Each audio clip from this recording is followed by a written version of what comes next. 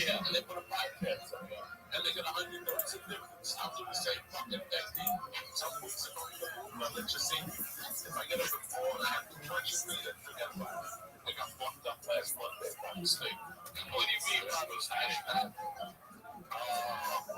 You know, they got weird tolerance. There's a company out there that has these hashtags, and all this shit is suspect. I hate bad mouth. They're great. They just put feeling stuff in that shit. You know, I've been around drugs. I know what drugs should feel like. When you take one of these edibles, you feel a little bit different. So I got some sent out for making their hashtags. And I opened the party plate for them. You know, me, I ain't fucking around. Oh my God. You just kicked it off with 4? Oh my God. It's 4. Now I know what toxic girls felt like on that playground. Oh my God. I was falling asleep. It was terrible. We had to go to dinner with the kids. And like one of his classmates and I was falling asleep at the table. It was a nightmare. My wife had to say something to me tremendous. But every once in a while, you get that next. You know what I'm saying? It's quarantine. It is, man. It's just nuts. Homeschool's when it officially really over yet. I was doing all right in the homeschool hit. I am not doing okay. I'm not okay. No, nobody is. Nobody is. So she homeschooled today. She got out. I got a pizza for lunch. And then I took her for a bike ride. Like 45 minutes. You know, we just got the neighborhood. It's like a fucking one big fucking driveway. It's tremendous. That's what I want to ask. We just went for that. Love being back in Jersey. How do you feel? You feel? Yes.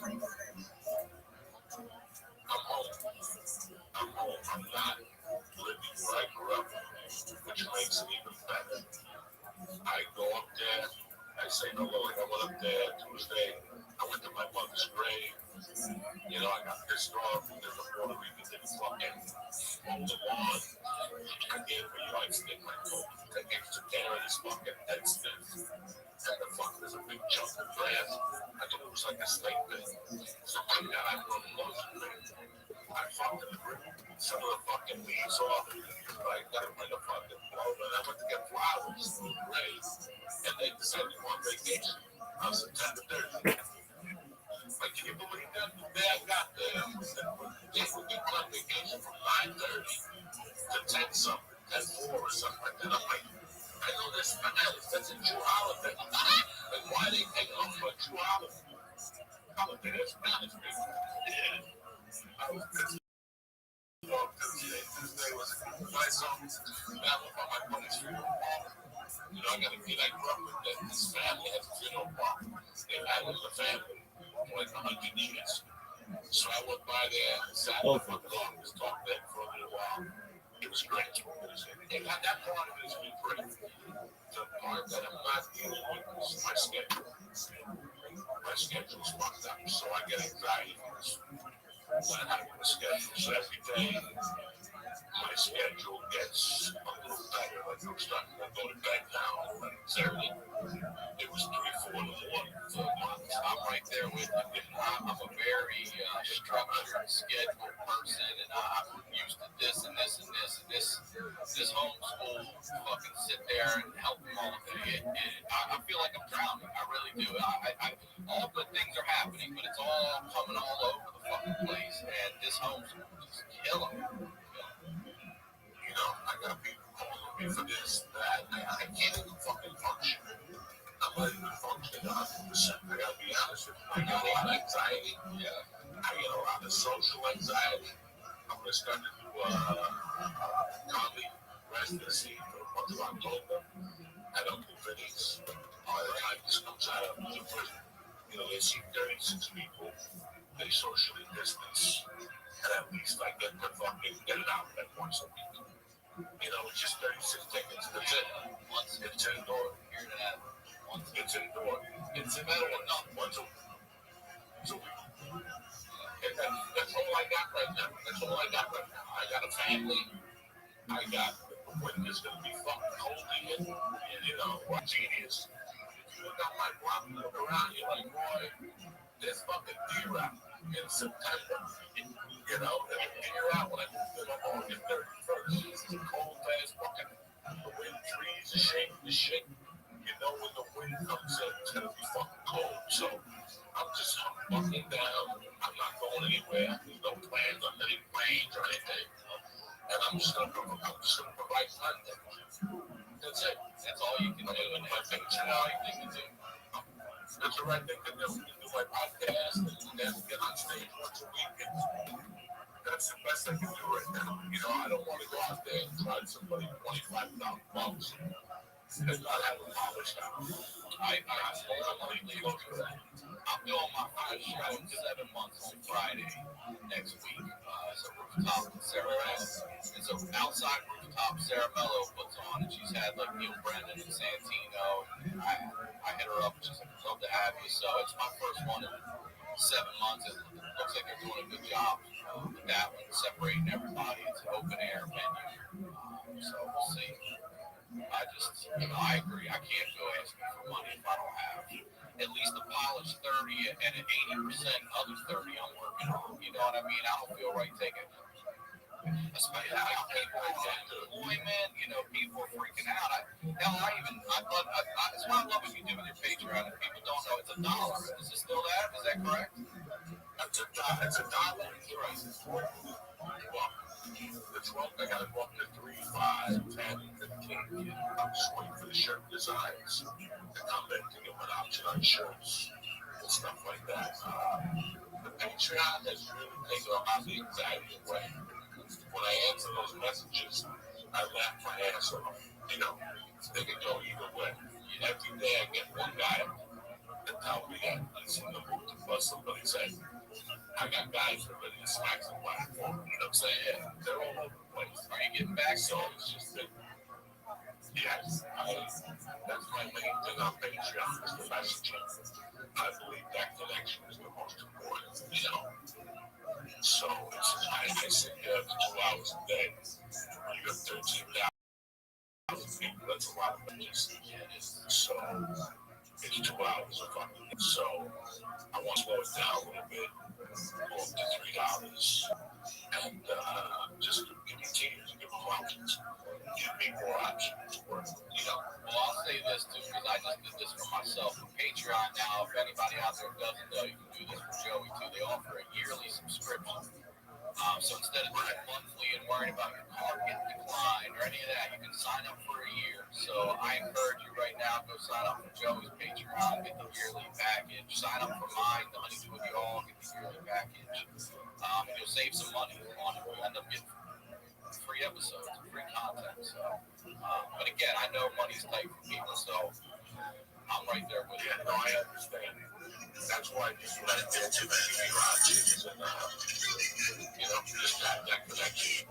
You a lot of social media you look at, just when you create a couple of things, it pulls you down. Like, really, I'm back on Facebook, this shit. I'm back on Twitter, even though I love Twitter, I love Twitter more than Twitter. I've cut down a lot. I've cut down my usage a lot because I did it. So, what? You got real shit to do,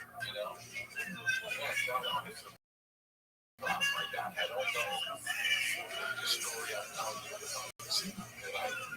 That I'm there or am I? I'll tell you where we are.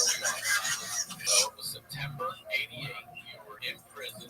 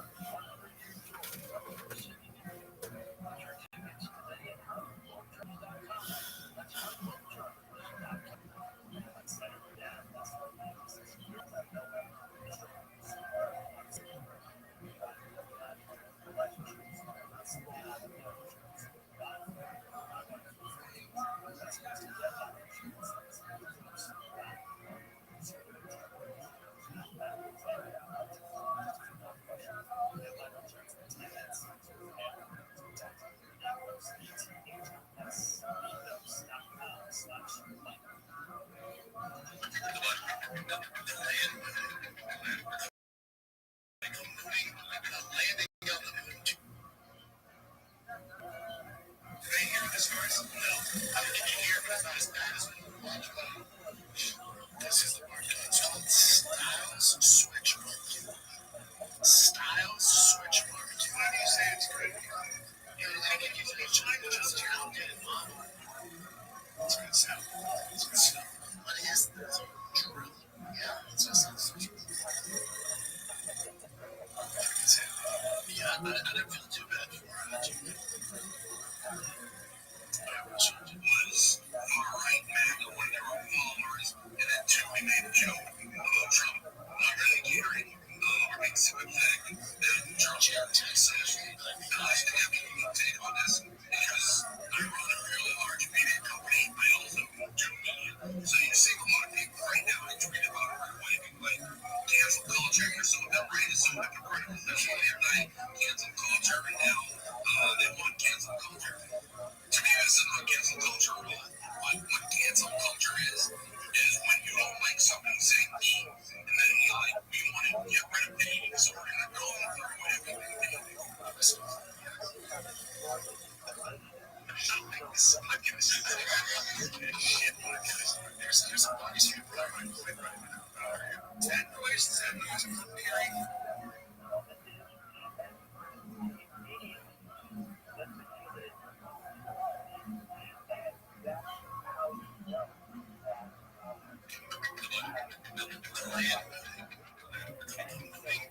Landing on the moon, Jesus Christ, all this diagrams.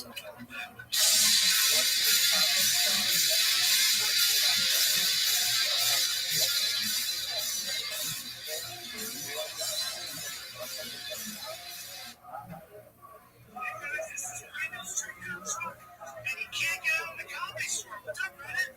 You cannot get out of the comedy store? Why you want to check your truck out? What is this?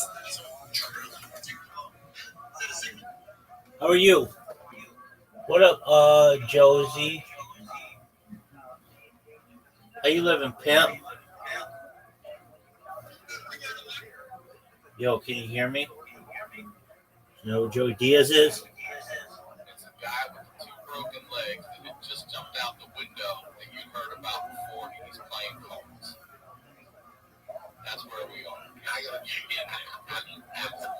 And the funny thing about that situation was that I got accused that did I come out on bail or am I in prison already? I'll tell you exactly where we are because I listened. So it was September '88. You were in prison and you just got in there and you said, who do I walk into and see? And it's a guy with two broken legs that had just jumped out the window that you heard about before. He's playing cards. That's where we are. I gotta get in there. And the funny thing about that situation was that I got accused that right when they were questioning me, they asked me if I knew that guy. So when I saw him in the prison diagnostic, it made me laugh my fucking ass off. It was crazy. That time period going up to that was crazy because I got sent to some county first. They told me I wouldn't get the diagnostic. So they sent me to Summit County. Did I tell you that? Yeah, let me say this real quick for everybody.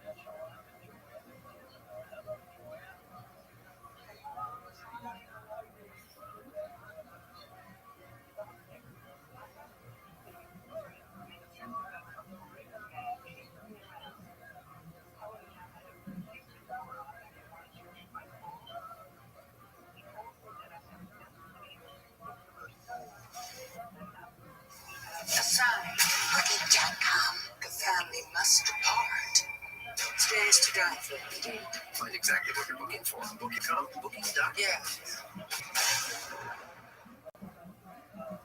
This episode of The Honeydew is brought to you by Raycon, Upstart, and Manscaped. More on that later. Let's get into the news.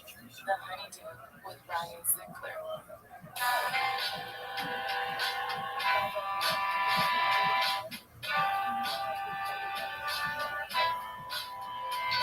Welcome back to The Honeydew, y'all. We're over here doing it in Night Pants Studios. I am Ryan Sinclair, RyanSinclair.com, Ryan Sinclair on all social media. I can't thank you guys enough for your support. Please make sure you're subscribed to the YouTube channels. You get the audio on Monday, you get the video on Tuesday. We got the time codes in there. You can jump around the stories if you want. And I want to make sure you guys are aware, if you're not, of my Patreon show, The Honeydew with You, where I'm highlighting the loads with y'all. If you or someone you know has a story that has to be heard, please submit at honeydewpodcast@gmail.com. It's only $5 a month. You're getting 4 to 5 episodes a month, depending on how many weeks on that given month. And it's $60, and I'm saying, Phil, that's a lot of money right now. I know we're on unemployment. I know things are uncertain. I know that how hard you work for your money. So thank you for those of you who have supported. And also, just to let you know, there is a yearly subscription option. If you sign up for a year, you'll save over a month. It's like 5 episodes or something like that, a little over a month of free content if you sign up for the year and commit that way. Please go subscribe to all the social media, the Facebook fan page, the Twitter account, all that stuff. The website for the show is thehoneydewpodcast.com. We got some new merch coming. There's going to be some new night pants are coming for the fall. We got the mugs out there, the hoodies. I'm telling you, they are fleece hoodies. And the king of fleece will tell you how good they are. It's the best hoodie I ever had. We got night pants, night shorts. Got some new Ryan Sinclair stuff coming too. Thank you all for supporting, for wearing it. I appreciate you making Night Pants Nation one of the best things going out there in podcasting today. If you live in LA and you need musical instruments or lessons for you or your kids, this is the spot. Santa Monica Music Center. They have online classes from LA musicians. You don't have to live here for that. You go to SantaMonicaMusic.com and use the code Honeydew. They'll waive the registration fee and give you one free lesson when you sign up for a package. All right, now that is out of the way, very excited to have today's guest back on the Honeydew, y'all. The saga continues from New Jersey. Ladies and gentlemen, please welcome Joey. What's happening, Ryan Sinclair? It's great to see you.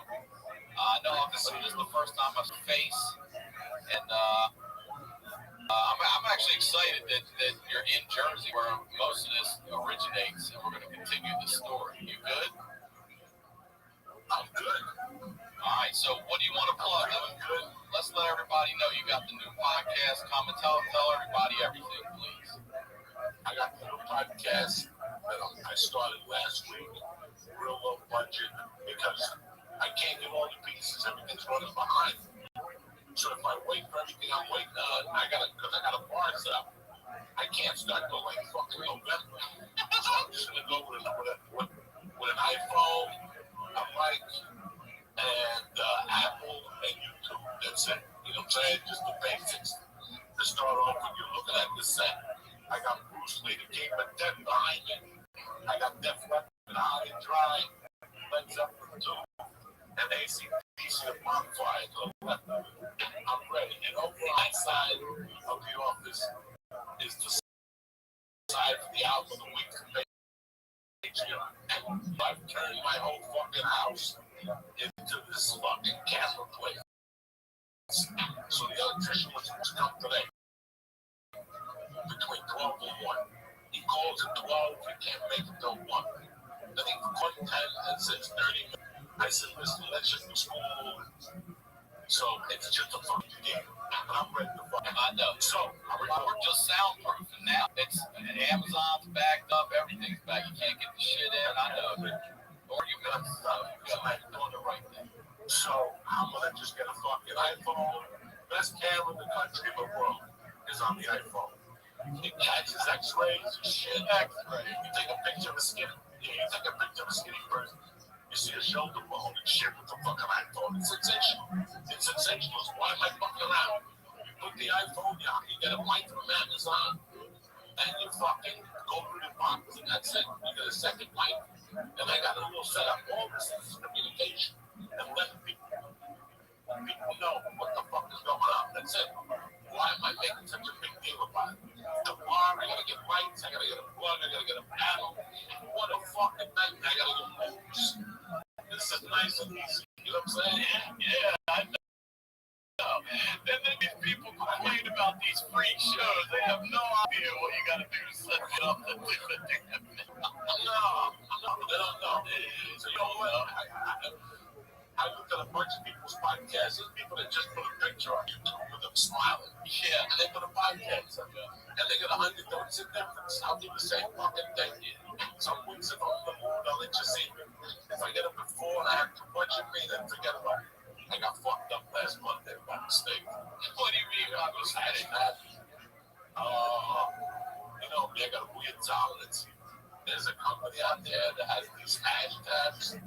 And all this shit is suspect. I ain't bad mouthing. They're great. They just put meaty stuff in their shit. You know, I've been around drugs. I know what drugs should feel like. When you take one of these edibles, you feel a little bit different. So I got some sent out to me in their hashtags. And I opened the party with like 4 of them. You know me, I ain't fucking around. Oh my God. You just kicked it off with 4? Oh my God. With 4. Now I know what Thompson Girl felt like on that plane ride. Oh my God. I was falling asleep. It was terrible. We had to go out to dinner with the kids. And like one of his classmates and I was falling asleep at the table. It was a nightmare. My wife had to say something to me tremendous. But once in a while you gotta have an accident, you know what I'm saying? It's quarantine. It is, man. It's just nuts. Homeschools when they're officially really over the edge. I was doing all right. And the homeschool is, I am not doing okay. I am not okay. No, nobody is. Nobody is. So she homeschooled today. She got out. I got a pizza for lunch. And then I took her for a bike ride for like 45 minutes. You know, because we got the neighborhood. It's like a fucking one big fucking driveway. It's tremendous. That's what I want to ask. So we just went for it. You love being back in Jersey. How do you feel? You feel yes. I'm home.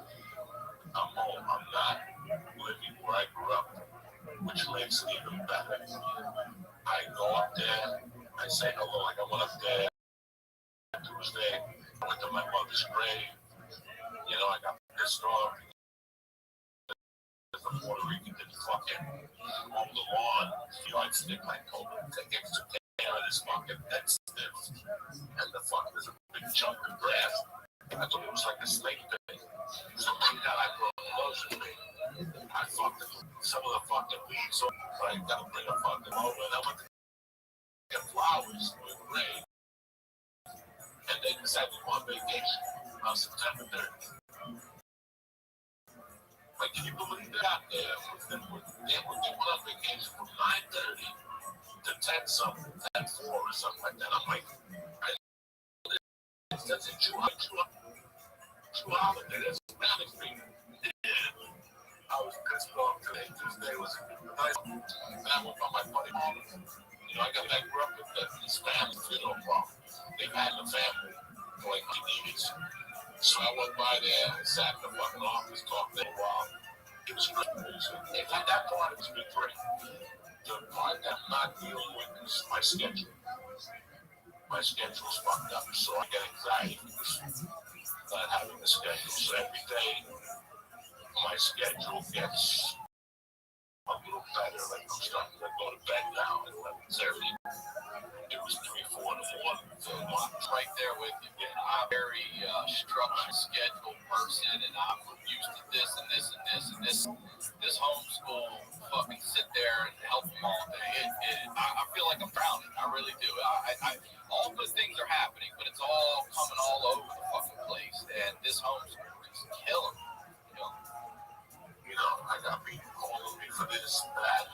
can't even fucking function. I'm not even functioning 100%. I gotta be honest with you. I get a lot of anxiety. Yeah. I get a lot of social anxiety. I'm gonna start to do comedy residency for the month of October. I don't do videos. All the time this comes out, I'll do the first. They see 36 people. They socially distance. And at least I get to fucking get it out at once a week. It's just 36 tickets. That's it. It's indoor. It's indoor. It's better than not once a week. And that's all I got right now. That's all I got right now. I got a family. I got the winter's gonna be fucking cold again. Right there. Don't think it's genius. If you look on my block, you look around, you're like, boy, there's fucking D-Rap in September. When August 30th, the wind trees are shaking the shit. When the wind comes in, it's gonna be fucking cold. So I'm just fucking down. I'm not going anywhere. There's no plans on any planes or anything. And I'm just gonna provide content. That's it. That's all you can do. My picture, the right thing to do. That's the right thing to do. Do my podcast and then get on stage once a week. And that's the best I can do right now. I don't want to go out there and charge somebody $25,000. They've got to have a polished out. I'm completely close to that. I'm doing my 5 show in 7 months on Friday next week. It's a rooftop in Sarah. It's an outside rooftop Sarah Mello puts on, and she's had like Neil Brennan and Santino, and I hit her up. She's like, "I'd love to have you." So it's my first one in 7 months. It looks like they're doing a good job with that one, separating everybody. It's an open air venue, so we'll see. I agree. I can't go asking for money if I don't have at least a polished 30 and an 80% other 30 I'm working on. You know what I mean? I don't feel right taking, especially now people are in employment. People are freaking out. It's why I love what you do with your Patreon. And people don't know it's $1. Is it still that? Is that correct? It's $1. It's $1. That's right. The 12, I got to go up to 3, 5, 10, 15. I'm just waiting for the shirt designs to come in to give them an option on shirts and stuff like that. The Patreon has really taken a lot of the anxiety away. When I answer those messages, I laugh my ass off. They can go either way. Every day I get one guy that tells me that he's in the mood to bust somebody's head. I got guys that are ready to smack somebody for me. You know what I'm saying? They're all over the place. Are you getting back? So it's just been. Yes, that's my main thing on Patreon is the messaging. I believe that connection is the most important, So I sit there for 2 hours a day. When you have 13,000 people, that's a lot of messages. So it's 2 hours a fucking day. So I wanted to slow it down a little bit, go up to $3, and just give it to you, give them options. Give me more options to work with, Well, I'll say this too, because I just did this for myself with Patreon now. If anybody out there doesn't know, you can do this for too. They all yearly subscription. So instead of doing monthly and worrying about your card getting declined or any of that, you can sign up for a year. So I encourage you right now, go sign up for Joey's Patreon, get the yearly package, sign up for mine, the Honeydew with Y'all, get the yearly package, and you'll save some on it. You end up getting free episodes, free content. So, but again, I know money's tight for people, so I'm right there with you. No, I understand. That's why I did what I did, and I give you options, and just have that connection. I think a lot of social media you look at, just when you read a couple of things, it just pulls you down. You're like, really? I'm back on Facebook reading this shit. I'm back on Twitter. Even though I love Twitter, I've been down a lot. I've been down like such a lot since I've been here. So that's good. You're setting up the fucking, you got real shit to do, Yeah, no, here's the problem. My God, I don't know if the story I'm telling you, did I mail or am I in prison? I'll tell you exactly where we was. I listened. So it was December '88. You you were in prison and you just got in there and you said hoodoo on the window that you'd heard out before he's playing cards. That's where we are. I gotta keep in and the funny thing about that situation was that I got accused of that. Right. When they were questioning me, they asked me if I knew that guy. So when I saw him in the prison diagnostic, it made me laugh my fucking ass off. It was crazy. That time period going up to that was crazy because I got sent to Summit County first. They told me I would get the diagnostic. So they sent me to Summit County. Did I tell you that? Yeah, let me just say this real quick for everybody. So we're picking up, I guest hosted Joey's church. So the story of the kidnapping and everything is on a few weeks ago before Joey left, a couple months ago now, probably, that story is there. So you jump from the honeydew, you can go to the church and get that full episode. It's a 2-hour episode. It's fantastic about the whole kidnapping. And now we're picking up with Joey in jail. So please, sorry, continue. Okay, so I got sentenced in Boulder, and once you go to the cell, you start bumping out the fucking knuckleheads, and they told me the system was backed up. That the system was backed up 30 to 90 days, which is good because you get county jail time. You get 2 days for one. So you want that county jail time, you know? So they told me that they were sending inmates to Oklahoma, Missouri, for the overpopulation in Colorado, so bad, all this shit. And I just whatever, take them to Summit County Jail. That's a ski resort up there, like an hour or 2 away from Boulder. And I went up there, and it was fucking August, and it was just gorgeous out. And I made friends with a kid from Brooklyn, and all he did every day was play handball. My son Dan, I was brown because I was playing with my shirt off and had all day long playing handball. And he was locked up because he fucking had the feds. He told the feds he would cooperate and buy 2 kilos of coke. Did I tell you this? And he went, he set the whole house up. He pulled up in the Fed car, the feds waited for him outside. He went into the front and went out through the back and took the feds 30 grand and him and his buddy left. And they caught him 2 years later. And they brought him back to Colorado. So I became friends with this guy. This guy was my type of guy. He tricked the feds. And they had the police around him. And he did something the day before basement. And they came out into the car. So they just pulled out my breath in the backseat. It was perfect. So I became not friends. I became friendly with this guy. You know those guys that always show you naked big girlfriend? You know, have those idiots. Yeah, a lot of guys always want fun. Yeah. They'll go, hey, come here for a second, check on back. This guy was one of those guys. There was no cell phones then, actually. He just had Polaroids or regular pictures. And all day long, she would send the pictures of her in a bikini. Just focus on that story for now, because we're going to come back to that. I became friends with this idiot and another idiot. There were 2 idiots. I would just say hello to him, but he would always go, hey, look at my girlfriend, now how is she? Now, this guy was a fucking fun. And I go, what's your situation? He goes, my girlfriend is living with my right now. My full support. I've been up for 3 years, blah, blah, blah.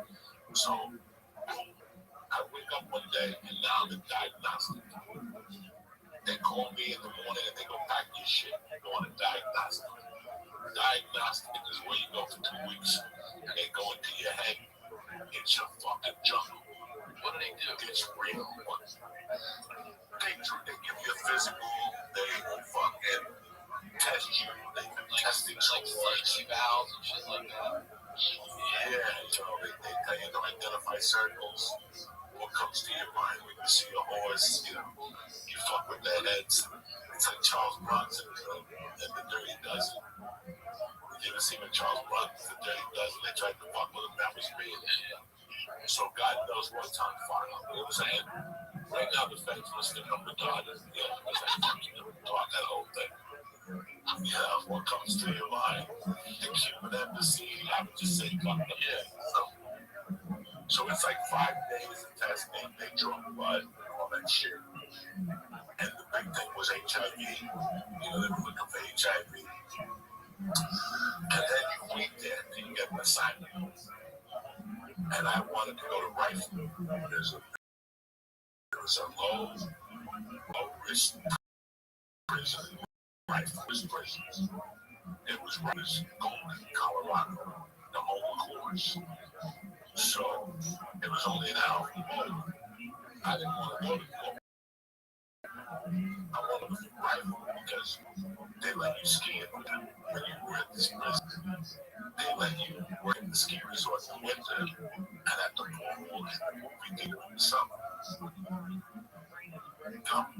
The ski resort and the movie theater in the winter, and in the summer they would let you work at a local pool. And what do they have you doing? Like janitorial, like selling pretzels, sweeping the pool, lifeguards, the wrong prison inmates that have worked themselves into different points.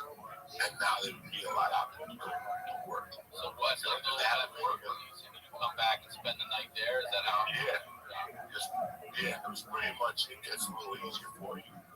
The only thing Golden did was to clean highways. So I didn't want to go to Golden.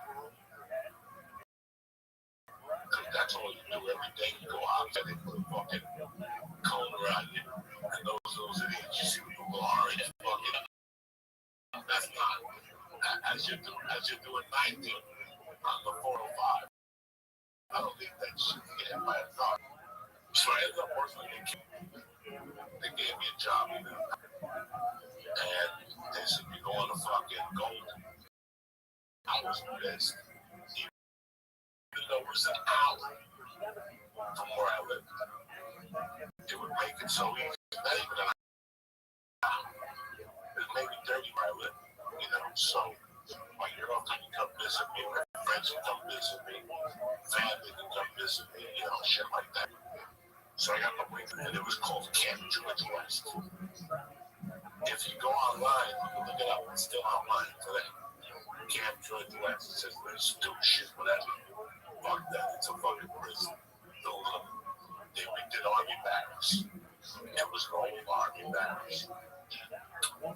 So I didn't know what to expect, guys. I was supposed to go to prison. I was expecting to be like on a chain gang or something like that. And here I am in Golden, Colorado at the fucking old army barracks. And you walk in, you register at the table, they treat you like shit. It says something to you. And you're supposed to go to your room and then put your stuff away, and then right from your room, you gotta go meet your counselor. Let me ask you a question. You have rooms. Are they electronic doors that shut and lock, or are they treating you like an adult here? And how many people in a room? So they put me in a door, a battery right in front of the office first. And there was 8 single rooms to that battery. And then a shower in the bathroom area. Maybe 3 stalls to shit, 3 stalls to piss, and like 3 showers with curtains. And you had 8 guys in there, and each one, you could visit each other's rooms. Some people had curtains up, some people had beads up, like they were hippies. Black guys just had a sheet up, you know what I'm saying? Like they don't give a fuck.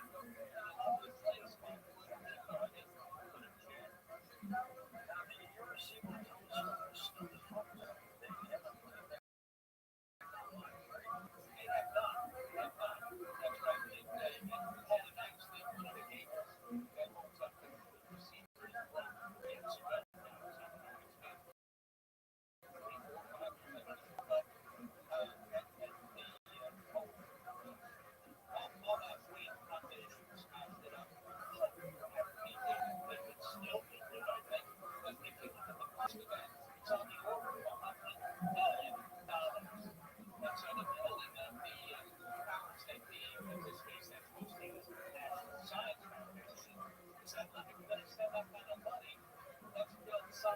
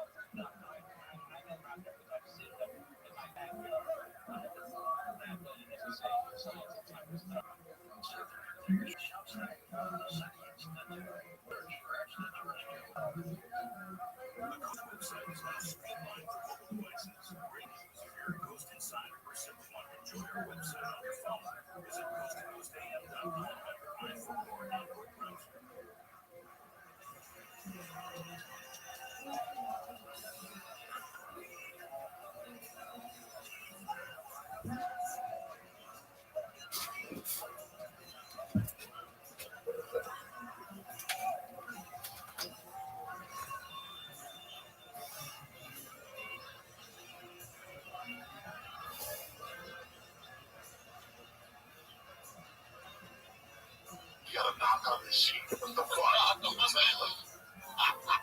Yeah, you fucking nuts, or what? Don't do this knock off like sheep. What the fuck? I gotta knock on this shit. So it's fucking crazy. So they put me in this one door the first day, and I don't know. Right away, two guys from New York came up to me. How you doing? They were two creepy guys, but I had to go to see. I had to go see my counselor. So they were talking, and I'm like, listen, guys, it's all great. And you're from Brooklyn or whatever the fuck you're from. But I gotta go see my counselor. I'll see you when I get back. And I went to see my counselor. They were supposed to be like, they said, wait outside the door.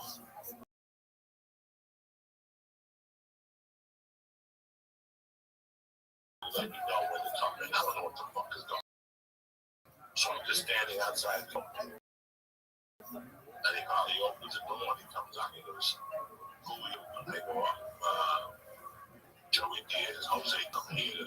You're my captain. And he goes, good. I've been waiting for you. We walked up this.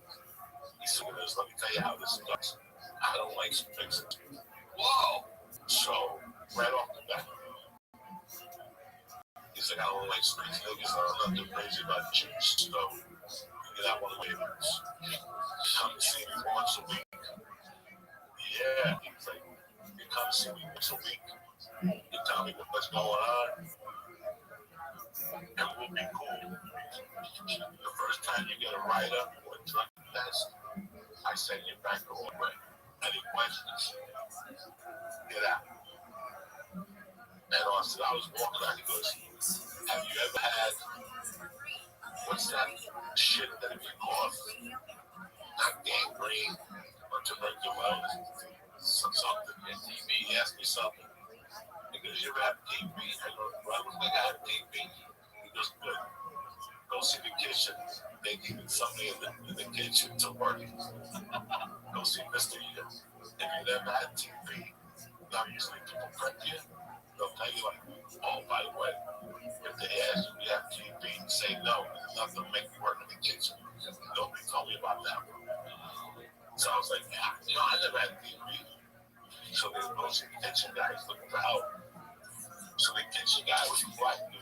He was 6'6", 310 pounds, retired, fucking Marine, whatever he was. He was retired from the service. This guy did not mess around. His name is Mr. Yardborough. Big brother, big burly brother. Looked like the coach in Georgetown. Coach in Georgetown. He was just like that. Just like that. I love that. I love that motherfucker. Patrick Ewing. Yeah, I can't even believe I can't remember John Thompson. What the fuck's his name? Yes, it was John Thompson. So Mr. Yarborough says to me, I go in there, I had my file, my paperwork, and the council gave me. He was giving this to the kitchen guy. So I gave it to him. Jose Diaz. He goes, you look like Rachel. Just an Italian. What nationality are you? I go, I'm Cuban, sir. He goes, Cabano. That's good. People put good seasonings in the food. He goes, I want you to be like Baker. He goes, have you ever baked before? I go, never. He goes, so there's instructions there. Your first job is cinnamon muffins. I can't believe that you're in prison on kidnapping charges and you're about to make cinnamon muffins. No, you're one of a kind, man. There ain't nobody like you. So there's another kid. There's another kid who got there with me, who we also made a baker. And this kid and me became tight. So one kid, he came from a good family, and he went out and got drunk one night and killed 2 old people. This kid was like compared to like, just think of somebody that never, yes. And this kid was like Steve Salone, made one mistake. He was a college kid, I'll never forget him, because he was so scared, and I had to like hold him down. You're gonna be fine. Don't be to the mess with you. We're in the kitchen now, you know, and we both got sentenced like the same, like, you know, around the same time. We both ended up in the kitchen, and he knew a little more than me about faith. That's all I know. And I was a little older than he was. He was a real college kid, and we were making the cinema. We got to get to the next morning at like 4. And we're like reading the stuff, we're mixing, they'll have all this industrial type shit. So I don't know how to make muffins, whatever. They said Florida is the rich thing, and you put it with a swirl. So I'm like, those things look fucking like little midget muffins. I'm not giving out those. If I'm gonna bake right some muffins. So I make these big fucking flying sauce things, and I started putting them in the oven. You never hear what the Cinnabon fucking. Oh yeah, I'm over there trying to be Cinnabon. And whatever it called for, I had extra. Like whether it's flour, put extra guts in there. Sugar, put extra sugar in there. I'm like, fucking baking soda, I just put extra everything. And next thing you know, me and the guy is bullshit. We're waiting for the first batch to come out. And one of the cooks was a black guy. His name was Chicken Home. His name was... I love the nicknames. His real name was Spencer Antoine. I loved him since day one. He was a black dude, had a James Brown haircut, but his eye used to wander, and he really was crazy. He took a liking to me. He's like, what the fuck is burning? And I go, I don't smell nothing burning. He goes, what the fuck is wrong with you, boy? Something's on fire over there. Sure enough, the oven was. You like set the fire in the prison kitchen, dude. I'm gonna tell you something. If there's something like anyway, it's fucking fire. I thought you were gonna say bird food. I'm gonna tell you something. Black people hate fire. Just natural. They just lose their mind when there's a fire. Like it's the day. I love to death African Americans, but you light a fire on an African American, they'll run fucking quick if the KKK's chasing. The most difficult datum, at least for me, to get over. It's easier. The Gemara describes Ashim Tali and Ashim Vadai. If a person has a suffix whether or not he ate a piece of meat, he has 2 pieces of meat in front of him, and he's not sure if he ate the one that belongs to Hekdesh or the one that's Chulin. So he sets aside a carbon Asham Tali. According to Tarif, he can stipulate to make a plan and say, if I find out at a later time that what I ate was indeed Hekdesh, so the carbon I already brought today should work for tomorrow. In other words, it's not necessary to have knowledge when you bring the carbon. If it's not necessary to have knowledge, knowledge doesn't accomplish anything. Says Ula, tremendous for this. If so, if a person was boiled a shifra charufa is a shifra knanis, and a person had 5 relationships with her, and in between each relationship, he had a knowledge, he had a yediyah. Since yediyah, the knowledge, doesn't accomplish anything, I can bring 1 carbon at the end, and it would put all 5 acts. Gemara goes on to say that according to everybody, if a person designated a carbon for his first act, that designation stops there. It's mechalik. And anything past that designation, you'd have to bring another carbon. But according to people who argues on the carbon, it says that by Asham Vadai you need knowledge in order to bring the carbon. Then Asham Vadai is no different than a chayim. And just like we had the other day, I think the person ate 2 pieces in one awareness, and then he had knowledge that one of those pieces was Pele. That knowledge, Yediyah, is mechalik according to the it separates in the body, and therefore you would have to bring 2 carbons. According to the Restream, that Yediyah is not mechalik, you bring 1 carbon. The same Allah would apply to Hashem. So the person had a Yediyah in between acts, you would have to bring 2 carbons. According to the Restream, just 1 carbon. And now we go on to the sugya of Nisasik. Nisasik is someone that's preoccupied, he does something inadvertently because he's preoccupied. For instance, if there's a knife on the ground and he lifts it up to himself, and by doing so he cuts a food off the ground, does tzira. That's a masasik. He's completely potter according to everybody. But what happens if he intends to cut fruit A, which is detached from the ground, but he ends up cutting fruit B, which is attached to the ground? According to Rava, this is not a chaticha d'isur. He didn't intend to do a wrongful cutting, and therefore he's potter. But according to Abaya, he intended to cut. You're right, it's not a wrongful cutting, but he intended to cut, and he accomplished cutting, and therefore it's a shaygin, and he's chayv.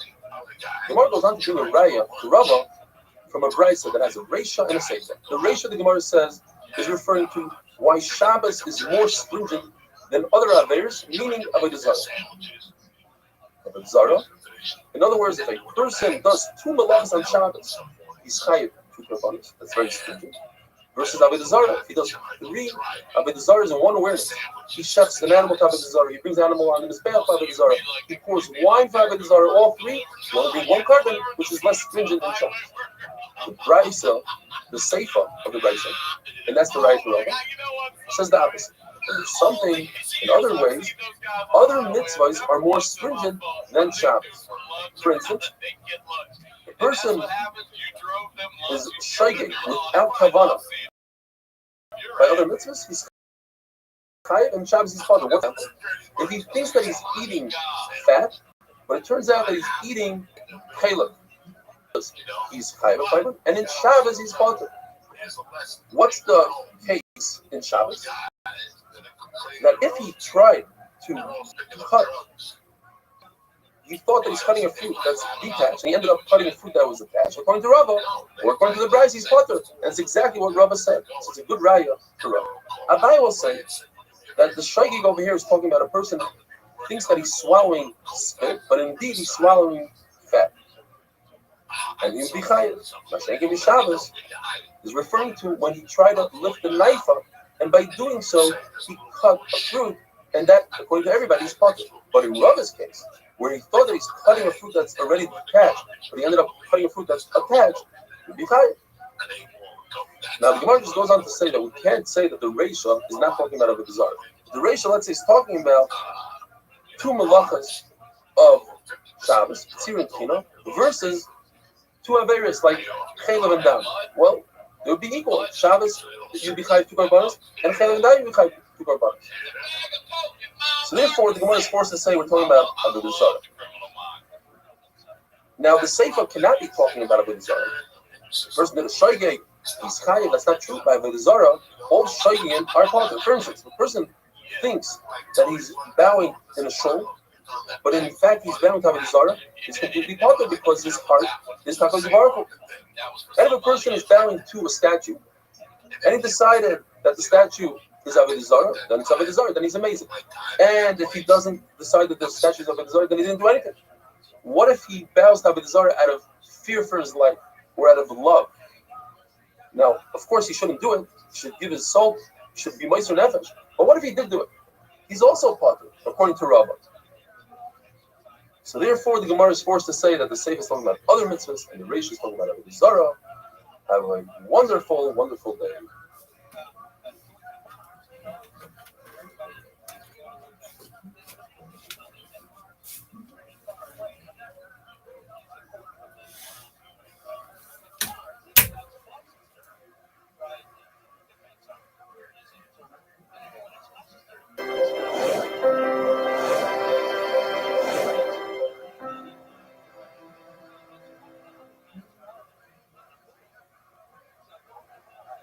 Shabbos Daf Ayin Gimel.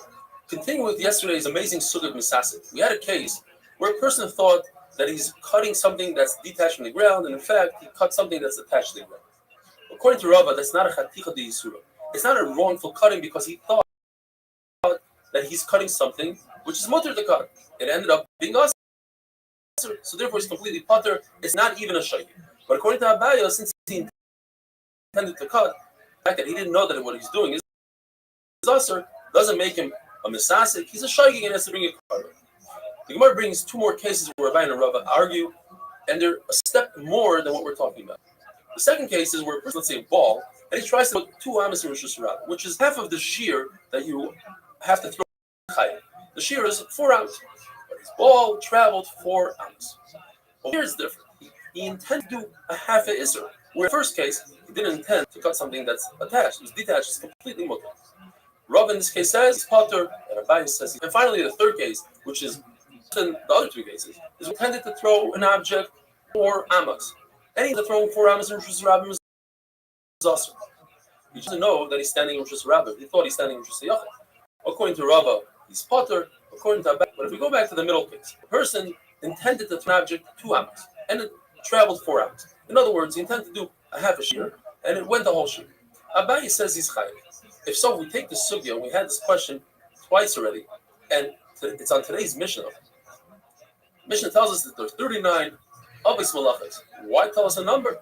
The answer is to tell us that you could get up to 39 Karbanos in one Shabbos, in one awareness. But if a person is a shaygig in all 39 Malachas, the Gemara asks, then he doesn't know what Shabbos today. If there's no Isurim, then it's not Shabbos, then today, Shabbos is no different than Sunday, Monday. So the Gemara says, but according to Abaye, it's possible that he knows that all these malachas are asur. He's a shaygig. He doesn't know what the shear is. Not knowing the shear, let's say the shear is a kiseva, sagasa, whatever the shear is, he thinks it's more. And he didn't have. According to Abaye, it's a shaygig, he's chayiv. But according to Rava, it says that he's potter in that case. So we have to say the reason that we said the other day, either according to Rabbi Yochanan, his shaygig is that he doesn't know this consequence that he get paras, or according to Rish Lakish, there's a 40th malacha called the Tumen. He's aware that you're not allowed to walk more than 2,000 amas on Shabbos. And now for the amazing, famous Mishnah, which will take us through the entire Masechta Shabbos, describing the 39 Avos Malachas. Avos Malachas are the headline categories. There are many that are below, and in those categories, according to Yerushalmi, each Av Malacha has 39 Taldos. Rabbi Yochanan Rish Lakish discovered after 3.5 years. And each one is Chayiv B'Deraisa, just like the Av. But we can break them down into groups. 11 of them have to do with baking bread or the cooking of the samamanim, the dyes, and all these 39 malachas have to do with the Melechas HaMishkan. These are 39 steps that they took in the Midbar to build the Mishkan. And 11 of them were steps needed to cook the dyes. 30 of them are to make fabric, and the fabric was needed for the Urias HaMishkan. 7 of them are for the hides, for the tachash, for the top of the Mishkan. 2 of them are for the players had words. There's a ksiva and there's a mechika. And then there's another 6 that have to do with nets, with tying and untying, lighting a fire, mechaba to take it out into another rishus makav patash. And let's start with lechem, with the bread. The first step is you have to sow the field, you have to plant, and then you plow the field. We're talking about in Eretz Yisrael, they plowed first to soften up the ground, then they sowed the seeds, then they plowed again. And the chiddush is that even the second harisha plowing is considered av malacha. The next one is, well, we discussed zereya, sowing, and the Gemara tells us that that includes also zoymer, which is pruning trees. When you cut down a branch, the branch grows even more, so that's like you're planting. Noiteya is when you plant a sapling of a tree. Mavrik is when you take a vine and you put it into the ground. Market is to graft. All these are all under one umbrella of av malacha, and if you do all of them, you're only chayav 1 carbon. Chayrish, as we discussed, is the plow, but that includes also chayfer, to dig, and chayretz, to make a furrow, and they're all considered one malacha. You do all 3 of them, you chayav 1 carbon. Chaitzer, to harvest the wheat, and that includes baitzer, anavim, grapes, vayder tmarim, dates, masik zaysim, olives, and figs. They're all considered one malacha. You do all of them on one Shabbos and one awareness, you chayav 1 carbon. Ma'amer means to gather and to make a pile. Rava says that it includes things that are not gedulei karka, like gathering salt in a factory, piling it up in a pile. Abaye says it's only gedulei karka, something that grows in the ground. Dash, to thresh, to separate the kernel from the shaft. That includes menapet and menapet. That's to beat flax and cotton. It's considered 1 malacha. If you do all 3 of those, you have 1 carbon. If somebody is zoymer, he prunes a tree, cuts a branch, and he has 2 intents. One is he wants the wood. And the other intent is he wants to grow more. So he's over on 2 malachas. And the same would apply to aspasta. If you have straw for an animal, you cut it and it grows more. You want it for your animal, you want it to grow more. And the same thing with beets. You chayav for chaitzer and noitaya. You're planting. In other words, you want it to grow more and you want the actual item. If you have a small pile of dirt, it depends where you are. So it's all in the intent. If it's in your house, you want your floor to be flat and straight, that's boina. If you are in the field, that's chayrish because you're softening up the dirt for seeding. If you have a small hole in the ground and you fill it up, if it's your house, that's boina. You're fixing the floor. And if it's in the field, that's chayrish. An amazing shaila. You dig a hole in the ground, but not because you want the hole, but because you want the dirt. You are potter. Even according to Rabbi Yehuda that says, Melacha shein tzricha legufa, you are chayiv. Meaning, if you do a melacha, but you don't want the outcome, the melacha is the solution. Since you have a dead body in your house and making a terrible odor, you take the body out. You don't want to take it out. What you want is you don't want to smell. You don't care about the outcome. You don't care about carrying. You care about not having a smell. Over here, you don't care about having a hole. You care about having dirt. But in this case, Rabbi Yehuda would agree that since you are mekalkel, you're ruining it. You are potter. But Papa says that you take dirt and you throw it at a palm tree in order to get the dates. You're chayiv on two things. First of all, you are toilish, which is kaitzer. You're taking fruit off the tree. You're mefarik, which is malach of dash. You are breaking things up. You're separating. You're separating the dates from the wood around it. And Rav Ashi says no. Since that's not the way to do it, you are potter. And tomorrow we'll be talking about the types of separation. And Meraked have a wonderful day.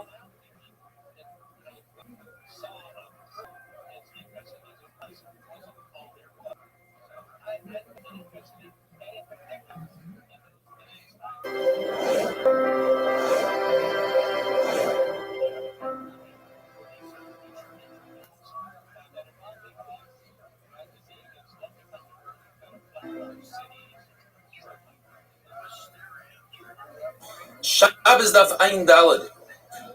Within the 39 malachas, 3 of them are one and the same. Zoira, winnowing, boirer, selecting, merakid, sifting, they accomplish the same thing. You're separating the good from the bad. Yet, since they are 3 necessary processes in the making of bread, the Mishnah brings them down to tell us that if one were to do all 3 in one awareness, you were to bring 3 separate korbanos. Kaitesh, pounding, should be another malacha. It's something that is necessary to make bread. Says Abaya, but since poor people skip that process, the Mishnah skips it as well. It's not one of them. Don't tell me that it's because there are only 39 malachas and Kodesh would be the 40th, because since we have 3 separating malachas, you can take one of those 3, take it out of the Mishnah, and put Kodesh in instead. The Gemara brings a brisa that's a riddle. And there are 5 attempts to solve the riddle. But what we could take out from those 5 attempts are 3 major halachas regarding boirer on Shabbos. You could do boirer on Shabbos if it's if it's food from within the waist and not the waist from the food. And if you do it biyad with your hand and not a kli, and if you do it la'alter for immediate consumption and not for even that day Shabbos, but later on. What are the 5 attempts? The first attempt was, the brisa says that if you have food in front of you and you throw boirer and eat it, you can do boirer and give it to your friend, and you cannot do boirer. And if you do boirer, you have to bring a chatas. Perhaps the Reish is talking about for the day, and that's the. But if you do it for Sunday, that's a chiyuv chatas. The Gemara says that can be. There is no malacha that you could cook on Shabbos, but you can't cook for Sunday. Perhaps the brisa is talking about a half a shear. If you do a half a boirer, half the amount, that's okay. But if you do the full amount, that's a chiyuv chatas. Chatzi shir also menatayra, the Gemara says, it's impossible. There is no melacha that you could do a half of it. Even a half would be awesome menatayra. You just don't get a punishment. Perhaps the Brisa is saying that you're allowed to do it with your hand, but if you do it with konar v'tamchoy, that's only the rabbanon with a funnel or with a plate. That's kilachar yad. That's not the real way of doing it. But if you do it the real way with a real sifter, a napo klara, that's the idaraisa. Says, but it doesn't say any mention of kalim in that brisa. Perhaps it's talking about and that's mutter. Soilas is also again. The brisa doesn't mention anything about soilas. Says Abaye the pshat is la'alter. It says that you eat it, meaning immediately that's okay. But if you do it for later on today, that's Isser Bar Doiraisa. The Rishonim explain that Abaye agrees to the concept of Yad and Oichel Mitoich Psoilas. He just adds that you need also Miyad right away. The Gemara tells a story. Rabbi threw a whole box of fruit that included different leaves and psoilas on the table in front of Rav Ami and Rav Asi. And Rav Dimi, because Rav Bibi held that even psoilas is also, and therefore he spread it on the table, there shouldn't be a problem. A buyer had just selected itself, he just grabbed an apple. Or perhaps he wanted to show Ayin Yafa, he wanted to show that he's large. He threw all the fruit on the table. Chizkiah says that turmusin type of bean is considered psoilas mitoich, even if you take out the actual food, because it requires 7 cookings, and even after 2 or 3 times, if you don't remove the oichel, the actual bean, it turns into psoilas. It can ruin other beans. And now we go to Amid Beis. The Gemara tells us halacha, not in Bayer. Now we're done with Bayer. If somebody takes a beet and chops it up really, really thin, he minces it, that is considered toichem, grinding. If it applies to all vegetables, if you were to take a piece of wood and saw it and create sawdust, that is also toichem, grinding. Rav Ashi says if a person is careful about the size of the wood, he will be over a mechatech. Like in the Mishnah, if you cut leather to a certain size, it's mechatech. The Gemara asks, why is it Tana talk about afiyah when in the Mishkan there was no baking, there was cooking samamonim? Says the Gemara because that's what people are used to. They're familiar with the process of baking, and therefore the Mishnah spoke about baking.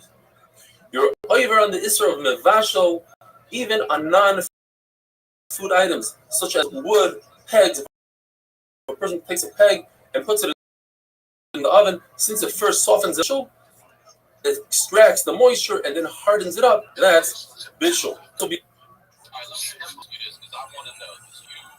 You're obviously in there with who's the baddest motherfucker you saw in that prison? Who was the guy that you just did not fuck with? Was there one of those guys? And also, did you ever get tested? Those are things I want to know. The 2 things that happened to me there were great.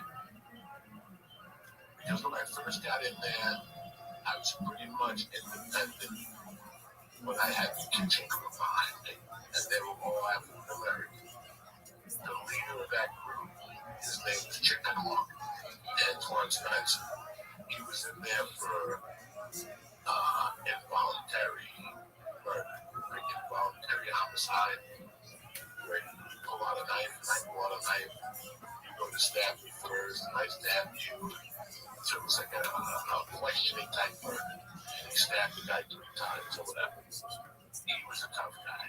Like his rap sheet, he had done 16 years. He was going home now, you know. The Lakers had a halfway tough guy. And at the time,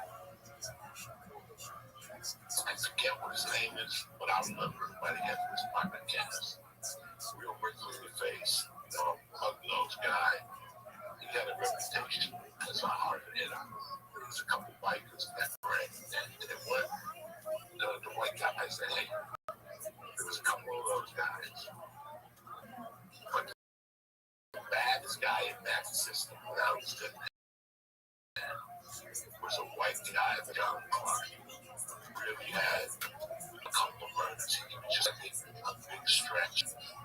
Because I was 26. He had to be about 42. And he had spent like the last 20 in jail. Vice and a bunch of guys and shit like down the street. He had come from Philly. And he befriended me. We became friends. So I had coverage from him. I had coverage with the brothers. And that's all the coverage I needed, you know. There was a couple Mexicans that was friends with me. They ran by themselves. But that was the strength. My best friend in prison was a criminal. Was a big time criminal. We became really good friends. And my other good friend in prison was of blood. So we became really good friends. So we, because I was in the middle of it, those two guys, the one, they were both interesting guys. The one guy's sister was just running a new record, 88 Olympics. No shit. She was the really popular. Yeah, she was the really popular black woman, African American. Is that Jackie Joyner? That ran the Olympics. One of those, there was two of those sisters. Yes, one of those, wow, brother. Okay. At the crib. His name was Torre, and he was my fucking brother. Yeah. Like me and him were together 24/7. We were in the kitchen together. We ate together. He had 7 girlfriends. And he would schedule the visitations all one day.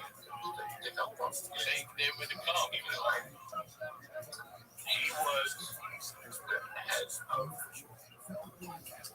cocaine from LA to Colorado. That was his primary job in the Crips. He was loaded with money. He had 7 women, and each of them hot cars, and all those. He had kids of all of them. He was my age. He was a millionaire. And he would make all his women bring him another buckets. So at night, him and I loved other brothers like a motherfucker. He loved other brothers. That brother loved other brothers. And he was beautiful. He could play Michael B. Jackson, the guy that played Rocky. Michael B. Jordan. Michael B. Jordan. Michael B. Jordan. He was just like Michael B. Jordan. He's all ripped up and gorgeous. Oh, and we used to laugh. We used to make him laugh. You know, he was just at night and watch TV. He got a TV in his room. We all had little black and white TVs. But his room, we had like speakers and rigged up and stuff. So I had my strength came from running the stock because I had my own independent stock shed about a half a mile away from the institution. So I could hide stuff from prisoners. So when the dogs would come, they would never bring them out to that shed. So once a month, dogs came into the shed, they would find syringes and stuff. But if you stuck by me, the dogs would. So what I did was I would hide up in the shed with the food and the freezer.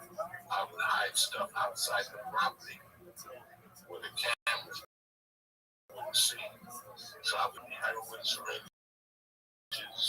heroin, steroids, cash. If you wanted to hide cash, but you went $20 on it. So I had cash there also to hide because I ended up with a little chubby Italian guy. He was a gangster. One of the families, he was on the tail end out too. And what he did was he ran the pool thing. So he did it for college football, pro football, and Monday night football. You know those pools that you run? Like 50 cents, wins you like $20. So it was just such a great night. I became partners with him. I said to him, because he used to cook every night. He was a jailhouse cook. He made nachos every night. And he made hot dogs. He made hot dogs with the buns already around. What do you call those little buns? Pigs and blanket. Yeah, he would take iron, and you iron shirts, and you take the guts out of it, and you put it in a fucking bowl with a piece of cheese, and that's how you melt the cheese. You stir it. So he would start making green chilies like in the morning at 6 with cheese, and by 8 o'clock, 20 motherfuckers standing outside his army barracks waiting to buy nachos to watch TV. It was hilarious. Yeah, I mean, you're making friends sound all right. For real. So I told him, I said, listen, you're only gambling, and you're only getting through to a couple white guys. If you let me talk to me guys involved. I got the Spanish guys involved. And that's exactly what happened. So I doubled his action. I went from them doing 1 card per game to 3 cards per game. Forget about Sundays. I would have them on every game. So I was split the profits. I think we'd make like $8 per card each. So I was making like, 3 cards a night. 24 hours. I made $1.40 an hour in the prison. I was living like a doctor. You know what I'm saying? I was moving from town to, you know what I'm saying? Hey, shit. I was moving every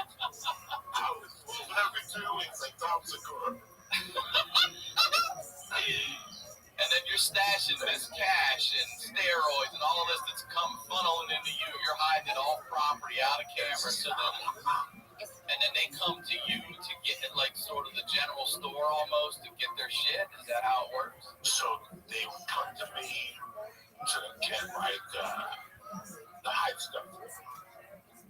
So I knew what was really going on behind the scenes then, I knew, like John Clark, that dude. He would his girlfriend would come on Mondays, and he would make out with her, and she would just pass a balloon up there, and he would put it in his mouth, and that balloon was filled with speed back at the time. So we would go back to his barracks, we'd do a line apiece, and then we go to a battle Mondays. We're allowed to go to the basketball court in the high school close by and play basketball. Me and him would go in there on school and just go fucking off and down. One day I would see the wet thing. Every prize piss test, they couldn't catch certain things. They weren't going to run a spectrum on you.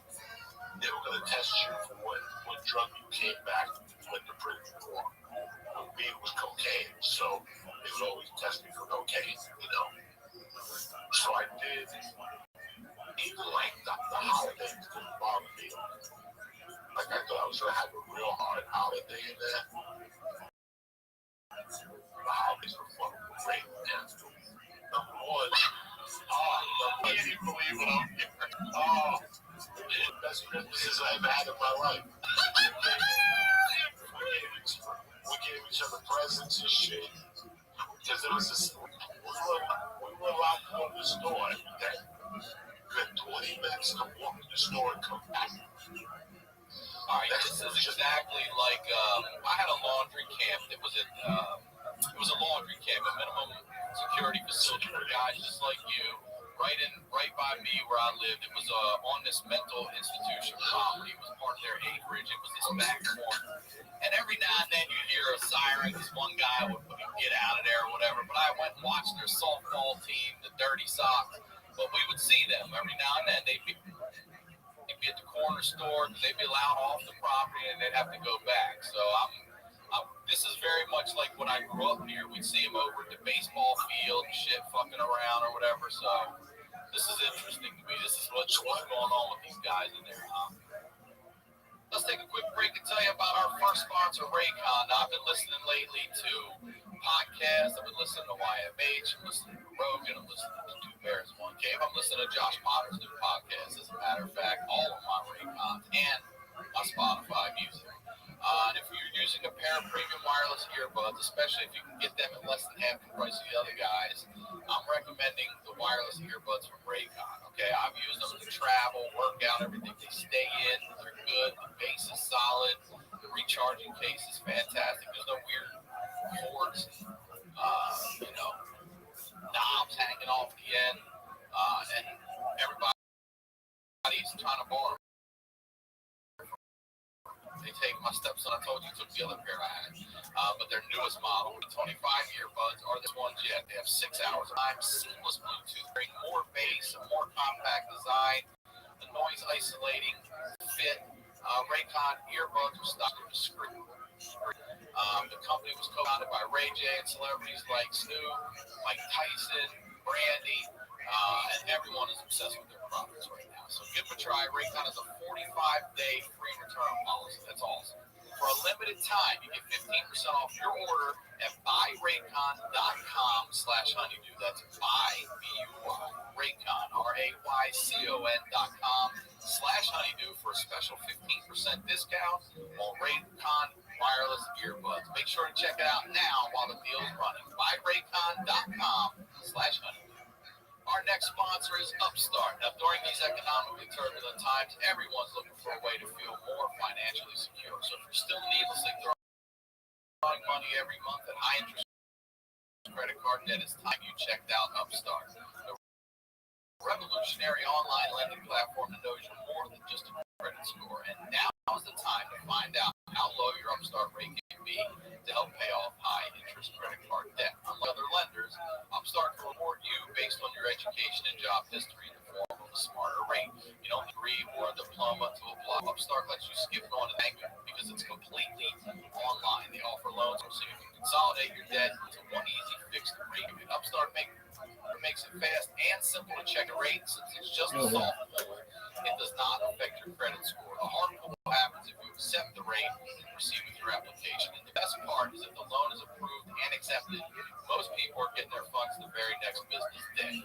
Over 400,000 people have used Upstart to pay off credit cards or meet their financial goals. Free yourself from the burden of high interest credit card debt and get back to using your money your way with Upstart. See why Upstart has a 4.9 out of 5 rating on Trustpilot and hurry to upstart.com/honeydew to find out how low your Upstart rate can be. Checking your rate only takes a few minutes. That's upstart.com/honeydew. Our next sponsor is Manscaped. Now listen up, fellas. We have a new Manscaped product alert. Manscaped just released the Weed Whacker, which is a nose and ear hair trimmer. I want you to take a look at the mirror right now, and I guarantee you're going to see some hairs sticking out of those holes. It's time to keep your ear and your nose hair looking as nice as your clean-shaven pubes. I don't know how many of you ever had that hair sticking out. You wish you had something. I'm using nose hair trimmers that suck. Pop that thing out, and your eyes start watering, and you get that one weird, ear hair. Manscaped is forever changing the grooming game with their Weed Whacker. Their nose and ear hair trimmer provides proprietary skin-safe technology which helps prevent nicks, snags, and tugs in those delicate holes. The premium Manscaped Weed Whacker uses a 9,000 RPM motor-powered 360-degree rotary dual-blade system. Its intelligently contoured design enhances the trimming experience, and it is waterproof, which makes for easy operation and cleaning. The only nose hair trimmer on the market with a powerful and rechargeable lithium-ion battery that lasts for up to 90 minutes of use. You ever tried to pull that nose hair out with your fingers? Yeah, that's going to hurt worse than nicking your balls, okay? Manscaped is making whacking your weeds a time to look forward to, delivering maximum confidence while providing hygiene. Look, fellas, 79% of partners polled admitted that long nose hair is a major turnoff. It's time to upgrade your Manscaped routine with the Weed Whacker. Get 20% off plus free shipping with code Honeydew at manscaped.com. Thank you, Manscaped, for keeping our pubes trimmed, our hairs, and our holes looking nice. That's again 20% off and free shipping with the code Honeydew at manscaped.com. One more time, y'all, 20% off with free shipping at manscaped.com and use code Honeydew. What are you waiting for? Go. Back to the dude. You had 20 minutes to go to the store and back. It was a 5-minute walk. So basically, you had 10 minutes to go into that store, buy ice cream, potato chips, milk, whatever you wanted. So I figured out something. There was a little Chinese joint next to the joint. I used to ask people, nobody ever gets Chinese food out comes. They're like, because you don't have enough time. No, you guys got to call it in. So I started calling in, full orders, fried rice, shrimp fouillon, egg fouillon or something. And I would get there, the food would be ready. I'd run into the bodega, get a Coca-Cola, and I'd run back. So I was eating Chinese food in jail. It wasn't the best Chinese food in the world. But at least it gave me a little bit more about it. Me and Torrey Piles, we loved the pork fried rice in that place. And he loved the chicken wings, so I would get the fried chicken wings. So sometimes I would run over and get fried rice, and then Torrey would go over and buy 300 fucking chicken wings. It was 6 wings for $3.85. You would get 50 wings. Chris didn't know that he had that.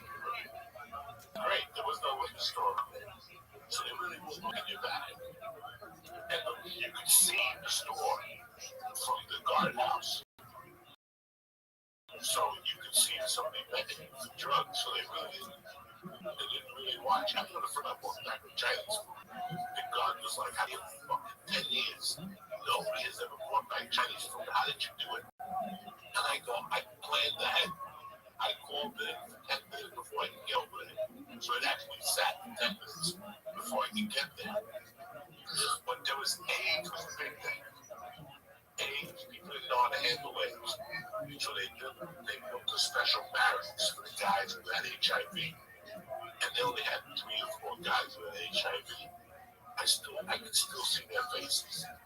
That's how much I hung out the HIV unit. Because the HIV unit had brand new TV, brand new refrigerators, brand new stoves. They could cook their own food in there. So we all figured out a way how to bring food in, cook for the HIV guys. They would let us hang in their thing. They weren't none of them, or they were all HIV because they were intravenous users. You know, I think one guy was gay, but nobody ever gave him a hard time. He was one of the guys. You know? And I remember Sunday nights going over there watching Married with Children and Cops. That was our shit. Cops on we had go week for Cops on Sunday night. For Cops. But something interesting happened to me in there. And this is where everything changed for me. Since the minute I got in there, people would always ask me, hey, did you get your paperwork from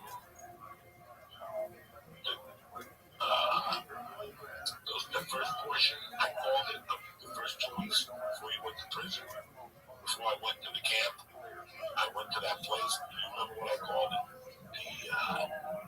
The first 2 weeks, whatever it was. I can't remember. You get double time. You get double time out there. No, that's Cal. When you got into what did you call it?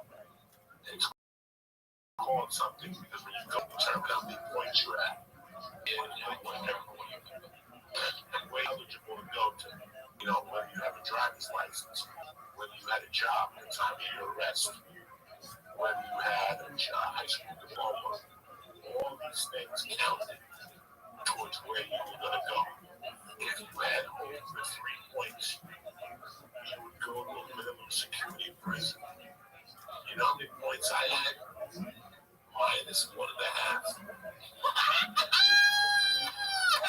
How did you lose this point?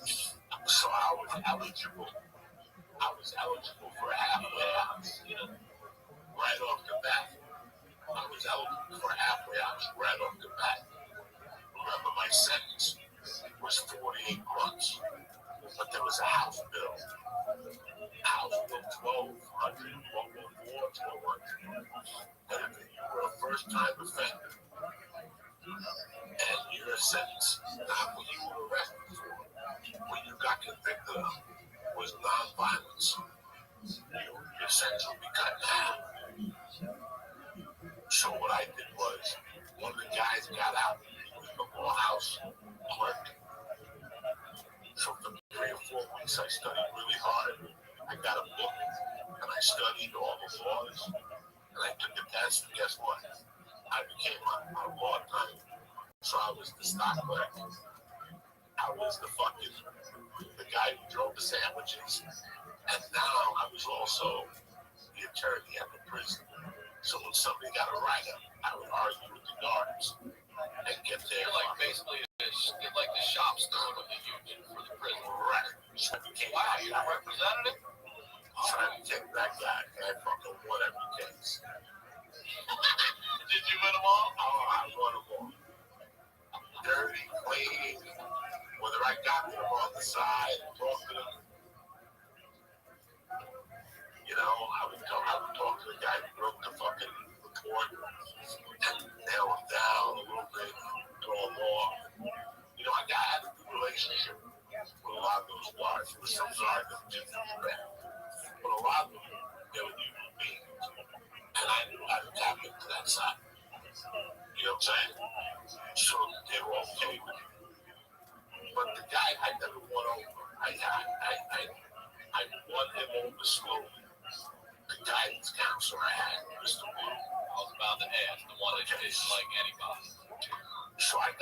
probably the beginning of September. By November, I had softened them up.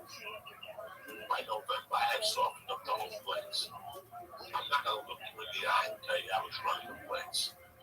But off the record, I kind of was. Because I was running the gambling. I knew where all the dealers were. I knew where they were hiding their stash. I didn't mess with their stash. I was always respectful. I charged them a nice amount. That was fair. I also told them what to eat, what not to eat, which they really appreciated. You know, if I knew a guy was a bodybuilder, I got him extra milk, and I give him a nice cuts of meat, so he could cook them on his own. I learned how to, you know what I'm saying? I learned how to take care of people, so now people took care of me. And I did it on the Rogan podcast once. If the food that they would serve you, shit on shingles, what is that called? Did you ever hear that expression? It's called, Yeah, shit on the shingles. yeah. Like hash or whatever it is. Not called beef ass. It's called beef something. But what it's called in the Army is shit on shingles. Yeah, my dad taught me that for the military.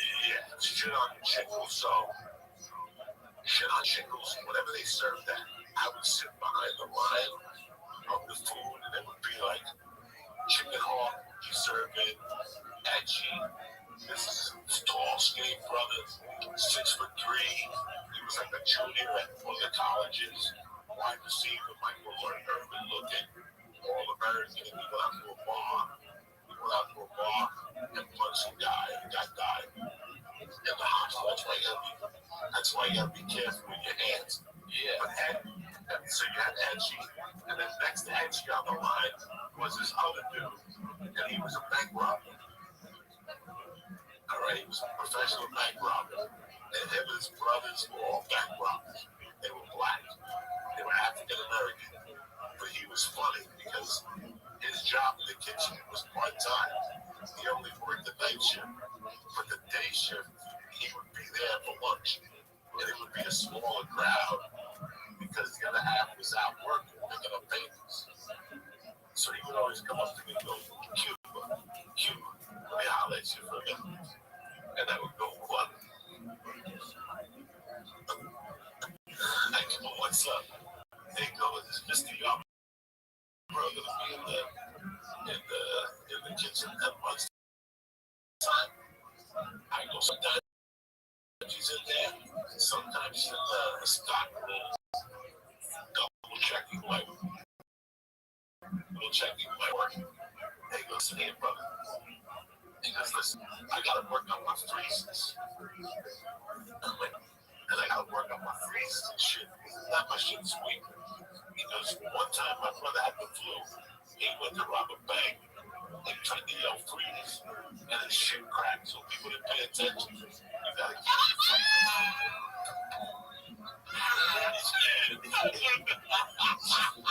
You want to go in there to practice holler and freeze to a command? His brother had to yell freeze a second time. The way you yell freeze is very important. It's got to be a word. It's got to come out of your throat. It's a word. And people react to it. So I got to practice my freezes and shit. All right. I'm going to get you something. Sure enough, he waits for me with them. He could wait until everything was online. Until I couldn't wait to man. He would jump down. He would jump in the back door with the back there shotgun. And go, freeze! I'm just, you know. No, that didn't really get me do this again. He's coaching himself out there. Oh my God. And they would go, Oh, God. I don't want to tell you what the black guys would say. The black people offend them the most. The black people were so offended by the African Americans who yell at them, saying, "What the hell's the matter with you, man? Get your shit together, brother. Come on, man. Grow up." And he'd be like, "What? I gotta keep my freeze game tight." He was dead serious. His freeze game had the meat tight. You know,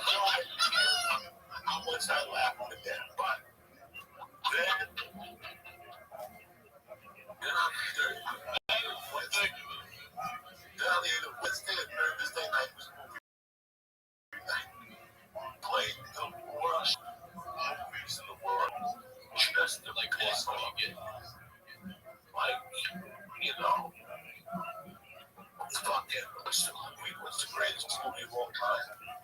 Like black and white. Like shit like that. Like black and white shit that African Americans and convicts don't want to see that shit. They want to see the Terminator. They want to see Rambo. Black people love Rambo. Do not have to get confused. Hate fire, love Rambo.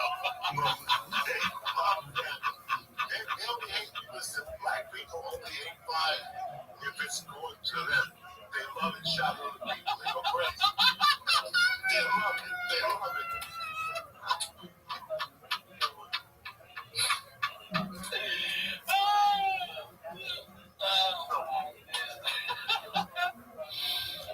So for me going off in the kitchen, because I would go off on the kitchen, when they would come in, there was bad food, I would go, don't do it. That's all I would do for minutes at a time. I would just go, don't do it. Don't do it. Mr. Young goes, oh, say I am. Why do you keep saying don't do it for? There's only one food. I'm not saying that. I'm just saying don't do it. Just for me thinking. It's a thing I use to stop being a criminal. So he's like, I know you're lying to me, boy. How come nobody's eating my chicken? How come nobody's eating the chicken today? Like, you know who's attacked me if I would say don't do it or whatever. And I would always go off on it. Mr. Yarbrough, relax, man. What's with it? It's a big problem. Look at that shit. Would you read the house? Did you read it, Mr. Yarbrough? So all those kitchen guys saw that. So on Wednesday night or Thursday night, we would watch those PT 109 shit like that. Like a bunch of black and white movies. The projector would always break. So one day I just got up and I'm like, I'm sick and tired of this thing. The state's got so much money, we're gonna get a new fucking projector. And all the guys were like, give it to him, Cuba. That's a boy, give it to him. And that's how it started. And there was like an African American dude that run on red dudes that had freckles. And we would go fun him. He was a great guy. He would let us call him freckles and shit. And they would all get up and say, you know, get up there whenever the projector would break. That's what happened. The projector would break. The tape, the film would break. And people would go, Cuba, get up there. Get up there and talk. Tell us about the week. And I would go and think about fucking that cheap, fucking giving you back. They don't know what.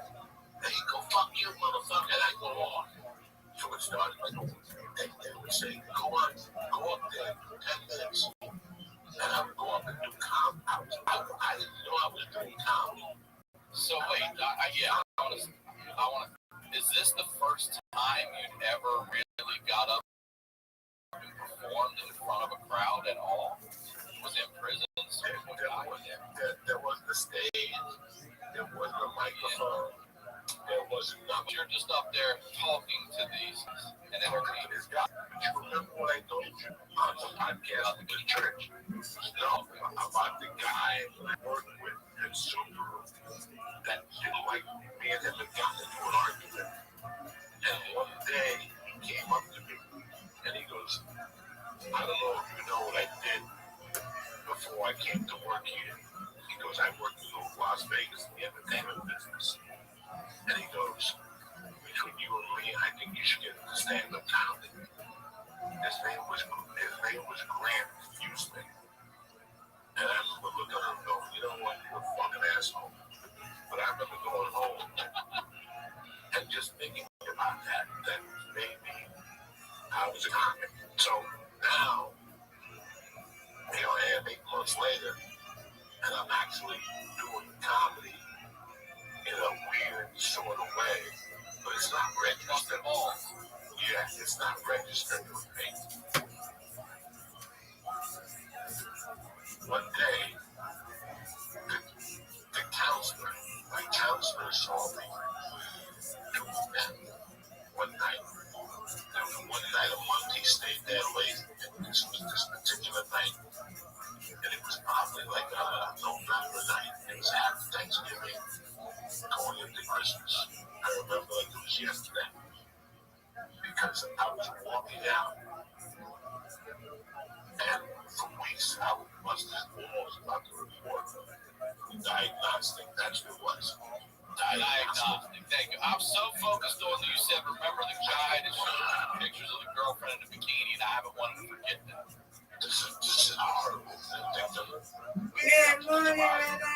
Good morning, Mr. Aquarius. How are you? I can ask them. Good, how are you? Lovely, ma'am. Ready to take on the day? Yep. All right, hit it hard, darling. Didn't that go with me? And I kept busting his ball, And one of those nights that I went off, I caught him. And I was like just off adrenaline. I got in his face and looked like, what are you going to tell me? And he goes, you really want to know? And I go, yeah, I really want to know. There's a couple of things. And we went to his office and he fucking went in his desk and he pulled out a file and he put it on the table. And he goes, you want me to fucking tell you what it says? Because I'll tell you what it says. And he started reading psychological shit. And he goes, he took off his glasses. And goes, in other words, what this says to me is that you're a deadly individual. Yo. It says that if you want something that I have, you do anything that it takes to get that thing. So a person can just give you whatever you want. So from now on, when you want something, just ask them.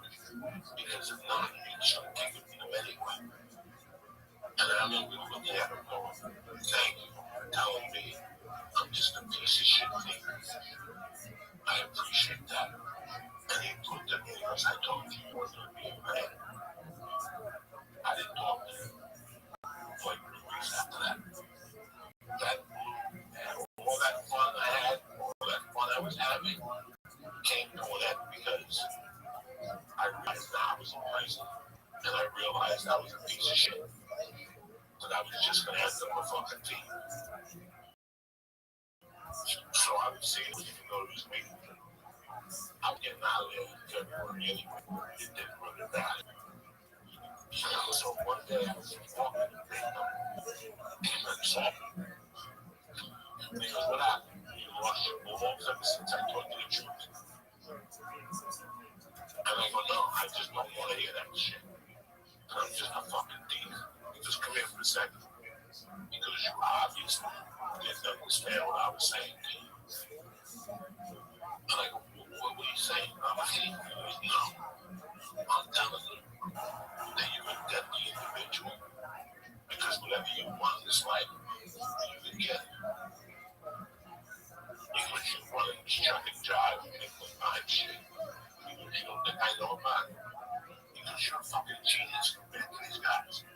Because I don't think you understand how dangerous you are. That if you want something, it's yours. You can just take it, you know. And that resonated with me, like just destroyed me.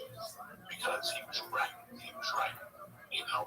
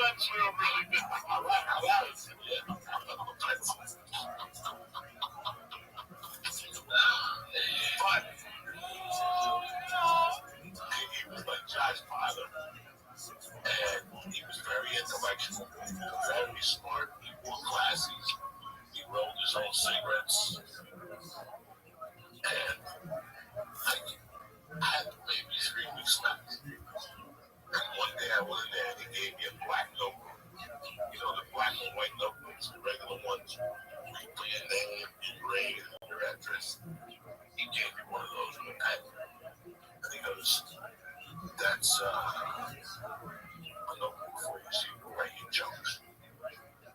I go, I don't write jokes. He goes, well, wait a second. Whenever you go up there on Wednesday nights, that's just you talking.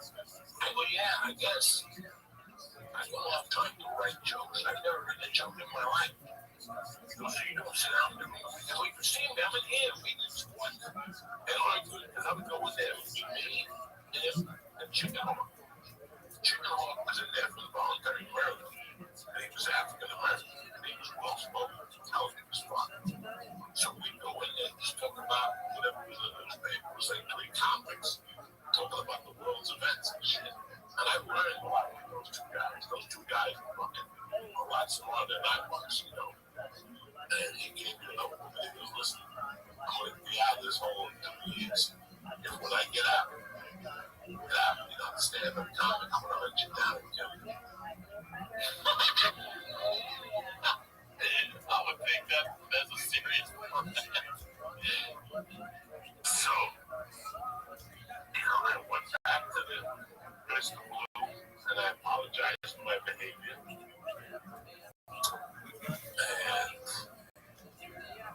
And on January 20th, 1989, my case went back up in front of there was a president that inaugurated that day. January 20th, 1989. I forget what particular Bush. One of the Bush years. It has to be, right? Yeah, I went up in front of the. No. Senior. Yeah, I went up in front of the board, and they did community corrections. And I did my February 13th.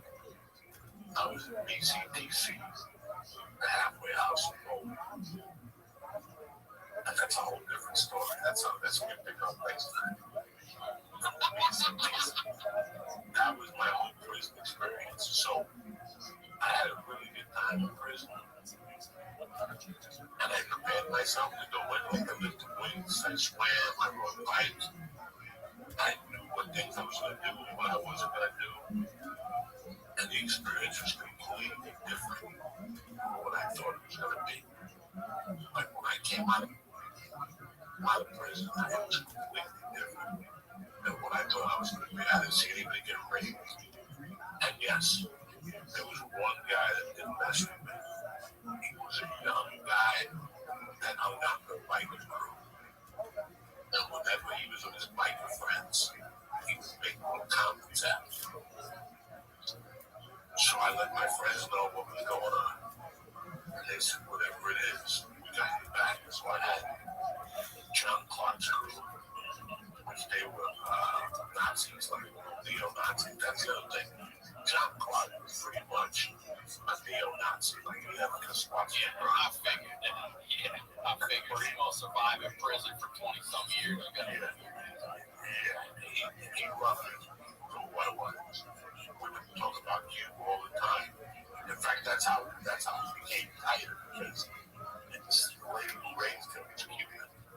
So his mother, his babysitter was Cuban. So he told me how much he liked the Cuban food. And that's how we became friends. And I remember snorting sweet and seeing the SWAT sticker. So I had his support, and I had the black guy's support if I went to war with this biker. They told me exactly how to do it. They said, just get them one-on-one. Don't allow the bikers. And one day we were listening to Guns N' Roses that just come out. And right that sentence, this sweet child of mine had taken over the world. So that was November of 88. And November of 88, rain. And Guns N' Roses is everywhere. That first hour is huge. And I remember getting into an argument with one of the bikers about Mr. Brownstone. It was about heroin. He goes, it's not about heroin. And they went about heroin. And that's when that kid started the argument with me. So I never black and all that. I'm like, oh, you know, motherfucker. So the first thing I did to him was, and he would torture me a little bit. I do like to fuck him up. But at this point, I really killed him.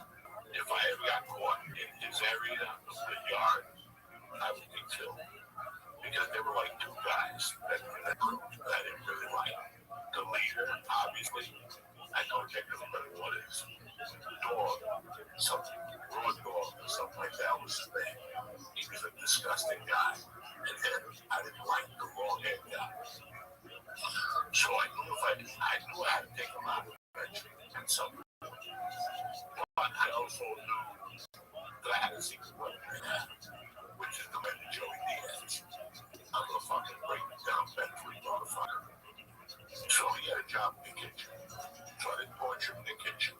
I left the kitchen alone because I could just fuck off in the kitchen. It would be easy. With the blacks around me, nothing would happen. The black dude would help. What I did was I took an American cheese box. You know, the cheese the government sends you. I took the box. I took the cheese out. And I took the shit in that box. I took the biggest shit you ever seen in your life. It had to be like a 19-inch shit that broke together. I took paper towels and I put it in the box. And then I took a little, they had like little American flags in the workshop. I took a little work and I put it in the piece of shit. And I covered the box and I put it in this drawer. And I put his clothes over it. And every day he would stop us on the way and go, does anybody else smell shit? I go, no, I don't smell nothing. Because I swear to God, I smell shit somewhere. This went on for like a month. I was just taking American shit boxes, take the shit out. And then I would put them in a ceiling, ceiling tile. You could pick up every other ceiling tile. Had a box with a piece of shit. And eventually one day, we found the one in the drawer. And it had gone from 19 inches to about 6.5. All the moisture got out of it. It was just down to peanuts, like up there, whatever the fuck. A couple of corn clusters and shit. Dog, he's out of there. He's like, somebody's messing with me. I'm gonna find out who it is and fuck him up and all this stuff. But it was a gym area. And the gym area was a room that was next to the laundry room. And they had a billboard up in that room about jobs, events, or situations, programs you can get in, or whatever. And one Saturday, I'm working in the kitchen, and I see him by himself walking into that area to drop off his laundry. I go, this is when I get this motherfucker today. I remember it was cold out, so it had to be like January, February, December. But the sun was out. It was a really pretty day. It was cold. So I waited for him to go back and get his clothes. And I told the black guys, the only people who would hang out in the gym were the black dudes that would play dominoes. There was a bunch of guys playing balls. And they would listen to Bobby Brown, don't be rude, don't be. So they would fucking, Bobby Brown would go up to them, would light up, and they would throw the fucking balls. It was great. But in the daytime, they didn't play. It was just a couple of brothers that would lift weights. So I waited till the guy went in, and I went to the side door. And brother, I caught him because he was taking the clothes from the dryer, with the washer, and putting it in the dryer. I just stood behind him. And the wall next to us had the billboard on it with all the events that are going to happen. He fucking turned around, and I was right there on him. I know you still got that problem with me. And before he could even say anything, I grabbed my hand in between his hair. And that's why I never like long hair. And I grabbed his hair and locked him in like that. I didn't know anything about Muay Thai. It was really like holding somebody doing Muay Thai, holding their neck and kneeing them. I didn't even know that stuff. I just did it with his hair. I grabbed his hair and I dragged him over and I banged his head off that billboard. Possibly 20 times. Like that was the only bad thing I did then. I banged his fucking head like 20 fucking times. Boom, boom, boom, boom. He went down, he woke up, never said nothing else. And he was 3 doors down. We were in the same bunk because we both worked in the kitchen. He never said a fucking word. He knew I told him I would bang his head. I know next time me and John would fucking kill you. So don't ever speak up around me again. You know, it's Joe remarks and shit. After that, when he would see me, he would say pretty fucking words. I still remember this kid what he looked like. He was a white kid with long hair, big retarded lips. He wasn't even normal. Fucking poor retard wasn't normal. They were probably getting fucking transgender pills or something at the time. Fast. That's it. Wait, hold on. That's not it. Because I have two quick questions. You said about the dude showing you the bikini pictures of his girlfriend. You said, hold on to that. Remember that for later. Why? What does that come back? Okay, so I get to the halfway house. I'm working at Bolt Toyota. No, I'm working at a retailer. And I get out of the halfway house. My child is born. And I hear Boulder, the city of Boulder's on alert. Because a guy escaped from prison in Canyon City. And he was headed to Boulder to get his girlfriend. It was that idiot. Damn. Throwing down that had broken out. So what he basically did was he broke out of jail because she let him know that she was sleeping with his roommate. Yeah, who didn't see that coming? He got so crazy. I guess he didn't. He broke out of a medium security prison. Like, I can't tell you the story how he did it because I don't remember. I don't keep you lying anyway. All I know is he broke out of that medium security prison, stole a car, and went to Boulder. He went to, I think it was somewhere off of Lee Hill Road. They said he saw 4 kids target practicing, shooting guns. So he went up to them with a fake wallet. So he goes, I'm a wildlife guy. Put your pistols down. I want to see identification. The kids put their weapons down. He picked up the weapon and shot the 4 kids. They took their gun and then went into Boulder. He went into Kmart, which I lived across the street from at the time.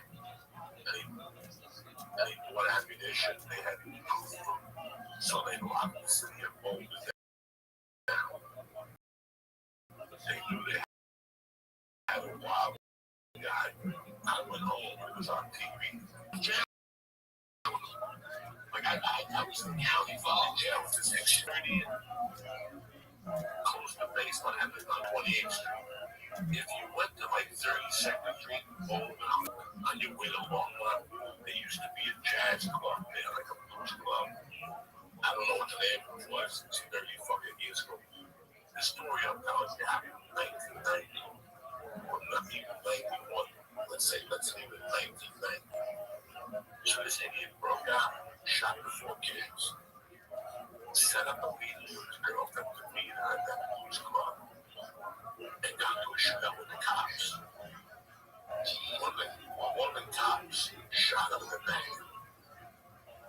There was a problem. The guy lived, but he needed surgery. Guess what the problem was? The only surgeon available was the father of one of the kids he shot. Fuck. Did those kids die, by the way? All those kids died? Yeah, we can look it up. Yeah. I mean, So two of what them died. happens? 2 of them survived. I think he refused to take care of the dude. And the dude died. Something weird happened. They had to go to court. Something right now doesn't. I talked about on a podcast once how weird the story that was that the guy refused to operate on the guy because he killed his son in that accident. So that's the world I saw, man. It's a fucking crazy. Okay. First of all, thank you. You know, I love Thank you. Thank you for making time for this because I know as a parent, I what's going on in this world. I want to just wrap up. But when I listen again, I know it's February. February 88, we're going to pick up. March 88, we're going to pick up. You're out of prison. No, we're going to pick up February of '89 when I get the halfway house.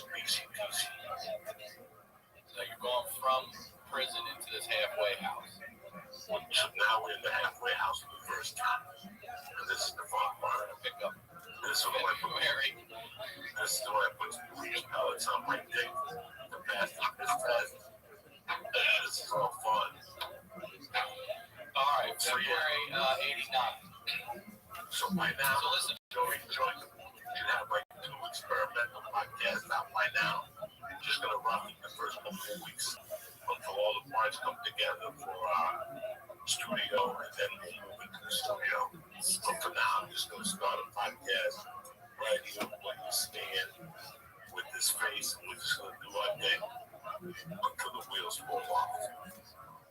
Well, I love you, brother, and thank you I so love you much. too. And Thank you to all you hit me people. up. You got it. Do this once a month. You know me, dog. I don't fuck around. Patreon.com/Joey Beers. Stay black, you bad motherfuckers. Don't forget Uncle Vince. Wednesday nights in October. 36 people. See, young white, you think it's fast. That's all I got. Say hello to everything, right? That's Simple. You know I will, brother. I Stay love black. you too. As always, Ryan Sickler on all social media, RyanSickler.com. We'll talk to y'all next week.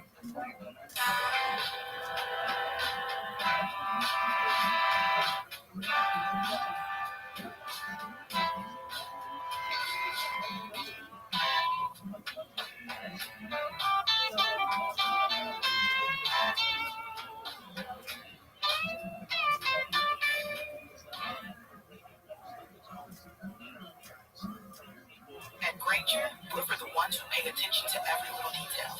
The ones who fuss, tinker, and sweat the small stuff. Because you know the tiniest thing can make the biggest difference when it comes to keeping business moving. We get it. We're the same way. Offering access to product experts to help you quickly and easily find what you need. So whatever your industry, This episode of The Honeydew is brought to you by Helix, Upstart, Honey, and ExpressVPN. More on that later. Let's get into the news. The Honeydew with Ryan Sickler.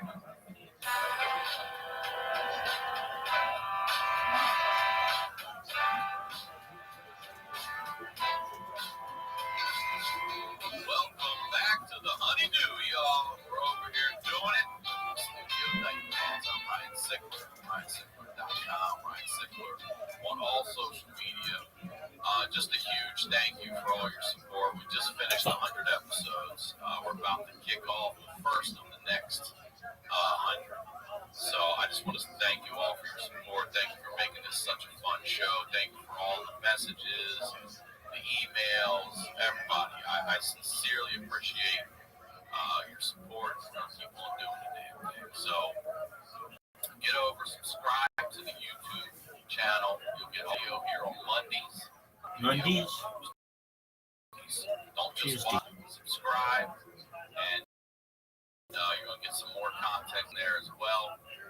If you're a fan of the time codes, if you look in the description underneath YouTube, you'll see stories you can jump like. The Patreon is growing. Thank you so much for your support there. The Honeydew with you all. Doing the Honeydew with y'all out there. I've heard some amazing, crazy, funny stories. If you or someone you know has a story that has to be heard, please submit at honeydewpodcast@gmail.com. We'll do all of them. We will get to you. There are a lot. We'll keep on doing that show too. So if you're on board for it, you can subscribe for a year, save yourself some money. I know that $5 a month is a lot for some people. $60 a year. A lot of things going on out there, but you can subscribe for a year. You'll save over a month of episodes. You get it for free. It goes back to you. So subscribe to that as well. The Facebook fan page, make sure you're subscribed over there for updates, clips, all that stuff. Make sure you're following me on Instagram. Can't thank you guys enough for the iTunes reviews as well. All that stuff helps, man. You guys are the shit.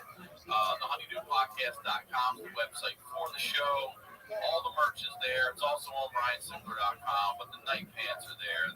The Night Pant Nation Champion sweats are there. The hoodies, the t-shirts for the Honeydew, the t-shirts for my Ryan Sickler, the fist pump.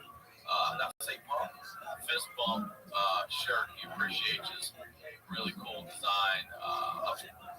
Upstate merchants, the shit. Zach designing some of that stuff for us over there. So thank you. And I record here at the Santa Monica Music Center. You know, I like to give back. So if you live in LA, if you need musical instruments, you need musical lessons, this is the spot for you or your kids. Take a lesson with your kids. Go to SantaMonicaMusic.com. You get online lessons. Use the code HONEYDEW, and they will waive the registration fee, and they'll give you listen when you sign up for a package. All right, that's the biz. If you're new here on the next 100 shows, what we do over here is we highlight the lowlights. These are the stories behind the storytellers. We shed a little light in that darkness and laughing in the face of a person. And this guy is no stranger to the do. Ladies and gentlemen, excited to have him back. The saga continues. Joey Diaz, welcome back to the Honeydew Joey. Great to have you back on there, Ronnie. I'm saying you look so good.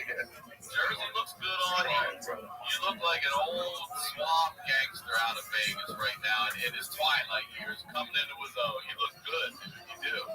It's tremendous. It's a different life. I got this thing in LA off me. My daughter's in school. She's happy. And for all of the show, yesterday was the 33rd of the kidnapping of Ken Fellow, November 18th, 1987. Really? So yesterday was the anniversary. Yeah. How many years? 80, 70, 33, yeah.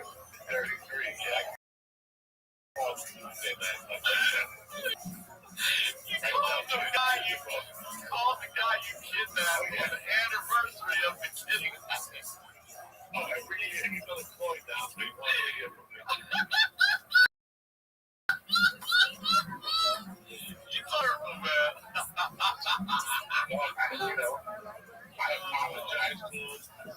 I did a bad thing. I apologized to him. He accepted it. And we became it together. That's great. Sorry. Thanks for all the Tuesday night. Left from Memphis. I go 33 years ago tonight. I was planning on what to do with you. So.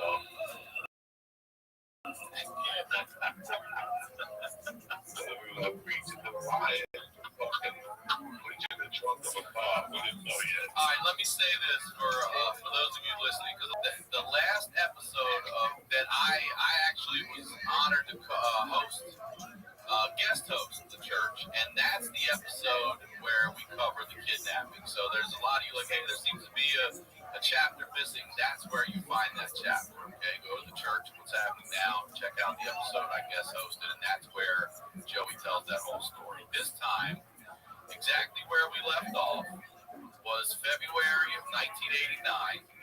It was you were just leaving prison, and what you said is it was your first time in the halfway house, which made me laugh because that means it's not the only time you were in the fucking halfway house.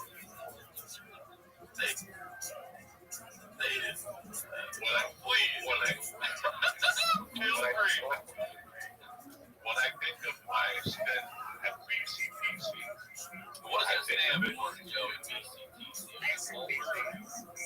Boulder Community Treatment Center. Okay. Boulder County, the same people who own BCTC own LETC, which is in Longmont, Colorado. Come on. About 20 minutes away. You didn't want to, they put you to where you were from, but they threatened to put me in Longmont at first. And I didn't mind because there was a Mexican place out there called Delicioso. And they make the best fucking breakfast burritos you've ever had in your life. I put away like 8 of them. Damn. 8, 9 of them. They were that good, right? So I didn't care about going to Longmont, but I really wanted to go to Boulder. So I found out, I went in, we got a 3-day orientation. You can't leave. You can call your loved ones, they can bring stuff they clothing need, whatever you need for your job. And then after 3 days, they let you go out just to find a job. Okay, so let me ask you some questions. We had this halfway house right next to my middle school, and one of my wrestling coaches worked there later in the years. He'd take us home in the van. He drove, but we couldn't get in. You can't get out. He has to get out in the van and let you out. We're like, oh, yeah, this is correctional, man. You can out. But so you're out of prison, but you're at this place where how many people would you say are also living under this roof? About 90. Oh, wow. Okay, that's way bigger than I thought it was. Okay, so you got 90 all men? No, the bottom floor was women. 7-man room, and then when you moved up the system, you got put into a 3-man room. So you're allowed out. Go ahead. After 3 days, you're allowed out for about a week to find a job, like 9 to 5. You have to call them and let them know where you're going. So I got to call them and go to Ryan Sickles to interview with Goodyear, and then from there you have to have a list. So I'm just thinking of a phony fucking list of where I would go. And then those 3 days were kind of shaky. And then once I got a job right away. Doing what? And then I think the first job I got was like a detailer at a car wash.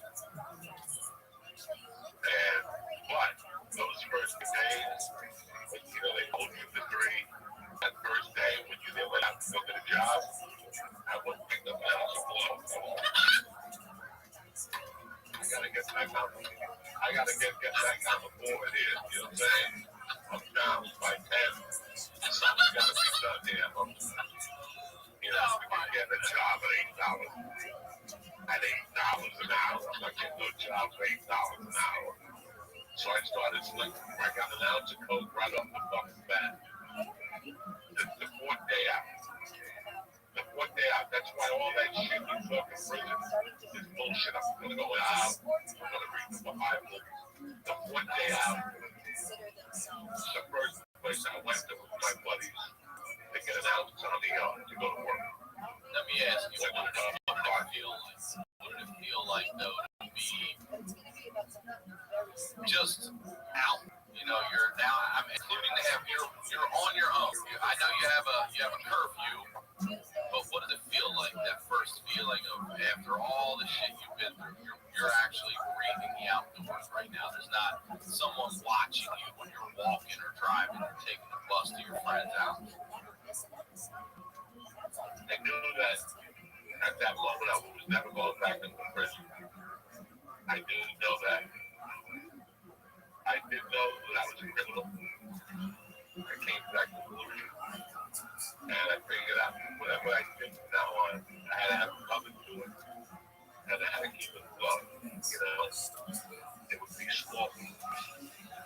Selling coke was the alternative. And I could sell coke all day long. But just to get on the board, I started smoking coke. Like the 3rd to 4th day. Just to put some money in my pocket, generate some income. You know, around. I got like a job. I really don't know if I told you what my first job. I can't remember my job right away. And I still remember bringing the coke into the halfway house. I was just going to ask, like that day. Okay? And I still remember weighing it in the bedroom on the top bunk. And I still remember one day, like in my first 2 weeks, the chick that ran the place did a surprise attack on me while I was weighing the coke. And I had it like a big bindle when I put it in. The coke flew all out of the bindle. But it was in little chunks. So she walks into the room. I got the scale hit like fucking Richard Gere, obviously the gentleman. I had up the ceiling. I had everything hit in the ceiling. But she comes in and there's still all these coke rocks on the carpet.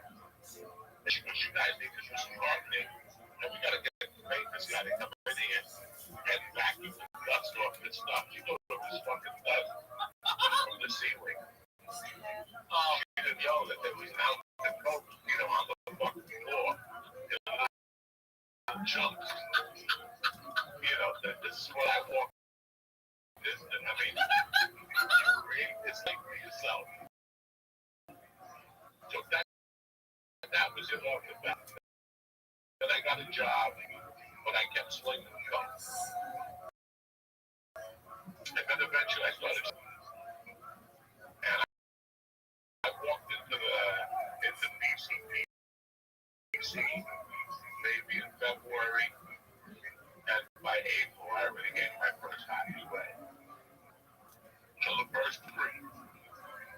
what it is. You get locked in 14 days. You're allowed to go to work. No shit. Figure out a different idea. Instead of getting a job. I went to my buddy's garage. He got a garage repainting cars. And I'm a house details there. I got a painter. So they didn't know where I was. I made it that. So don't come in here because I'm never going to be there. Right, it was just a different level. Yeah, they weren't even ready for me. Like, they weren't even ready for the game I was over. They could shake you down at any time and you could have more than $40. Oh, really? Okay? Yeah. You had to pay, it was, at that time, it was 75 a week rent. And you also got a box of food, like frozen Swanson dinners, you know, cheese slices, shitty food, you know, for the week. I used to get food delivered. Get Chinese food delivered, and they lose their fucking mind. Like, I showed up just completely different. Like, I was running my own game in there. Then I gave the hot analysis, and then they were really honest. And that was just Once you give them a hot away, just go. I wasn't smoking dope or anything. Once I gave the first high, I came to the conclusion that I can't smoke coke, but I was fine with that. But I still needed to sell coke to make some money. The job was just to cover. The other thing I devised was you had to pay rent on Thursday. But everybody got paid on Friday. You pay rent on Thursday. I might open up another avenue for me. Loan sharking. Trouble with that now, $75 for 100 Like 75 on Thursday, you give me 102 on Friday. I was a one-man fucking record. You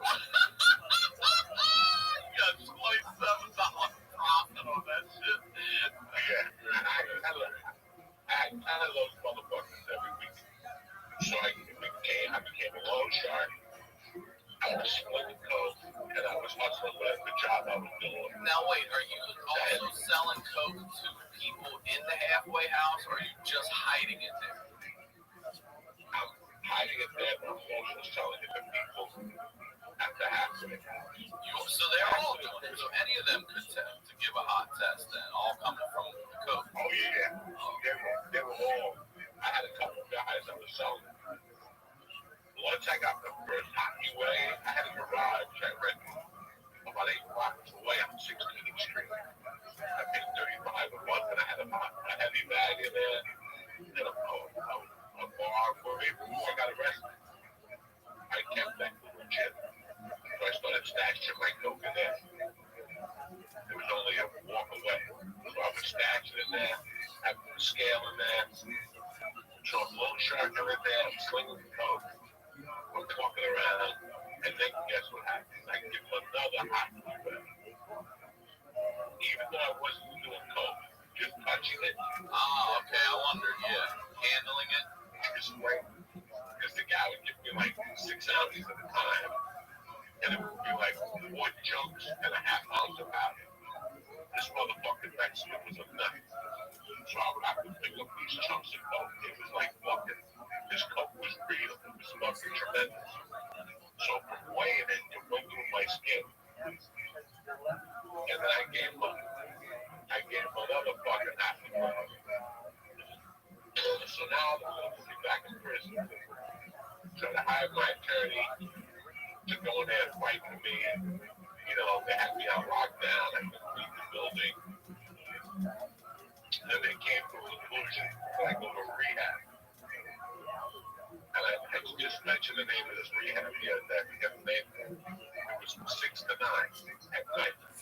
5 nights a week. And you had to sit there and guess what? I went to this rehab for I think it was 6 weeks, 3 hours a night, 5 nights a week. And I started selling more coke at the rehab than I ever did.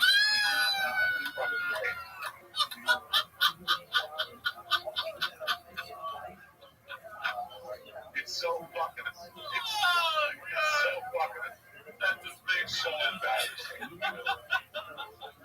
There had to be like 12 people in the group, and like 9 of them would still get high.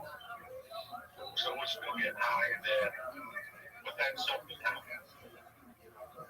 I got a fucking call one day that I knocked up my girlfriend. And this is what year are we at now? 90s to 89? We're in 89. In 89, I'm already in the fucking rehab. And now this little girl tells me she's pregnant. That'd be about June. So now I had a fucking the belt down on the heart. And I stayed. I went and sold a hot car at the time. Was the Eclipse by Mitsubishi. So a friend of mine said that he needed help at his place selling Mitsubishi. So I went over there and I started making 8-9 grand a month selling Mitsubishi. I would just sell Eclipses. I would be looking for fucking, because Eclipse is hard to get. And you make like $800 a month because you sold them above sticker price. So now I'm fucking selling cars, selling boats, loan sharking. I'm a one-man record. I'm getting watches sent out from New Jersey, Rolex watches, really mentions. The guy would give me like 7 grand. I would sell them for 10. It was the prime joke.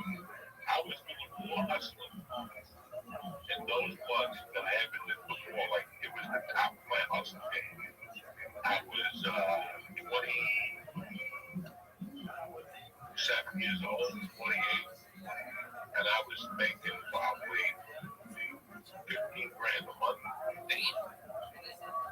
between the selling cars, the selling coke. I wasn't snorting, so it was all profit. This is 15 grand a month in 89. Oh yeah, I'm fucking slinging with both hands. And then they moved me until I started making progress in the system. I started becoming Dude. a father. How you living, pimp? What's up? Living the dream, dog. Every day's a holiday, every meal's a feast. What's good in your neck of the woods, baby?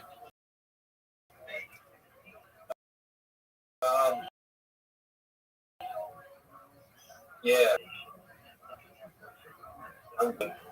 Excellent to hear. Are you ready for me? Yeah. How was the doctor? Yeah. What did they say? No, they gave me a phone call for a specialist, but I don't care. Okay, why didn't you call them yet? Because I called the number and they didn't answer. So I called back. Okay, could you leave a message?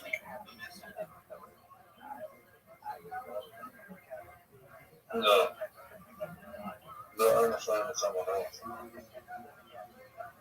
Okay, so you're going to call them today? Yeah. So then I fell asleep. And then I fell asleep. And then back about back. And they shot me. All right, are they open right now? No. Are they open right now? No. Okay, what time do they open? How many hours? 7 hours? Okay, so they open in 7 hours? 12 hours. So they open in 12 hours? What up, baby? Why do you think they're called Tourette's? That's a question for that place. I know it's probably named after the doctor who discovered it. Are you ready to lose? All right. Because I can tell you where I Oh, I thought you said, why did they call it that? Where did you catch? So, I can tell you that poor horses in the gangbang. oh, of course. No, you may have gotten super autism then. Along with probably super AIDS.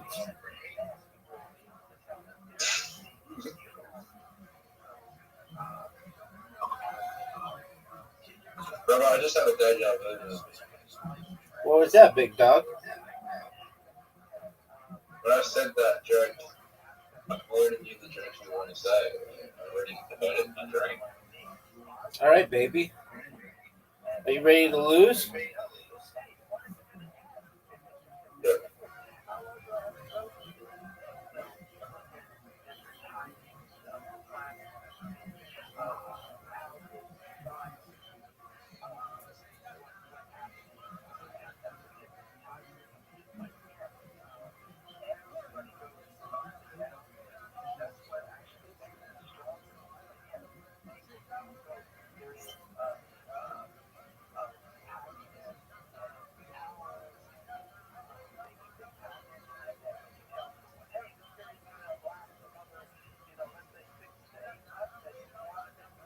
Where am I? Zoot, you're up, baby.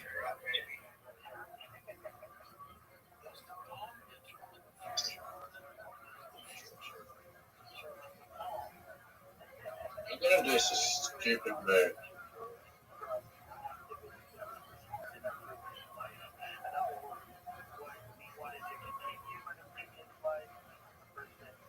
I don't know if that's a bad move. You get an extra move.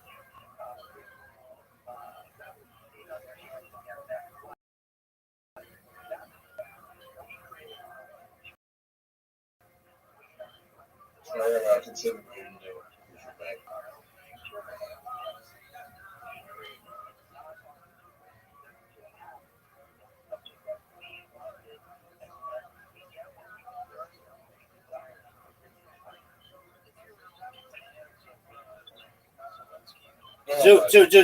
Zoot. Make the L.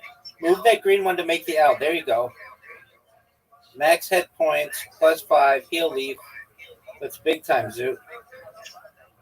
Yeah, but that's not point of me healing. Yeah, I mean, it doesn't hurt. And you don't lose a turn. That was amazing. Are you going to go? Yeah, I'm just thinking if that's the right move. Okay. Oh, you just made a mistake. I did. But it got all messed up, so it's okay now. No, I didn't make a mistake. I actually think I thought you used to heal. Yeah, but I couldn't heal anymore.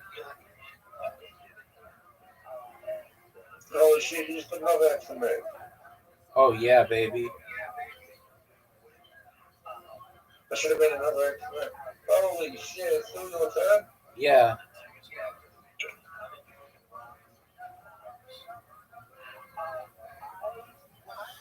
That one. This might be the best game I've ever seen you play. Well, it's not over yet, big dog.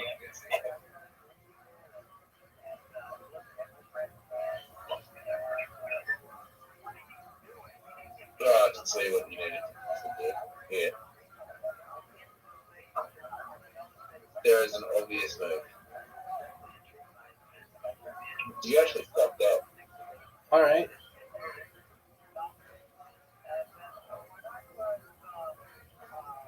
You're up, Biggie. Maybe.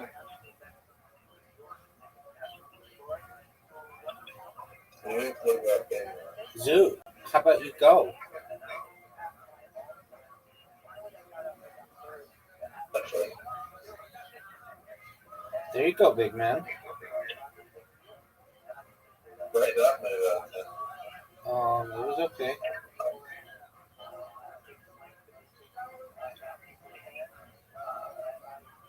What's a high IQ move?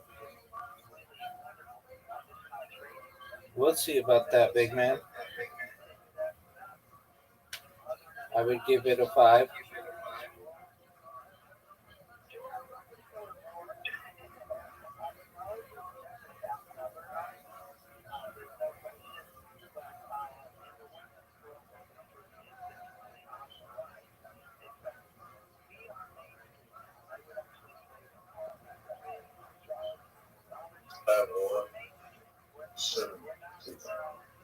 You want some chicken?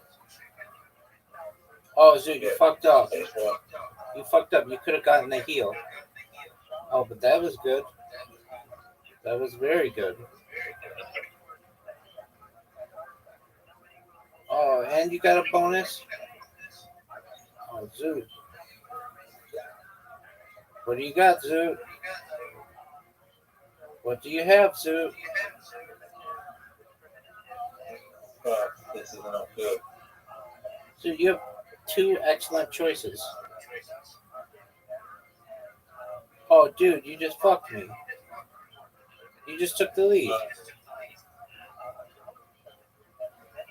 Fuck.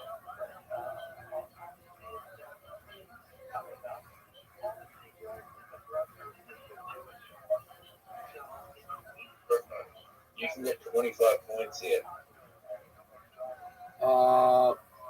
No, I can't. How?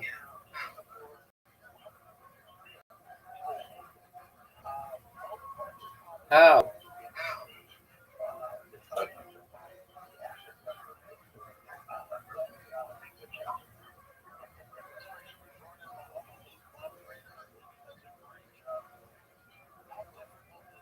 Did you know it's your turn?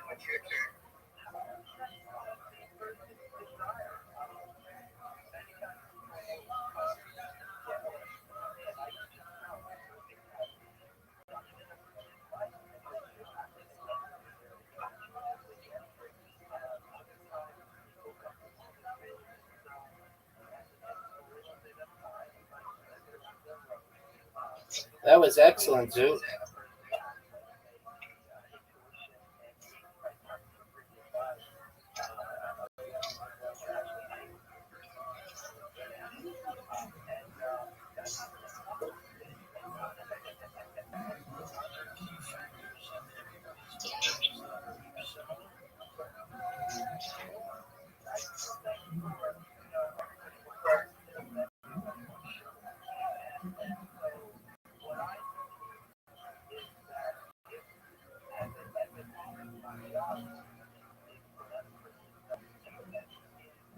Flair, baby.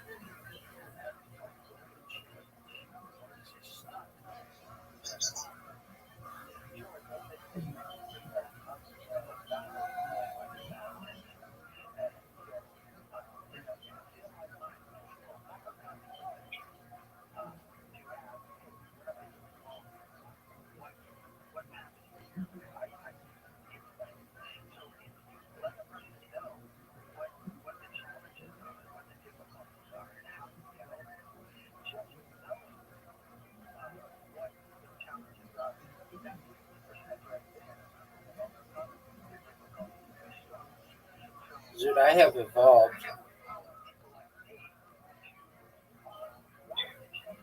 It's your turn, big dog. What are you gonna do?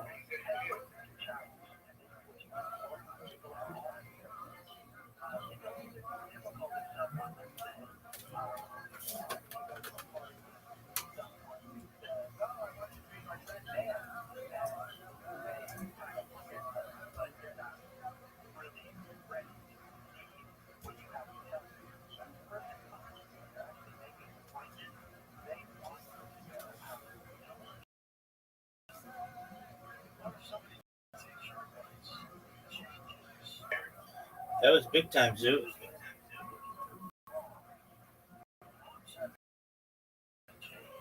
Oh.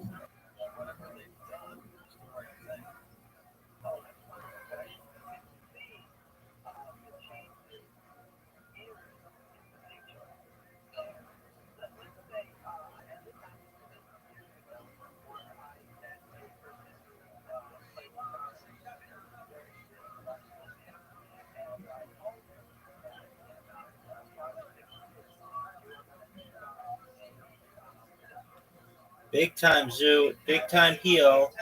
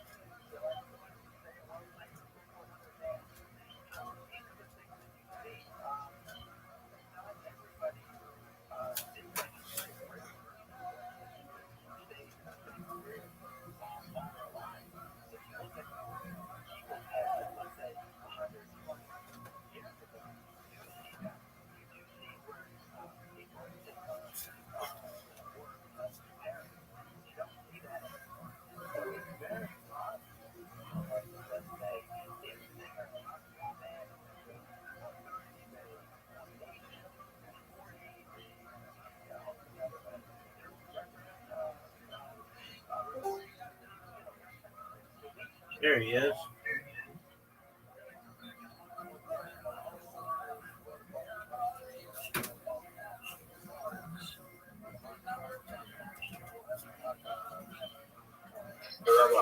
What up, baby?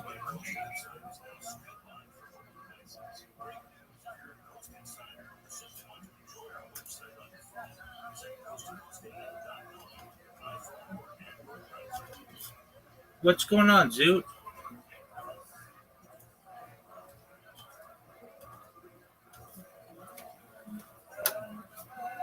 Zoot, what's going on? Good job. You're just chilling. Okay, well, that's good to hear.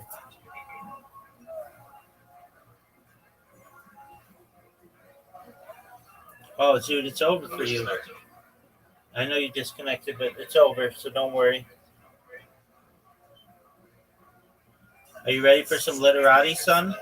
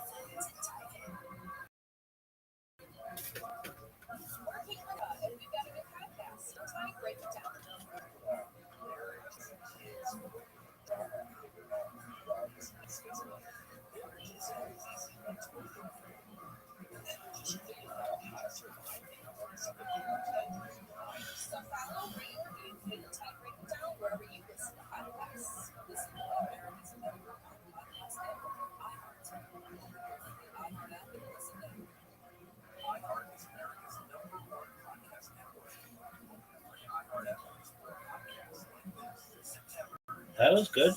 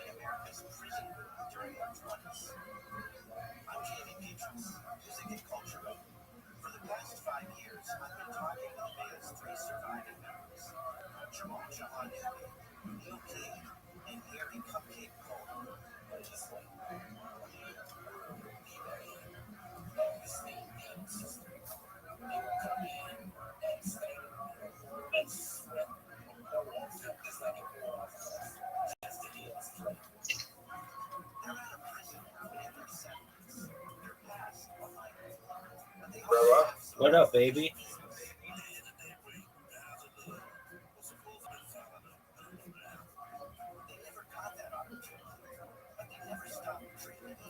I think we should have a statute of limitations on all crimes but murder. Well, usually there are. I'm the opposite. I don't think there should be a statute on limitations of any crime.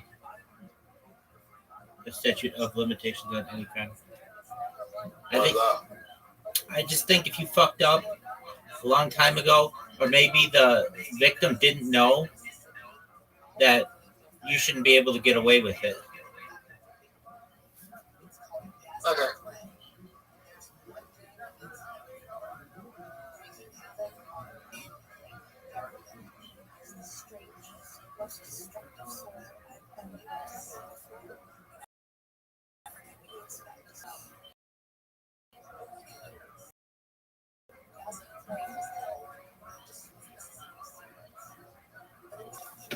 But I feel like people would, if there was a time limit, more crime would get reported if there were time limits to report. Yeah, I understand that, but too often is it like somebody's like, oh, they did something bad a long time ago, and then they're like, well, I don't have to worry about it anymore because the statute of limitation is, and it's like you should still have to worry about it. It basically creates a system where people don't necessarily have to worry about doing good and bad. They just have to worry about not getting caught doing bad for a long enough time, and then their crimes aren't punished. And I don't think that's right.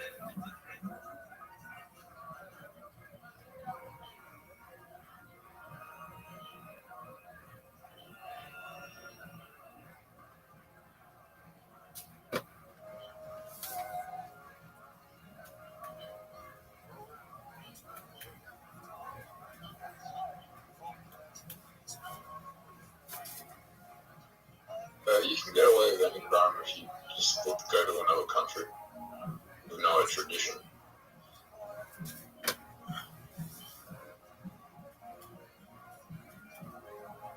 Yeah, and I don't really like that. Well, you can't get back into the country that you committed the crime. Right. Some would say that's a punishment.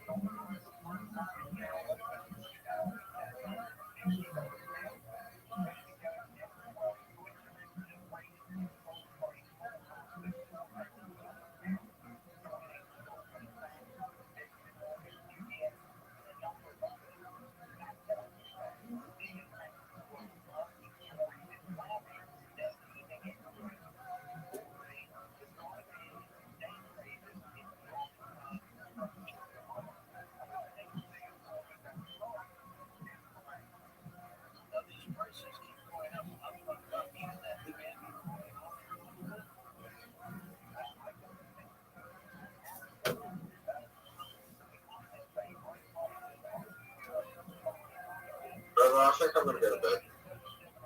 Well, you're going to finish playing this game, aren't you? I'm too tired. Why are you too tired? Just then. Well, that's not very cool. You should at least play what You you. want to play with the All right, then resign.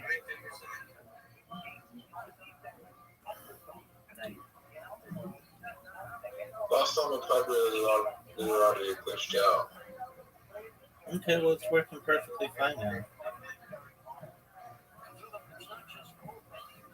Yeah, take the Earth on. All right, do it.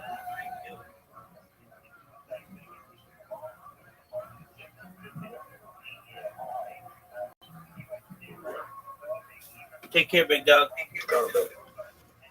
Sweet dreams.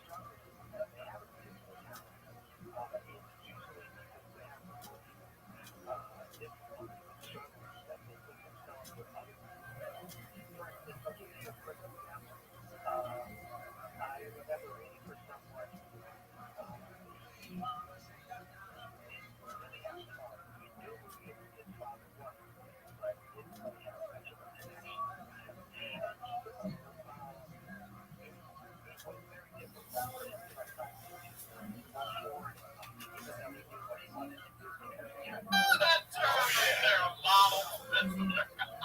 Oh my God, I tell you, I turned it around. I fucking really turned it around. It was just amazing. They were blown away. Don't know how he weighs. I was doing everything else I was to do. I was on my best behavior. I had the best summer of my life. You there? I'm here, brother. Froze up for a second.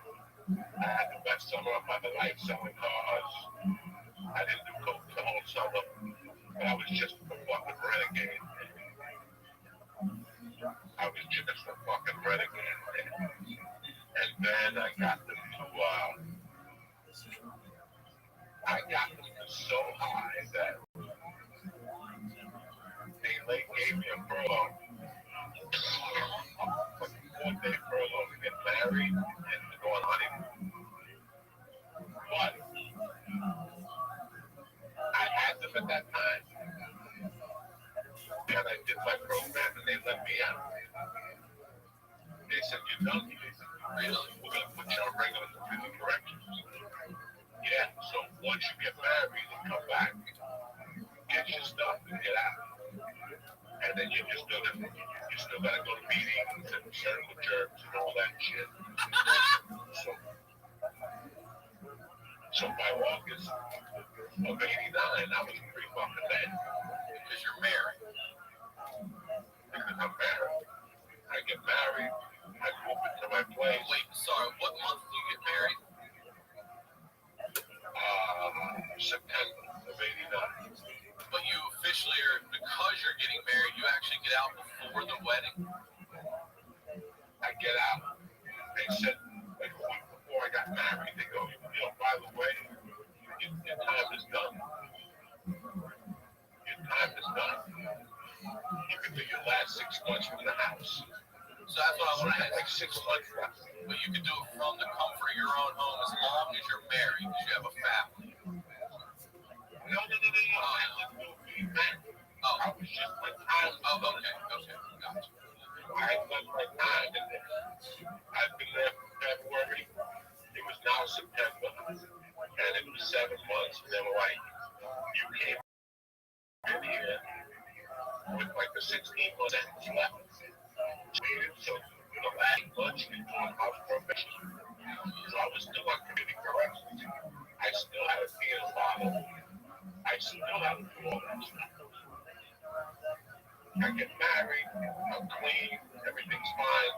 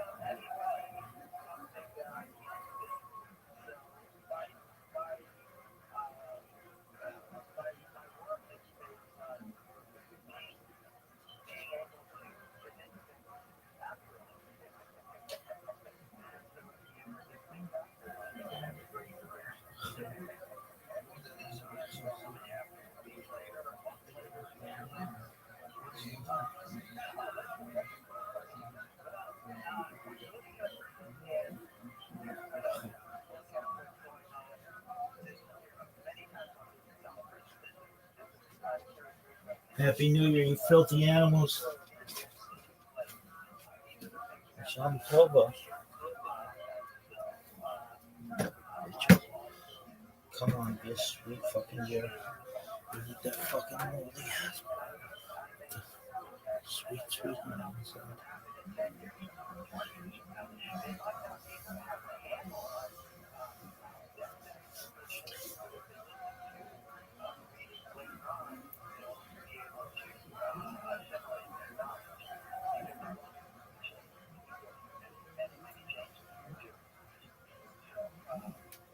Right, because I lived in San Francisco in 85.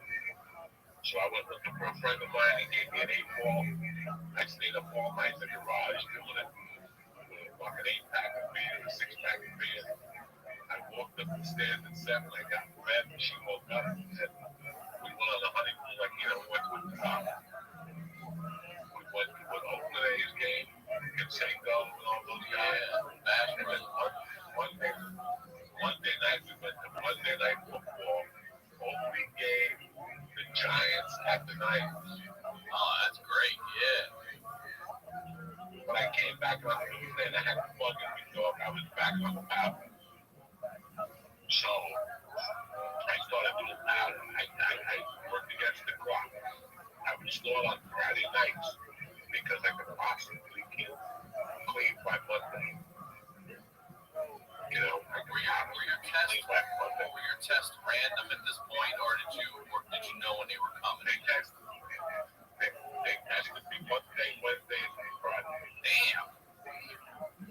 So you got to call the number at 1 o'clock. And the number would tell you what color was up. And there was some Mondays where they would test me. So I played against the clock. I would get high on Fridays because if you didn't test me on Monday, chances were you were going to test me on fucking Wednesday. But if they tested you on a Friday, that means you were going to get tested again on Monday. So you always had a playing clock, and I did it. Great. Then they started nailing me on Monday, and that's when I went to work.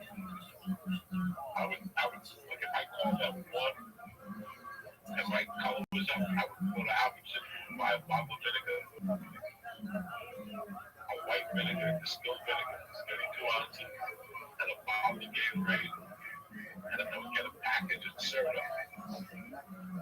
Certo is what you use to make like a Jello. Yeah. And I would drink the whole bottle of white vinegar. No, dude. With Gatorade. You would mix 32. That's fucking 4 cups of vinegar and Gatorade mixed. What does that taste like? Drink. When you're a fucking junkie, this is what happens when you're a junkie. Doesn't that burn your soul? It just destroys your inside. I got away with it maybe twice. So wait, I'm sorry to interrupt you again, but this is supposedly a concoction that's going to neutralize this test or give you a negative test. This is the word on the street. That you have to drink vinegar, but at the end of the day, nothing works. They always get you some type of metabolite or something. So I got away with the test like maybe 2 times, and then maybe like mid-October, they fucking nailed me. They nailed me again. And instead of rehab, they said you're going back into the halfway house. You're gonna do an extra fucking group meeting. And I went from being the model guy to the fucking schlub. So I would wake up every morning and walk to my apartment. I lived about 2 miles from the halfway house. I would walk to the apartment, see my wife, get changed, and go to fucking work. And that really made me become a little bit like I did, just a realization that I had done the stuff. Like, God damn it, I can't get my fucking life together. And I started working. I still sold coke, I wasn't doing it. I said, let me just do this steady, and I stuck to the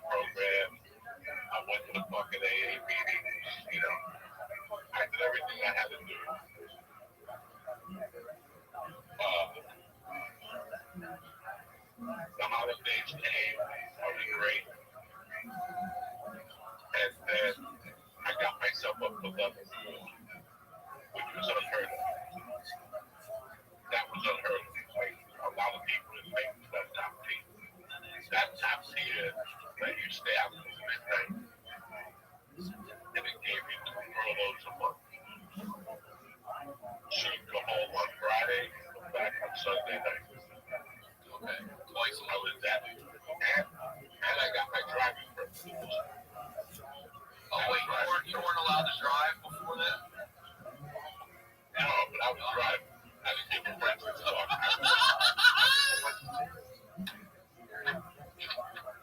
I remember being at the light one day.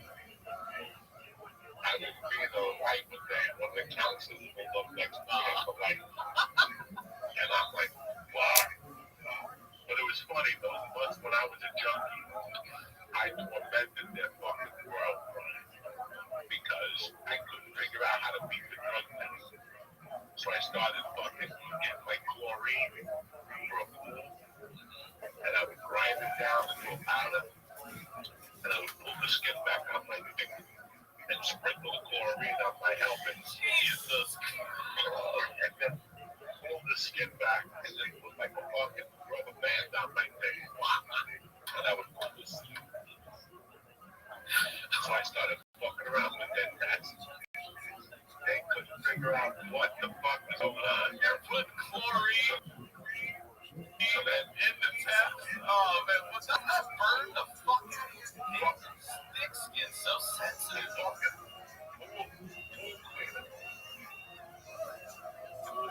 Yeah, I know. I was a lifeguard. I know what you're talking about. I feel like that would burn on your dick skin. I was grinding down. It was tremendous. It was really tremendous. I was grinding it down into a fucking powder and putting it on my dick. And I was fucking with them. And then one week I used Drano. It was tremendous. It was tremendous. I was dragging these two. It was a team. It was a man and woman team that would test you. And then they also, when you're level 4, they also have the right to come to your house. If they want, knock on the door and check your house, your refrigerator, smell around to see if there's weed. They knocked on my door 10 times. You know, they come to open that door.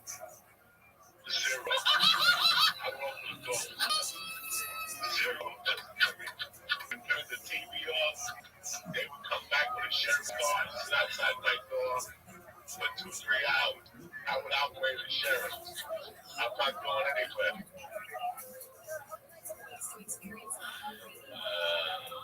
0.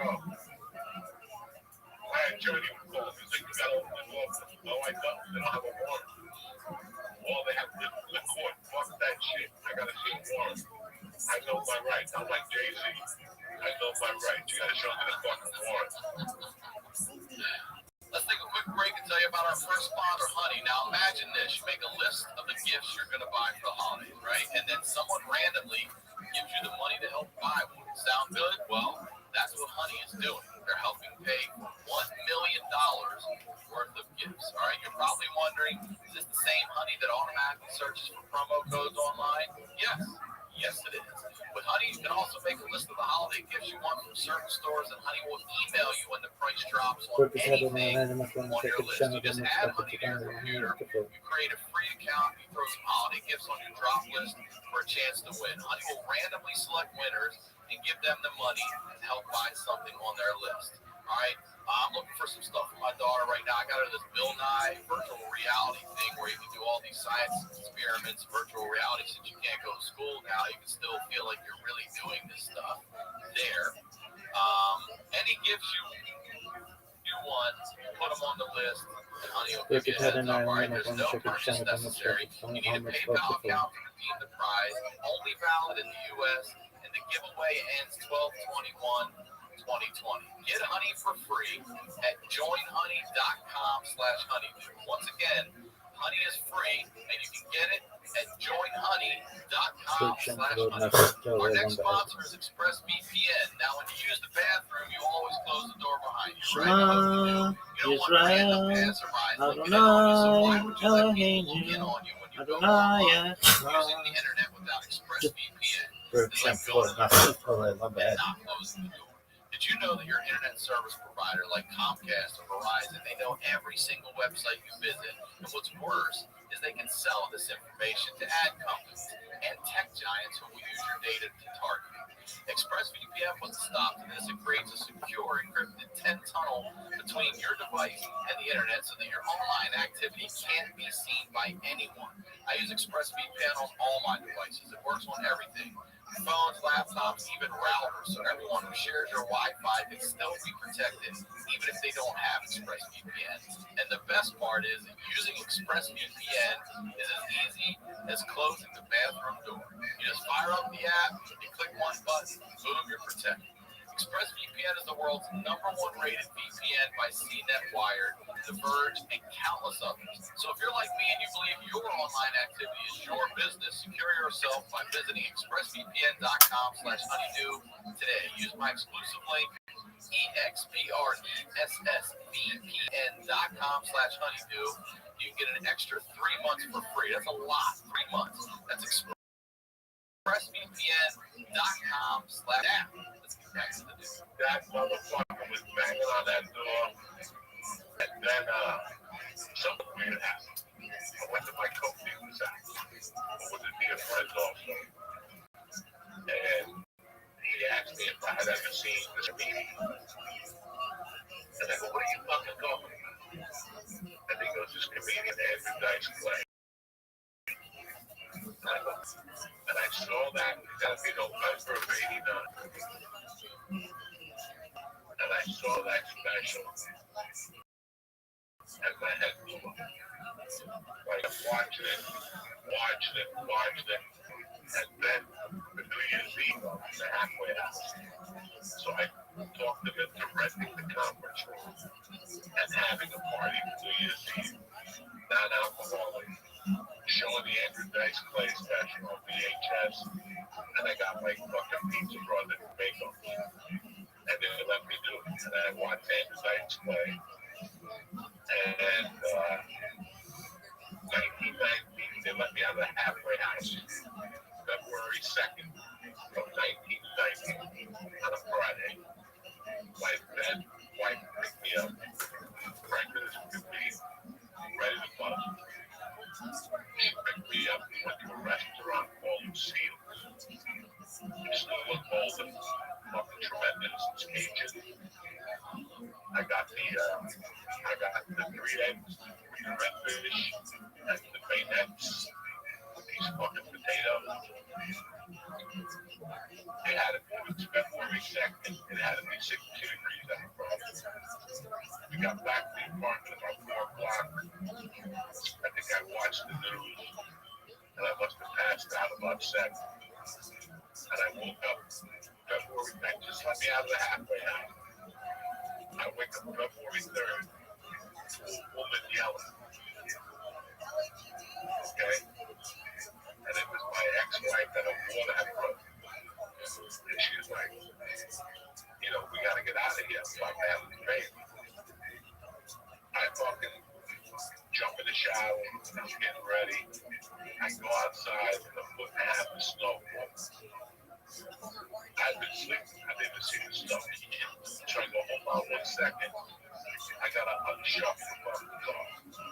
So I get the car, I shovel it. I shovel the spot as best as I could. I had the car running. I back up the fucking car just to get her to come. And the fucking guy who lives upstairs moves into my spot. After I had just shoveled it, I just got out the halfway house. I go, this isn't happening. So I go up to the guy and go, what are you doing? My wife is pregnant inside. I gotta pull her out. And he said some snide remarks. And I go, you're not fucking getting off this easy. You're fucking car. And he goes, I'm not moving my car. And he spit out my car. Whoa. So I just I punched him right in the fucking face. And here, my wife is inside. Yeah, there's fighting something. In the drive between you and me, Brian Sickles, this guy had me. He clocked me like 3 times straight. And he kind of had me. And I said, when he slipped on the ice. And I jumped on him and started beating the fuck out of him. Out him in the head. And next thing you know, I look up, there's 3 cop cars coming at me. I'm like, I'm never gonna make it. I'm never gonna make it out of this fucking system. Like, I'm a dead man. So the cops pull up next to me. You know, I run up to the cops. I know one of them. And I'm telling the cops what happened. They go, we got a report of a woman yelling, like, we got a report of fucking like a woman. Yeah, domestic violence. Well, what the fuck is going on here? Like, well, my wife is inside yelling that the water broke. I'm out here, I shovel the fucking thing, look at my car, and then this guy just sneaks his way in. So, I'm like, I'm dead. I'm gonna go to prison for the rest of my life. They have a talk, and the cops decide they're gonna listen to me and misunderstanding. Well, you guys apologize to each other today, because you're gonna have to fucking live with each other. I'll never forget the cop goes, put your hands up and shake hands. The guy goes, shaking his hands. Cop looks at me and goes, you know what? You can just get back in the car. You weren't doing too good. We got it. You gotta shake his fucking hand in your face. The cop was all backed up. And he wouldn't shake my hand. And the cop told him, you weren't doing too good when we got here. You know what I'm saying? So you're gonna shake his fucking hand. So the cops actually give me they gave me an escort to the hospital. That's nice. So I got my wife into the car, drove to the hospital, had a baby. She's in the hospital. I go home, I get a name for me to celebrate. You know, because all happens. Never changed. Not even dark free. I still all that like 8 more months of this. My world began. I just started fucking blowing up their machine. Every time I go in their piss test, I would throw something else on my dick to fuck their machine up. Robo salsa, alpha salsa, I put alpha salsa. You must have like a leather thing on you, man. I don't think I could handle any of that shit.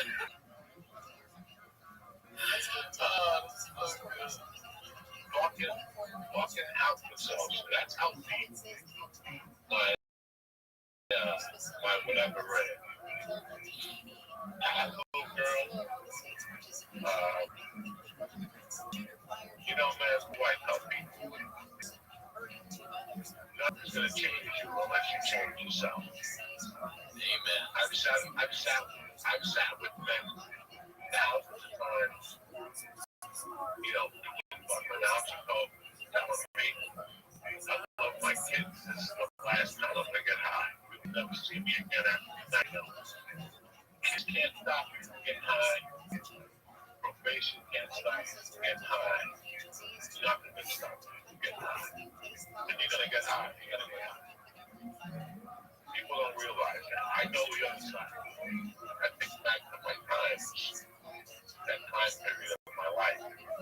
It didn't matter. You know what made it worse, Ryan? That they gave me a rule I gotta get high. I don't do well by it. You know, we're comedians. That's why we became comedians. Because we cannot follow society's rules. I wake up every morning at 5 6, 7, 8. I'm early rising. I'm on social media at 7:30 in the morning. You know, if I had a job, I wouldn't wake up at 8. When I have to do something, what am I going to do? There's no way. You know, I've been on my own basically since I was 10. My mother gave when I got out of Catholic school, my mother made me an offer I couldn't refuse. I'm going to let you do it your way. The first time you fuck up, you go back to my way. So looking back at it now, I could handle it. When they dropped that whole program, I stopped getting high as much. I noticed that because I had a fucking rule. I can't follow rules. I live them. I do what I do. but I don't feel like you can do it. That's just the way I am, you know. That's my malfunction. That I could live on a society standard. That's my malfunction. But at that time, I was already thinking about the standard. I just didn't know how to start. And how old? I just have no idea. 1990. How old? 27 years old. So this is just starting to take a stand up. Just starting to think about it, still working, you know. At this time, I probably had 3 jobs. I was working at a car dealership. I was, you know, selling cars to pay for, like, if you had a car for sale, $5,000, I would offer you 42 cash, fix the car up a little bit, and sell it for $6,000. You know, I was fucking hustling my ass off at this point. At the age of 30, I was fucking. And then my family asked me if I wanted to go work for them. They were moving their roofing operation from New Jersey to Colorado. And they were looking for labor. So I said, yeah, I might as well go work for them. You know, I didn't want to sell cars anymore. And I caught on really quick to roofing. It was flat roofing, it was rubber, and it's called ballasted roofing. It's flat roofs with rocks on it. You put rubber down, insulation, and then you ballast it with rocks. And you frame the stuff with metal, whatever you call it. I don't know. So I got into that, and my whole thing was to get on stage. I was such a fucking pussy, bro. I mean, you know, because I knew that I roofed. I had sold stuff. I worked a restaurant as a bartender. I did fucking everything, and there was nothing I really liked. You know? And when I got to the roofing, and then I got promoted to an excavator. So I took like a Goodyear seminar. I had to take a Carlisle seminar. Anybody who makes rubber, they would invite me to their seminars. My company would pay for me to go to their seminars. And then I actually took a class on how to estimate, you know, construction costs, you know, all that stuff. So I would get an estimate. And I really enjoyed it. But something was missing. I bought a condo. I had a truck. I had a car. I was married. I had been in prison. I had been 5 years. I got out of that fucking car. You know how I got out of that program? I was working at a car wash as a host. And right before I got into roofing, I used to talk to a guy once a week. He would come in and just talk. How you doing? What's going on? I would talk to him. And one day, after like 6 months, I wrote, what do you do? And he was physical therapy. And I go, you know why? This is Alex Hunter. But underneath him was Bill Wise. He said, why mention his name? Involved in John A. Rambling story. Years later. Once his name was the man Wise, the DA. And he was fine to John A. But I got to tell you, he was a good man. I talked to him every day for a long, you know, I talked to him once a week. We would have conversations while I was out there. And when I told him what I had done, you know, I got in trouble with the whole Bella thing. He goes, that was you. And he goes, just have your attorney put the motion on my desk. I'll sign it behind the other DA's back. The DA that prosecuted me. I said, fuck him. Just fuck him. I'll sign it. He signed it. Though. He let off, I think, November of like, I was done with my sentence. Everything was done. Everything. Now you're done. You can stop me. Do whatever the fuck I want. But something wasn't right. Something wasn't right with me. Something just didn't feel right. I was making money.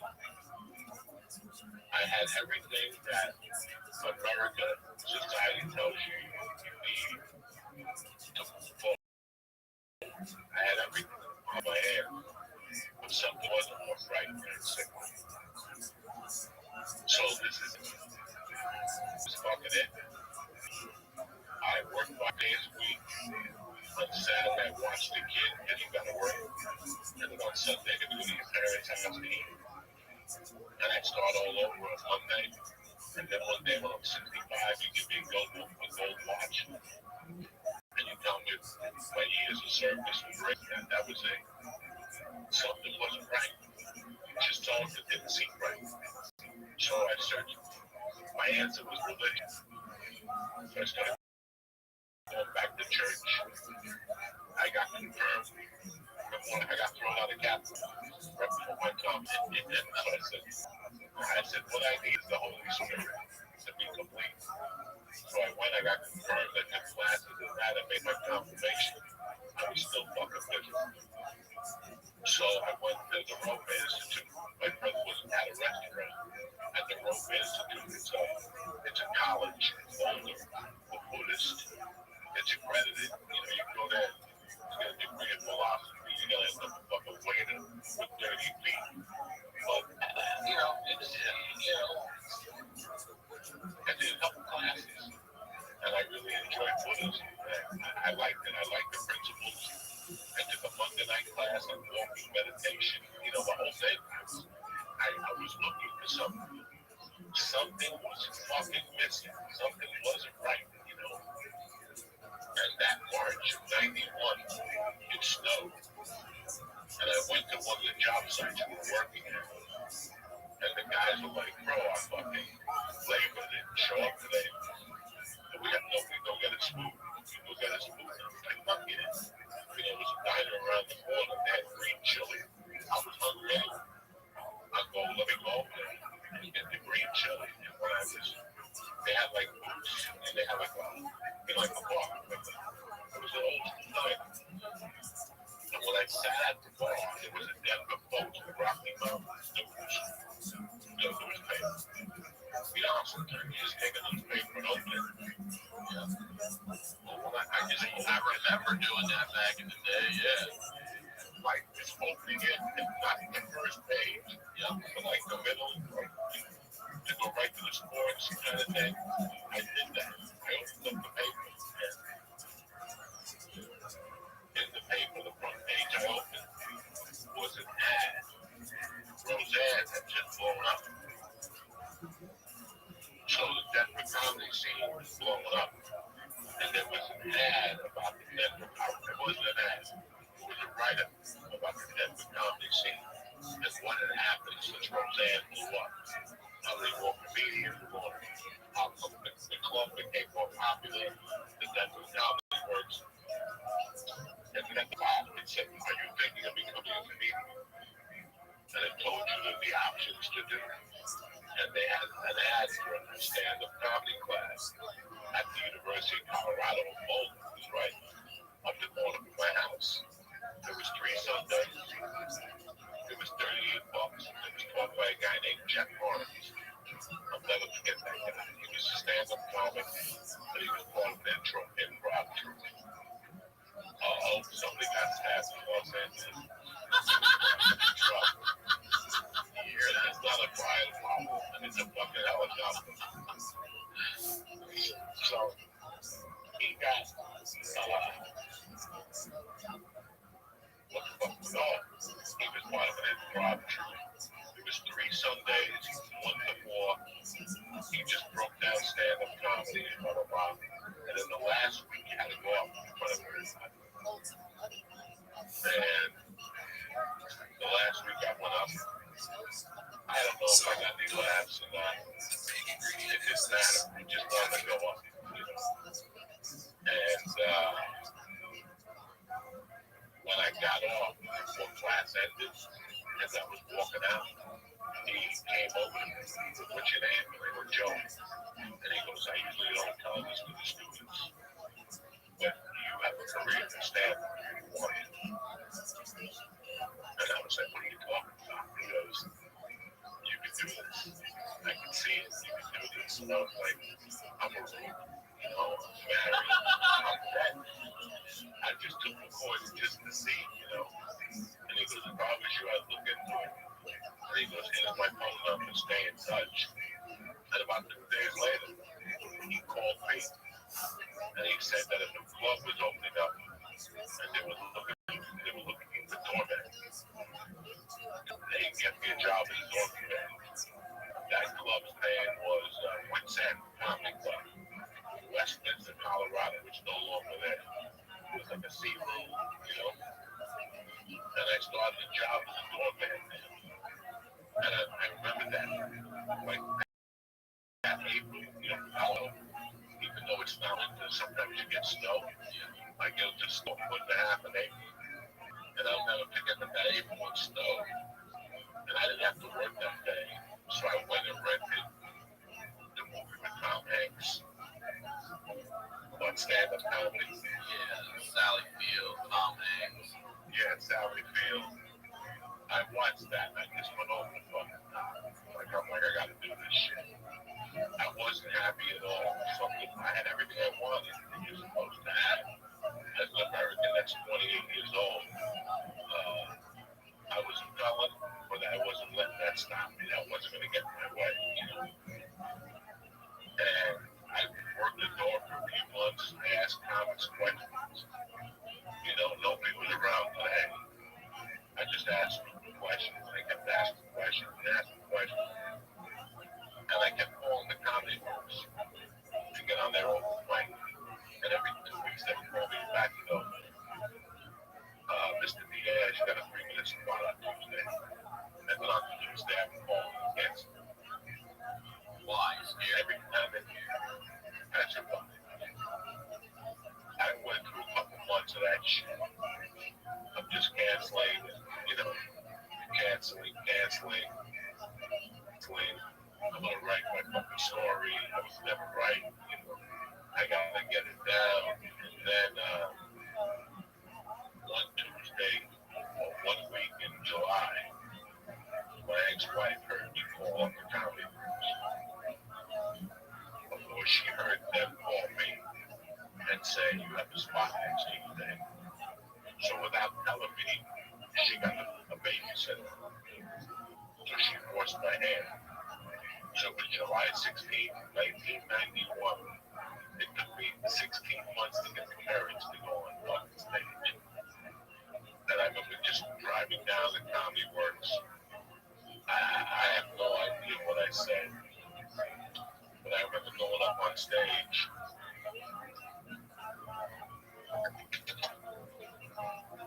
At that time, I had done everything. You know, I had done heroin, I had done coke. You know, when I walked off stage, I can't describe the high I had. Like I wasn't stoned, I wasn't on coke, I wasn't that old dad didn't do anything. This was my moment to see if I could do this. Like for me, July 16, 1991 was my turning point. When I got off stage, the owner of the Comedy Works at the time, it was Wendy. He was also a guy named Ed Nichols came up to me. Ed Nichols came up to me and he goes, you got a really good stage presence. You should really stick this out. And the guy PJ Moore came up to me and said, what are you doing tomorrow night? I got a gig. Can you do 5 minutes? And I was like, yeah, I can do 5 minutes. And I got the fucking gig. And to take a quick break and tell you about our next sponsor, Helix. Now, I've been on the road a lot. I've slept in a lot of places. I've bounced around my whole life. And I'm telling you, there's nothing more important than a comfortable mattress. I had a friend of mine whose grandma said to me one time, spend good money on a bed because it's where you rest your soul. And I'm telling you, that's never been more true than now. All right, I got the Helix mattress. I got the Midnight Lux. It's the best mattress I've ever had. And I have it in my daughter's room. We go in there, got the queen size. I read to her. We both fall asleep. And I'm not even supposed to fall asleep. I have work to do. And I'm in there passing out. It's so comfortable. Helix Sleep has a quiz. Okay, you can take this quiz. It takes 2 minutes to complete. It matches your body type and sleep preferences to the perfect mattress for you. Everybody's unique, and Helix knows that. So they have several different mattress models to choose from. They have soft, medium, and firm mattresses great for pulling you down if you spot, even a Helix Plus mattress for plus size folks. I took the Helix quiz. I was matched what I already said, the Midnight Lux mattress because I felt like a medium firm, and I sleep on my side. Okay, I love it. Like I said, it's a huge upgrade over what I used to have. And I'm telling you, and here's the good thing: you don't have to spend a ton of money to rest your soul. Helix has you covered. The delivery and setting up was fast and easy. It's soft, but it's still really supportive. I'm falling asleep right away. I'm sleeping well. My daughter loves it. Everybody's into it. So if you're looking for a match, you order the mattress that you're matched to, and the mattress comes right to your door and shipped. I need to go to a mattress store again. Helix is awesome. But you don't take my word for it. Helix was awarded best overall mattress of 2020 by GQ and Wired Magazine. So just go to helixsleep.com/honeydew. Take their 2-minute sleep quiz, and they'll match you to a customized mattress that will give you the best sleep of your life. They have a 10-year warranty, and you get to try it out for 100 nights risk-free. That's a no-brainer. All right, they'll even pick it up for you if you don't love it, but you will. Helix is offering up to $200 off of all mattress orders and 2 free pillows for my listeners at helixsleep.com/honeydew. That's helixsleep.com/honeydew. Our next spot is Upstart. You know we love Upstart. I love Upstart. You guys love Upstart. So many of you have hit me and used their service, and I absolutely am grateful for you, and I'm glad you're loving it because there's a lot of economic chatter right now about the state of the market. Is it recovering? How long will it take? Have we seen the worst? But if you're struggling to pay off high-interest credit card debt, you can't wait for those answers. You need to take action now with Upstart. There's actually something you can do today to help fight off high-interest credit card debt. Upstart is the revolutionary online lending platform that knows you're more than just a credit score. Unlike other lenders, Upstart can reward you based on your job history in the form of a smarter rate. Upstart lets you skip going to the bank because it's completely online. They offer loans from $1,000 all the way up to $50,000, so you can consolidate your debt into one easy fixed rate payment. Upstart makes it fast and simple to check your rate since it's just a soft pull. It does not affect your credit score. The hard pull happens if you accept your rate and proceed with your application. And the best part is if the loan is approved and accepted, most people get their funds the very next business day. Over 500,000 people use Upstart to pay off credit cards or meet their financial goals. Like I said, you guys are using it. I know you are.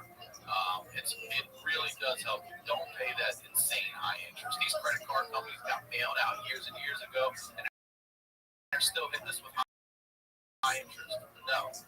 Use Upstart. Free yourself from the burden of high interest credit debt and get back to using Upstart. See why Upstart has over 6,000 5-star reviews on Trustpilot. Hurry to upstart.com/honeydew to find out how low your Upstart rate can be. Checking your rate only takes a few minutes. That's upstart.com/honeydew. Now, back to the deal. I'm not really on the drive home. Like what was going through my mind. Like, this is it. This is what I want to do. But I'm dead. I can't do it. It's very hard to tell your wife that you want to get a stand-up comedy.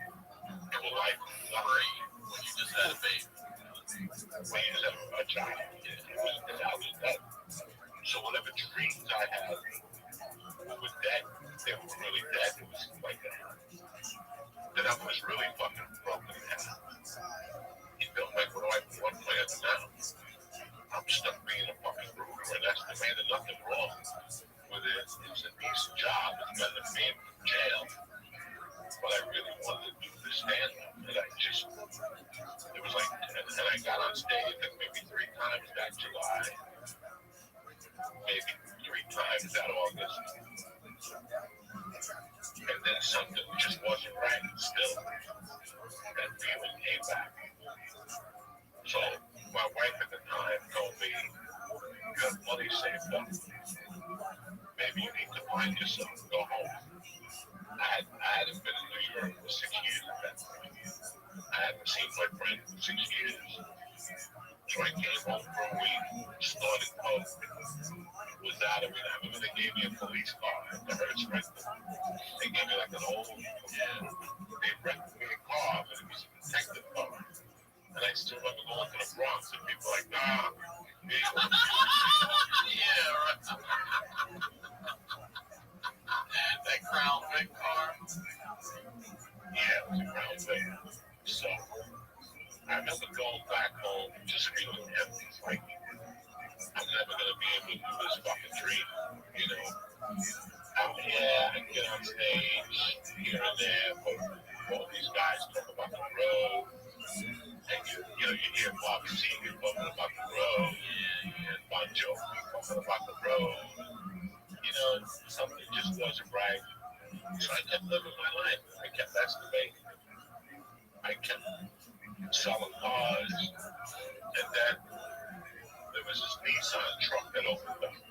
Somebody told me they had a Nissan truck for sale. But I already had like 2 cars tied up. I already had like $8,000 tied up in 2 cars. And I had like $4,000 laying around upstairs. But I was still $3,000 light. So I ran there when I was at the University of Colorado with Pell Grants and fucking scholarships and shit. I knew, I got every fucking scholarship that was ever made. Bon Jovi, everybody sent me $500. So I said, how can I come up? It was like a fucking scam. So I went to the University of Colorado. I went downstairs, and they had like a loan office. And I went in there and I said, listen, I got some credits I owe you. I want to go back. And they go, well, it's too late to get a Pell Grant. It was right there, September, right there. Sign up for fall semester. So I said, let me just get a loan. And they said, fine. And they gave me a loan. I signed up for the classes. Once I got the loan, I bought the car. They gave me a loan for $26.25. The standard loan. I bought the car and I sold it the next day for a $2,000 profit. So I just went back and paid off the loan. Okay. They were like, what the fuck is this? And I did it again. And I never paid it back. And my wife now made me pay it back. She did it for real? Yeah, I took another loan out. How much? So let's work on $26.25. Paid it all back? I was just thinking. I had no choice. It was fucking. They'll never stop. Those motherfuckers come back at you. They just take a judgment on you. I didn't want a judgment, so I just paid it off. So I took this loan and I paid it off 3 days later. And I withdrew from the school. Okay. I paid my bills and I never thought nothing of it. This is the beginning of September. I never thought anything of it again. I'm struggling. I'm struggling as a human being, like with this comedy, and being a dad, and being a roofer, struggling with all this. And one day I get home at 5 o'clock, and my ex-wife is in the kitchen. And when I turn around, she goes, "You have it." It was October 15th of 1991, and she holds up the loan. He goes, "What is this?" She goes, "I just got this in the mail, but it's a receipt. You took the loan out without letting me know." I'm like, at that point in my life, I was doing $1,000 and said, "No, nigga." You know what I'm saying? I didn't know how to ask permission for my business. I didn't know. So she's like, "I feel like that's lying, and I want to get separated." Yo, how are you? Just a rush came over. Somebody didn't give me the biggest favor of my fucking life. How are you? I get home with my daughter. I was 18 months old. She told me she was in the movie with her. Just to see how she felt, and we revisit the new ones. And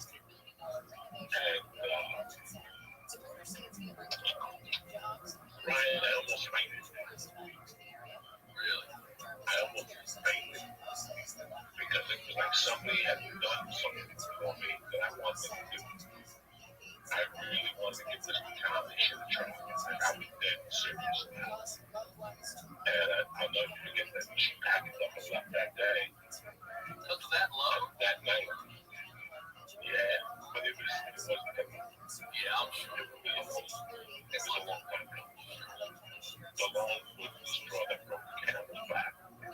I talked about it on my podcast this week that like 2 months, 3 months before we broke up, we were at dinner one night, and she said to me, she goes, I don't understand if you understand what you did. She goes, you took a man, handcuffed, and put him in the back of the fucking trunk. You know what type of person does that? And she was right. Right. I was out of control. I was totally out of control. I didn't see it at that time. I was chucking and jiving, but I think it took her like 3 years for her to sink in what I had really done, and who she had married, she had made a mistake, I actually took a guy I had no problem with. That was just another day in a life, Joe. But I was just, at that time of my life, at 11-year-old, you just put somebody in the back of the trunk of the car was bad. You missed my ass, you missed my ass. But I think that, she thought about her kid. She looked at her kid and said, what kind of man am I? Who's going to raise my child? I was a different person then. That's why I take the different lives Joey Diaz, and she left. But it was so weird that night. I went in the paper and I saw that the brokers bar in Boulder, they were 4 bars. They had restaurants. The broker was a restaurant. But in Boulder was more of a pickup bar. On Wednesday night, they had like a professional night. And people went there on Tuesday nights. They actually had comedy night. It was a steak night. $15. You got a steak, a salad, and you got to see a fucking meat. And they were running that broker joke. Bex has a beer, Bex, yeah. In the 90s, a lot of people don't understand when there was no Netflix, there was nothing like that. The exposure you got was from doing contests. There were certain contests you did. Johnny Walker had a contest. There were more national contests. HBO had a contest. Everybody had contests. FBC had a contest. I was going on FBC contest, signing up, waiting. I had never been on stage before, and like 2 people before me, I just left. Just fucking left. Because some guys probably have a comedy club jacket. I'm like, these guys are pros. I'm not going on stage. I'm just going to go stand on. I still remember going into a audition with Charlie Hill. Charlie Hill was at the University of Baltimore. And they were looking for local comics to come in. And I had to walk through a room with like 3 students there and do my fucking stupid jokes. And the 3 guys looked at me like, what are you doing? You're the worst thing you've ever seen in my life. But it was so weird. I went down to the program that became part of this contest that started like September, but they were having like prelim rounds.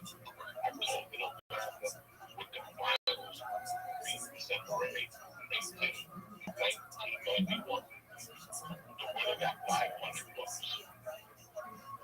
And I just invited my friends from both. And I went to the contest, and I kept living every week the rounds. I kept coming in first. It was like every other week I had to go down there. And I could hang out and watch the comics. I was going to the comedy works at the time and doing 3 minutes down there. And I was doing there was no one about comedy. But that's where your comedy career was born in Denver. Yes, started in Denver. And then December 18th, 1991, what I was doing was I was selling valiums at the time. Right, this rhythm. So all these coke guys would tell me, hey, we want to buy valiums. And I would go, oh,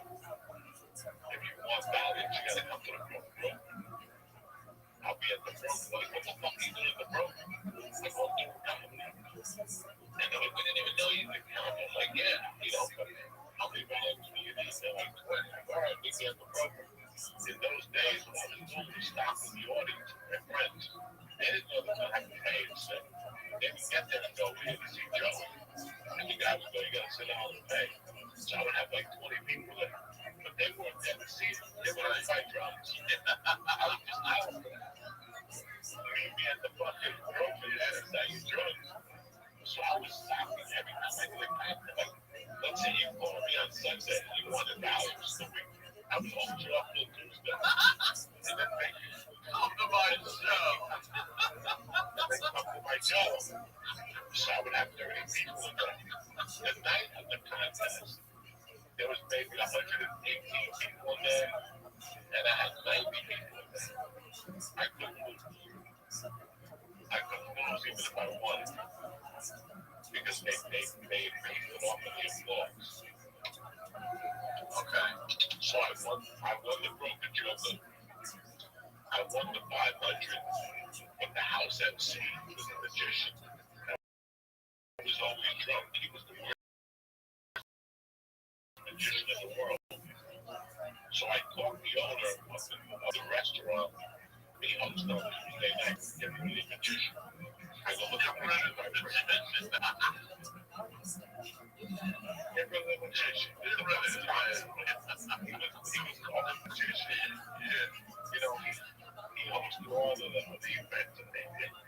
Like they did like movie night on Sunday night. He just came with the old white. Yeah, he came with the old. Yeah, he was an old white guy. He was out of it.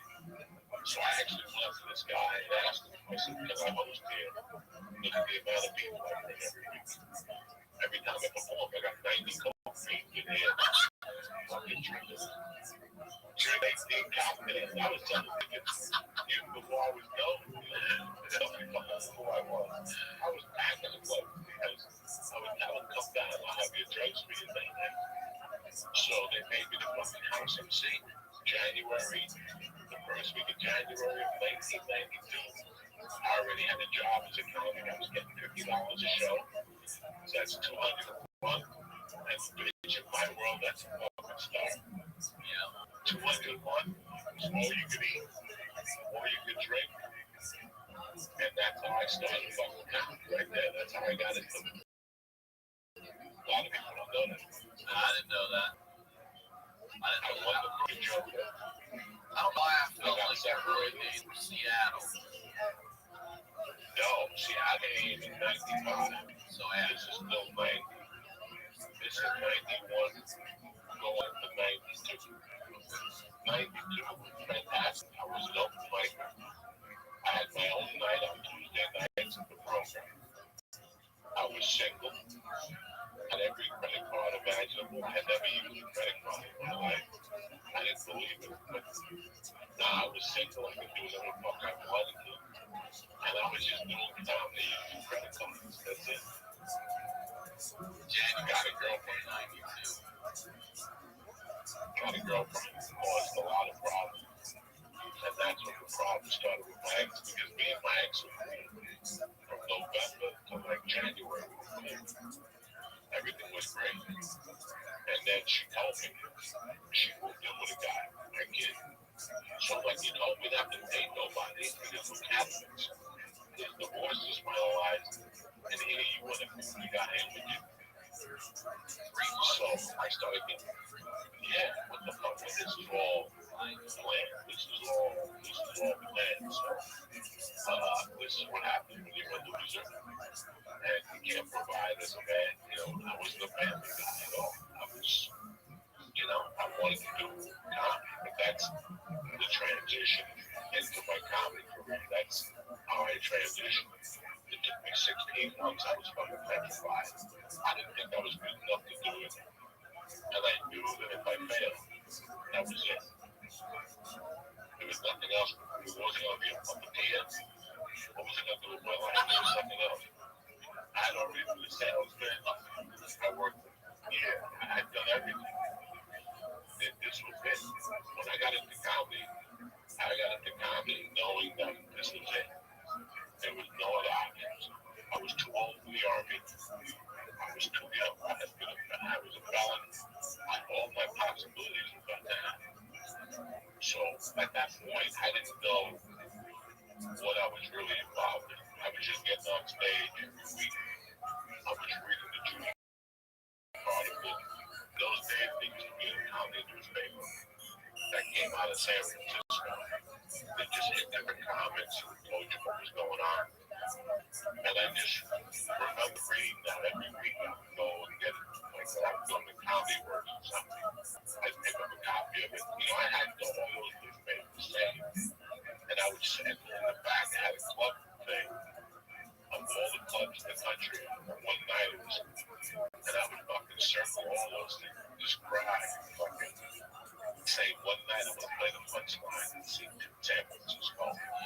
Once I'm gonna be up in Seattle, at the underground. I like their logo. It was kind of weird, but I like Seattle Comedy Underground logo. So I kept thinking to myself, I'm gonna be in fucking Seattle someday, but I had no idea what I was doing. I was just getting on stage in the road, and I kept doing that until I got fired. I got fired in December of '93. By that time, I had lost everything. I was just, when you become a comic, you don't want to fucking damn job. I was hustling. I was selling neon. I was selling Valiants. I was dabbing some coke. It was just basically to stay alive. Pay child support and do fucking comedy. But at that age, I read the book by Lenny Bruce, Ladies and Gentlemen. Lenny Bruce, and it was just about doing drugs and going out every night. And that's exactly what I did.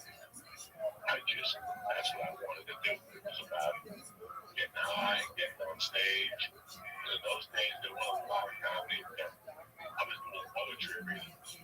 What? I was doing it at a sneak in as a poet. So I was putting like a little hat with an apple on top, and then walking into a coffee shop and saying, "Hi, man." I was doing the video of that shit. Oh my God.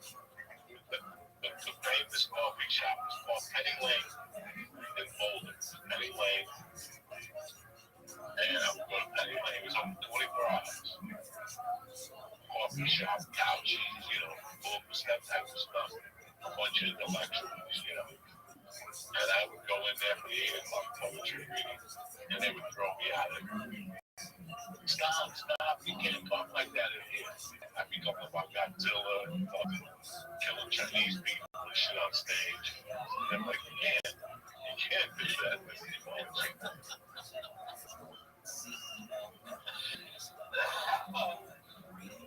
But there was one manager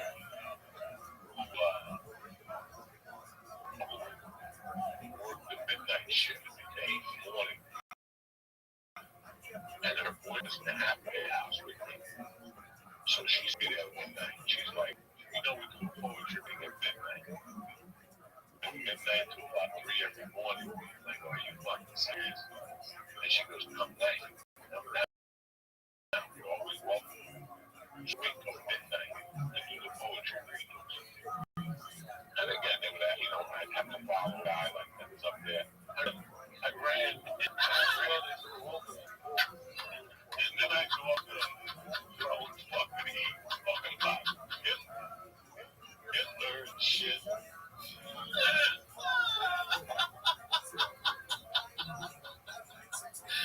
Oh, God. That's the kind of, I tell you, the one thing I do miss as a comic right now about live shows is sitting in the back and watching, everybody else go up and do their thing. I miss it. It's one of my favorite things. Just sit back in the cut and watch people get up there and rip it up and die laugh and try and do shit, all of it, man. That's great. That's so funny.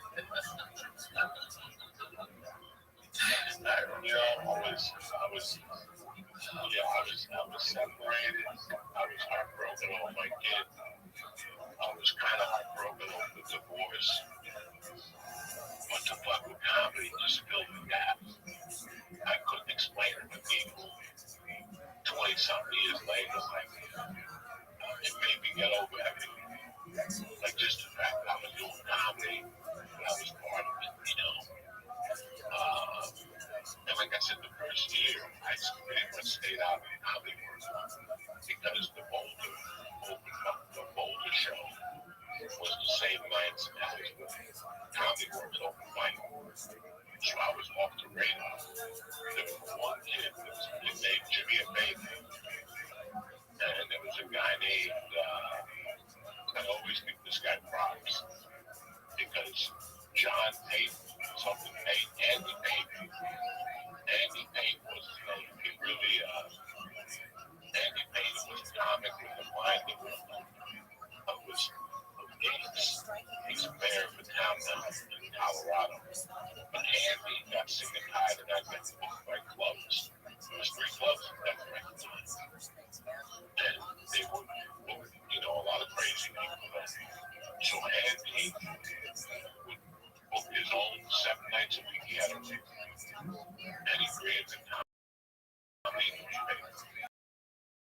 And he put ads to those rooms that he would do the comedy at. It was a brilliant concept. Comedy hustlers at the time. These guys, Jimmy and Bain and Andy Bain, were just fucking hustlers. They would walk into any bar and go, what are you doing on Tuesday nights? Nothing. What kind of budget do you have to work with? 150 bucks to do a comedy show. My headliner gets 100, everybody else gets to go on stage, and he pays home 50 bucks, and everybody's happy. You know, so I gave you that mentality. There was no comedy clubs. It was McElvey's, Wits End, and the Comedy Works. And they would give you, they weren't giving me no gas tax, nothing. I was just fighting for my fucking life. But I was doing a lot of drugs. I was fucking out every night. You know, I had a girlfriend after a while, and she moved away, and I was single again. And I just went off the deep end. And then, in December, because that broker, that comedy act, I just took it up. I had a hotel there. I would get 3 rooms. I would go in there and eat lunch for free. I just took them at the best Rice Krispie treats you ever had in your life. They had it for lunch. That doesn't sound good. The fucking away. So I would go in there every day and eat. I was just causing pandemonium in that place. And finally, on a Tuesday night in December, the manager said something to me. And I looked straight in the face. I'm like, do me a favor. Go fuck yourself. And he was like, what you say? And it was like, before you got to the bar, there was a lounge that had a lot of books. But you sit there and get a brandy and just read a book if you want. And fuck those to a bar and read a book. But yeah, we all read a bar for fucking $10. So I looked at him and he fucking knocked up in the books. And I got fired. I did 14 big months. It was my first comedy job, so I was making money. Day 1 comedy. I pushed him. I was barely at that time. You know, I was living at my friend's house, room. I was paying child support, attorney fees, and just starting to go through. And then Christmas, I did New Year's. I told him my car, I fucked up the rib. It was one of those cars, the rib was $1,200. So I had to go to the lot. I'm not going to say the lot, because people know. I had to go to the lot, and it was with the dead of January. I had to go to the lot, jack up a car, steal tires, replace my rib. You know, just living like a nomad. I remember going home one Saturday. I bought that. I didn't buy a new car. A slightly used car. You know, after you get divorced, you buy a hot rod.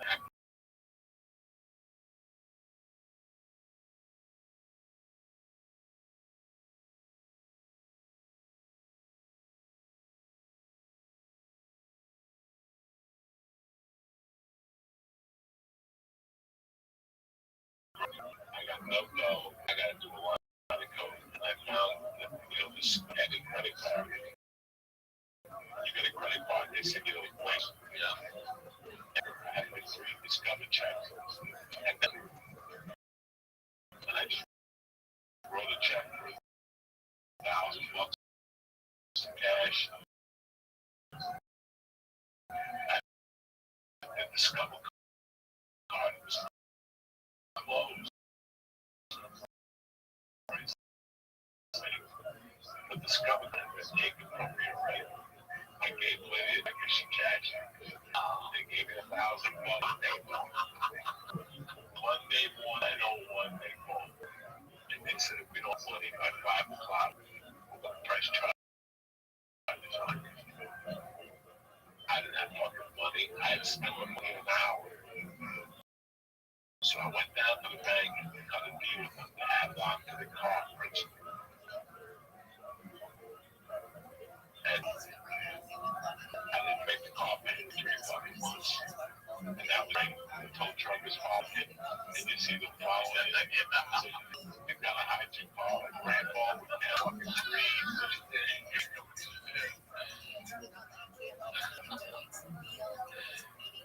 When you think of all this shit, you're like, fuck, I think it's why you stick out that there's no money. Like, there was no money back then. I was just doing comedy. I loved it. I was getting on stage every night. I finally had a call. My wife just recently, about 2 months ago, I got here. Called him. I told him what graduation was.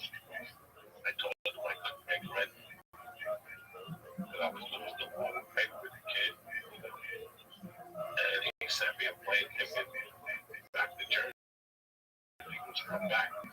So I came back whatever that date was. Back to Jersey. But before I left, I went to the Valley of God. And I brought them like 10,000 Valiums. I told them I'd be back on an hour. I brought the Valiums back here with me to start my comedy career up here as finance. So that's where we'll leave off. January of 93. I'll write it down. January 1993 is where we pick up. I love you, brother. Thank you for doing this. Thank you for having me, brother. Always a pleasure to see you. I miss you from my heart. I miss you. I'm not mad at English. I told my wife. And I'm not mad. A lot of great things happened to me in LA. And I got to meet a lot of great people. And you're one of them. So thank you. I'm happy we can continue the saga. We'll keep it going, whatever you're well.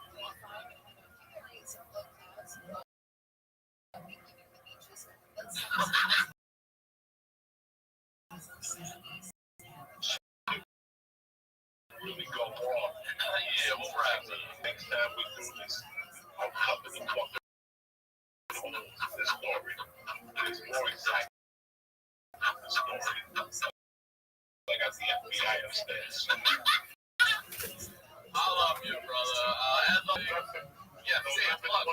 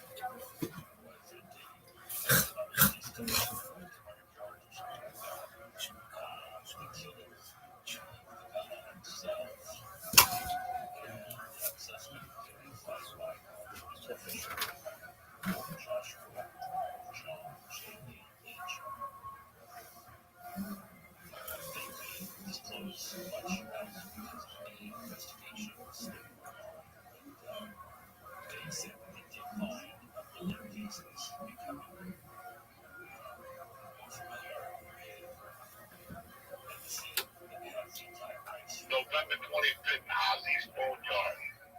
12 o'clock Eastern, 9 a.m. Pacific. And then every day after that for the 30th, the Boneyard plays. Hopefully they'll keep me. They'll let me do one show a week. And I can do my heavy metal stuff. You know what I'm saying? Yeah, I know it, brother. That's great. Good for you. Well, I love That's what I'm trying to do. I love you, brother. Thank you for having me. Thank you for having me on the Honeydew. Shout out to all you Patreon motherfuckers. I love you. And that's it. All right, as always, RyanSickler.com, Ryan Sickler on all social media. We'll talk to you all next week.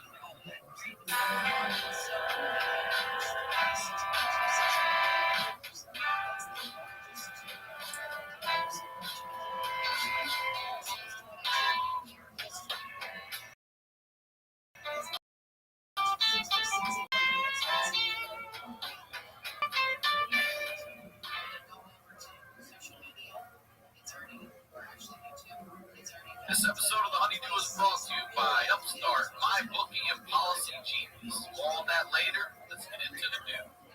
The Honeydew with Ryan Sickler.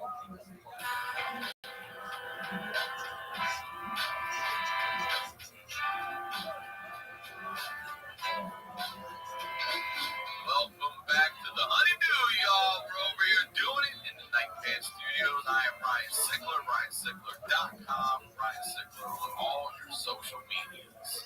I want to say thank you to you guys. Seriously, this community continues to grow. I absolutely love my job and the show and the stories that people are bringing here. The fact that you can laugh at your trauma, be that strong about it, be that open about it, be that vulnerable about it. I fucking love it. Thank you for the messages, all that stuff. Make sure you subscribe to the YouTube channel.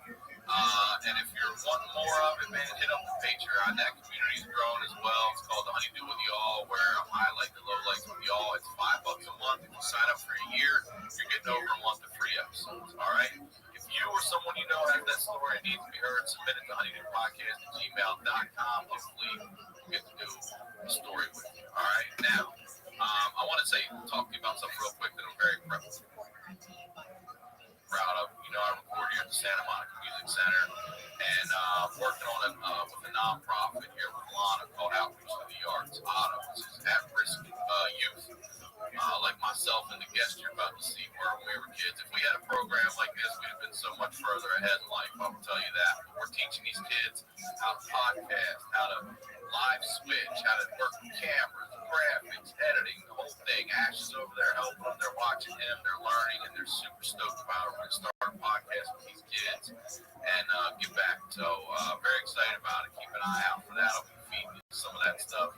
Probably meeting the kids I'm going to have on the Patreon. They're really good kids, 18 years old, with stories already that are insane. So that's the biz.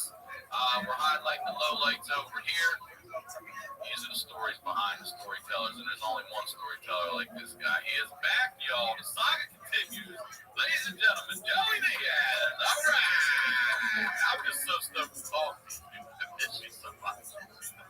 There were those programs when I was growing up. We just rocked it. So I dropped the science department. They had all these beat scales, and they knew it was us. They came up, and they're like, just give us like 8 bags. Give us 8 of them. They negotiated with you. We took all the frogs. Yeah, we're not like 300 frogs. Well, once they got dissect the frog. I forgot who I was talking to for a second. Every frog, yeah. What did you take from them? Everything that was in that thing, from sneakers to jackets to hoodies. Yo, what's up? To school or what? I'm up. Come to my Discord, They dog. came to your house? And they're like, It's Discord me/rabbi DBI. Discord.me. No, I can't. It's also in my profile. How about you figure this shit out? I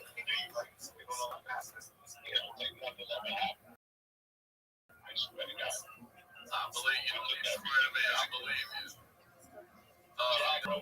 True. You can't even sell those.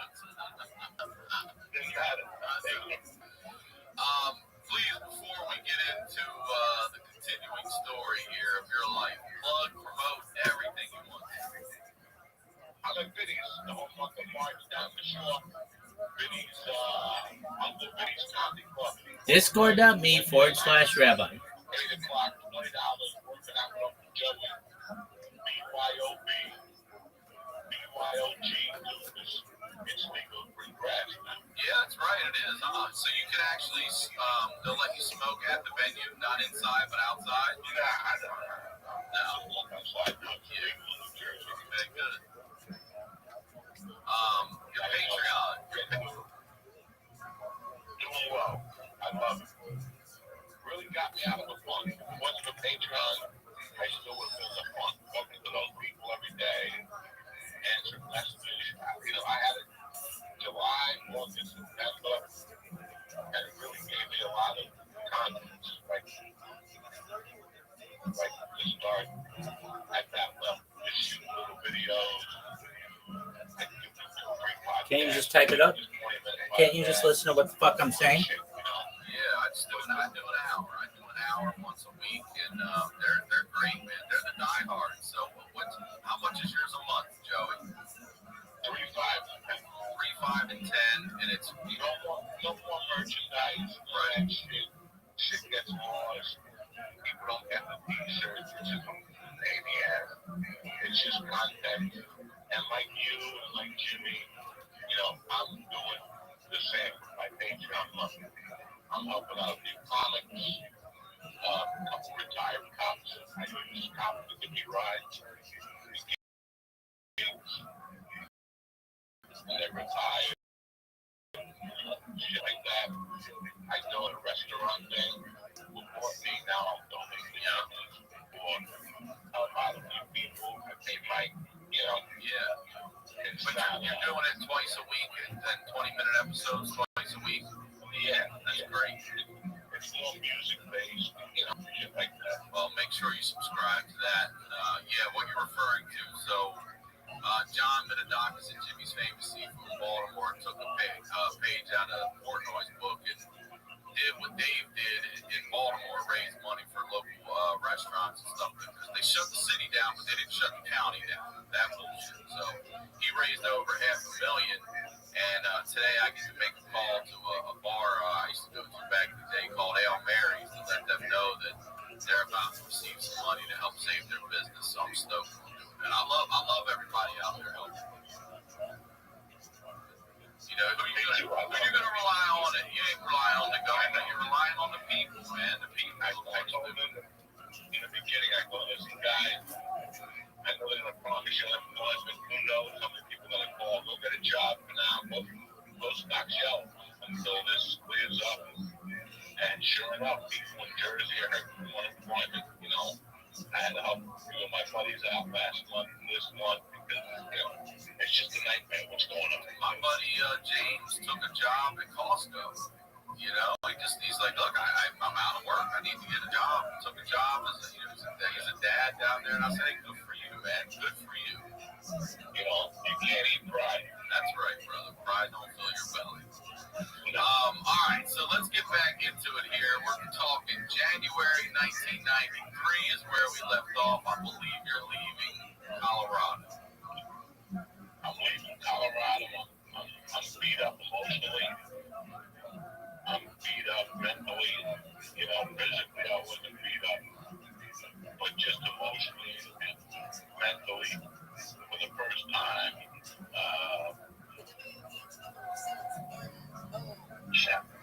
For the first time in 10 years, I was done again. I had just gone through a big chunk of life. A lot had happened that I was ready to move on. And Joey, sorry, just as a reset, how old were you in January of 93? Whatever, divide and take away 58 from 93. I'll have my calculator. What year were you born? I'm 30 years old. You're very young. You're still young. You're 21 and I got nothing going on. I got confidence in my belt. I'm not featuring yet. How long have you been doing stand-up? At that point, a year and a half. I didn't start. I dabbled at 20, but I didn't do it again until I was 27 when I really got into it. I was doing it. I was friends with Stan Hope already, that type of shit. And then I got fired from the program before I worked as a house MC. And I just really wanted to dump this girl I was dating to New York. And I was making money selling balloons. That's how I made a living. Selling and eating balloons. When you're a balloon salesman, depression is definitely going to be in your life. I was going to say, So, value of sales when you just balloon sales. felt like you sold it with a fucking suit and tie on it. Like September of 92, January 93, I made a living. What kind of living are you? Is that the only thing you have to do to get by? That's it? Sell value? 500, 600 a week. Okay. That was one of my many hustles. So flipping Chinese food, like flipping coke, like flipping Chinese food as a cover.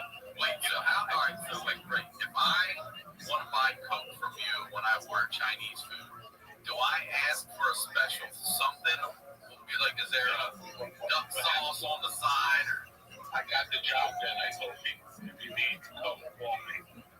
So they would call the Chinese restaurant. And one day the Chinese came up to me like, no, calling. You get more calls than we get. So I had to tell the people, listen, when you call the fucking coke, you better order an egg roll. Yeah, so I had an excuse to go to your house. wait, they were just calling asking for you to come over without making any order. What the fuck? You get more than that. So I told people, you gotta order a pint of fried rice. And I'll put it in the bottom. I'll put it in a baggie in the bottom. So even if I get arrested, I can blame on the Chinese guy. Oh, I had a download fucking science. I had a download fucking science, right? I'll do whatever I can. If you want to fight coke for balance, you know what I mean? And I was working, I would actually make you come down to the venue with the broker. I would just tell you, come to the broker. And you go, why am I meeting you at the broker? I go, because I got to meet my coffee right there.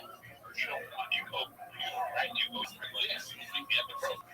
I'll give it to you at the broker. Oh, you were going to be for a ticket to come to the comedy. So Okay, all right. So you gotta buy. You gotta buy my new stick. I'm on the stage doing it. Come on, wait. Just pay the fine at the door. And the people are paying, and I take care of them afterwards. And they go, what about the $10 I paid at the door? And I make up some story, give them an extra bill. I think it was paying like a quarter of a bill. I was selling like $3. Damn. So it was like high profit. I was getting paid $300 a week. You know, so I found myself just broken. I was broken about how my divorce was going. I was broken about the only thing that was good in my life was conflict. That was the only good thing in my life. But you're taking those values, so you're bringing yourself down medically too. So I'm partying. yeah.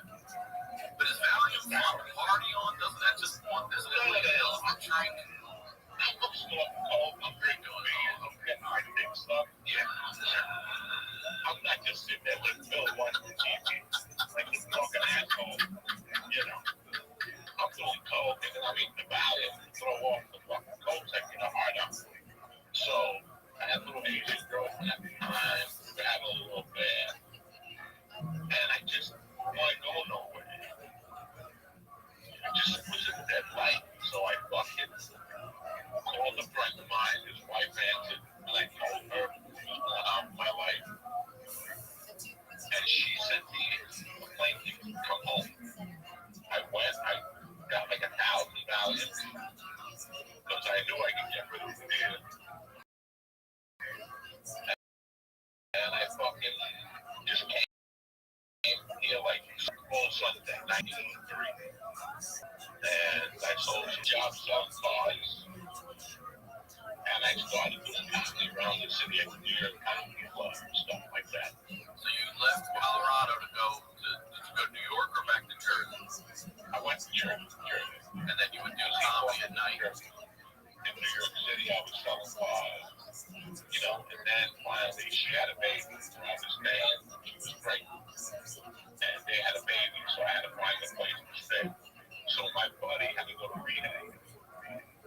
So his mother let me stay at his house when he was in rehab with the deal that he got out of rehab. I was going to take care of him.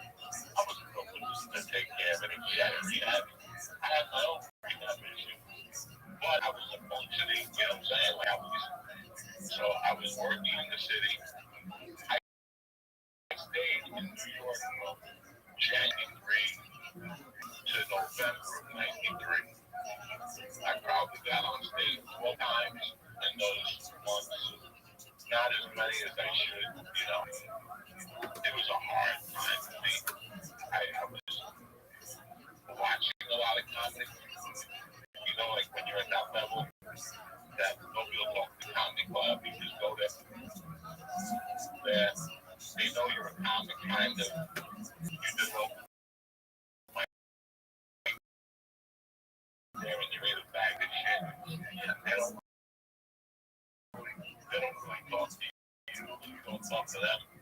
Like I was at that level. So I was going into like Lucian's Club, stuff like that. Watch. And then at night, I would go to open mic and start at 11. And went from 11 to 4. Damn, 4 in the morning. Line up and went to 11. And you already know.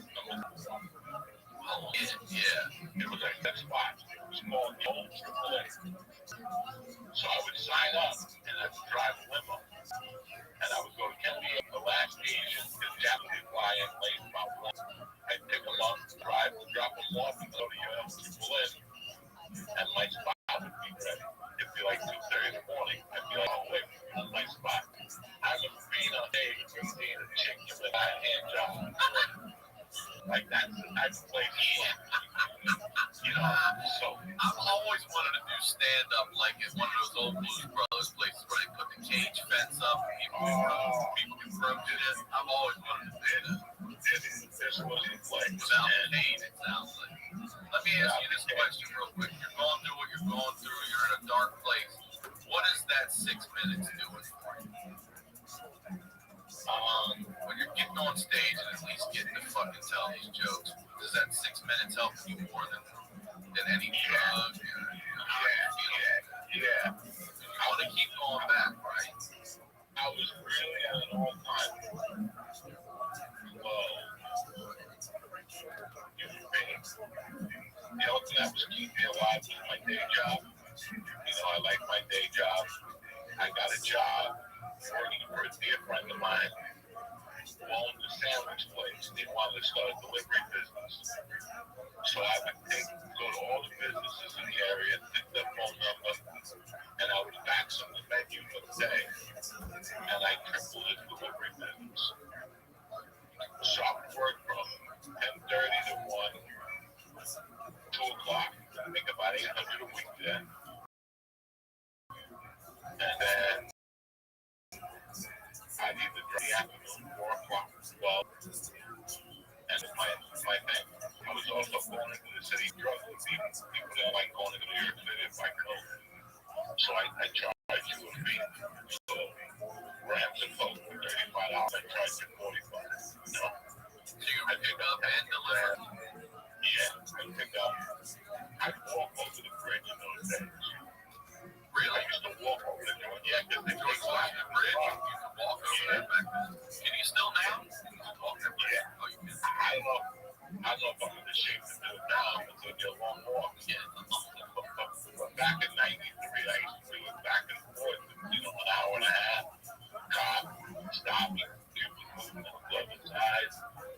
So my roommate had gotten out of rehab. And he's my best friend. We're still best friends. We talk every day. His daughter works on Patreon. Oh, nice. All right. He went to rehab. So it was me, him, and his mother living in a 2-bedroom apartment in Vincent Park, New Jersey. So when he got out of rehab, he was hooked on heroin. So it was like a joint family. He has a great family. So his grandmother, his mother, his sister, and his aunt was like his support system and me, you know. But it was me and his grandmother who lived there with him, right? So he have a job, he's on disability. They got him a job in the city, like in the daytime. He got paid like tips, like once a week. And he'd go buy heroin with him. I love that heroin dealer. There's an asshole heroin dealer taking Bitcoin and shit today. You know that guy now. So George would sit there at night, we'd be watching TV, and he couldn't wait for his grandmother to go to bed. That was our whole goal. You know, like if I walked in at 12 and grandma was awake, George's face would be red because he was dying to shoot. But he couldn't because his grandmother was awake. So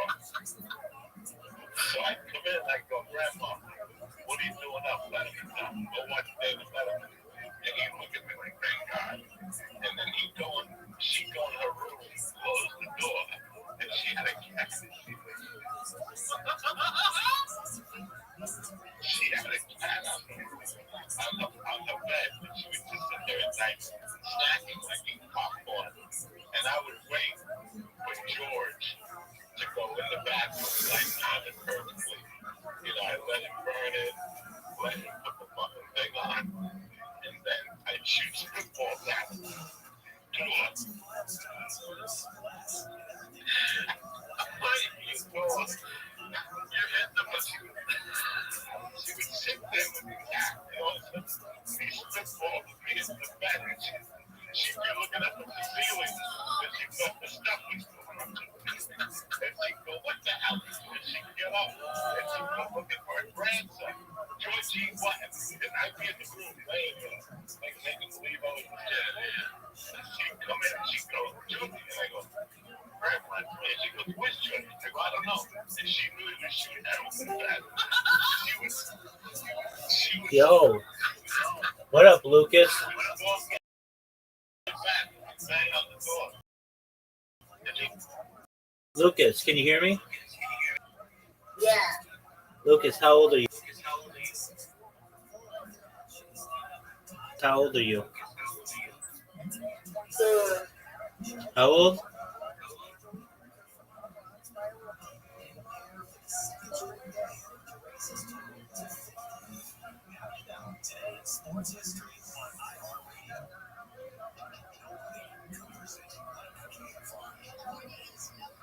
Man.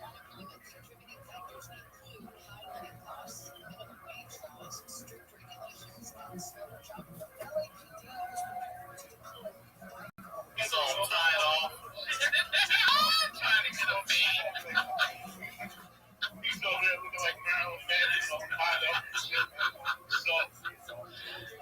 So, the other one I used to, you know, their families are art collectors. They're art collectors. And they had this big guy in the hallway. And again, there was some nights that Grandma would go to bed. I would lay down with George first. He would get off, picking on Grandma. He would go to bed fully. And he knew if he went to bed, Grandma would go to bed. He wouldn't have to worry about it. So again, I didn't go to bed. Grandma go to bed, and then I go to bed.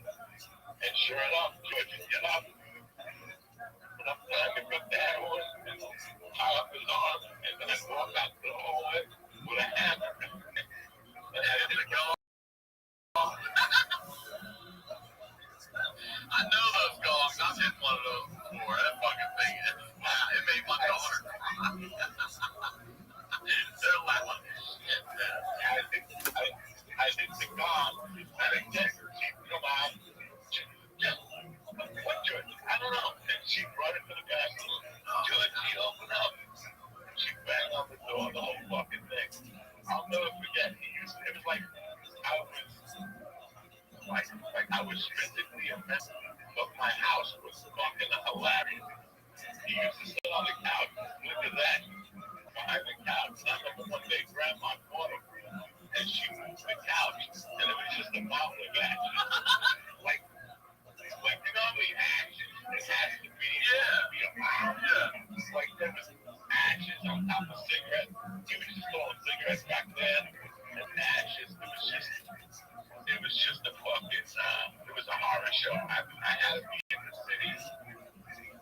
Some days I had free rides to New York because my friend's father was a bus driver, so I had to learn the schedule. And he would let you get on for free. Yeah, that's nice. His son is dead now, so like that.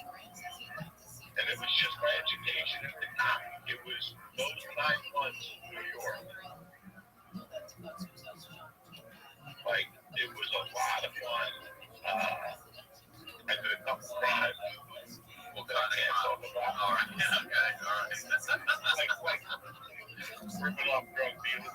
Yeah, I had a friend that was still into it. Let me ask you this. All the crimes that you've committed in your life, from kidnapping to dealing to whatever, what was the one that was most nerve-wracking? Would it be the kidnapping, or would it be knocking off a dealer? Because I feel like knocking off a dealer is dangerous. Knocking off a dealer. Actually, I was doing with my buddy. I got EEA badges.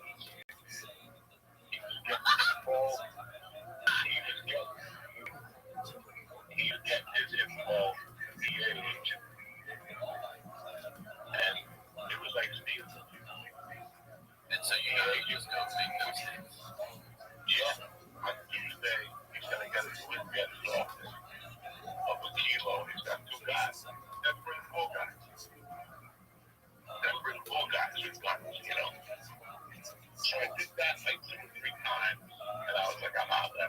Yeah, I mean, doesn't that just fucking, are you always looking over your shoulder then? I'm a fucking comedian. I'm done. Yeah. And then, like, August 19th grade, I was like, what the fuck am I doing with my life? I had to go on the back and forth there, you know, this comedy thing. I just came a little behind. I looked into the mouth of the tiger. This requires a lot of work. It's going to be a lot. I can stay here and work really hard. Or go to Colorado because my daughter has work and do better work. Like, I don't have to bring them shows. I can people book shows and bars like that. And it was crazy. I got I quit the job at the deli. I did the summer, and I got a job selling Nissan, Lincoln, or something like that. In Englewood. One day, this girl came in, guy, fucking beautiful, Puerto Rican, just well, and this kid just, you know, as I saw him, the car was a drug handler. He's like studying me like a half a bag. Funny to me. You know, and I called her 2 days later to see how the car was going. As a salesman, you always have to call and see how the car is going. Is there anything else I can do for you? Conversation. You know, when she goes, I want to see you stand up. I saw. And she came by herself. And I go, where's your boyfriend? She didn't want me, and we broke up. After 3 years, we decided it was time. So I started dating him under the lie that I was committed so long. Oh, yeah, she's a drug counselor. Yeah, she was a drug counselor. But the car she wanted me, she was buying because she wanted to drive to Colorado. No, all right. She got off for Denver. So I said, listen, you still going to Denver? She goes, yeah. I go, I'll make it right. It was like perfect. You know, like she came in, bought the car, and a month later, we had to make a move. You know, she's like, I think I'm leaving like mid-October or something like that. And I'll never forget that. I had no money for it. Like, I had nothing. My money went to an attorney, child support, and my drug tax. I think I paid George's mom like $50 a week to live there in the bedroom, you know. That was it.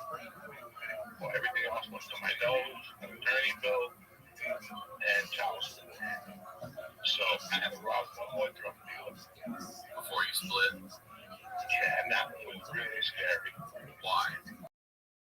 Yeah. What can you say about it? Like when you're robbing them, are they there? You hitting their stash when they're not there? Or you like, how's it going down? They're there. They're there. They're there. And do they know who you are or are you covered? No, They don't know. No, I don't know them. I don't know what their patterns are. I don't know, you know. So that's scary. Yeah, So I needed money.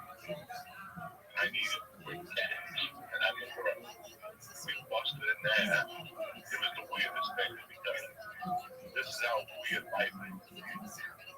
I would work, if I didn't work in the deli, if I worked in the deli, I would meet a certain kid and he would take his car. He would rent like a car that resembled the cop car and he would park 3 or 4 blocks from their stash house. And he would want to definitely see him. Because in their mind, we wanted them to think we were cops. So when you come in and you're cops, what are you just going to say? Just take everything. Go to records. So we would go into guys and being cops, you know, like, you know, this one time it wasn't good. The one guy was like, you're not a cop, blah, blah. Really? You called it out? And I was like, that's it. I'm not doing this again. We had to run a little bit. Run like a rocket, dude. You ever get shot at or anything like that? No. But then, like that money took like 30% well of what I owed. Like I still wasn't right. I still didn't have enough money to move. You know, I was fucking broke. I was living hand to mouth. And he called me up again. He goes, I got a new line of the guy. So this guy we followed. And we followed him for about 4 days. And do you know this was the easiest money I ever made? We're following him up the Henry Parkway Expressway, going by 100th Street, 110th Street. And there's like a pull-off section. He just pulled off and ran away from the car. Obviously thought you guys were cops following him. That is easy to shit. We drove around. I'd take the car too. I'd take it all at that point. We opened up the trunk. He was right there in the trunk. Walked out. We took it. And that's how I made the money. And then I put a bet in. Philadelphia was playing the Jets, I think, in Jersey. Randall Cunningham got hurt. And I covered the bet. Like the bet won. I won like another $8,000 or something. Like I already had money and I put this huge bet in. And the deal was, if I won, I would collect. If I lose, I was going to Colorado anyway. Right. And I ended up winning. So that gave me more money to take to Colorado. So I think I left Colorado maybe like a week before Halloween. Now, I've done that drive from Maryland, so if you're on a cross-country trip with a drug case. Well, with her, I had weed, joints rolled, you know, with Banaka, you know, the whole fucking vitamin and stuff.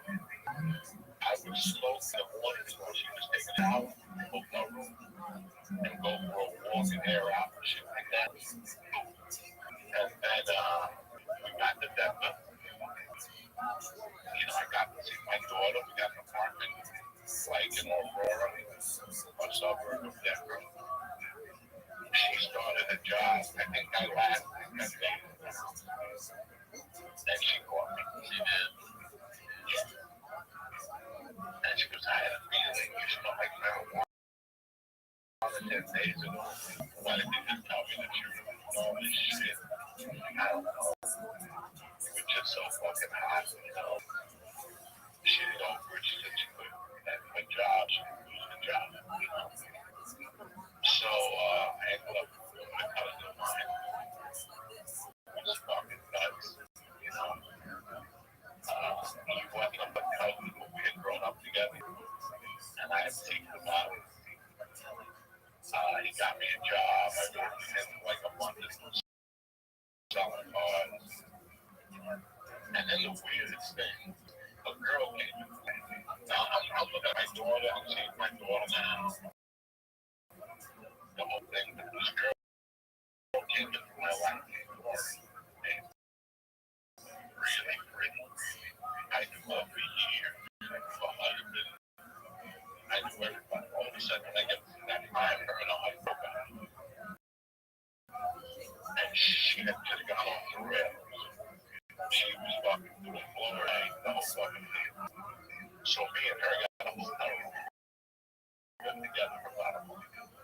And we were just like cocaine partners. We slept together a few times, stuff like that. But no friends and anything. And one day, I was a great guy. He put his hand out. He goes, he's like, the old stuff. And he goes, listen, man, I really didn't try to get with my wife. Would you mind? Would you just give us if you left her alone?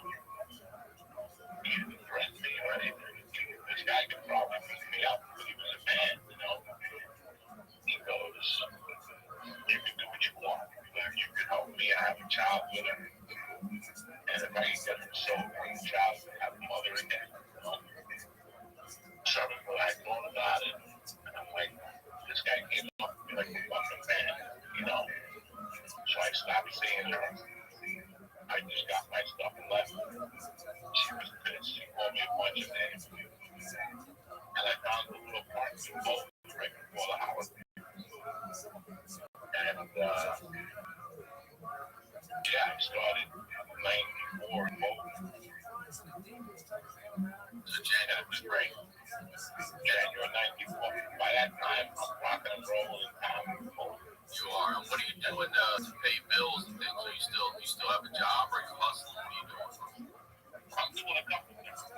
I'm fucking, I'm selling cars, I'm selling neon.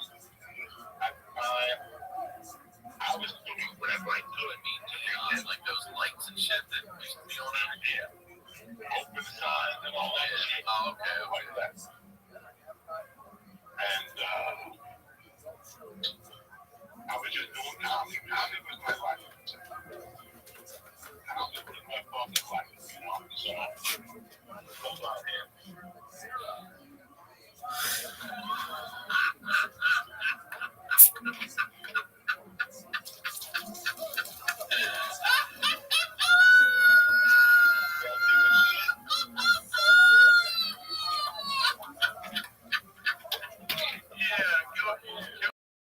Can we keep this in? Yeah, you can.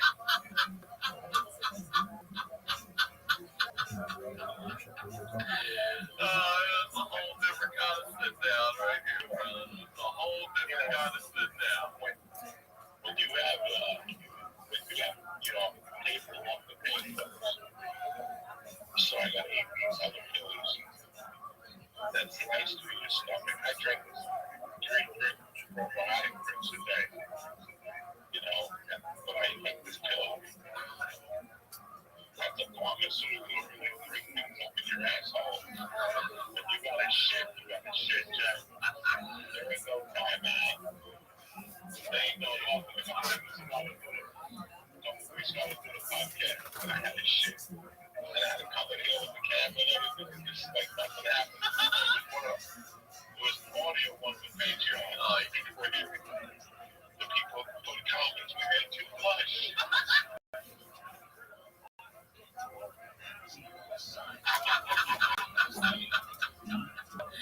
Dude, I've been there where I go to fart and I feel, I'm like, no, I'm talking to myself, like, no, I don't have enough outfit for this. It's horrible. It's horrible to have to fucking take a shit in the middle of this whole surgery. I had to pick up a lot of people podcasts. Yeah. Sometimes while I was doing a podcast, I picked my little thing up and pee in the bottom and have a stocking and taking all the fluids out of my leg. So I gotta pee every 15 fucking minutes. Oh, man. Tremendous is right. This is a real podcast. Hard. All these bags, studio, the lighting is bright. It's the fucking yourself. Bunch of those guys, they complain about the lighting. Like, with the sound, you know, it's not good. How's the sound? So much bigger on the street. How's that sound? You fucking sack of shit. Anyway, sorry about that. This is tremendous shit. It's nice and smooth. Good. As you can see, there's no pressure. There's no faces. No red face. You look at that. Yeah, nice and smooth. That's his medication. It's not even a stool sore. It's a mystery. Oh, I see. Yeah, I know those fucking those pills are clog you all up. So this cleans you out. There's no. It's right. What it's now, right now. It's now. I hear no holds on. I gotta wait. I gotta do 2 things. Then I got some Manscaped cologne right here. On my ass right up there. Okay. Go right there. The muscle. You know what I mean? I don't like my toilet paper on the thing. I gotta do it fucking right here.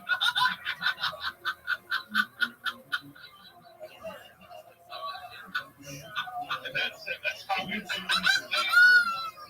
Let's sit here and call it time out. Make some fucking. Oh my God. I'm ready. So what are we? January '94, pretty much now. Yeah, January 94.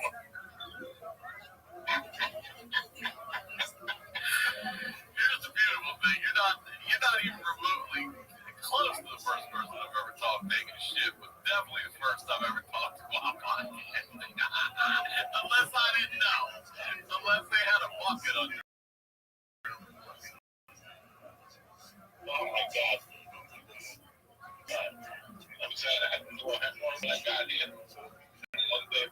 surgery, I went to plug tank in that salty water. That fucking salt got that heck gross. Oh, I didn't think about Oh my I didn't even God. think about that. I had to run out that fucking thing. I had to bend over from the shower and spread my cheeks like a gay guy. Oh my God. All right, so January 94. Oh my God, people, the camera was right. Wait, you're gonna stand up to pee now? Yeah, I would pee down like a fucking. Hold on a minute. You're already sitting there. Why would you stand up to pee when you're already sitting? Because I like look like in the toilet. I don't know what. Wait, you just took a shit and you're standing up to pee. I want to know if anybody out there does that. You already did all the work. You sit there, man. You just piss it out. Yeah. So one way I just put my dick in the toilet and dirty. Other piss, other dicks in it. Now, you do a little manscaping where you do that thing. Yeah, clean up a little bit. Unbelievable. Those are pubic hairs on there.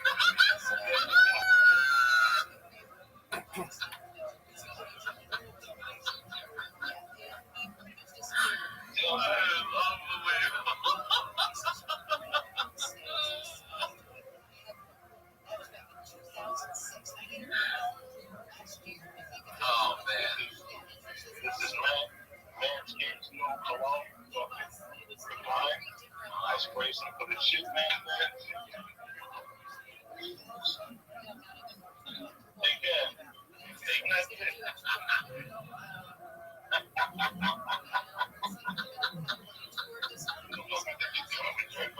Oh my God. Alright, get comfy. Sorry about that. No worries. When you gotta go, you gotta go. Especially if you're on that medication. Oh, that was tremendous shit. That was like 19 inches. Oh, yeah. 19 inches. It was like 3 snakes looking out the fucking door. I've never heard that. But our first sponsor, Upstart. Now, you know that credit card that you're afraid to look at and see what the balance is? Well, if you've been avoiding your debt, it's time to confront it. Upstart can help you face it and finally pay it all. Listen to me.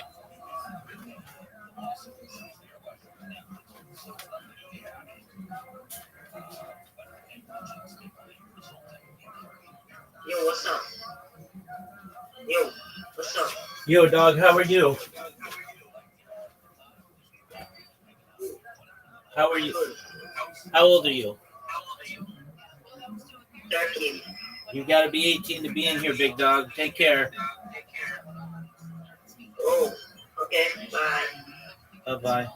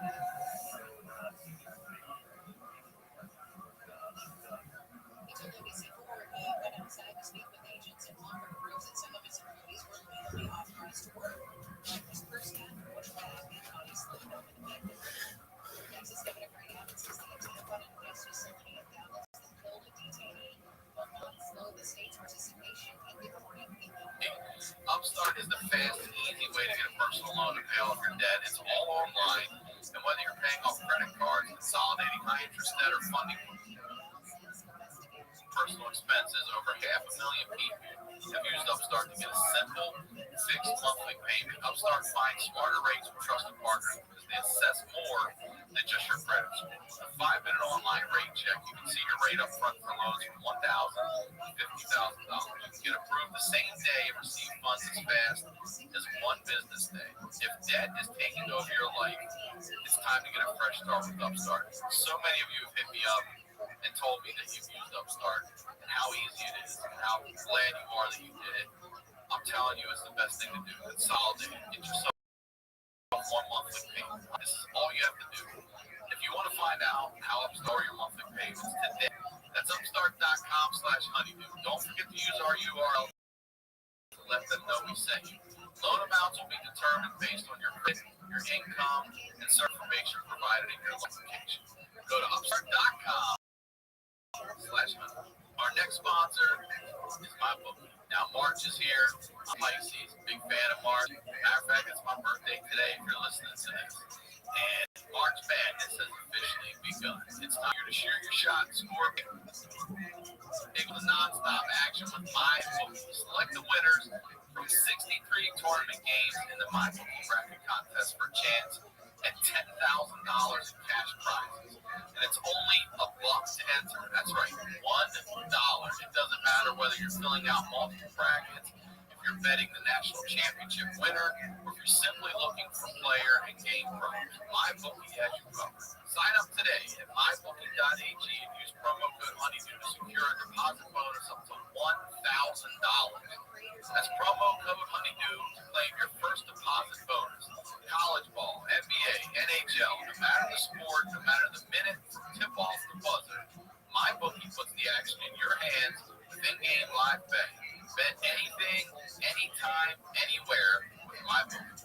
Our next sponsor is Policy Genius. Now, if you're like me during the pandemic, I'm going back and through all my bills, figuring out what I can pay cheaper on almost every single thing I'm paying.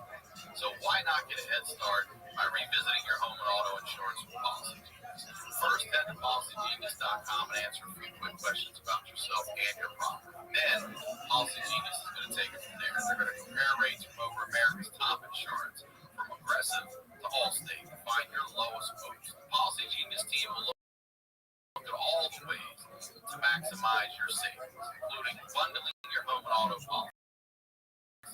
If Policy Genius finds a better rate than what you're paying right now, they'll switch you over. That kind of services are Policy Genius, a 5-star rating with thousands of reviews, Trustpilot, and Google. All right, so while you're gearing up for spring cleaning, don't forget to dust off your home and auto insurance policies with Policy Genius. Free shots, you can save up to $1,050. Head to PolicyGenius.com to get started right now. Policy Genius. When it comes to insurance, it's nice to get it right. Now, back to the news.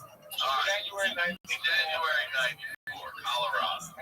I'm in Boulder, and You're doing I'm doing where back then? Back then, there was a guy named Ed had 14 or 15 rooms. He was brilliant. I thank him for my comedy career. There's a lot of guys I got to thank him. Rogan, Stanley. But he's one of the earliest guys. We banged heads. We liked him. And he did it right. He put together a comedy newspaper. All these comics, I'm Ricky Wayne, don't give me a chance. I'm going to be a writer. Okay. Give me a chance. You're a fucking writer. follow my comedy every week. You write a comedy out of comic. You write a comedy article about a comedy club. You write an article. You know, he did this really smart. And then he would make the places that did comedy by advertising in his newspaper. And he would put the newspaper out once a week. It was great. It was really great. I mean, I did comedy after the fucking line dancing parties. You know, Monday nights was an Australian bar that only sat 9 people. You know, Tuesday nights was a fucking Italian restaurant that the waiter was also an Elvis impersonator. So he would cook, bring out the food as a waiter, and then while you read, he'd come out as Elvis. And he was just 400 pounds, fucking, you know, in the beginning of the comedy, you know. And here you are in these States watching Joe Torre and everybody on, you know, HBO, and you're like, I'm fucking doing comedy in an Italian restaurant for an Elvis impersonator. You know that part of comedy is just frustrating. And even though you're doing it and you're writing, you're doing all the things you're supposed to be doing, it's not moving as fast as you like. You know, I was all in. I was out. There was that kind of scene where you could actually do 7 nights a week. Yeah. Wednesdays, 12:56, they gave you a free stage. That's why I hit the kid in the head with the microphone and busted his fucking head. He kept looking bottle caps at the comics. Now, what I'm telling you, next time you look a bottle cap, I'm going to fucking hit you in the head. And walked up to the stage with the microphone. And I forget the headline of his name. Years later, I saw the headline. And he goes, you're not going to hit somebody with a microphone for that area. So, Mondays was the Australian bar. Tuesdays was Comedy Works open mic. Oh, they had this Mexican bar that was open mic. Wednesday was Club 56. Thursday was El Burrito. They gave you $25. They gave you $25 gift certificate. And Thursday, there was something else on Thursdays. And I didn't have a, you know, microphone. You know, Chinese. All right, stepped on you. Sorry. You said January 94, you just got done something. You were starting to say. You just got done doing something.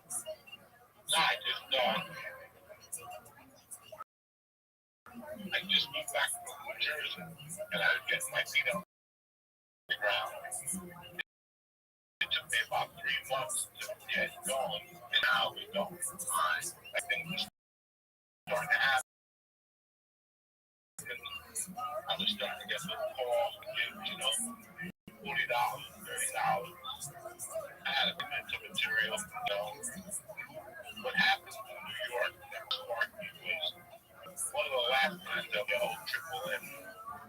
I walked in the office, got material made. But his line, he was a Madison Square Garden. So for years, I was planning, but every time I got on stage, there was 8 people. He made it look like Madison Square Garden. So that's what made me say, fuck New York. I can get better in Colorado just as much as in New York. Save half the money and be close to my daughter. Right. Yeah. How old is your daughter at this point? Four. I came back. I celebrated her 4th birthday. That started me and the ex-wife. And that's what was going on. I had an apartment, had a good job, working for a sports betting service. In the wintertime, and then on the off-season, I was delivering Chinese food for COVID. And I was also selling neon for my buddy. You know, I wasn't selling volume anymore because remember when I did the 10,000 volume to New York? Yeah. I never paid that guy back. So, he had 10,000. You were selling them for $3 a pop too. something like that. He gave me like 1,000 on the arm or something. I told him I was coming back in a week. You know, I'll see you in a week. Okay. I didn't come back. when I came back, he had moved to a different part of Colorado. It was still close to me. So I always had the money if he needed it, but I never bumped into him. So fuck him. Welcome to the drug game. Yeah, right. So I wasn't selling Valium anymore. I still had a line on cocaine. But what I really wanted to do was comedy. I had it down. I could do comedy from February to August 15th. Then August 15th to February 30th. Where I could make $400,000 in 6 months. And then the rest of the year, just do comedy. And live off that 100. That's, yeah, okay. That was the plan. That was the original plan that nobody knows about. I was very satisfied with that. I was a piece of shit. Especially back then, $100,000. I mean, now it's a lot of money, but back then it's a lot of money. I wasn't even about the money. It was about, being close to my daughter. It was, and just being a human being. That's it.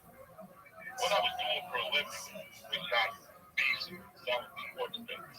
It's not a great job. It's a lot of fucking grinding. It's 7 days a week. Football season is Saturday and Sunday. College football on Saturday and pro football on Sunday. So, but I had a balance. I had this great balance. I would make $100,000, take money away from you. Whatever you put away, they match. And they send you a check on once you didn't work. And on top of that, I was in Chinese food and self-coach stand. I couldn't lose. And when I say self-coach, I'm talking about I get a call from Santa Cruz when you need $1 grand, and I get a call from you that you need $1 grand. I buy an apple, I give you $2 grand. I end up getting $1.5 grams for $50. You know what I'm saying? That's what I thought. I wasn't a coke sales. I mean, Yeah, you were a sales, but not a coach. no. I wasn't the Valium sales. I sold whatever was. Yeah, you were a salesman, period. A sale. You got refrigerators? Let's do it. You know what I'm saying? Whatever fell off the truck. Whatever fell off the truck. That's what I sold. You know what I'm saying? So I don't want people to think I was at home now. When I say coke sales, I'm talking about to me, snorting the coke I was snorting, I couldn't afford it. So I would have to wait for you, Segura to call me one night, and say, yeah, we're going to get us to wait for fine. I'm going to take $1 grand out of your table, shit like that. That's what I did. I wasn't coke sales. But everything was going great. There was a great plan going on, but there was an undercurrent going on. And there was the undercurrent of the war between me and my wife, my ex-wife, and her boyfriend. Oh, she's not by this. Right, by this time, when I left, she had a boyfriend. She had already moved in with him. She had already sent 2 guys and beat me up, and I beat up one of the guys. Really? She sent people to fuck you up? Yeah, 2 guys. 3 guys. A driver, 2 guys. The guy took off when he saw me in the car, and the guy I hit, and the other guy really threw a beat down on him, and the other guy got away. Where'd they get you? In front of my house, they broke my rib. They hit a fucking 2x4. From the 2x4, they hit my dog with a 2x4. They fucked your dog up? They hit my dog 1 time. No. That dude still don't need rights. And it wasn't because he hit me. The disrespect he showed the dog. That's right. He still don't need rights. That's I right. get 1,000 blessings every day from St. Lazarus. Because I made sure when I kicked him in the mouth, he's not going to eat rights for the rest of his life. He's going to have to eat sideways. You know how I was doing this shit, doing that shit sideways? That's it. When I heard my dog love that way, my dog 12, you hear a dog love like that every time. He had what I have to hope to kill him. So when he went down, I left to kick him in the jaw 50 fucking times. And then I called the cop myself. You did? But I knew, yeah. Oh, you knew, okay. But I was a convicted felon. I knew that this didn't look good, but this is awesome.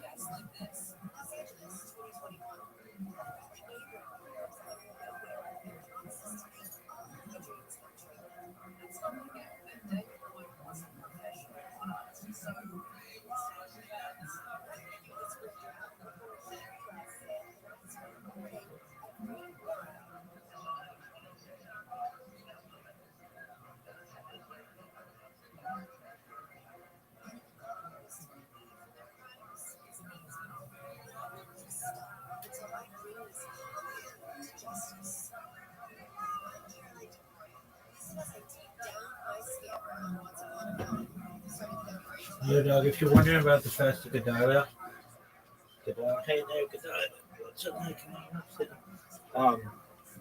My health requires that I eat ramen and drink coffee.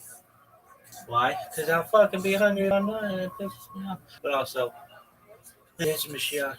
There's no fast. Is Mashiach here?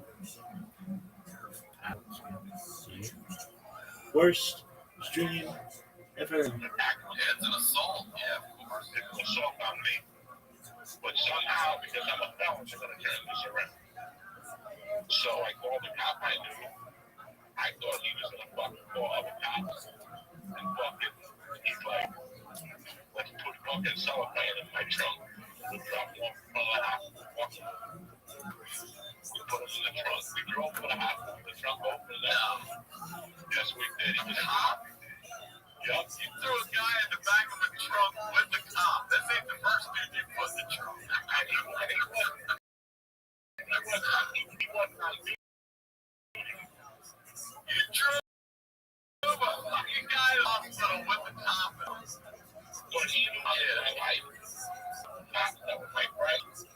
And I told him what's going on in my life, and he knew what was happening. So when I fucking called him, he came and he was fucking.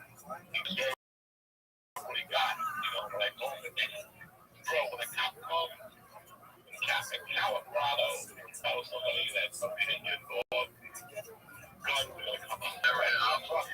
Yeah. My dog was walking weird. I remember him looking at my dog, looking at the guy taking him again. It's not a fucking prison.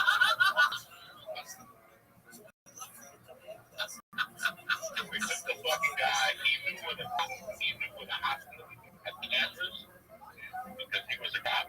So we dropped him off on a corner where he could be seen. We spit on him. We left him.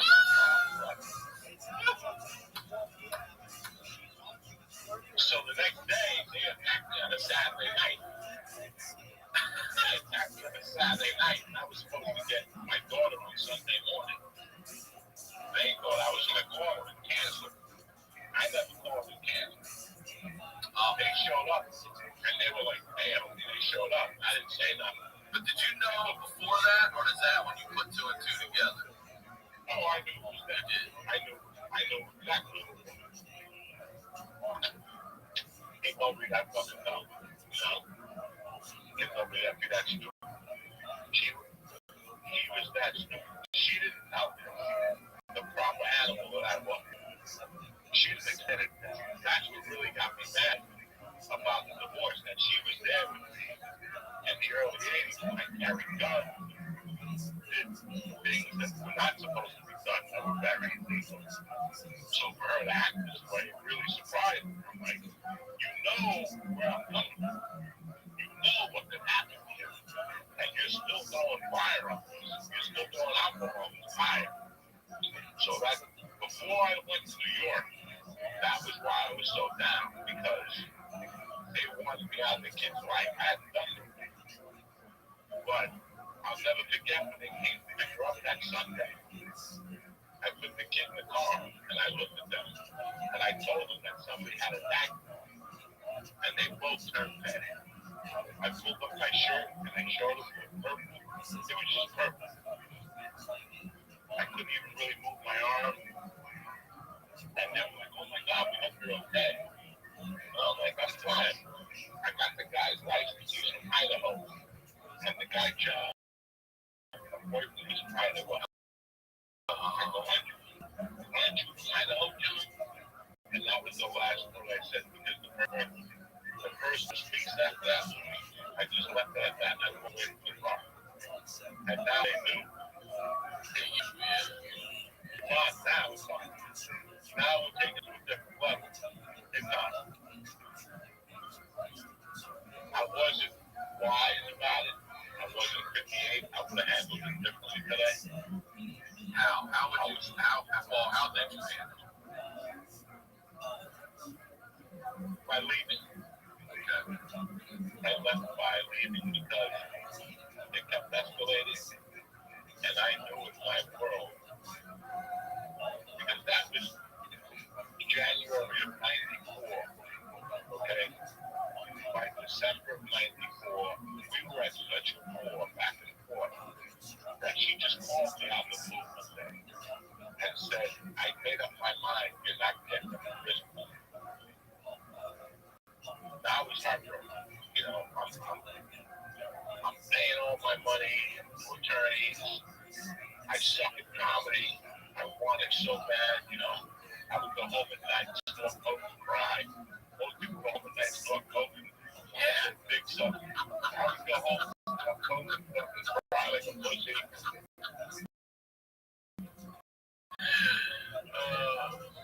You know, it was just, I was just in a bad place, you know.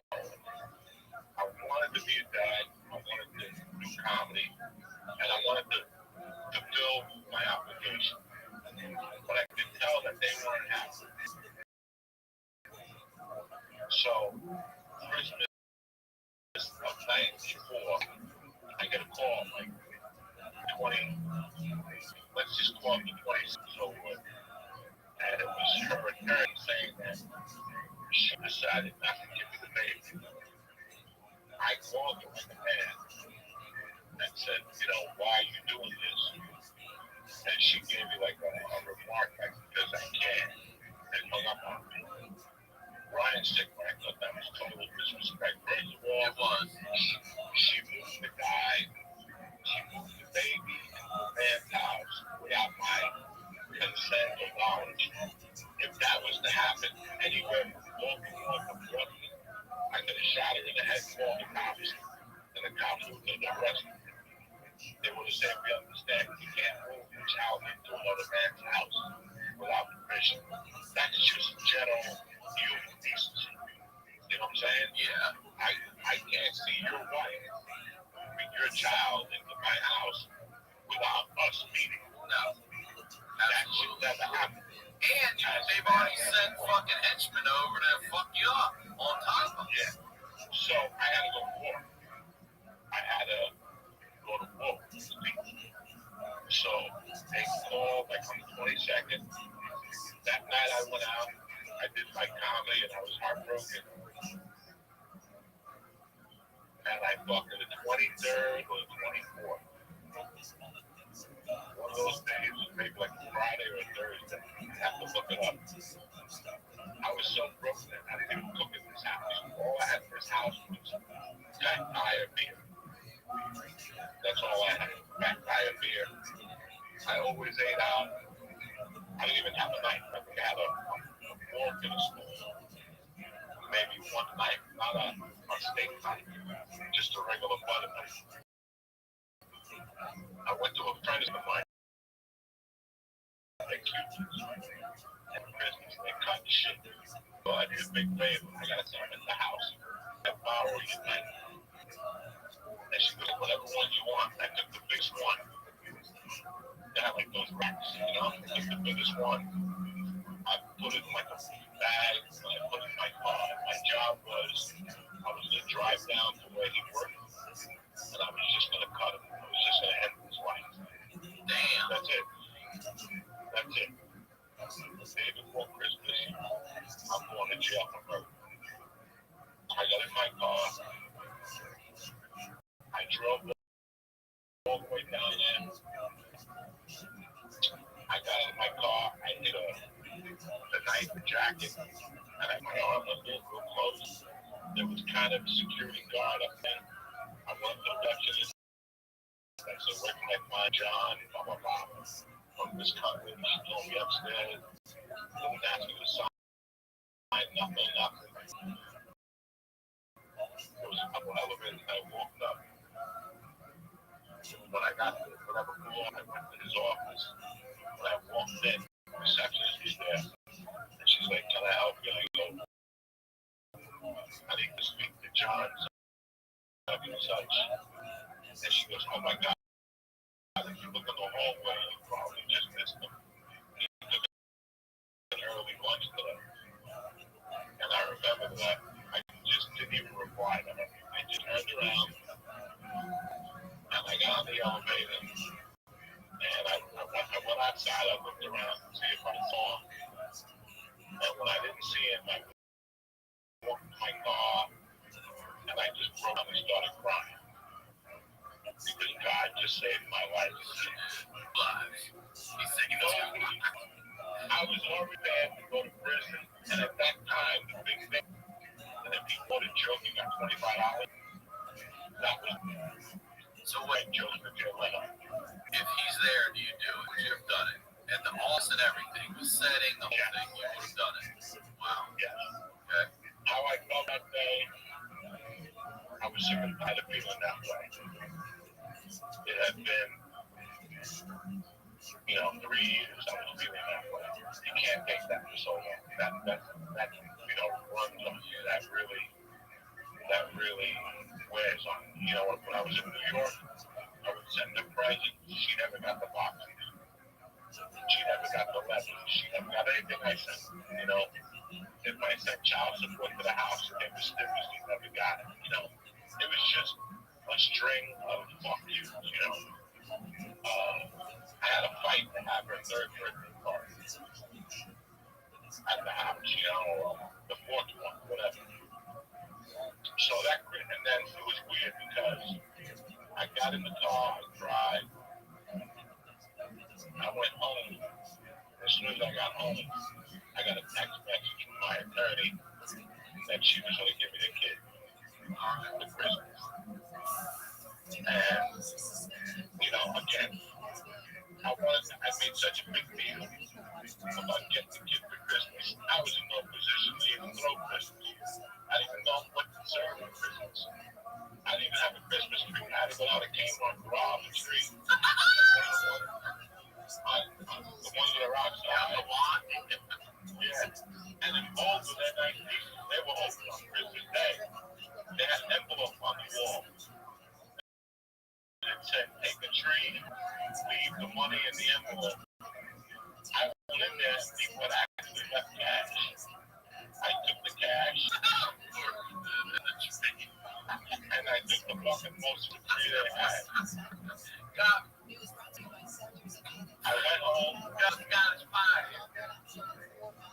fucking, I remember I didn't have scotch tape to put the decorations on the wall. I had to use duct tape to put the decorations on the wall. It was such a sad Christmas, you know? I'm like, what kind of dad am I? Every single gift she had was shopping. There was one gift that I gave her that year.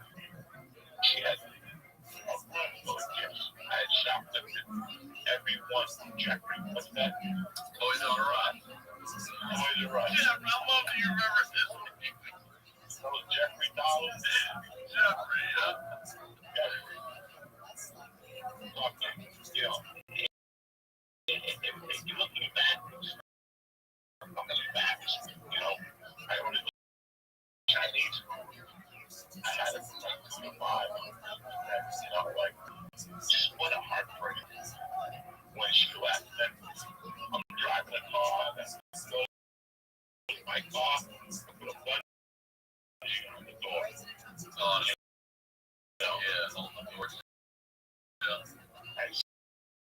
And she pulls up in the Land Rover, you know, like one of those fucking cars, you know, with her soon-to-be husband.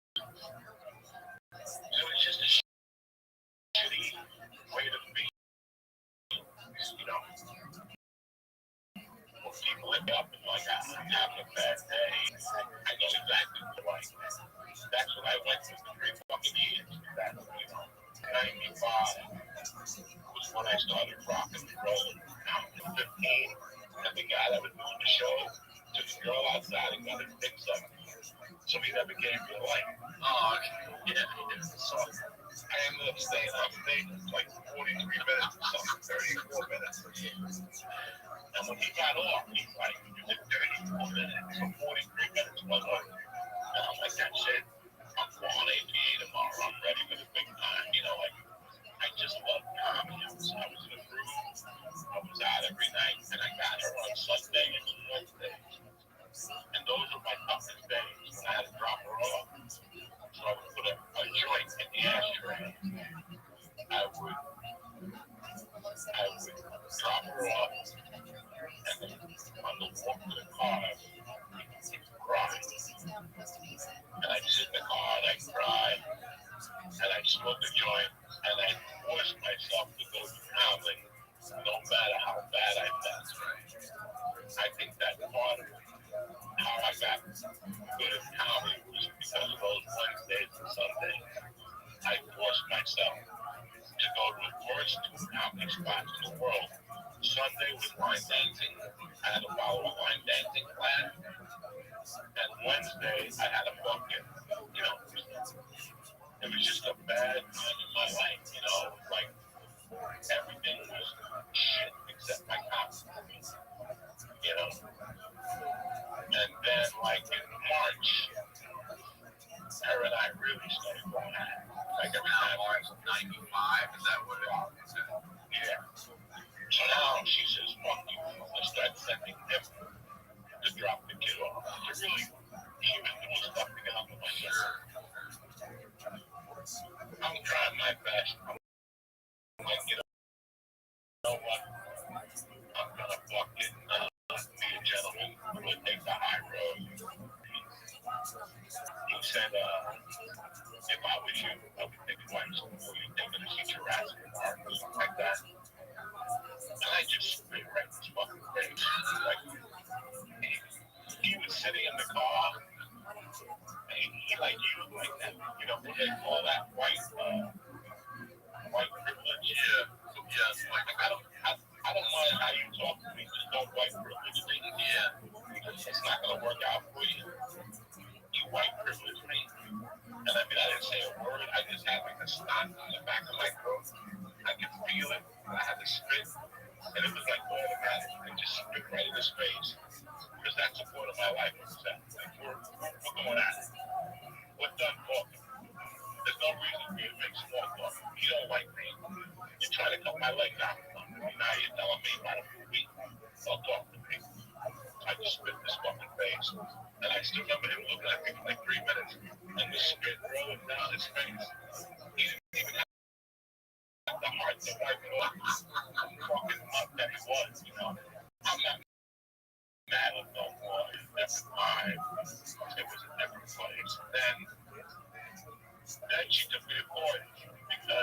scared. He claimed that he was scared to come. After they send people out to fuck you up, he's scared. So I had to hire a girl to meet her to get the kid. It was a fucking nightmare. Then one day she decided, don't worry about it. Because it wasn't working for her. She wasn't investigating overall. It was perfect. Now I wasn't seeing her at all. She didn't want that. She wanted to get me going. She wanted to round me up.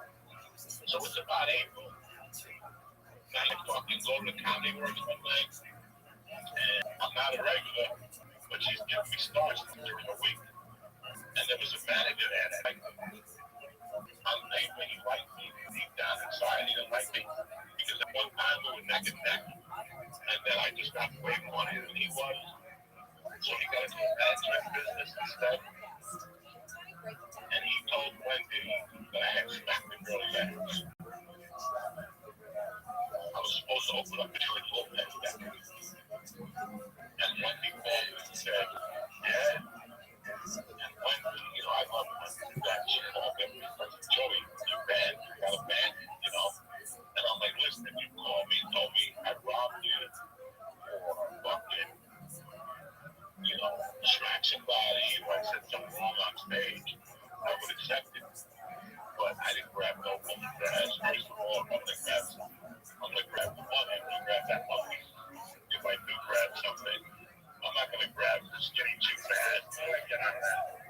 So, you know, it was like everything. Like nobody, everything, nothing wanted me there in Denver. Like now I did the comedy now. Like I was doing so good comedy, but I couldn't even do comedy anymore. And then one time I'm picking up daycare now. We got it this good now. Mondays, I can pick her up at Montessori and then take her to the 7. And this one day I pick her up at Montessori. And as we go up the stairs, she goes, you know, she would always ask me questions, Daddy, what does this mean? What does this word mean? We walk up the stairs, and she asked what the district meant. And I go, where you at? And she goes, whenever the house. God says that district is on. Oh, shit. And what was your ex-wife's nationality, by the way? She's a white chick. She's white girl, okay. Good people, good family. I love how people have to clarify white people. Like, oh, they're good people. White people cause so much trouble. Okay, so he says that your daughter's asking you what that means. So, now, let me tell you something.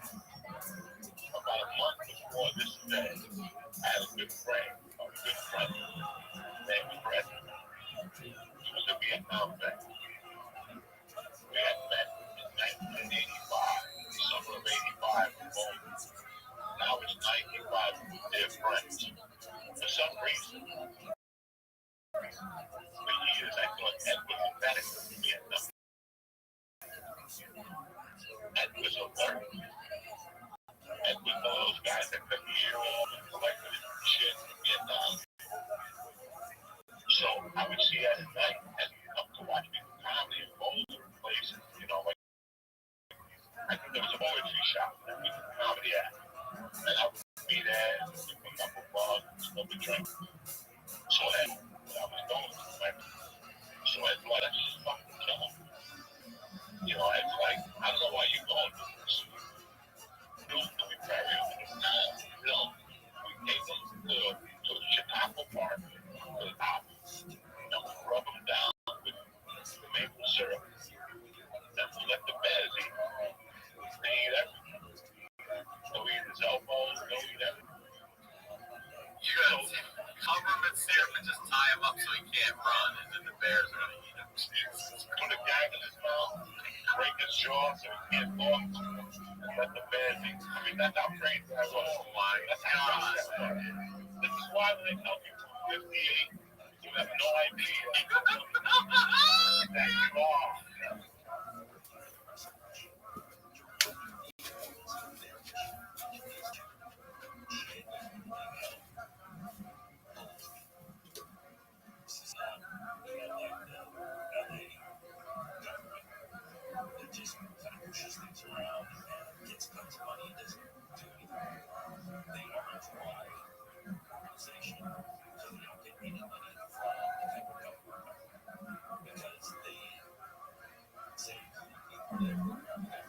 I've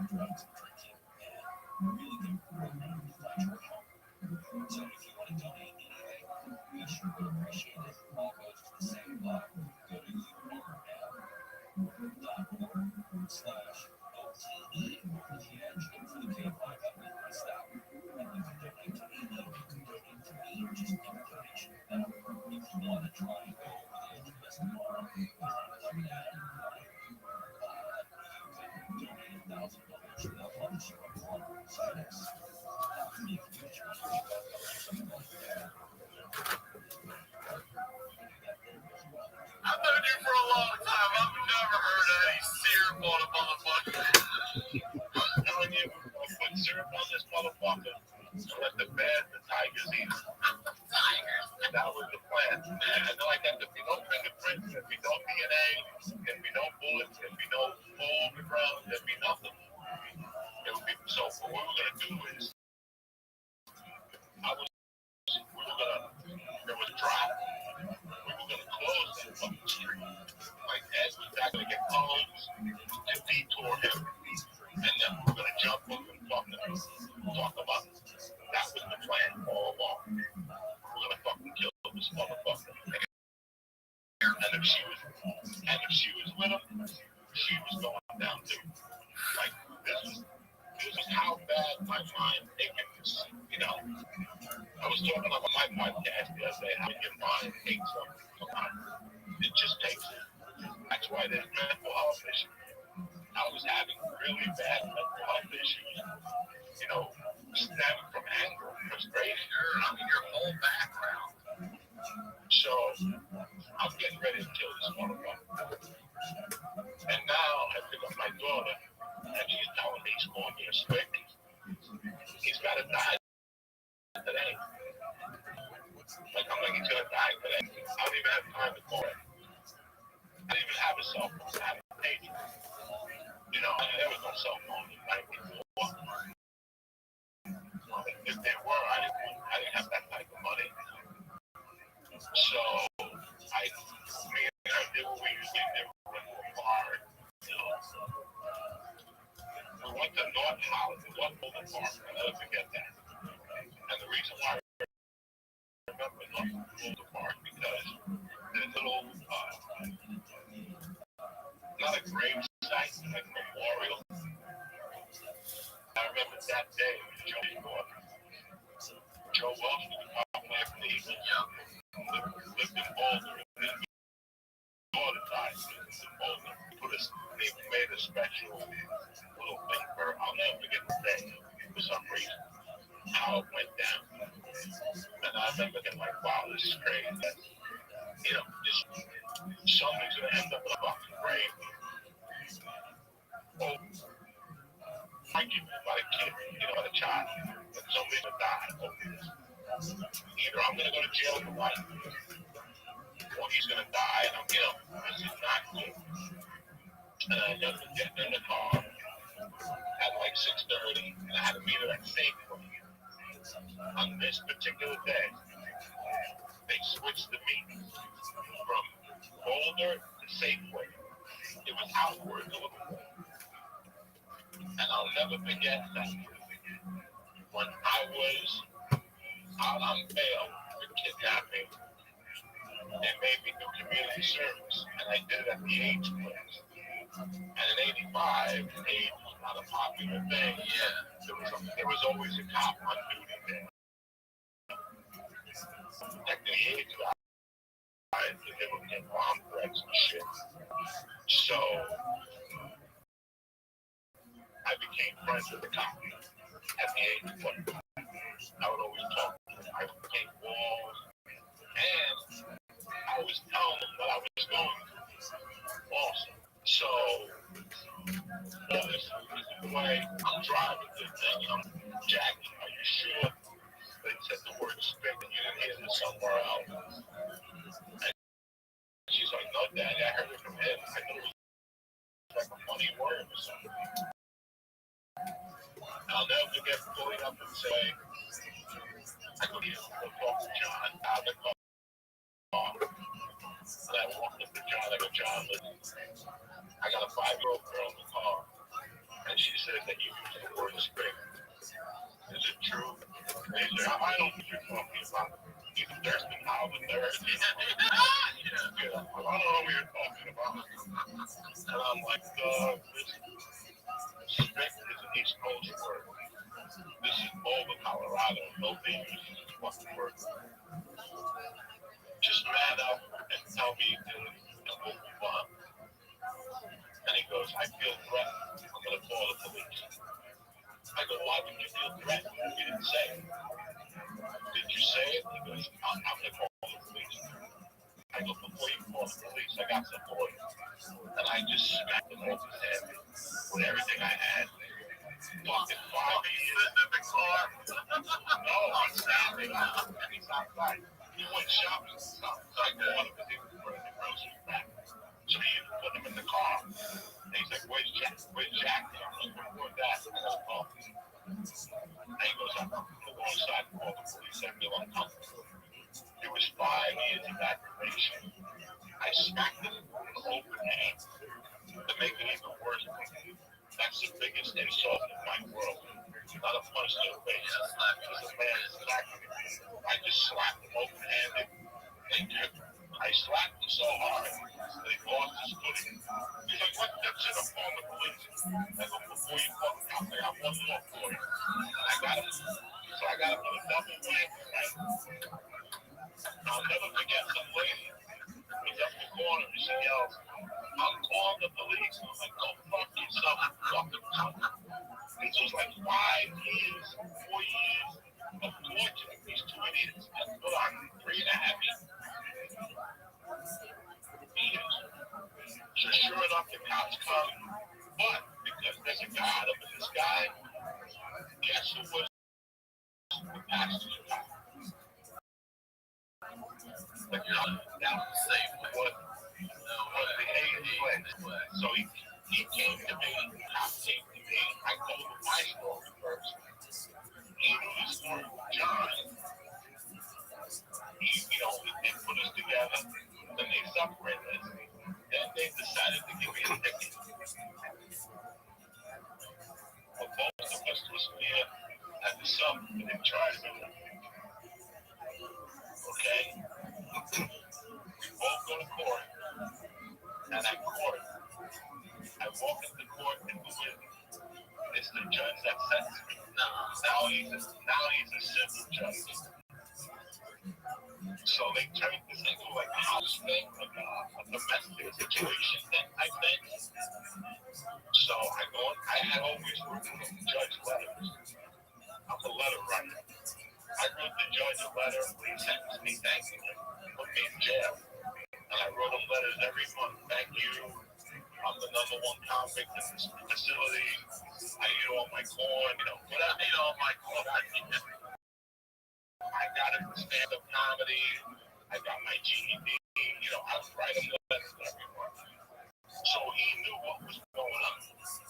He was prepared for me. So when he walked in my office, you had a legit backstory. Your backstory. That's something a judge never does. You're just a stranger to a judge. What the fuck you think you're doing? Yeah. So fucking the judge, they're in court yelling. They even bring, who's yelling?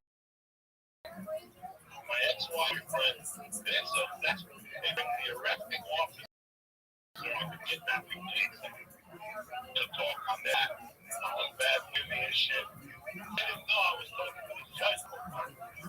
Me and this judge has been tight. Plus, I know his brother. He's my nephew. What the fuck I think he's doing? You don't need to go. I'm a professional. I go. I work with everyone. That's all there is fun. The mafia is working with every angle. So, we're in court, and the judge looks up for the summons. And he goes, there's only one problem here. There's this Boulder State, Boulder County law. You can't use a racial slur in city limits. Is that right? I smacked him 1 block into the city limits. So the court got brought out of court. And then her and the cop judge to reprimand me and all this shit because I'm like, I'm not having it. The judge looked at my wife and he goes, weren't you in here a couple of years ago singing his praises? Now you want to come here and tell me he's a bad guy? I tell you what I'm going to do. The next time you miss a visitation, I'm going to find you $1,000 and throw you in jail for contempt of court. So she starts crying. My boyfriend starts crying. He's crying with Jones. And now Joey Beans goes to work. There was a long walk on that fucking court. It was like a 100-yard walk to the car. I didn't stop saying shit to the car. I kept walking saying, tell your husband I used to put up your ass with carrots. Tell him I used to I call the cat the carrots and all this shit. I never put a carrot in her ass. But I had a fucking, it got so bad. He walked away. Like I was like a pussy smells like me. He was so bad. I got in my car. I didn't feel good about what happened. And here's the thing that after I smacked John and the cops came, I remember looking at the car and seeing my daughter, and she was crying. She was upset. I saw my dad, my stepdad, beat up a guy when I was 6. And I was jumping up and down. You know what I'm saying? That was my world. Yeah, right. That was my world. This little girl is her world now. So all these factors contributed. I go, they're trying to put a family together. I'm just here wasting time. Even if I get cold, whatever that's called, mixed, whatever. That's co-parenting, right? Split custody. Split custody. Let's be honest. That's what I asked. What type of father would I be? At the end. But it's not. It's 95. I'm 32 years old. Sad to get split custody.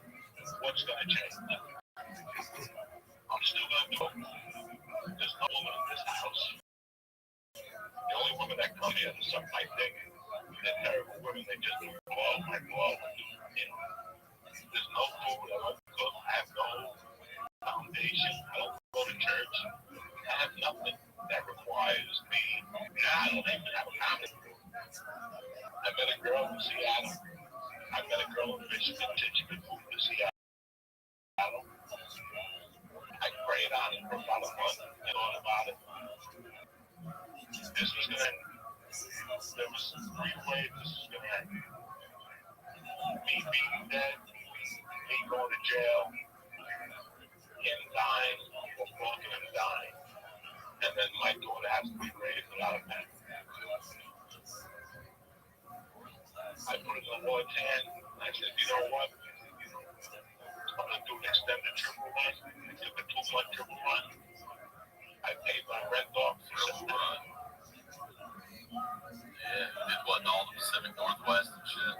Yeah, potato run 2, potato run 2, couple of things. And I said I'm going to put it in God's hands. And I'm going to be a comedian. And I'm going to make her proud of me. I'm going to prove whatever they told her wrong of me. And then I'll be her father. Well, 30 years later, I proved it wrong. But I still don't have it. But God drew me the 18. God drew me another little girl that still was a boy. Now I have a real family. I act like a real man, not a savage anymore. And that's it for today. So now we're in June of 95. Write it down. June 95. All right, Joey. Yeah, I fucking love you. What an episode. Again, what an episode. One more time, promote everything. The Patreon, all that stuff again, please. Patreon and Uncle Benny's and Point Pleasant for the month of March on Wednesday nights. All right, bro. 37 tickets. You're in no danger of getting COVID. The spaces are out there right over me. It's a great club. I love Dino. And that's the only place I'm performing at right now in Jersey. That's awesome, brother. Well, thank you. And just thank you for having me, brother. I love you. I miss you. Oh, I miss you. I miss you right now. Pick up whatever we do next time, June of 1995. As always, Ryan Sickler on all social media, RyanSickler.com. We'll talk to you all next week.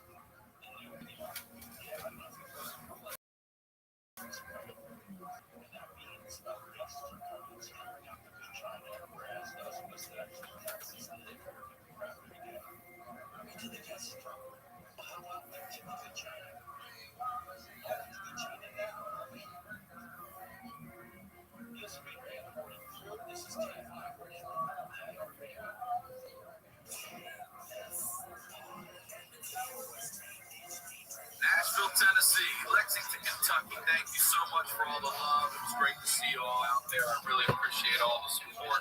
I am bringing the Night Pants Nation tour to Boston, March 31st to April 2nd, and Minneapolis, April 28th through the 30th. Get your tickets for those shows and all shows at RyanSickler.com.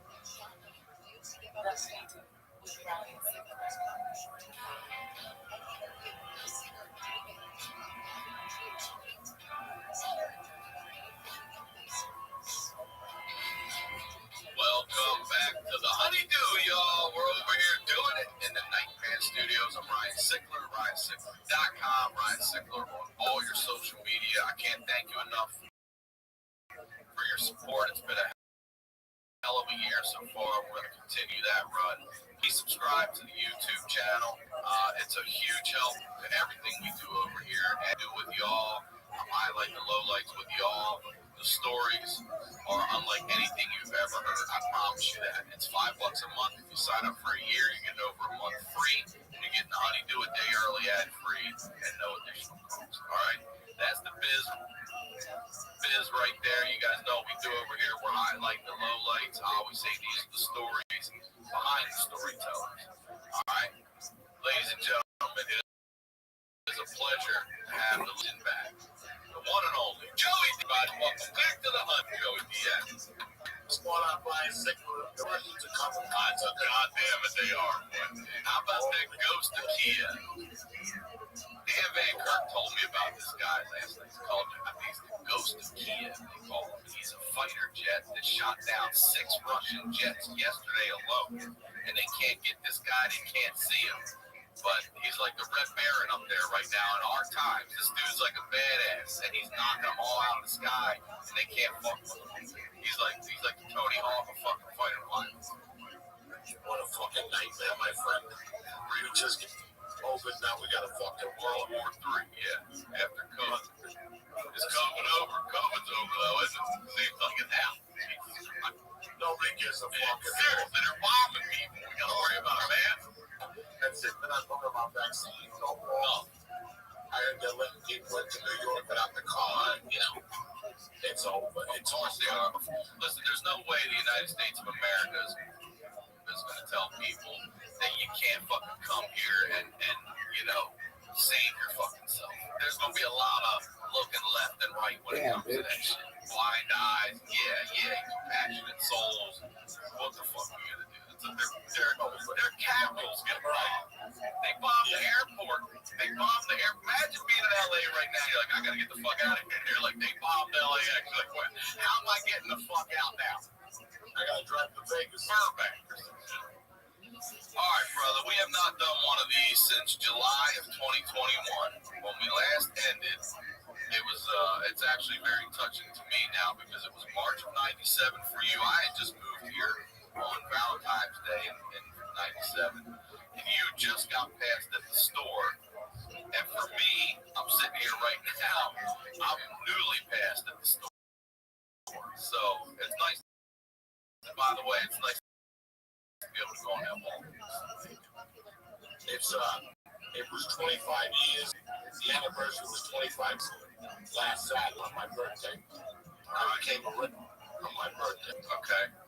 Together, you know. Yeah, you went in, you didn't want to touch it with your hands, so you fucking sat the lid down and you sat there and you cried, and it just all came out. Everything from back in Denver, back in Jersey, New York, all of it, the prison, all of it coming back to you.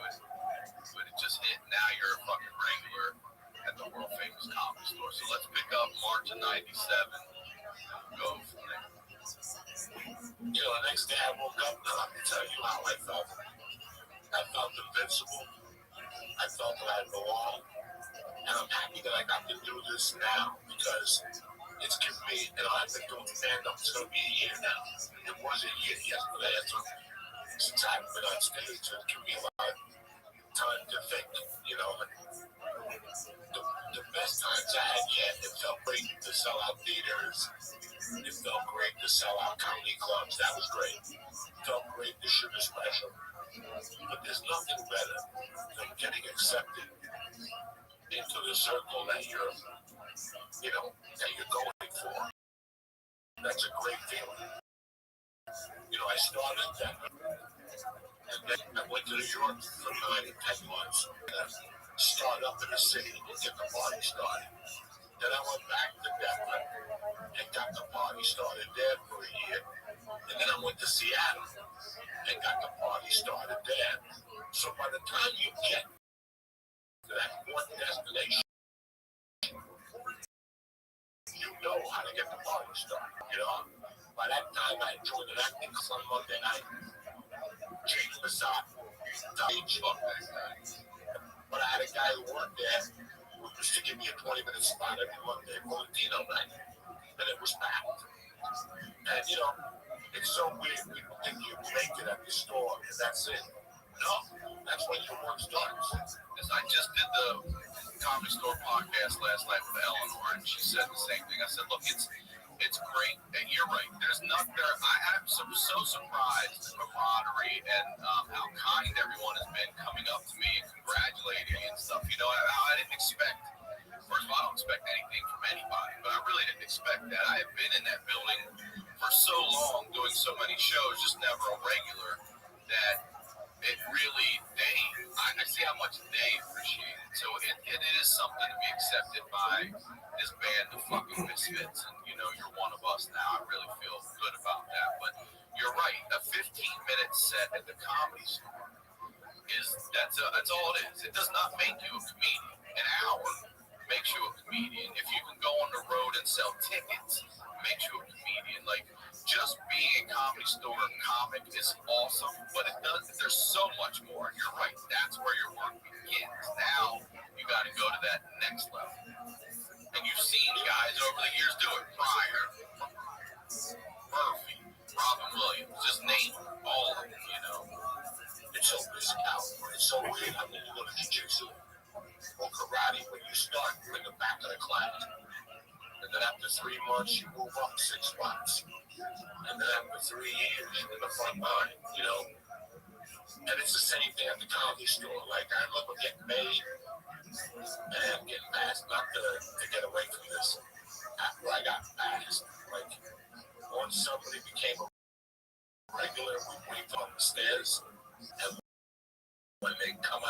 treat them like the guys in Goodfellas. You know, hug up there. Put some homes on backs. And we did that to him. We got made. Oh, shit. I'm the cherry and we hugged it. Not for me, nobody said dick to me, but I remember the next day, I got up and I went and brought Scott there out with tequila. He was the talent coordinator at the store. And I had a weekend. Get out of there, dog. And that following weekend, I had a weekend in San Francisco. And somebody told me, don't cancel that motherfucker. Because you don't want to get paid and it disappear on her. And then she forgets about it. Are you fucking stupid? So I canceled it. And my goal at that time was to become a good comedian. But to be honest with you, the way you have to think when you walk into the comedy store or the improv, regardless of what you think or what's happening in your life, you have to go, I'm gonna give myself 5 years. I'm gonna be the best comic of me. You know, you gotta sink in, get involved in the store, all the belly room shows, for people to more exposure. So the world become the comedy store. I was, you know, the felonies got expunged. That expunged that. That was in 97 also. No, I'm saying that becoming a rip job, it took away a lot of the pain, you know, it took away a lot of things. Now my fucking goal is to become the best in the sport, you know, to move up the ladder from the 1 o'clock spot to 10:15. You know, but I'll never forget, Monday I got a spot. That Monday, my first Monday, they gave me a spot. Like at 11 o'clock. Boy, was I fucking happy.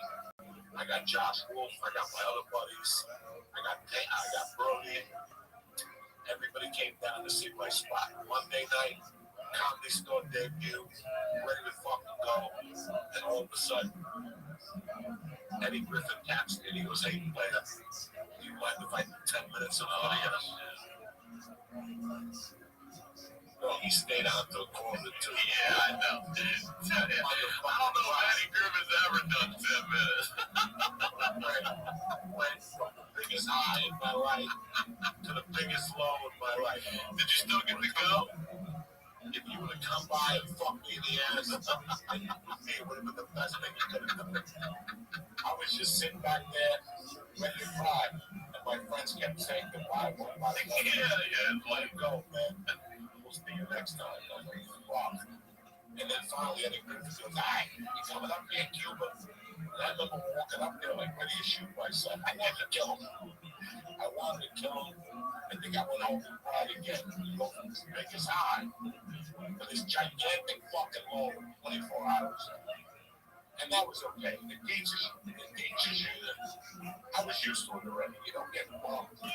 People tell me to 10 minutes, they're up there for 2 hours. Sometimes, you know, I had a girlfriend. We were kind of at war. You know, we found a place in Hollywood, and it was getting myself familiarized. I got an acting class on Monday nights over on the other side of the Sunset behind the Guitar Center. Yeah, but the guy's name was after like 3 weeks on Mondays. It was 7 to 10. After about 3 or 4 weeks, the guy said to me, by the way, he goes, I hate fucking comedians. You guys come in here, you think you're the cream of the crop. I can't stand it. The last comic I dealt with was fucking Andrew Dice Clay. He put a bad taste in my mouth. It's how it's fun. Now you're going Woody Allen. So Monday nights was the busiest night in Hollywood. They were fucking, yeah. It was the Laugh Factory with Team on back. Crazy Monday, whatever it was at the improv, back. And the comedy store had an open mic. But after 10, you go down there and sign up on Monday. So your goal was to get a triple crown on Monday nights. To get a spot at the improv, to get a spot at the Laugh Factory. So for months, I would get spots every fucking Monday at the Laugh Factory with Gilbert, Felipe, Willie Marcel, Carlos Garcia, Pablo Francisco, Carlos Oscar. That was that group. And then I would go to the comedy store and hang out, you know. I was hanging out in the daytime with Doug Stanhope. I would go to Doug's house and write with him and try to learn what the fuck he was doing because he was on a different level. In 97, he had turned the face of comedy. And that's what I wanted to do. I wanted to switch it up a little bit from the fucking, hey, how you doing? You know what I'm saying? All that shit. So I was hanging out with Doug in the daytime, and then that circle became Doug and Mitch. So it was me, Doug, and Mitch Hedberg would meet at like 2 at Doug Stanhope's on Curacao. And then we walked to Gorky Park, Rocket Park. I want to say this. It's three very different voices of comedy getting together, unlike anything, especially at that time. Even still now, it's still, yeah. Especially Mitch Hedberg, too. He's still one of a kind. He is still one of a kind. He was already in Montreal. People know Mitch was. Doug was tearing up the country. And I was like a feature act. To the north, like tennis. That's when he that joke. I'll never be as good as the wall. He was a motherfucker. He was. And then after that, he lived on Sierra Bonita, next to motherfucking Nick DePaolo in the neighbors. And Nick wasn't crazy about Rich Hedberg. Because I can see that. Yeah. And the guitar players. So Nick would bang on the wall and Mitch would tell us, you know, that fucking Nick's in a bad mood today, you know, whatever.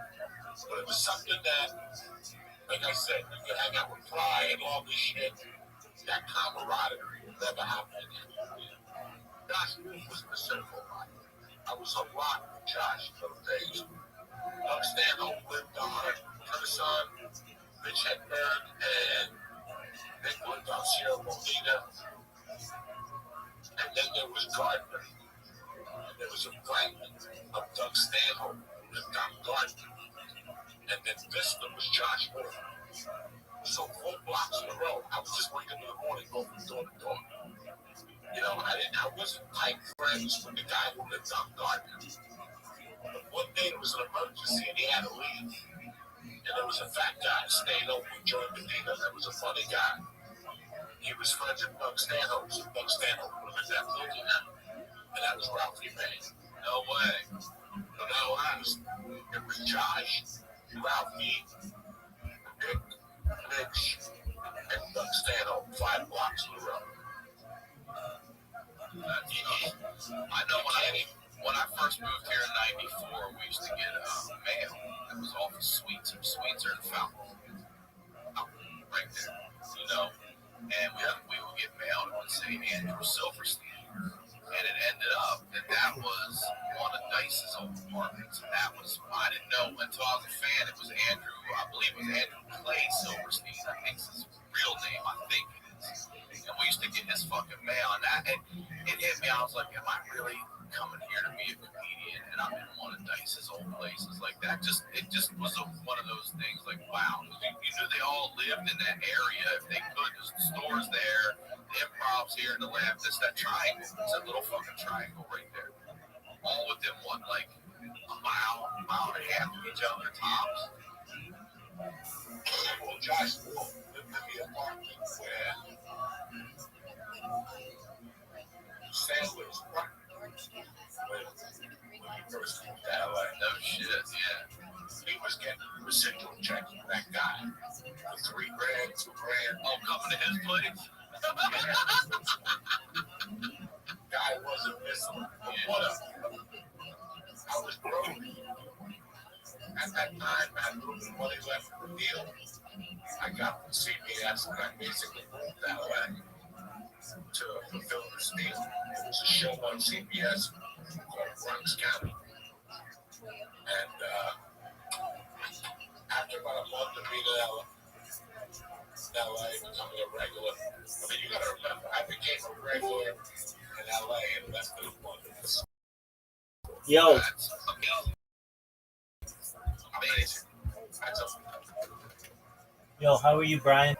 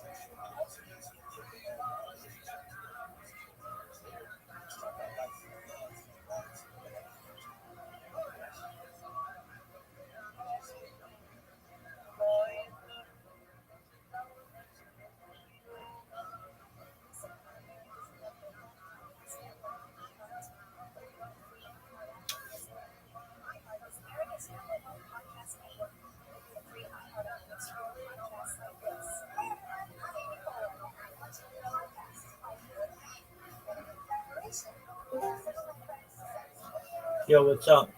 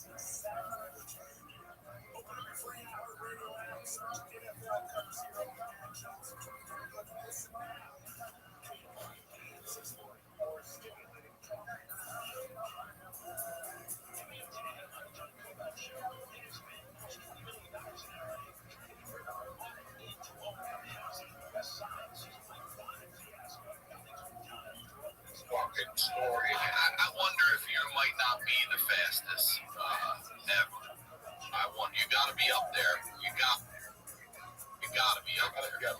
Yeah. I mean, some like Rudy Moreno was doing a spot with Mitzi in the main room for Latino night, and Mitzi made him a regular, shit like that, you know.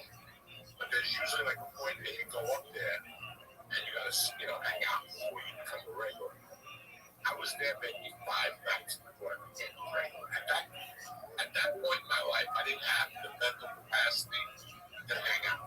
If I'm not working, I'm not there. I always said there's no reason to go to a club and hang out.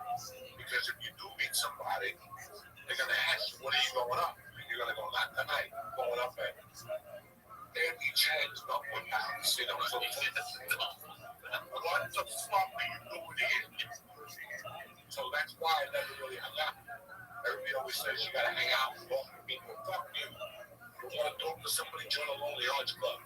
I'm going out at night different spots. And I remember that every day I would fucking call people to give me spots. Like, a couple people had rooms in Orange County. Most noticeable guy was in Moreno. He moved at the Brave Bull, like the college. It was basically 3 fucking rooms. And he would book 3 rooms on a Saturday and Friday. I must have called him for a fucking month. I was blue in the fucking face. And he wouldn't return my calls. So I borrowed a car one day, and I actually went to the Brave Bull. And I go, who's Rudy fucking Moreno? And I go, how fucking dare you not call me back? I can see if I was some white animal or something. I'm Spanish, like you. And he's like, okay, I'll do a job. Well, he's great too. I did a lot of his shows at the Ice House early on coming up. He really did hustle. Booked a lot of shows, gave a lot of comedians spots.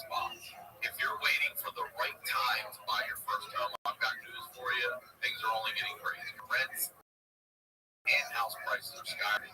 Interest rates are going up, and no matter what stage you're in, you should start planning out. I look every night out here. I check Zillow, I check Westside Rentals, I check Apartments.com, I check Craigslist, I check all of them. Rents are insane. The cost of living is insane. Okay, I recommend that everyone listen to Listen to podcast.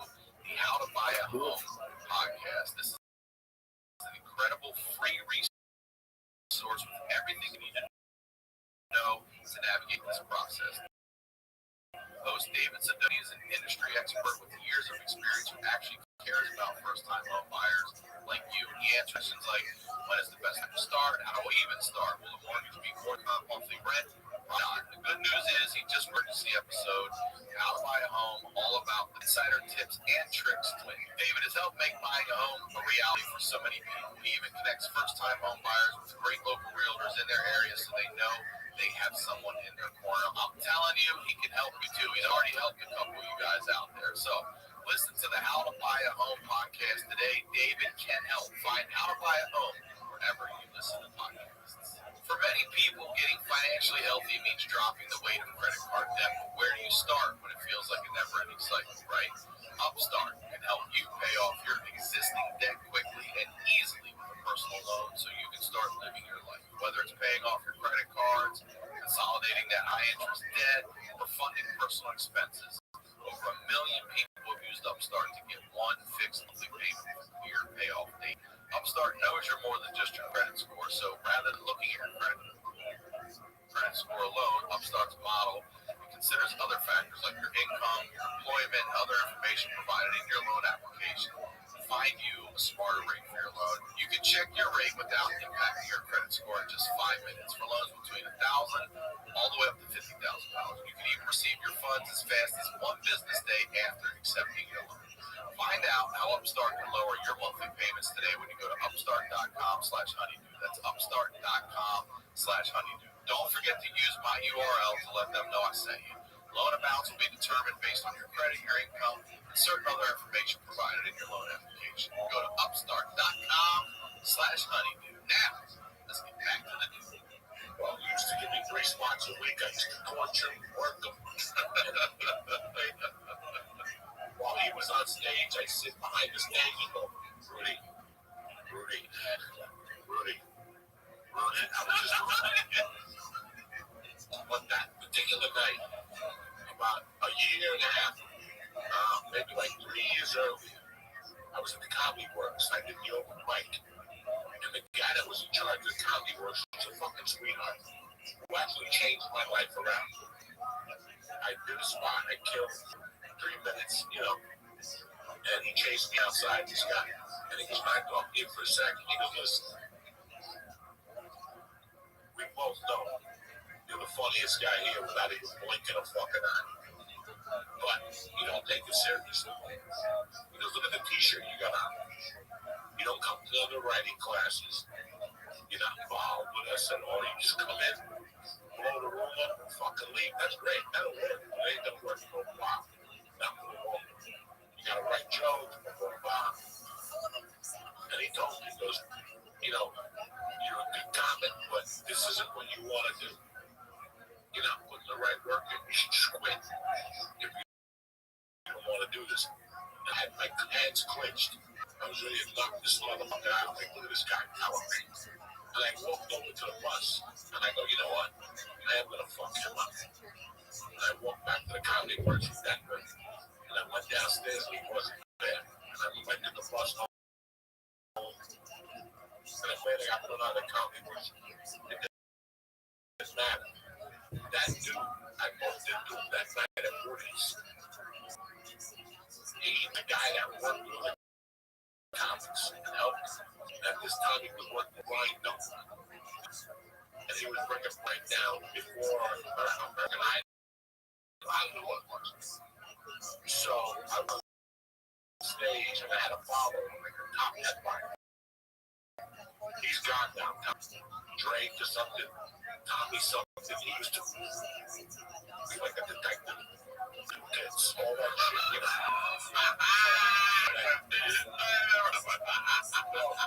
He was a funny dude. I had seen him at the Improv a bunch of times. He would wear a detective jacket, like a hat. Yeah, all that type of. I was talking to this day. He blew up the fucking room. I was my knees were fucking him out of it. But then I said to myself, fuck this. I'm at the comedy store fucking day, following savages. At the time, there weren't the savages there were when I was there.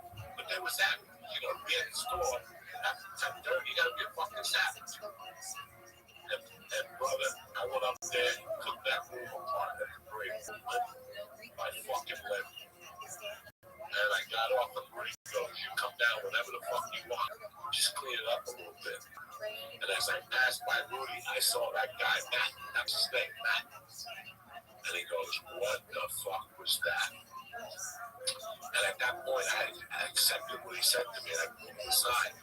And I go, "You don't know how lucky you were that night of losing a fucking I'm a fucking nut, and you destroyed me that night as a human being. But when I got home, I thought about what your words were, and you were right. And you're the reason why I made it tonight, so thank you." And he gave me a big hug, and I never saw him again. That was great comic.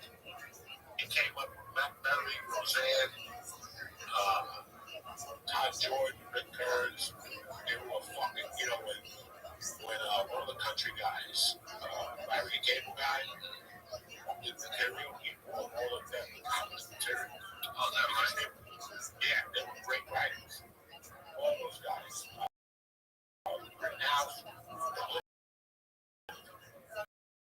Now, they got the ones each fucking really writing that motherfucker. So it was great. It's great to see it. But after I saw that guy, I knew I could do it. And before you come to LA, you hear all these negative things from comics on the road. Don't go to LA, your bags, something, nobody will judge. Here I am, 3 fucking months. Get love everywhere. I got love at the Improv. I got love in the store. I was already getting spotted. There was a guy named Cooper, who was the talent coordinator, who was a drunk, great guy. And he saw me doing Latino night, and he made me a regular. And then I was in the Laugh Factory, so I was rocking it. This is phenomenal. Now it was time to shoot the pilot. The director of this pilot, CBS, they gave 3 $3 million. So I thought the show was definitely going to work. You know who the director was? The guy who played the doctor in jail when the guy from The Sopranos was in prison. Wait, remember Johnny Sack? Johnny Sack, yeah. But Johnny Sack was in prison. There was a guy with glasses that was fucking making his bed and all that shit. That's the guy. That guy is a badass, but he's also in Eyes Wide Shut, that dude. He's been in 1,000 things. He directed. So when I got there, I was playing a bartender that had, he gave information to the cops. He was the eyes and ears of the neighborhood. He was a Spanish guy in the Bronx, you know. And I remember going to the rehearsals, and every time I would say a word or I'd act, people would shake their head. I was bad, Ryan Sickler. It was like 2 weeks of rehearsals. Every time I kicked them, my lines got shorter. Wait, hold on. You would see them shake their heads when you would do your lines? That's brutal. That's brutal. Seeing about that. It was terrible. You know, I had never acted before. I probably didn't get 3 or 4 acting classes by then. And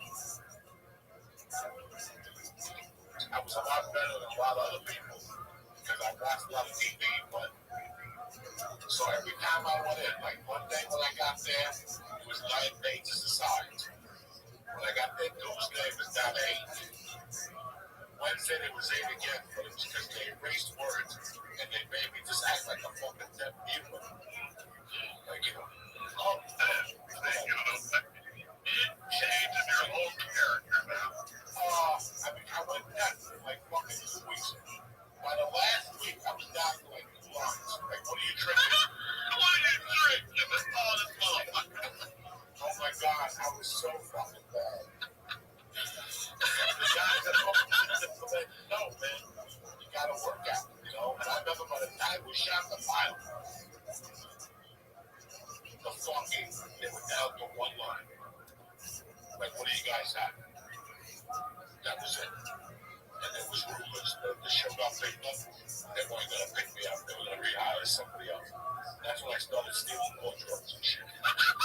But when I know I'm not coming back, I started stealing shirts and tops. At the time, I was living on cocaine, so I either bought underwear, I bought cocaine, I did everything, fucking commando.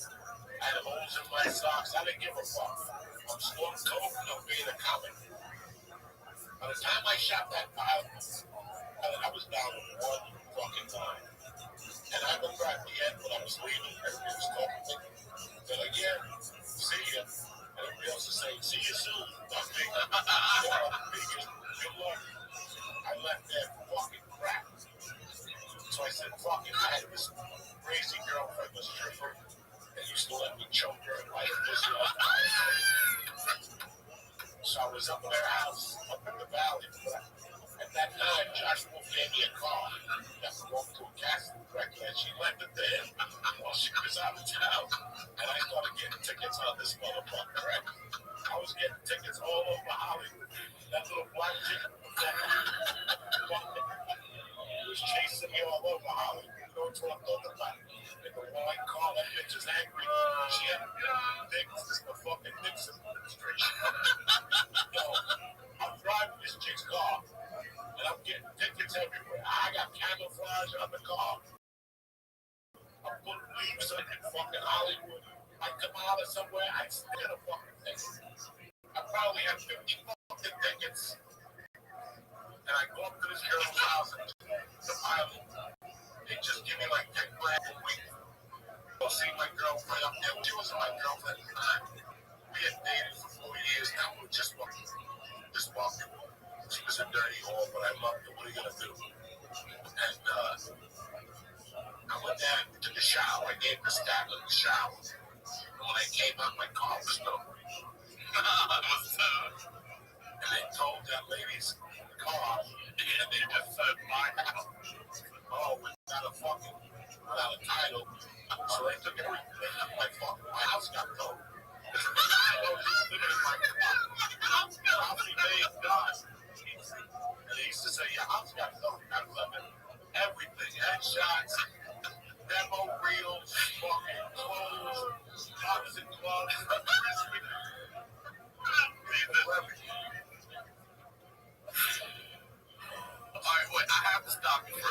Segura told me this story, and I'm jumping way forward. You're talking about how bad you were at acting, but you did the Sopranos movie, and I just want to hear this story real quick. I think it was Segura that told me this about your scene with De Niro. You had a scene with De Niro.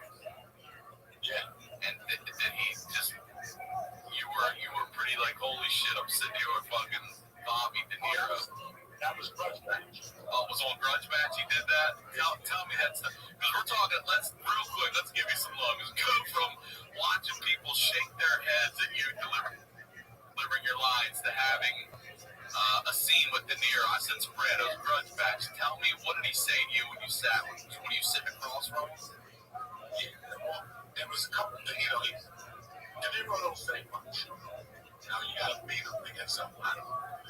So, like, I don't know what story he told you, and I don't know About this. I know. You touch your hand like I know. That one. Oh, yeah. But that is, when I got to New Orleans, I got there, and I always read that Gene Hackman would always go straight to the set. He would never go to his dressing room. And I thought that was interesting. And I read something by Gene Hackman that said he wanted to always be close to the action. So when I got to New Orleans, I packed my shit in the room, and I ran out, and I went to wardrobe, and then from there I go, where's the set? And they go down the block, give me a ride. They go, you're not shooting there, I just want to go see it. And when I got there, it was LL Cool J. And he was in the thing, they were getting ready, and De Niro came in. Cool J, De Niro are looking at each other and fucking telling each other stories, and I'm 30 feet away. I'm just watching, trying to learn something. And they're like, all right, let's do this, guys. And they're talking 20 minutes, They say action, and everyone walks up to fucking LL Cool J. And LL Cool J starts stuttering like fucking, like Spider. Cut. Action, let's do it again. Action. Second take, again. Fuck, I can't remember my lines. Cut. And it was, and I noticed, I'm like, what the fuck was that? I mean, LL Cool J was rehearsing when I got in. They rehearsed the scene like 5 times. What is going on? I didn't think about it. The next day I get there, and sure enough, I sit down in the chair, and they come over, they go, you meet that? You meet Bobby, yeah. And then I'm going to analyze that. I shake his hand, how you doing? Good to see you. You want to rehearse one time? Yeah, we rehearsed one time, it's just one fucking line. And it went smoother than fuck. And the next time, sure enough, action, camera's on. He comes up, he brought him, look at his face. You just don't see Bob Niro. You see Jimmy Conway, guy, taxi driver. You see the guy from Friday Raging Bull. You see the guy with the hunting movie when he wants to get Christopher Walken. You see this guy, and all of a sudden, you just fucking like, it's like you fizz out, but you just hear the book and boom. You don't know who the fuck it is. And I was very self-conscious. Like, Robin, I'm sorry. And he like grabbed my hand. He's like, I know, it's gonna be all right. He knows. Everybody knows. He knows that you're sitting here with Robert fucking De Niro, and it's gonna take you a minute, but don't. Because it's in the head with 1,000 people. Amazing. So it's like, break it down. Don't worry. Like, I've done it with names for fucking cracking up. Because once you see his face, you don't even know what line to go. Go and get your shine box. You don't know what the fuck. Really fucking interesting. And then after that movie, I got into a high acting class. I got into a manager because she had just won a Academy Award for Halle Berry, and then she won one the next year with Charlize Theron. So everybody said she was really good, and she was very good for character actors. It was weird because when you first moved up in Hollywood, you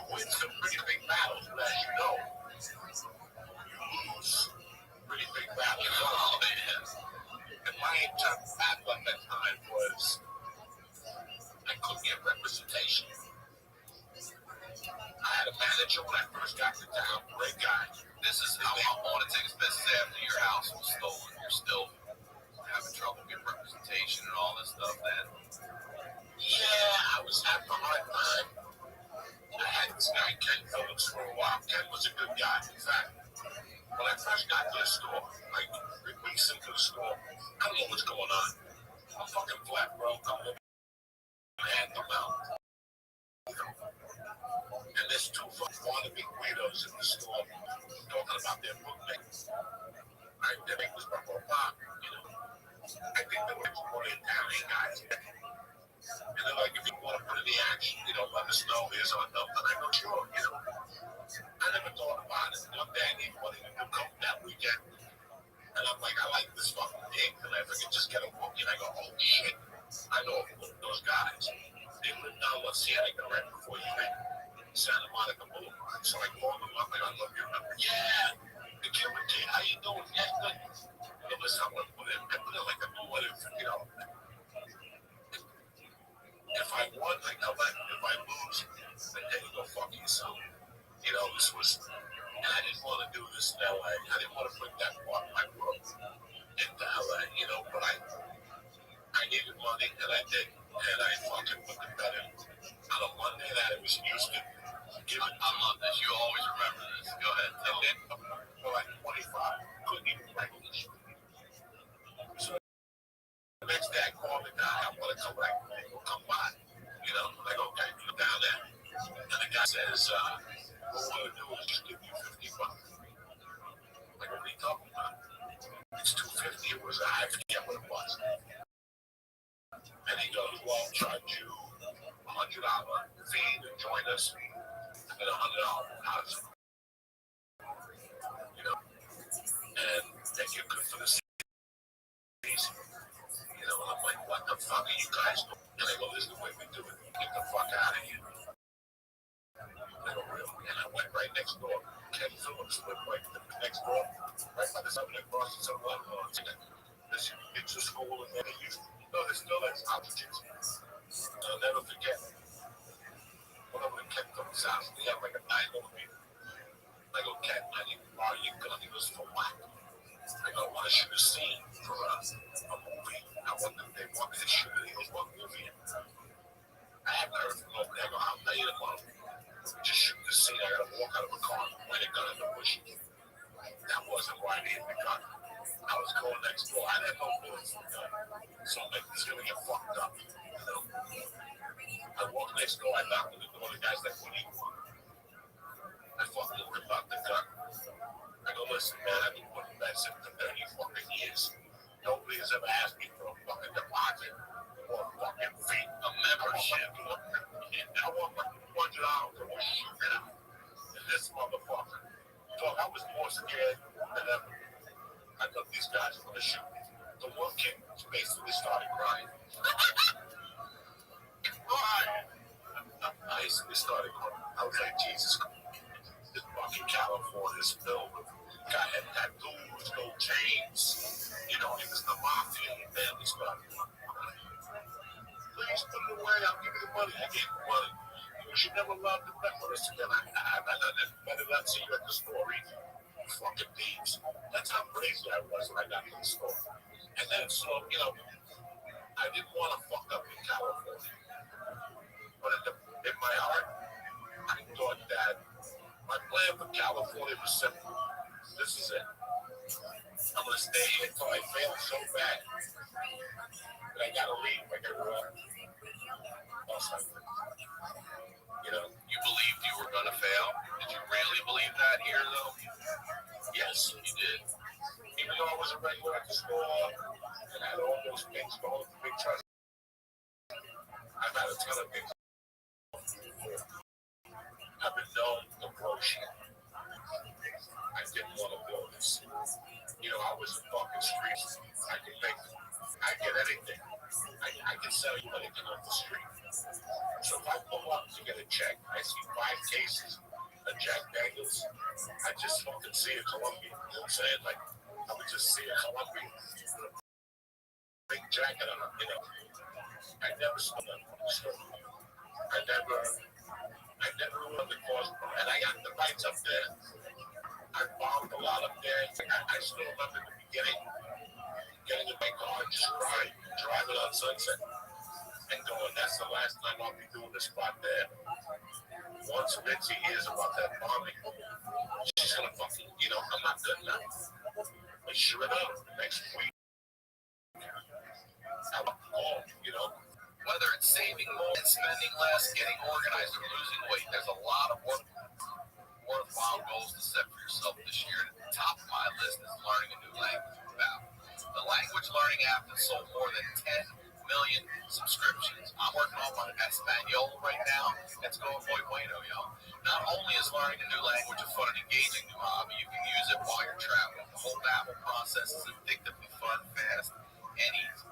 Babbel teaches bite-sized language lessons for real-world use, right? Look, for me, learning is repetition. And the thing I love about Babbel is that you'll give you a lesson, and then you'll redo it. You'll write it. You'll speak it. You'll go over it. You'll learn your accent, all of it, okay? Babbel's 15-minute lessons make it the perfect way to learn a new language on the go. Other language learning apps use AI for their lesson plans, but Babbel lessons were created by over 100 language experts. Their teaching method has been scientifically proven to be effective. And with Babbel, you can choose from 14 different languages, including Spanish, French, Italian, and German. Plus, Babbel's speech recognition technology helps you to improve your pronunciation and your accent. There are so many ways to learn with Babbel. In addition to lessons, you can access podcasts, games, video stories, and even live classes. Plus, it comes with a 20-day money-back guarantee. Start your new language learning journey today with Babbel. Right now, when you purchase a 3-month Babbel subscription, you'll get an additional 3 months for free. That's 6 months for the price of 3. So just go to Babbel.com, use my promo code Honeydew. All right, that's Babbel.com, code Honeydew. Babbel, language for life. Today's program is brought to you by Athletic Greens, the health and wellness company that makes comprehensive daily nutrition really, really simple. With so many stressors in life, it's difficult to maintain effective nutritional habits and give our bodies the nutrients it needs to thrive. We've got busy schedules, we're getting poor sleep, exercise, the environment, work stress, or simply not eating enough of the right foods can leave us deficient in key nutritional areas. I use a scoop of AG1 every day. I take a little packet, actually. I throw it in my water. Boom, I'm good for the day. I love it. One tasty scoop of AG1 contains 75 vitamins, minerals, and whole food sourced ingredients, including a multivitamin, multi-mineral, probiotic, green superfood blend, and more in one convenient daily serving. A special blend of high quality, bioavailable, and work together to fill the nutritional gaps, energy, and focus aid with gut health and digestion, and support a healthy immune system. Effectively replace products or pills in one healthy, delicious drink. Join the movement of athletes, moms, dads, rookies, first-timers, and everyone in between taking ownership of their daily health, focusing on the nutritional products they really need in the simplest manner possible. To make it easy, Athletic Greens is going to give you an immune-supporting free 1-year supply of vitamin D and 5 free travel packs with your first purchase. If you visit athleticgreens.com/honeydew today. Again, simply visit athleticgreens.com/honeydew and take control of your health and give AG1 a try. Now, let's get back to the video. When I moved to LA, immediately I got a manager. That was a low-rank guy, sweetheart of a guy. He was new, and that's the biggest pro we had. And I also had a great commercial agent, the best ones. I had such a webinar. And this was all taken care of, like in the first 6 months that I was here. I had Sutton Martin Minari, I had a manager, and I was a regular all 3 club. And I didn't really fucking know where I was going. You just try. Look at this season, folks.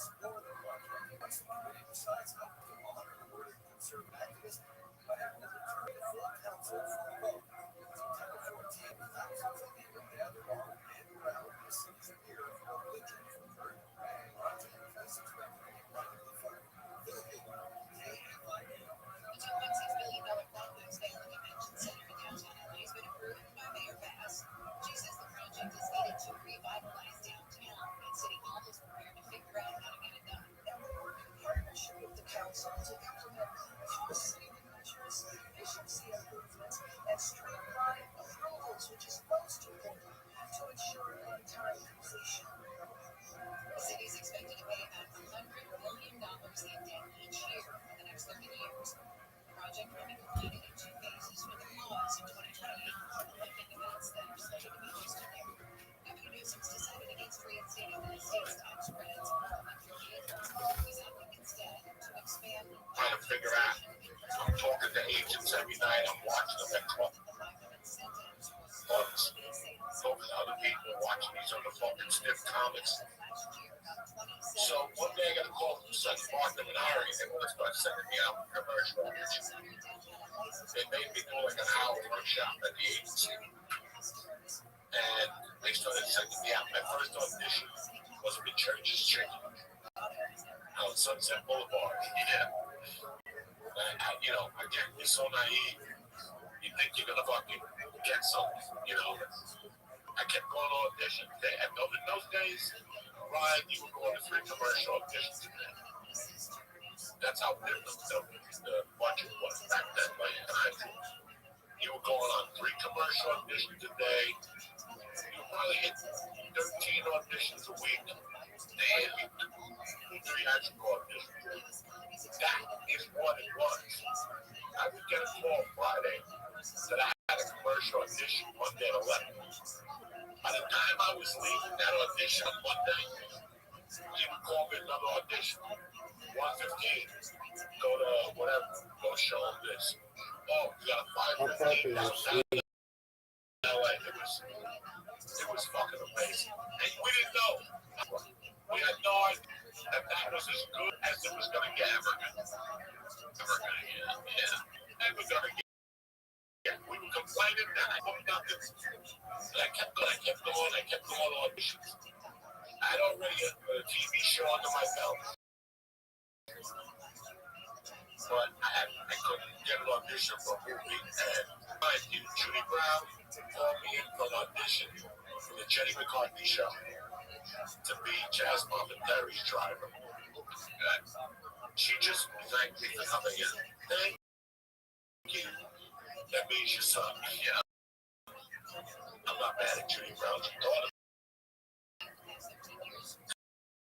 And I had auditioned for a Robert De Niro with Marky Wahlberg. It was the Vinnie Curto story. And I'll never forget that. Back then, I wanted to go for an audition. And every Sunday night, I would write her a letter by hand with a picture and a resume and tickets to the Comedy Store in and I would tell her I would have spots there during the week, call up. And I'll never forget when I finally went in to see her after I died in the fucking movie. I didn't know what I was doing. She goes, oh, by the way, Ryan, can I tell you that she asked me? She gave me a box of letters. I had sent her a box of letters. It was just fucking full. I would send her the 8x10s. She gave me a box back. How many I gave her? There must have been 40 envelopes. She opened up the first one, didn't open up the rest. She told me that was very aggressive. That's good that you're doing that. She goes, I'm not mad at you, but some people will get mad at you. But keep doing that. And I made a mental note, So finally, I get a fucking call from Sun Martin and Ari. And they wanted me for this fucking tremendous. He was like the director of the year for SAG commercials. And he was shooting a Taco Bell commercial. Miami. So I'm like, what? I get to shoot a commercial, get paid, get my dicks up, and start cocaine. I'm fucking in. So I go down that movie. I went down there on Thursday, and they fucking loved me. They called me back on Friday. I went down there on Friday and rocked them. They called me right after that. They been working Monday. 4th of July. You get double raise, whatever. Kirsten was his name or something. He goes, she booked the role as a taxi driver. All right. So Saturday, I had to go to wardrobe. They paid me for that. I stole a t-shirt. I used to love wardrobe because I would steal everything. Right?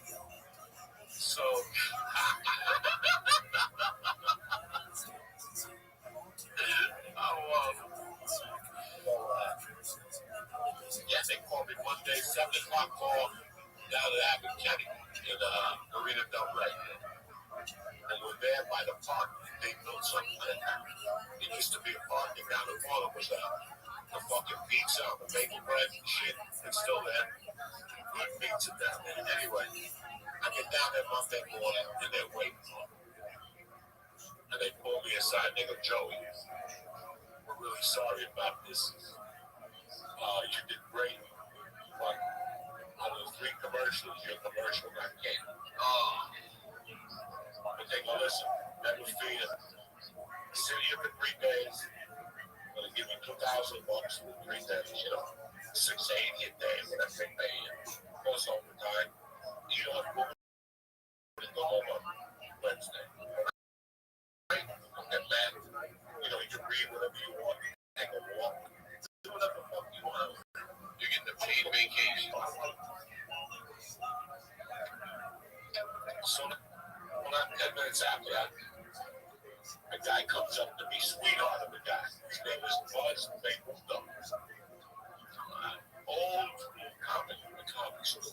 In fact, he had moved on. He was there with Mitzi at the fucking beginning. He knew everybody, you know. His wife was an agent. He was a writer. And he had taken to writing, so, you know, he was just doing commercials and stuff like that. He becomes my friend on the set of commercials. I'm talking about that shit real. And now we're down to 2. It's the first ones ever with the dog. Yeah. Yo quiero Taco Bell. That one. First ones ever.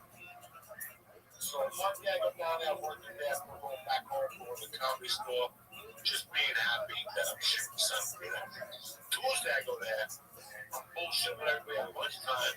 I'm fucking telling stories at the lunch table, cracking jokes. The director grabs me after lunch. He goes, hey man, stay close to me. All day. Want you to change? Stay close to me. Because I left the wardrobe in your room. Because I got a spot in this commercial. I want to see if we can get you in there.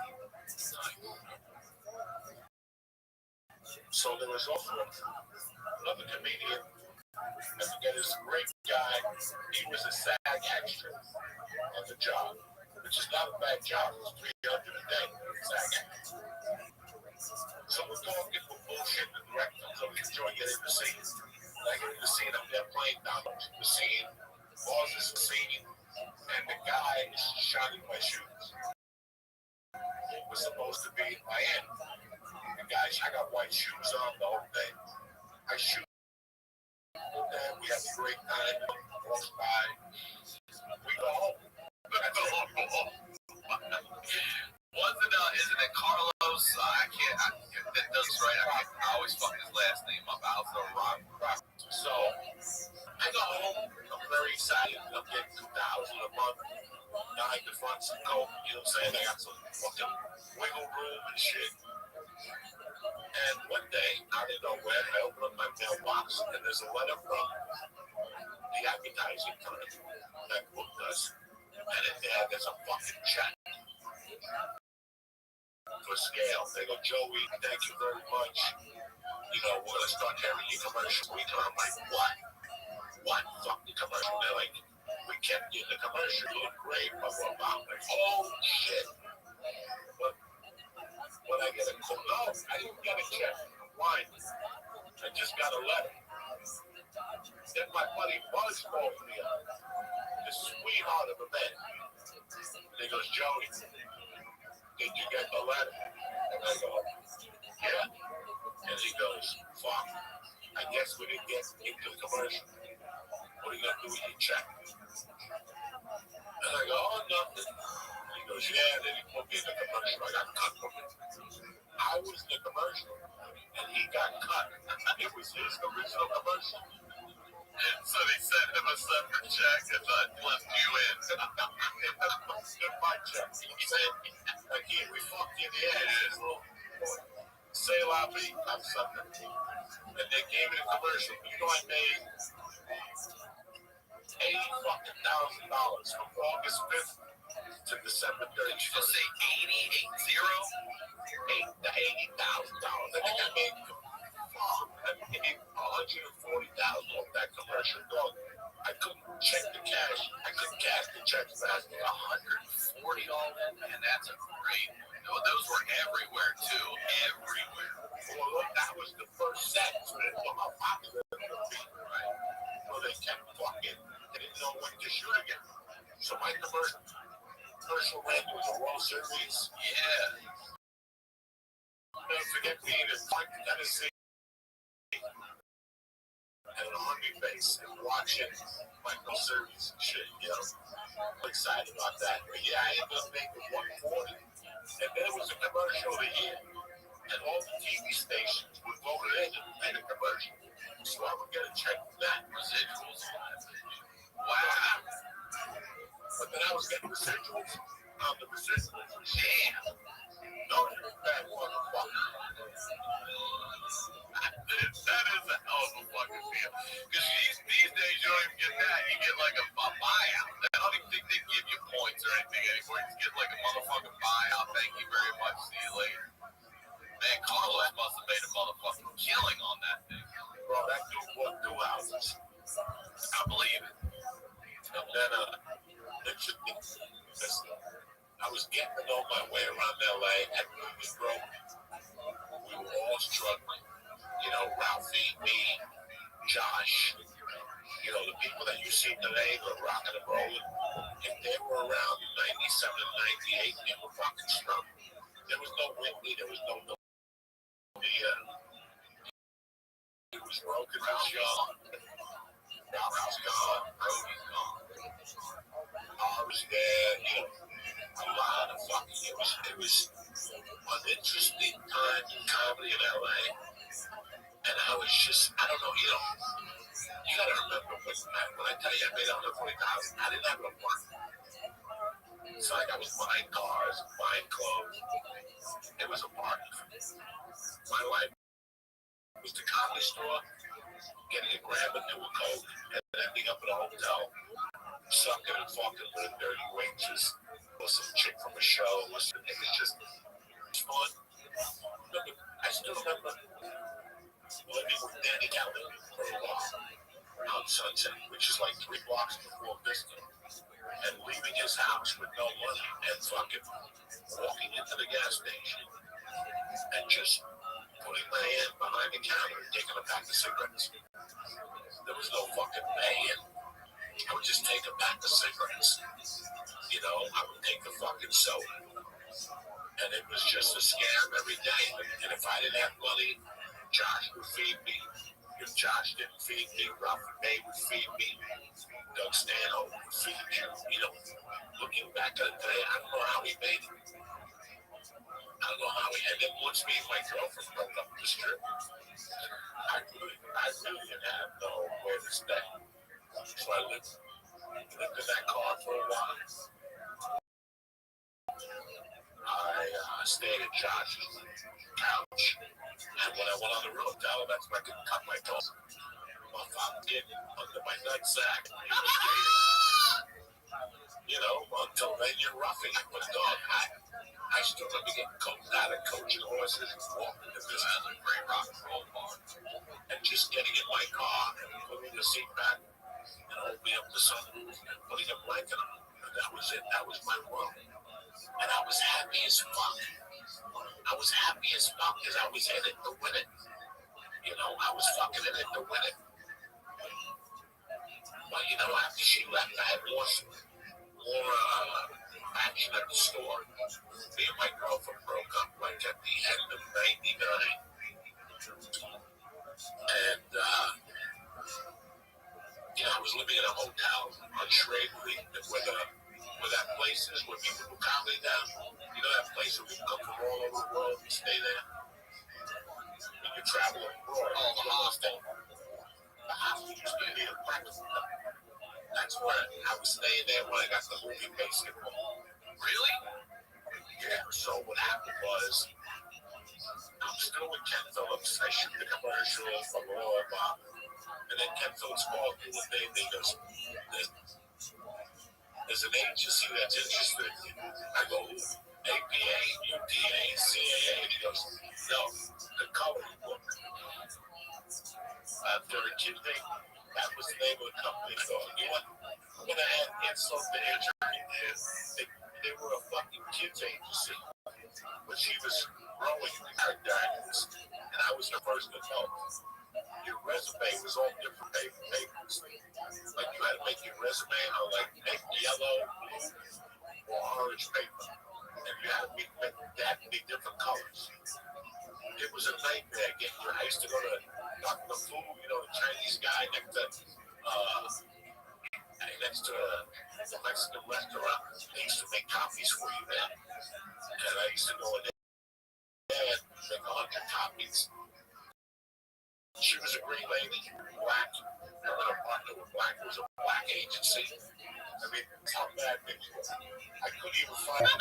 There was a black agent that signed me. They were a kids agent. It's just keep going, guys. I don't want you to think that anybody gave me anything. So here I am with the coloring book. I still put me behind the comedy store. And people are coming dirty. I was like,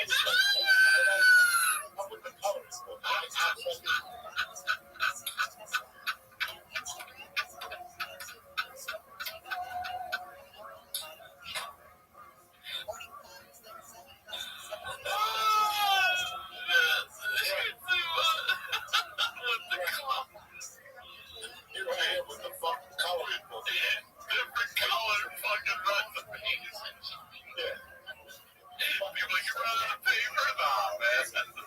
All these people playing and shit. I'm playing it all out here right now. So I get a call one day. There he is.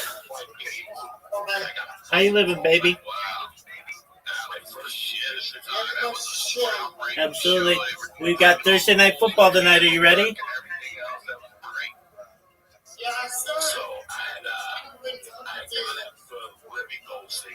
What'd you say, big dog? Sorry, I haven't been talking to you. I've been busy around the house. You do you, man. That's why I'm here. Whenever you have time, you talk. When you have other things, you do them. Yeah. Don't you worry. We'll watch. What have I played tonight? We've got the Cardinals versus the Seahawks. Did you push your day on? What'd you say? Did you push your day on? I didn't bet. I don't bet, but I really need the Cardinals running back to do well. They lost their main running back, and so I need their backup to do really well.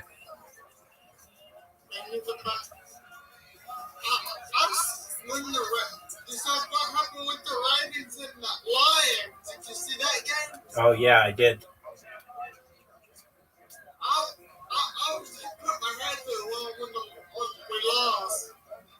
Yeah, Lions are a good team. They're a good team, but I'm a Baltimore Ravens fan. I know you are, big dog. I've been with the Ravens ever since Lamar Jackson been on that team. He's my man. He's my quarterback. He's who I chose in my fantasy league. I know, right? I need him to have a big year. He's doing well thus far. He's the number one player in the league. Yeah. I'm watching my friend Chip and his thing, Go Bills. Very cool. Well, you enjoy that, my man. I'm his Discord server streaming. Very cool, dude. I'm talking to his Discord server streaming. Fortnite. Very cool, dude. Yeah. That Thursday night football. Thursday night football. Yep. It's in like 8 hours. 8 hours. Is it gonna be on Prime? Yeah, but you can get it on Stream East for free. Stream is? You got it, big man. Yeah, let me get myself where I have it. Is the game going on right now on Stream East? It's a little early. Maybe some baseball.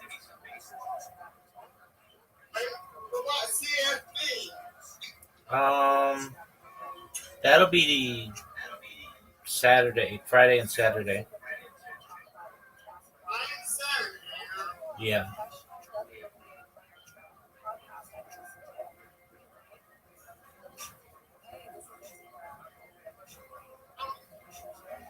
What's the thing like this? There's no games going on yet, but it will be. Excellent. That's cool, man. I like solving murder mysteries. Same here, big dog.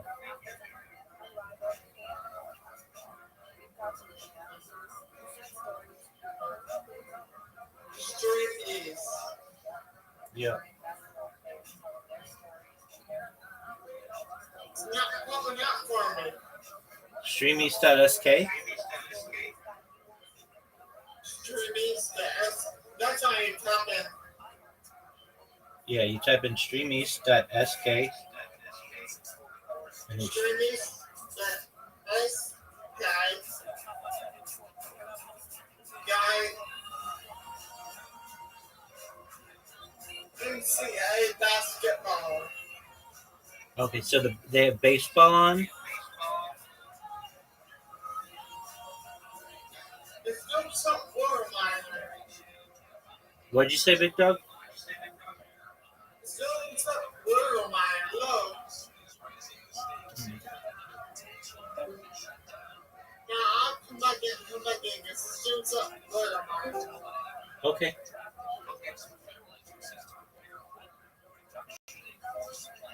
Hey, it's doing this. Okay, just one moment. Look at my screen. Yes, sir.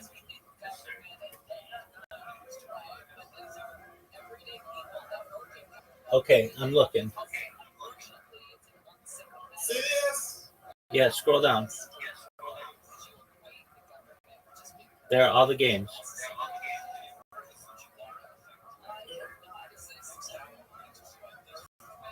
No streaming stuff. That one's fine.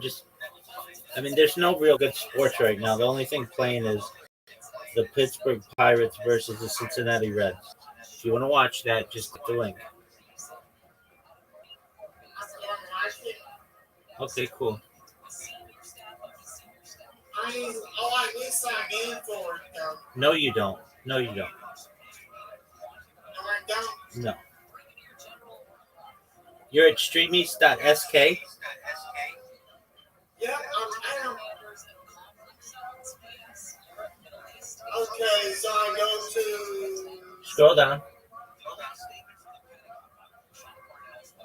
This is what I said for the Pittsburgh Pirates is 699. Yeah, scroll down. Okay. Okay, just a moment. Read me what's in your browser right now. Stream these guys to MLB Pittsburgh Pirates 698 25. Okay. Scroll down. And this is the animal. All right. Scroll up. Okay. Okay. Do you have your device in like mobile mode or something? I haven't been at this time. No. Is this a computer? That's a combo. Oh, that's probably why. Okay. All right. Just a moment, big dog.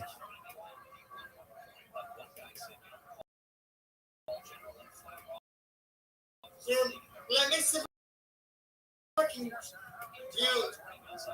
Hold on. You a should. fire toss. Yeah.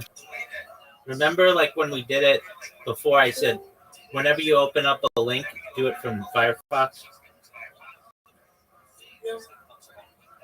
Streamers.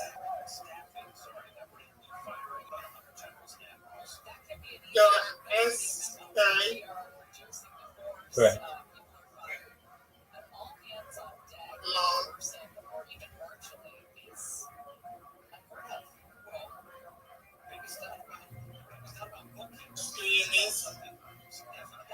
sports odds.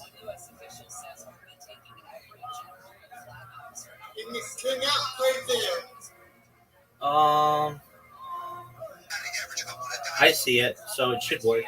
Okay, let me see your screen.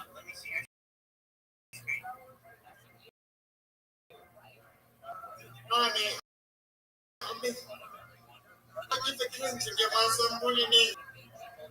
What'd you say? I won't give the king devices like you do. You do. Okay, so let me see your screen.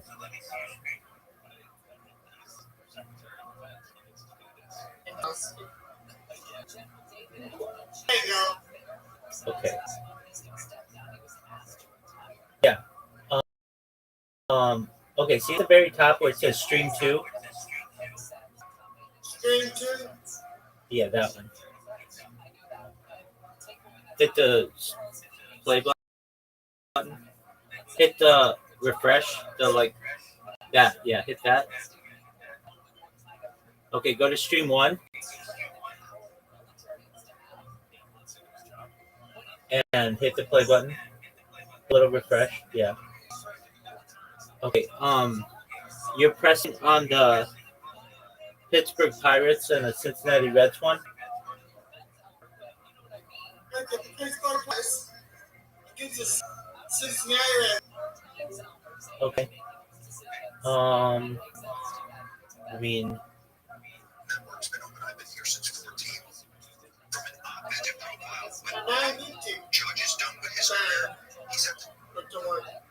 okay, no, you don't log in. Don't ever log in anything on here.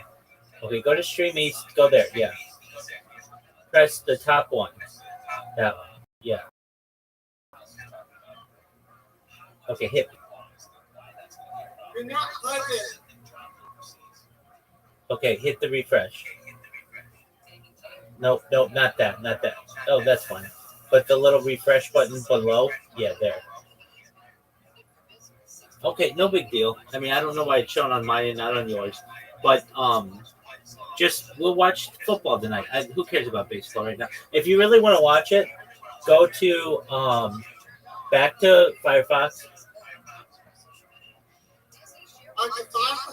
Back to Firefox. Yeah. And then we had something, it was like garden.tv or something. You made a bookmark of it. Yeah, that one. And then go to MLB.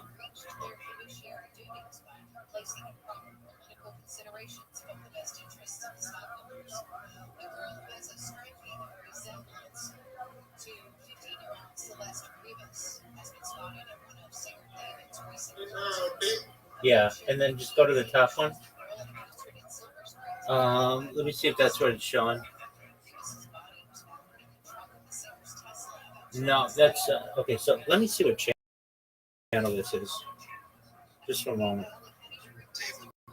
You're the Hall of Fame every year. You do it fantastic. There's different levels of the Hall of Fame. He's hanging up there with his numbers like Mickey Mantle. Exactly. Judge is like he's the most important guy over here. So, oh God, I still don't judge. It's not that. What level disaster is this for the Mets? Okay. Go back to that gardens.tv or whatever. Yeah. Okay, go to the MLB one. That's what they're showing. That's what they're showing. Whatever this is, that's what they're showing. So the game either isn't on yet or no, not this. The other one. Yeah, that's what they're showing right now. This one? Yeah, that's what they're showing. But I don't know. Let me see when this game starts or what's going on in it.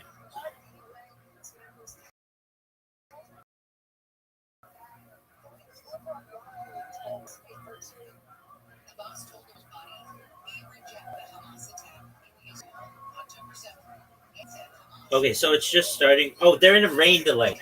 That's why it's not showing, Brandon. They're in a rain delay. Rain delay.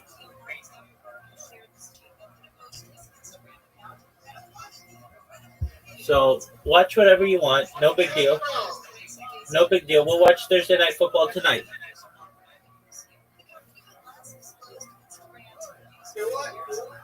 Do whatever you want to do. Watch whatever you want to watch. We'll watch Thursday Night Football tonight. Excellent, Big Dog. Good catching up.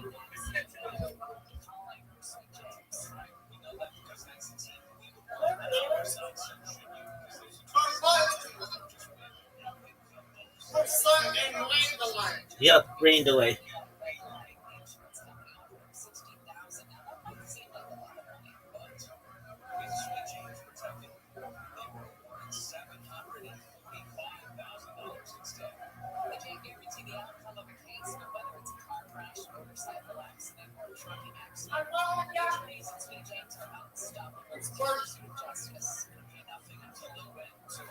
Excellent. It's a rain delay, though.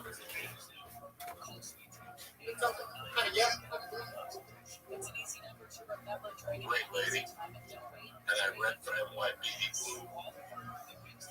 And I got a call back, but I was too nervous. My hand was shaking at the call back. I didn't get it. And then I got an audition a few weeks later for some fucking TV show on Fox as some Mexican fucking gambler or something. And I ate a bag of dicks. And I had to go all the way up to Fox building. At Fox, it's fucking out there. It's like an 8-mile fucking walk. So I went to read that this one morning. So I'm fucking furious. I'm walking back to the Costco building. And as I'm walking past the door, a little lady with glasses pops out, and it's Libby. And she looks at me, she goes, Joey, are you here for the audition? I guess. I was there for a different audition. I was walking past the door, she just happened to open it, I was standing there. I wasn't there for her audition. I didn't even know what the fuck she was talking about. I told her, yeah, she told me to sign in, and she gave me a sheet. And I'm reading this sheet over and over and over. It's just 2 or 3 lines. It's the movie Basketball. Yeah, Trey Parker, Matt Stone, South Park guy. Dog, I read for it, nobody said nothing. I walked out of there furious because I had to walk back to my car. I didn't do nothing. Look there, I had fucking hostile. And I hear Joey. We Diaz. Joey Diaz, you got a phone call. And I'm like watching daytime television. Like, Joey Diaz, that's me. I go, what? He goes, you got a phone call. I run downstairs. And it's Captain. So he goes, hey, man, congratulations. That movie, Basketball. Like, what are you talking about? They go, you what? You got the role as a rep. You're going to work $5,500 a week for a couple of weeks. I'm like, what are you fucking talking about? And he goes, here's the address. Gotta be there tomorrow at 7. And I went down there, and it was a dream come true, Jack. Dude, you're living in a hostel and driving to a movie set. That's amazing. On an audition that just was happenstance. Literally, you're not even there for that. No, and I got the job. I had to join SAG. I didn't have a dime. I didn't have a fucking dime. So I called Danny Roberts at 8 p.m. I go, Danny, I'm a friend of Doug Stanhope. I know Danny. I go, we got a house. I got this movie. And I don't have to, at that time, it was $1,200 to get SAG. And they can't hardly call you. You put your right in, but they take that 12. The first time they tapped part. The second time, you got to play the play. Oh, really? I thought once you were in, you were in. And, oh, you ain't, no, okay. The first one is free. We'll let you get a free one. The next one, the commercial, now you gotta pay. TV show, you gotta pay. I didn't have no $1,250. I called Danny Robinson. He called me back. He goes, I do care of it. The production company's gonna pay. I was like, this ain't happening. So I fucking go down there. And the first day, I don't know what's going on. They give me scripts and shit. And wardrobe. I don't know what the fuck they're talking about, right? And finally, I get to put it together. You know, I was taking an acting class. Like, okay, I see what I gotta do. And every day, I'm a cop. I want to work. I want to get the fuck out of here, whatever you want to do. So I would go down there and ask them, am I working today? They go, no, come back tomorrow. But stay here, because we might need you today. But the most thing I remember is the roller skates. They gave us roller skates, roller blades. And one day I said, let me take a box of these. They were like size 14. Nobody's going to know. And I stopped over by Sports Chalet. They're like, we'll give you a 20. I gave them there, like, I got back to so, every day. I would steal a fucking pair of roller skates, all right, every day. The 14s, the 13s. I kept the 12s for me, but I spoke 11s. And I just went backwards. No, I didn't notice it. I walked into the truck, taking a box, and just putting it in my car and going home. Stopped at Ski Chalet. One morning I'm out with Jimmy Two Shoes. We could hook up like on a fucking Saturday night, and we're still going on Sunday. We're still going into Monday morning. He drives me home at 5, and I gotta be on the set at 7:30. This is after 4 or 5 weeks on the set. Nobody's even talking. I'm just going in there to steal a pair of roller skates every day. Not pretty much. I fucking get to the set. You're first up. I'm drinking rum, vodka. I got my sugar pills in me. I got more cocaine than come up. And I gotta go fucking shoot. And I remember that by that time I hadn't even sold my skates. They're like, what are your skates? I haven't had skates in weeks. They stole my skates. And then they're out there. All the skates are missing. People put a sign on and whiskers. Because they had to put a sign 7 on and shit. I fucked that setup, and I thought they knew it was me that up all their roller skates. So when they called me 6 months later, they're like, hey, you made it to the movie. What name do you want? I'm like, really? I made it to the movie. And then I had to pay roller skates for the premiere just to bust their balls. They didn't even invite me to the fucking premiere. I didn't get any I had no roller skates. I'm lying to you guys. But I must have stole 40 cents a fucking God. There was no fucking roller skates left for that movie. But my daughter's walking the book and we're going to see it in 2 weeks. Of course, that's where we're at. Well, hold on, let me just timestamp this. So we ended. We're in 1999. You just wrapped on the basketball, or you've just made it into the basketball. That's where we're gonna pick up next time. I love you. Thank you so much. Is there anything you want to promote, plug, anything at all? I read from Cocksuckers. Laughing Gas at the ice cream shop in Ventura. They got a great called Rainbow Ruts. 37%. It'll fuck you. Get the best bag of the business. This is your ice. Yeah. Cocoa, there's 5 different flavors. Cocoa, Rainbow Ruts, Sashimi, Menus, and there's another one. I don't know. Rainbow Ruts. Stoli, Cottonmouth. So these all indicas, sativas, what are they? Indicas and Iris. All right, great. I love it. I'm gonna go get some. We're gonna make a field trip out there. I love you, brother. I love you too, and thank you for doing this. We'll pick it up again. Go ahead. Very proud of you. I love you, brother. As always, Ryan Sickler on all social media, RyanSickler.com. We'll talk to y'all next week.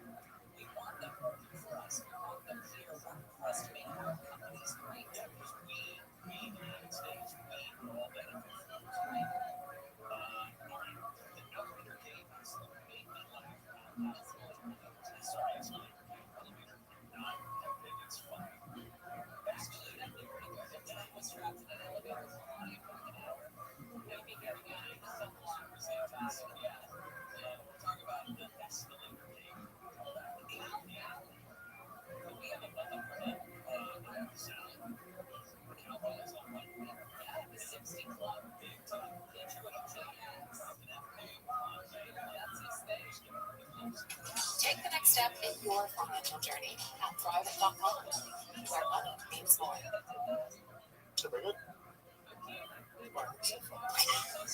Let's go. It's okay. I just pop in. Let's go, man. This is really the fight of the kid. We're talking about killing. We're talking about longevity, assassination. We're talking about all kinds of stuff. Bob and Marcus, I haven't seen you in way too long. I've been here more than 4 months. I know, but we get to a certain age, buddy, where it's like we ain't making money. We're not doing business or learning. It's hard to just hang out when I'm too old to hang out. I got kids. Often have kids. Right. Yeah. Well, we did talk on the phone that one time. Okay. Talking about it, and we text, which for men, that's a big deal. That's a big deal. A phone call? That's exactly it. By the way, are you a personal guy? No, hey. Yeah. That's not. But sometimes they're necessary. Yeah. But then I often read them. Yeah, I just no, you should read transcripts that listen to it. Yeah. And he did this. I always go back to talking about supplements and all that. Harvard did this exhaustive study. I don't know if you saw it. They looked at all the metadata. They looked at everything. They took in all the factors. Diet and exercise. Yes, well, that's great for longevity. But apparently the number one factor in longevity and living a long time is your relationships. Not just loneliness. It's loneliness. They'll kill you. You need your friends. You need a friend. And men get older and they tend to get lazy about that. Yeah. But you got to have those times when you hang. The thing that saves me is I play so many sports. Yeah. So like you still like ball. You look like playing basketball, playing pickleball, playing tennis. Yeah, I was. I played probably 5 seasons. I played a lot of tennis. I'm still hooping. Still ball. You know, Auburn's his team was super good athlete. Yeah, but his team in high school was like top 25 ranked team. Yeah, we had Chris Mim. And your mom is a catch pro, so you play in the finals once. What? Your mom is that good? Yeah. What? Lost to Billie Jean in 68. Yeah, I know Billie Jean. That's way harder. Yeah. Oh, so you come from real athletic stuff. For sure. I spread it around too thin, so I was never like that great. Yeah, I was a good baller. Like I got a lot of, but never tennis. Not tennis. I played enough tennis to be okay, but basketball was wrong. No, she didn't mind at all. She just would go play, and I wanted to go play with my mom. She beat me till I was like 28. Oh yeah. Like until finally she was old enough and I was strong enough that I could beat her. It wasn't even like a great success. It was like, well, this was just a whole age. What high school did you go to? Westlake High. So there's Westlake and like Travis. Those are the two big sports boys. Drew Brees was our quarterback, my sophomore. Chris Mims, we played like 8 seasons in the NBA. He was a center. And then, yeah. Big horse moves. Because Al was out here. But you always athletic. You're a big guy. Yeah, you know, I mix it up. Yeah.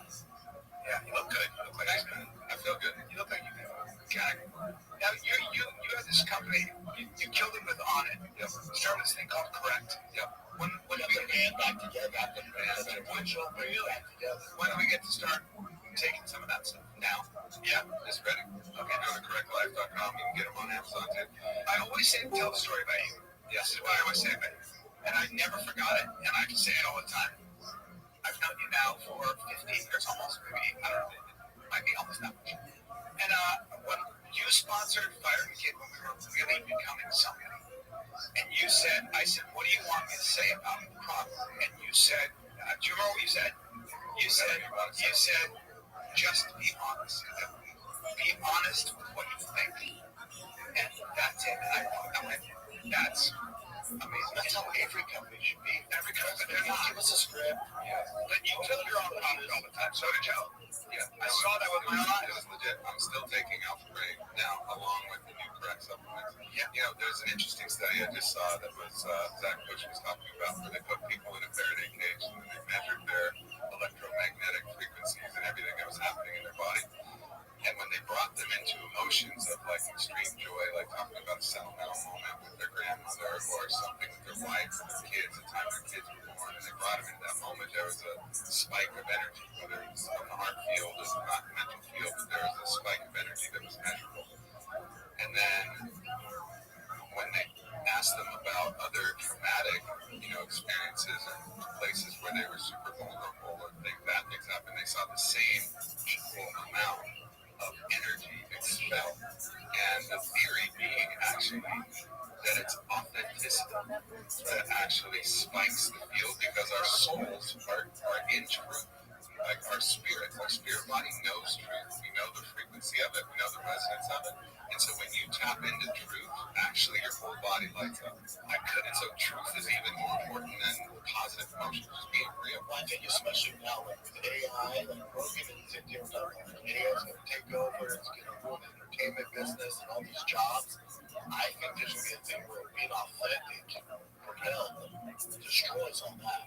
We're going to be able to tell what's AI, but then the people that are authentic actually have talent are going to be bigger than that. That's what's happening in any marketing field. Like you can use AI to market a product. Good luck. People go, you're trying to sell me something, and you're not really connecting. And they get turned off. And I think that as I get older, I think that sickness, depression, all that comes from being inauthentic.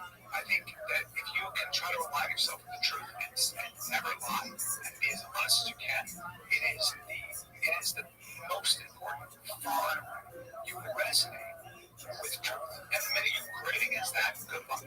So back to the public shows that we've had things that I've done. We'll hire a team, this professional, this videographer, this editing, and things to get back.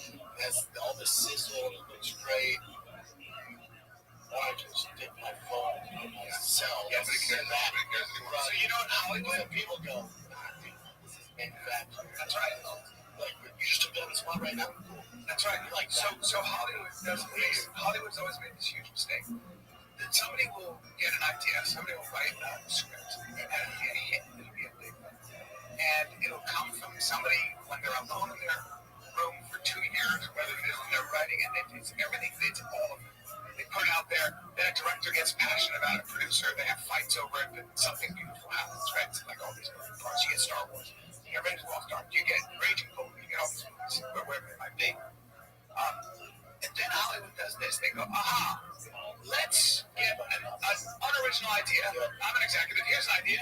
And then let's get the guy who directed it from that movie, and then we'll get this writer over here, and we'll just attach a bunch of people to this idea. And it always fails. They did it on TV too. TV, like Seinfeld's an accident. It always happens by accident. It's like, what's this show about? It's like this. Well, the reason for that, there's some big executive, he has to justify his salary, and they get scared. Let me attach my name to this. I have the ideas. Let the creative do the thing.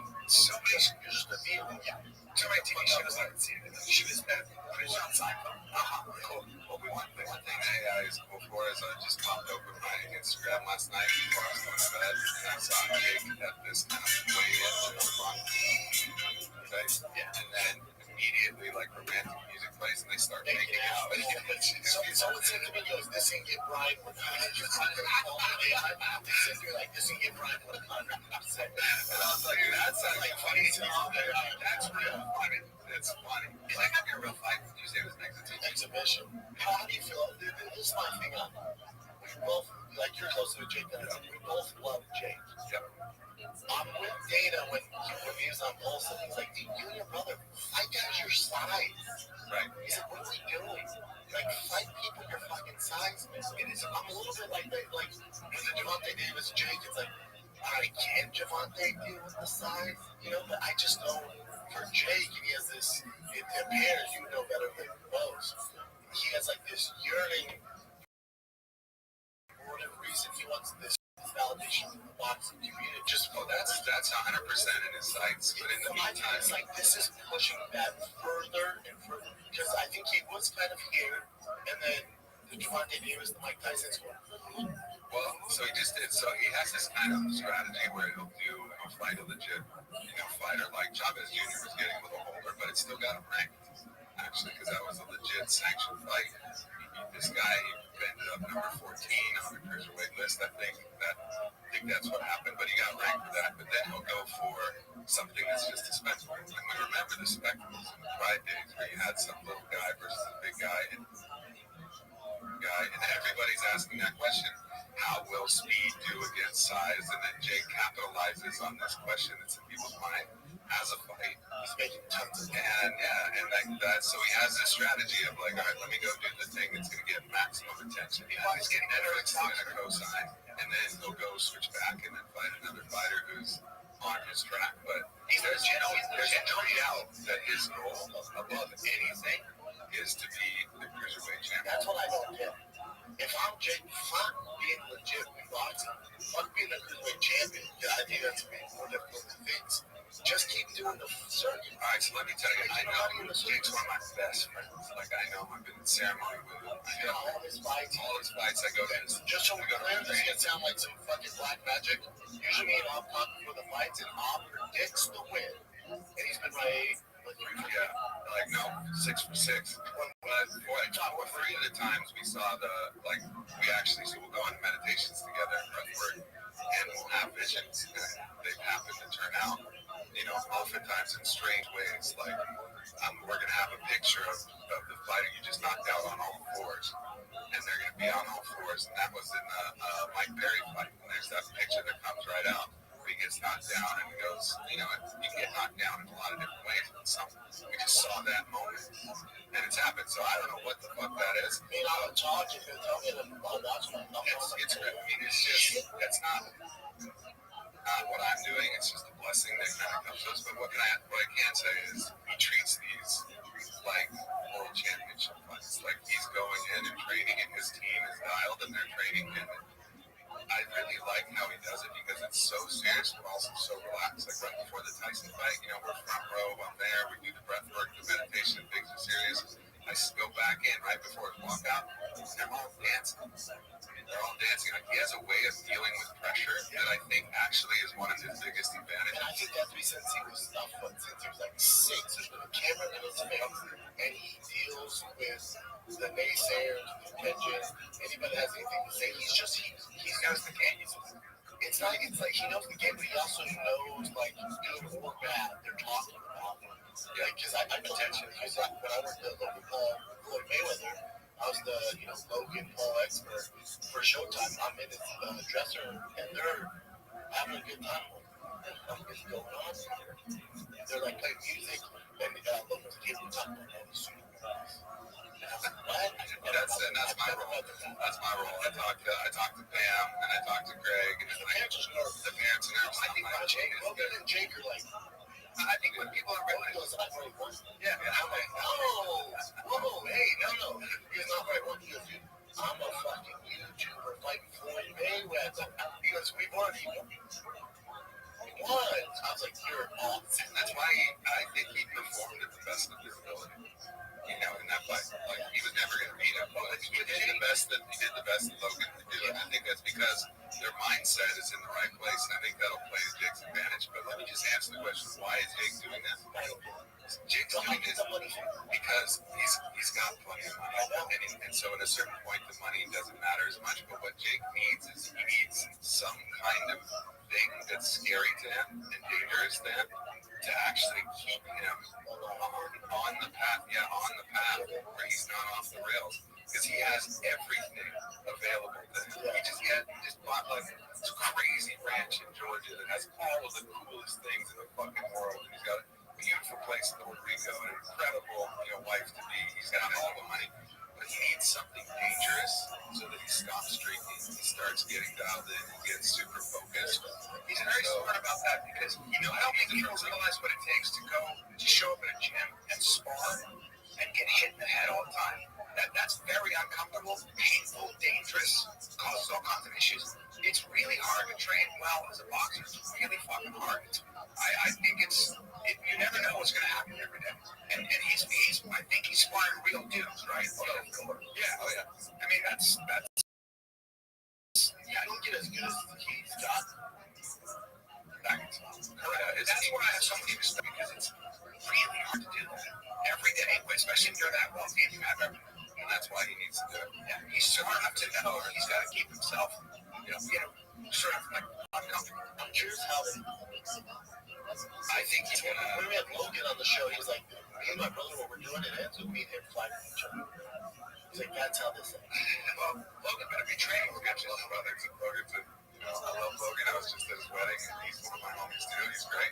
But Jake's just on a different level. Yeah, I mean, it's not obvious. He's an incredible athlete. Obviously, he's doing crazy shit. He's just lost. He's just been. And Jake has that power gift that Rogan talks about all the time, where he hits somebody. I mean, that first body shot to Mike Perry cracked the rib. Yeah. He's like, he just has that thing where everything lines up. I think it ends with Jake being a cruiserweight belt holder. I don't know if we'll unify the belts or whatever, but they'll find a path to like somebody in the cruiserweight pass belt. And I think Jake's going to bring that energy of shocking somebody with the attention. Jake's positive energy that we're working on the whole time. Like, what people don't realize is this is also, for anybody who's seen Chief of War, which is a great show out now on Apple TV Plus. At the end, they have this isn't a spoiler. At the end, they have a battle, and in the battle, it's like let the spiritual warfare begin. And their own shamans and singers start calling in the spirits of the elements and all, and like everything good to get the mind and the spirit aligned. And Jake's doing that at 100. He's got, Lucas Mack is one of the best breathwork practitioners. He's got myself and Lana singing the sound bowls. Like, we're bringing the best spiritual energy, the best training. Because he's not going to say it. I really appreciate that. Because when he's in there with the cruiserweight contender, some dude who's been throwing his right hand since he was 7, I don't think a lot of that's going to matter. That's a big problem. I say that Alex Pereira does the same fucking thing. I'm sure he does, but Alex Pereira, you'll see training for a long time. So what I'm saying is the mix. Yeah, it's like Alex Pereira, when he does that thing where he walks out, it's for real. Yeah, it's for real. He's bringing some deep jump. He's got that work ethic, so I think that getting his mind right, which is what you're talking about, and also just having these skill set patterns. But I think what people need to realize, this was trying to explain what we're talking about it. Changing all aspects. But if you just break down his skill set, he's still a blue belt boxing, but he's performing at a black belt level. You know what I'm saying? Yeah, like as far as the circuit where he's at in his career, how many fights he has, if you're giving out belts in boxing, give me a blue belt. Like just get to New York, Cali, run the regional circuit with 30 fights, and they're blue belts. Jake's at that level, but with his fame, who he is, discipline. That opponent team. Yeah, it's pressure too. That's it. Yes, Like he rises to pressure makes him better and it makes other people worse. And the pressure he brings to an opponent is overwhelming. It's like they're looking at everything. They've never seen anything close to that. Like I bet, maybe Brendan could, but most of us listening couldn't name the cruiserweight belt. I couldn't. Right? Like even you would probably struggle with. Let's take a little break. I want to talk to you about Bean Creatine. Dude, before I talk about creatine, join the Patreon. Patreon.com/TFATK. That thing is popping. If you want this episode ad-free, we do extended episodes. We do bonus content. I just released a whole part one of all the cars in this garage. We got fun stuff on there. Join the movement. It's patreon.com/TFATK. Let's take a little break here, dude, because as an athlete, you're always looking for an edge, not just for a fight, but every freaking day. You train seriously, whether it's lifting, running, competing, just staying dialed in. You probably already know what creatine can do. I'm a huge advocate for creatine. I take 20 milligrams every single freaking day. That's good for your brain, good for your muscle, more power, battery recovery, the ability to push through when most people are gassed. Creatine is the most studied supplement ever. And I've never talked to a scientist or anybody who doesn't believe in creatine. Well, bean can do their meat, unless you get the same amount of red meat, you're probably not getting all the creatine. Well, creatine is the highest quality. Dude, and creatine is not created equal. That's exactly why we switched to bean creatine. No fillers, no sugar, nothing synthetic. Just It's a game changer, something clean, effective, and easy to trust. Bean makes it that freaking easy. Mine came with one of those little stirrers you put in it. I love like that. that. I can mess with them, but I love them. Yep. But like everything else, the quality matters. Bean creatine is just that high quality. They don't use fillers. They don't use sugar. Nothing synthetic. Tastes just clean, pure creatine backed by science, used by people who care about staying mentally sharp and strong. All right. So right now, Beam is giving you guys 30% off for a limited time. Just head to Shop Beam. That's shopbeam.com/fighter. Use the code fighter at checkout. That's shopbeam.com/fighter. Use the code fighter. Get 30% off your first order. The best creatine ever. Like the cruiserweight champions, nobody knows. And so you know why? Because they're not dealing with that much.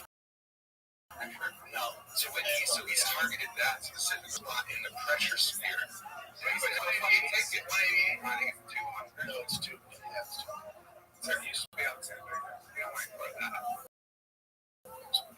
What exactly? Jayo Patia, Bobby Jack. So I think Jake's gonna fight. I mean, how much Gilberto Ramirez fight? And he's great. He's a pro. He's a champion. But like, I think and I think Jake's timing it. So 3 more years of fights. Half of them will be on the spectacle side. Half of them will be legit. And then when he comes, he's gonna bring his skill, which may not be as great as theirs, but he's gonna bring his mental fortitude, what I'm calling spiritual energy, which is just belief. I mean, I think Connor had that too. Connor had somebody at his best for the fucking Yayo and fucking 1942 train that he went on. But he brought this belief that I'm going to knock you out. And it was just so short. And Jake comes with that saying, I think that's a big thing. I got like Bobby Jack. Yeah, I think for Jake too, like even if let's say he knocked off 2 legit cruiserweights, like that's so people understand that's so fucking impressive. And then even if he did get a fight with one of these gentlemen, Bobby Jack or this other guy we're talking about, and whatever went to a draw or went to a decision he lost, that's fucking wild. He still wins. That's incredible. It's never gonna be done ever again. Yep. Him and Logan, especially what Jake's doing, it will never be done. And that's never seen it. That's why guys are gonna try, but they're not gonna realize it. Yeah, totally. But he's obviously he's brothers. They also come this crazy. They really have never not working. Like I've talked to people who spent time with him when he was doing fine and shit. Like Logan, like that guy was always in his room. It's unbelievable. Like it's unbelievable how much they work and like how they don't get so exhausted and burned out. And of course they do sometimes. And sometimes it's like, yo, bro, I'm a fucking mess. Like, I'll come in and be like, all right, like, what do we got to do? Like, what are the ways to actually release some of this energy? I'm always curious how Logan and Jake is, right? We get hate, the three of us get hate.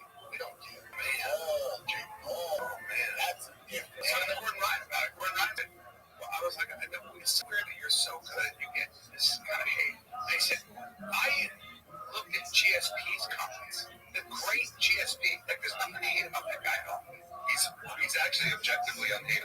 so unobjective. Yeah, he's such a like him, Volkanovski, Max Holloway. Yeah, he's such good, but also yeah. But he's such a good person, generally. You meet him, he's so. If he gets hate, well, then none of this shit is real. Get the fuck out of here. Brent said it best. It's one of the specials he was talking about hate and stuff like that. Because if you go to Mozart on YouTube, his most famous song, there's some guy like, this sucks. And you're like, okay, well, fuck, dude. Yeah, and I'm curious how, because we can talk, like, everyone gets hate, I get all that. But for Jake and Logan, they still have to deal with it.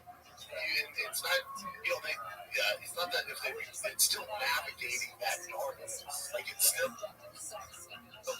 can say, oh, I don't read comments, right? Or, I don't see it. They know it's out there, I get to work with Jake, like, really. That's why I'm asking. And what happens is he's got his mind in a position where actually he's like, yeah, please bring it, because all of those comments drive my engagement, all those drive the algorithm. The more you hate me, the more likely you are to buy my next, paper, because you fucking care. Like, as long as he cares, so his mind's in the right place with it. But actually, like, I can feel his body hold that negativity and that amount of energy, and it's like it's in him. And so we have to do things that help him, like, release that and navigate it and keep his mind clear for his why, which is like, I'm here to do great things for the world, not just for Jake. Right now, it's about Jake. Didn't he help? Wasn't he instrumental in helping Ben Askren? Oh yeah, he's so generous. I love that. He's so like, he really takes care of like everybody around him in such a great way. But his thing is like, when I look and I feel the presence of God, and again, this is spiritual, like, will God be like, Jake, I'm proud of you? Am I doing enough? So that's Jake's thing that he's kind of caring about and thinking about, and he knows that, all right, right now, I'm going to build as much resources as I can. I'm going to get as much fame/notoriety as I can. And then at a certain point, and along the way, generous, where I can, I'll figure it out. So I'm focused on transition point where it's like, all right, now I turn this towards the good, and towards actually impacting things in a positive way. And interestingly, like, whether you agree with this political stance or not, Jake made a post about Trump where he was just really honest and just gave his honest perspective on it. And out of everything he's ever posted, that actually got the least amount of hate, and people were listening, and it went, semi-viral when he made that. So he knows that all of this, if he picks his right spot and he comes with that authenticity like we were talking about, the hate will actually dribble away. Yeah, Jake had a good post about Trump assassination. He's like, we need God. Yeah, 100%. We do need God. We need God more than ever now. And what is God? Like, you can believe in a whole bunch of things, but God is value. God is the right and wrong that we know in our body. It's actually a true transcendental truth, that thing that you can't measure, that you can't, that's above whatever is going on in this human realm. And what I mean by that is that inherent truth, that inherent truth that we are always ignoring. You know the truth. You know where the good is.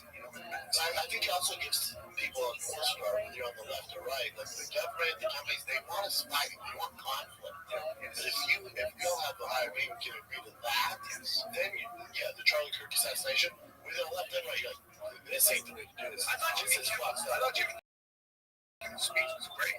He came back and he said, he was talking about free speech and how important it is, but he also said, he got really emotional. He said, this was about a young man's murder. I didn't mean to make him feel bad, especially my wife. Where was that? I feel terrible. But he was contrite, and he said, I understand how people could have taken what I said offensively, and he owned it.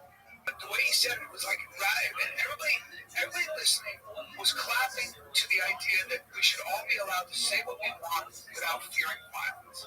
And everybody on the left and right, if you talk to the reasonable people, the reasonable ones, they agree with that. It's the lunatic fringe that we have to be careful of, that gets gamed by the algorithm, gamed by the bots, gamed by the hard adversary, and they have such, soft titles. Yeah, they're right into social media, so I got to do something. You don't know. This isn't real betrayal. Most of it's bots, and if it's not bots, you listen to some crazy lunatic you can never hang out with. And those are the people getting in your brain right now. And I realize they might be real, but those people aren't happy, but and they're going to convince you that this is the way to go. Just so you know, if you go down that road, A, they're never going to talk again, but B, your life is over for the good. And then you killing Charlie Kirk, it doesn't stop. It makes it even bigger. So if your intentions were to stop it, and they're telling you it's going to, they're wrong to. And that's when you're like, might have issued in there might be a religious revival going on right now. Well, I've never heard in my lifetime people talking about God. You know, you go to the Charlie Kirk Memorial, and you hear, Erica Kirk, her husband just got killed.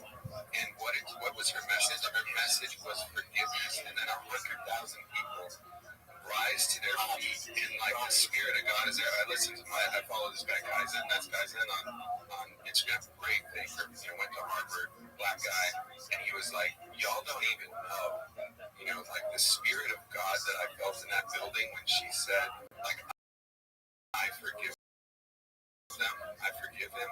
Like that's so powerful that I think people are underestimating that. And yes, I have the central tenet of Christianity. I have my concerns about the interpretations of fundamental Christianity, and so I didn't agree with Charlie Kirk on some of his premises because the God that I know is different than the God that he read about. But he also knows God. He knows that, and everybody in that building knows God, and it's in your body. And there's one story I want to tell. So there's a reading of the Binding of Isaac story, classic Bible story, right, where Abraham, whose father Nimrod went to sacrifice him when he was a child, right? So his father goes to sacrifice him, chooses not, but he had that trauma. So he hears God's voice, says, "Go sacrifice your son Isaac at the top of the mountain." So he brings his knife, he brings Isaac on a little walk, and Isaac's like, "Dad, where's the lamb? We're going to go sacrifice." And fucking Abraham's thinking, "Oh, son, here's the lamb. I'm just not going to tell you yet." Right? So he's hearing this voice, and then he gets up there, and he has his knife in his hand, and he hears another voice. So one Kabbalist reading is this is the voice of our own collective consciousness that's coming through, and it can become unclear. And I think in the case of these assassins, it becomes unclear, and they get this message. And then what happened when the voice cleared and said, "No, don't kill your son Isaac," wasn't a test. They say that actually it was his arm that told him that this was wrong. So actually everybody's saying God told him, but it was actually his own gnosis that in his arm when he went to go slay his son, his arm, his body itself, this thing that lives within us was like, this is wrong. And I think if we actually allow ourselves to feel God instead of think about God, then we know pretty damn close to what's right and wrong. There's a book about this called The Moral Sense. And the moral sense is even when people do horrible things, they justify it on moral terms. If you're playing Hitler or Stalin as an actor in a movie, you don't play him like a monster. How do you play him? You play him like a man trying to solve a problem. And Stalin, read about Stalin. Stalin was a staunch communist with the idea that I was the same way. I'm going to make everything really equal. And some people, unfortunately, are already past the point of no return. They can't be changed, and we got to kill them. But we will force educate for children in camps, etc., etc. I bet even as the guy who assassinated Charlie Kirk, they show him jump. If you believe that, I bet they have videos of him jumping off the roof. I bet after he pulled the trigger. You would hope so, I think something I do believe that, literally. I do believe that the body knows, but I also believe that the mind can be hijacked. And then I believe there are dark forces in this. And then, Ephesians 6:12, not to get super religious here, but our fight is not against flesh and blood, not against our brothers and sisters, but against those authorities, those dark forces in the heavenly realm. And I think there are dark forces when they can seize somebody's ideology, and then they can actually fill the body just like God can fill the body. The dark forces can fill the body, and then once you're in that position, that's when, sadly, as the last resort, sometimes we need violence. That's 10 years ago. I would have said, "You're out of your fucking mind." I would have been in my mind. I would have been like, "Whatever, here you go." I couldn't agree more. As I get older, what you just said is something I 100% agree with. I get way more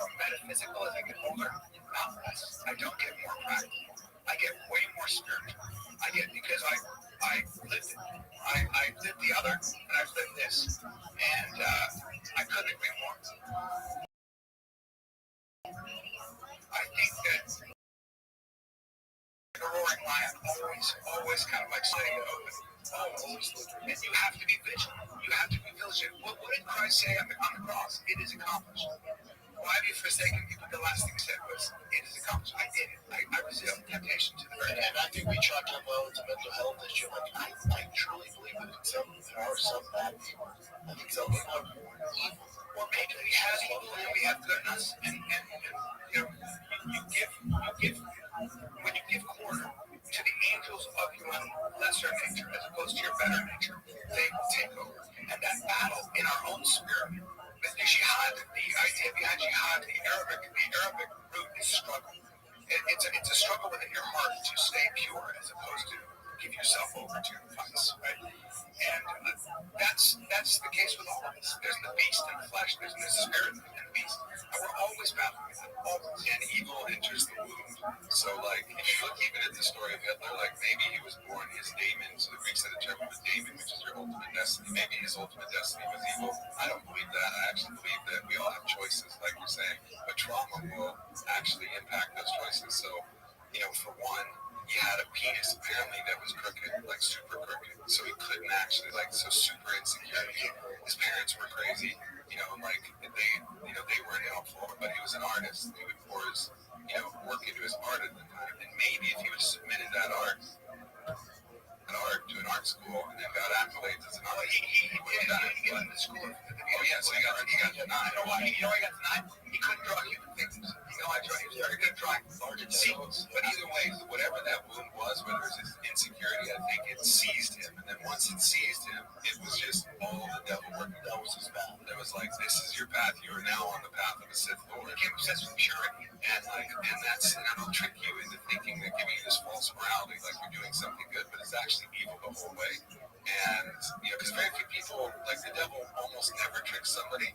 Like, you're going to go and do evil just for evil's sake. That's so they think they're doing good. And that's why the church burned all those witches and tortured all those heretics. Did you hear Saw doing good? Did you hear Saw Guru on Rogan? And Rogan said, we just have to be good people and do good things. And Rogan said, no. People do horrible things to each other based on the idea that they're doing something good. I gotta break some eggs to make an omelet, the old saying. And no, is that you have to focus on building love in your own heart and that deep feeling of love that you feel that Christianity talks about, that Buddhism talks about, the idea of like focusing on joy. So Buddhism also do that. They literally try to cultivate joy in their hearts. And what happens then is that that is what you'll manifest. That's what you get. I always go back to the idea though that in literature, the difference between a hero and a villain is the hero gets hurt by the world and decides he's going to protect the world from being hurt ever again. The villain gets hurt by the world and decides, now I'm going to hurt the world in return. That decision is made at the same time. Now, what is it about some people that decide to go good and the other people decide to go bad? And so there's teachings that say at that exact moment, that is the exact moment where you get the most important choice in life. So in the Lakota tradition, when they're passing the Chinooka back and forth ceremonially, that's the pipe. One of the questions they ask in order to actually receive the Chinooka is, when you were hurt, will you hurt somebody back? And they have to say no. Somebody cheered when Eric McCurk said, I forgive them. Like that power of forgiveness is the new level of consciousness. Einstein said you can't solve a problem with the level of consciousness that was created. What's the new level of consciousness? It's Christic consciousness. And I think we just all need to agree that there's many paths to Christic consciousness. I think, because otherwise you're leaving so many people on the outside. And then you have one in-group who can find their way to Christian, like Christ. My joke in stand-up is I hope Jesus is kind of something he creates on a curve. I think he does. He's so forgiving. You're not going to get a good. You go to hell, you're going to be like, I know, just come my dad's strict. But you can come back. Yeah, but I think back to like social media, how toxic it is. It's like if you look at the free world Trump, he tweets out some toxic shit. So young kid, and Trump does a lot of things good. I like, and some stuff I don't agree with. But then you see his tweets and like, you're the president of the United States, man. They're making fun of Jimmy Kimmel and this guy. So young kids are like, That's just what we do. Like the presidents do that. Why can't I do it? And they're like, I make them the right saying the president. I'll be like, the president's doing it. Jimmy Kimmel has $40 million. I have 20. Why can't I? So this is what we do. It's like, it's not though. It's not. I feel like the Kirk Memorial was turned into a political rally too. That was not such a great taste. Well, of course, the presidents are going to press a big opportunity. Of course. Yeah, I think we need to transcend all of these binary ideas and get back to this. We're all children of God. We're going to all have to figure this out because one group asserting dominance over all the rest of the groups is never going to work. The more oppressed the other group feels, the more they're going to resort to violence in their most way. Exactly. And so who, this is the question. I do not have a fucking answer to this question, but who is the one gaming us against each other? Is it a bunch of individual actors looking for short-term gains? Our own hearts. I think that we love fighting. How do you get liberal gets smoked by conservative, smoked by liberal, and then Piers Morgan makes a fortune having all these counterpoints. Finally, there was this guy who was more on the left said, you know, man, I am so tired. I felt terrible about John Kirk being killed. And all we're doing here, Harry Lake's over here saying that liberals are doing this, we should go to war. It's like, I don't want to do this because I just feel sad at this conversation, and I'm not going to be a part of it anymore. It was great. We all agree as Americans, this sucks. There's evidence of bots and whoever's doing it, whether it's China, America does it, India does it, Japan does it, where they infiltrate and they can get Americans to fight. Like China's fighting for the longest time. Like the only way we can fuck with America is them divided. They're too powerful. If they're one, we don't stand a chance. We can make them fight amongst each other, then we can get to them. It's the only way you can fuck with them. So one theory is that it's outside country influence looking to undermine our dominant power. That's a very good theory. And then there's another theory that there's a unified they, whoever they are, that have a plan for unified total control. And they are pulling all the strings, just like the latest Superman had all these monkey bots that were. My problem with they is that, you know, if you keep following the path, you know what that means? The Jews, and they're all holding strings. So every conspiracy theory always has a bunch of Jews who are controlling the world. And it's like, well, that's the term cabal. And I think that's like, right about it. Cabal comes from cabal. I've never seen it. And so it's actually a Jewish slur. And so this idea that it's the Jews, well, they've been getting blamed for a lot of shit. And 25, certainly, I think there's probably Sith Jews and probably full-on Jedi. I know some full-on Jedi Jews. I'm fucking Jewish. Like, I care more about the good than anybody. Yeah, 87% Ashkenazi. Damn. So, like fundamentally, yeah, they can go both paths for sure. I mean, there's something that's in. It's also like. So there's this idea. There's this idea of genetic bottleneck theory, right? You know the genetic bottleneck theory, where basically like Krakatoa explodes, most of the human population dies, but the most ingenious and the ones with the highest ingenuity and the ones with the highest resilience can survive. And then their genes then flourish back out and repopulate the world, right? So we have these moments, whether it's a flood or some other thing, that actually causes us to solidify genes at a certain level. This happens on the human level. Well, the Jews have been persecuted so much that I think there's this internal genetic bottleneck there. They've been hunted more than anybody since the Egyptian time. The only way to survive the Russian program society. So they have this thing where they've been hunted for so long that they've created adaptations, but they can turn those adaptations into something terrible or turn it into something beautiful. And that's like anybody. Let's go through they take care of each other. I don't have a problem. Well, let's go through a couple of inventions. Well, the pill invented by a Jewish scientist. You guys like Hollywood? Hollywood was started by 4 Polish Jewish refugees. You like improv? Jewish art form. You like stand-up? Take a look at the original stand-up comics. Just take a look. You do your own research on that. You like comedy. You like fake tits? That procedure invented by a Jewish doctor. We can just keep going. Lasers. They do use them to control the weather, but they also use them to eradicate tumors. MRI machine invented by a Jew. So next time you have a broken bone or a tumor, Why don't you go ahead and feel for it instead of getting it? Hey, you're talking about the most athletic you ever. That is fair.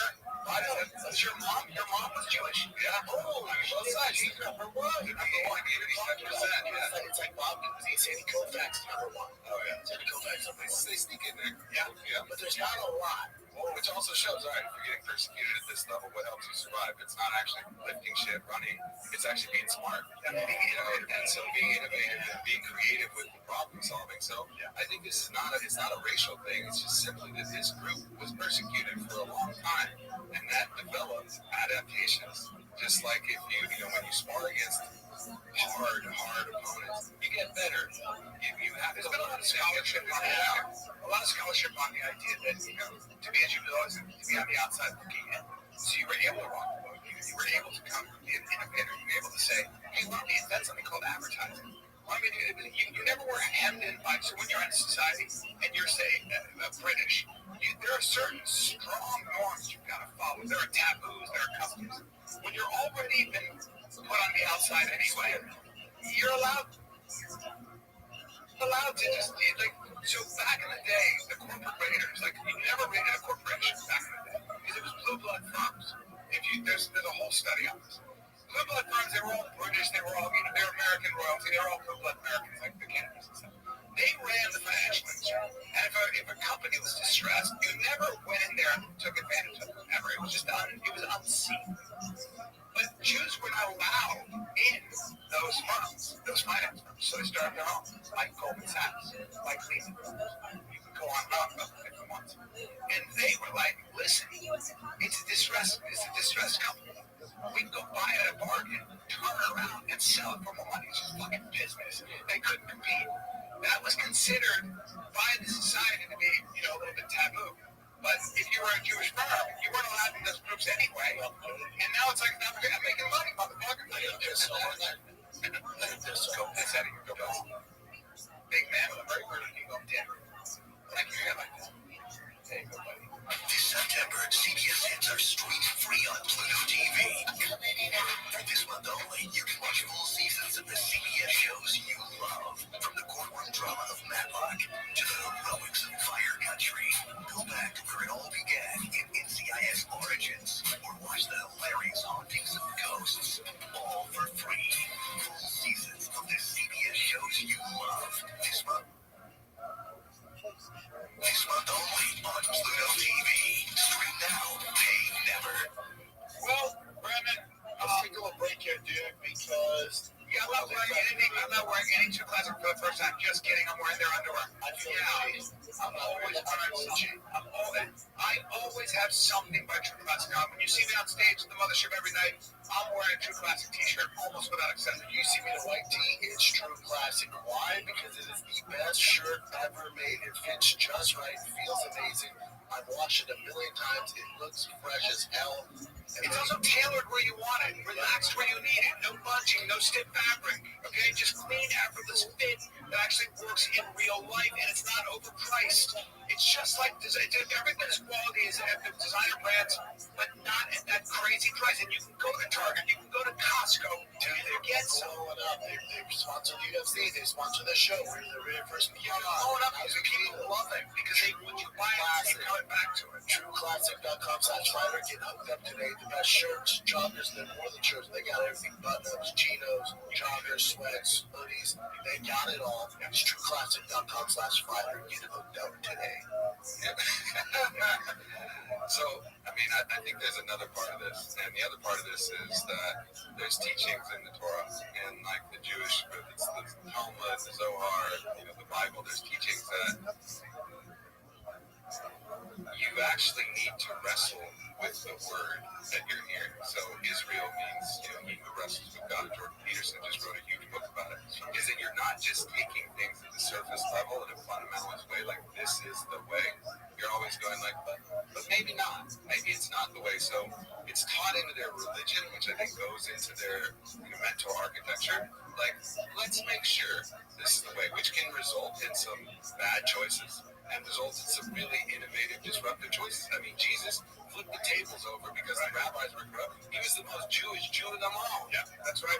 Well, you can also, I also think it's important to mention that you're allowed to hate the Israeli government for what they're doing in Gaza and not be called anti-Semitic.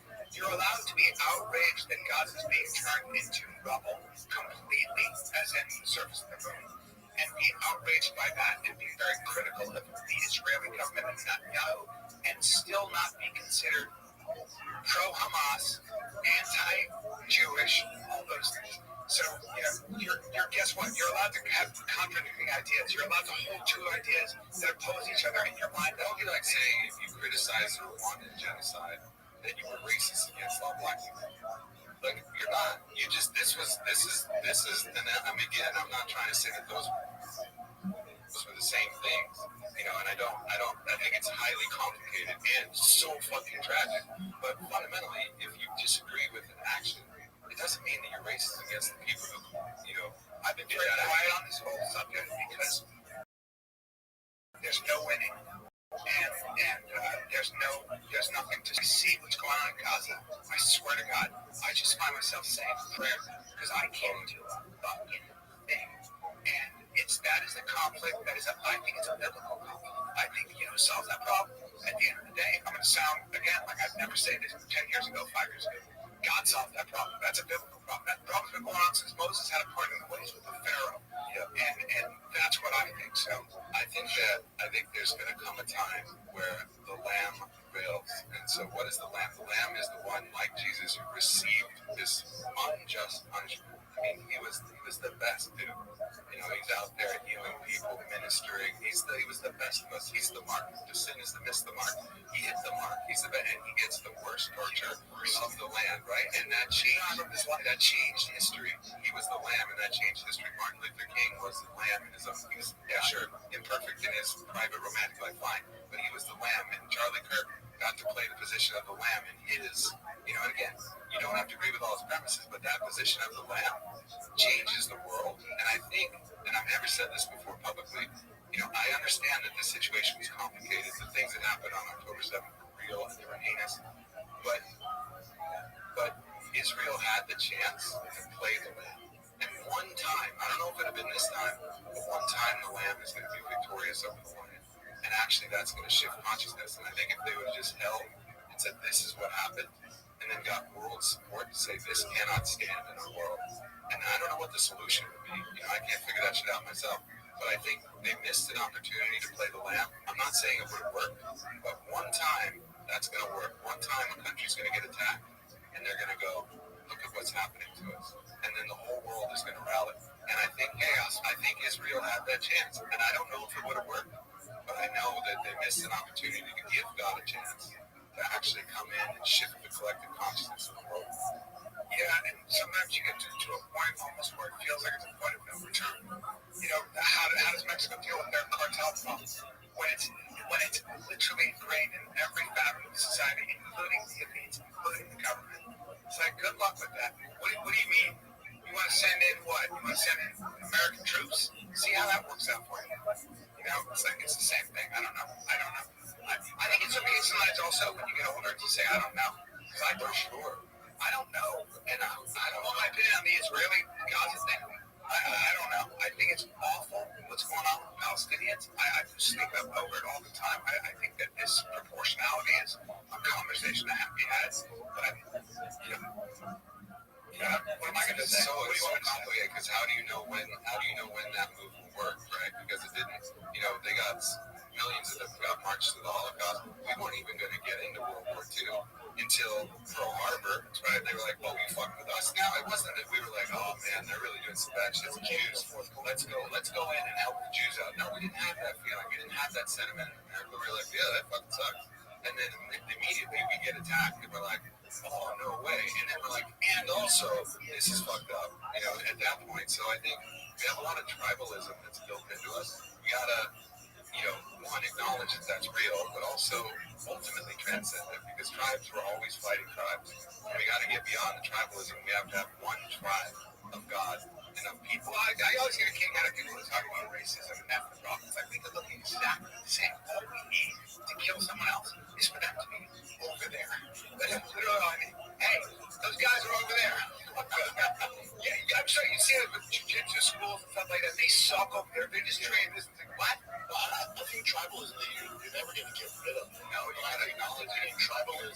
Federalism as far as America. That's like what's best for America, because China's doing their tribal, Japan's tribal, UK's tribal, India's tribal. That's fine. Take care of your own. Make sure your shit's in order, make sure your house is in order. So do it it's okay to be tribal about America. And it's also, I mean, so there's this thing, Abraham Cook wrote this thing called the Song of Songs, and he talks about 4 songs. And the first song is the song itself. We're always going to give a shit about ourselves. Like, we're always going to give a shit about ourselves. So acknowledge that. I give a shit about myself. And then song 2, I give a shit about my family or my tribe. And we're always going to give a shit about our family and our tribe. And then there's song 3, I give a shit about the whole world. Right? I give a shit about all of humanity. And then song 4, I give a shit about the whole universe. It's a long song. But all of them, the message is that you include and transcend each other. So you don't lose the care for yourself, because you're kidding yourself. All of shit. You're spiritual bypassing. You care about yourself. Full stop. All of you care about yourself. It's okay. 2, you care about your family and your tribe, whatever that tribe is, whatever your identity. That's okay. And also, you gotta care about all humanity. And also, you gotta care about the whole universe, the cosmos, everything else, the plant kingdom, the animal kingdom. And you sing all those songs. So they say the king is the one who sings all those songs in harmony and then finds wholeness. So it's not about transcending only, it's about including each song. So you're singing one song that includes them all, which is why we prepare a song. Yes, please, right up there. Yeah, up there. I'll send the pictures right up there. Up there. You know, people are really good at that. Yeah. This girl is. Who's Johnson? That'd be cool. I might fuck us all up, though. We can really sing. We can try to be rock stars. Yeah. Dude, my wife secretly recorded me. I was listening to Billy Joel. I was like, some folks like to get away, take a holiday, and I'm singing it in earnest, alone. And she just comes around the corner and she's like, hit me. And I'm fucking belting that song. And my voice is great because I sing like Billy Joel. Dude, I listen to that shit and I was like, bad? That's too weak a word. I was like, what the fuck is going on? I got no talent. Wow. ChatGPT, though, you can write songs and do whatever. Create some slack. It's going to be a world where the best idea wins because execution. That's right. It's going to be. It's like how do you prompt that AI in the best way, and then how do you piece together a couple other ideas? See, I think it's like scientific, like music, like AI can come out hot. You know, look at this. It's a new whatever Drake song that I wrote. But eventually, people are going to want the authentic thing, even if it's not as good. Harold and I were listening to this remake of people pipe down about it. It's okay. It's okay. Many Men with 50 Cent. It's all right. I don't know about that. That guy's voice is as good of a voice as anything I've heard. Yeah, but all that's going to be the standard for AI. You know, eventually people are like, I want the real shit. Yeah, I think it's just going to go to live shows because you're at a live show, and I think if it's just playing through the speakers, then it's just like, all right, it's fine at a dance club, but what gets you really hype is that there's a actual human who's like actually putting out a lot of and that gets you. Yeah, they will. I think if they still go to a physical place, like the reason you go to, let's say you go to a hockey game, right? Have you guys ever been to a hockey game? It's great. It's great. Why is it great? It's because of the crowd. It's because of the ecstasy that you feel when your team scores a goal, and that thing runs around, and you leave feeling good. It's not that you can see the puck better. You can't. You can hardly see the fucking puck. It's like, but the energy of the crowd and like the energy of the players crying, yeah, like you feel something. And I think this is going to come to a time where AI can think better than all of us, but it can't feel. It can't feel. And AI can't do live sports. You know, no. So all those things, all the live things are too. Like sometimes yeah. I'm telling you, humans are like, I'm out.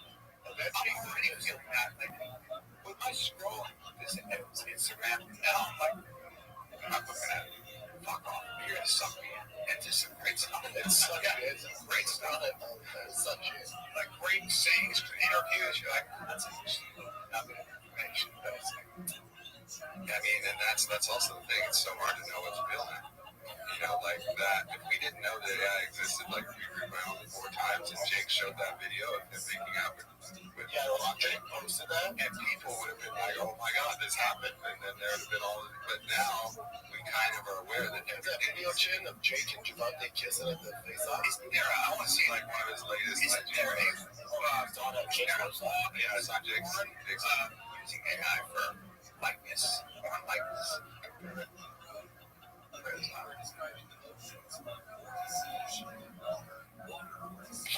Yeah, AI porn is going to be actually, I think it's actually probably helpful because then, you know, no stars. Oh my God. That's fun. What about Jake? Javante's just not interested in music. Oh, that's hilarious fun. That is so amazing what they can do. Get the fuck out of here. That is as real as it gets, bro. Jake, let's send you your lover. That's as real as it gets. That's simply disconcerting. Do that one more time. Let me get my hand in my pants. What the fuck is happening here? Oh, God, dude. It leads in heavy. Did I bring the hand up? Yeah. Oh, yo, man. All right, that's enough. I can't watch it. I don't know how the fuck you do it. Chin's got on a loop. That's Chin's screensaver. It's pretty good. I mean, we're going to be able to see any one of our favorite actresses having the most hardcore. Of course, we're going to be able to see whatever we want to see. The eyeballs. Here's what I'm doing. I mean, I might be. Yeah, you're going to see that. I think we're going to go down a weird road, and then it's going to, and the humans make we will not fit. There's going to be some reaction. You think so? Yeah. Or does it get indistinguishable? No, I don't think so, because human air and feeling is just No. You don't think so? No, we're not on a loop. No, and that's just because, you know, fuck, 26 years. It's just like, you know, like I feel things, and I repeatedly feel those things that I just cannot deny that this is God. If God has come in us, as is through us, beyond us, is connected to all of it. Even if we were in a loop, that wouldn't take now, but the feeling, that's what I'm saying. It's not I can't think my way through it, and I can't also expect you to believe it. Yeah, you know, like we had one experience, we got to go a little bit over it. I know you've had some other experiences. Not like that, but if you do enough of the right and have the right experiences, you just leave with the gnosis that this is, you know, it's not the only world. There's other dimensional worlds that exist, and those worlds are real too. Yeah, but this world is real as fuck. And then there's other real worlds too. And so the idea of simulation, well, it's more like a stacked. It's like layers of an onion, right? So we're in the third layer of an onion. But actually, we're a toothpick that goes through this layer. And then there's other layers of the onion, other dimensional densities that don't have matter, that don't have bodies, that are also real. What about part of one of the real dimensions in a whole world that is ultimately real? I think once you have kids, when people tell you simulation, like, fuck off. What about the witness? Like, so, I can witness my mind, my body, and my emotions. Right?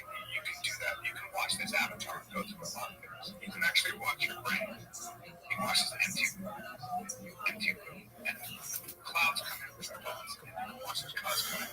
Right? You can also watch your body go through whatever happens physiologically in an emotion. You're angry. You feel your body tight, tense, tingling, whatever it is. So you become this cloud of sensation. You can get good enough if you're quiet enough to watch this cloud of sensation go through its many different manifestations. Feelings of joy, feelings of fear, feelings of anger, and all that stuff. You can actually step outside of that. That would be cultivating the witness.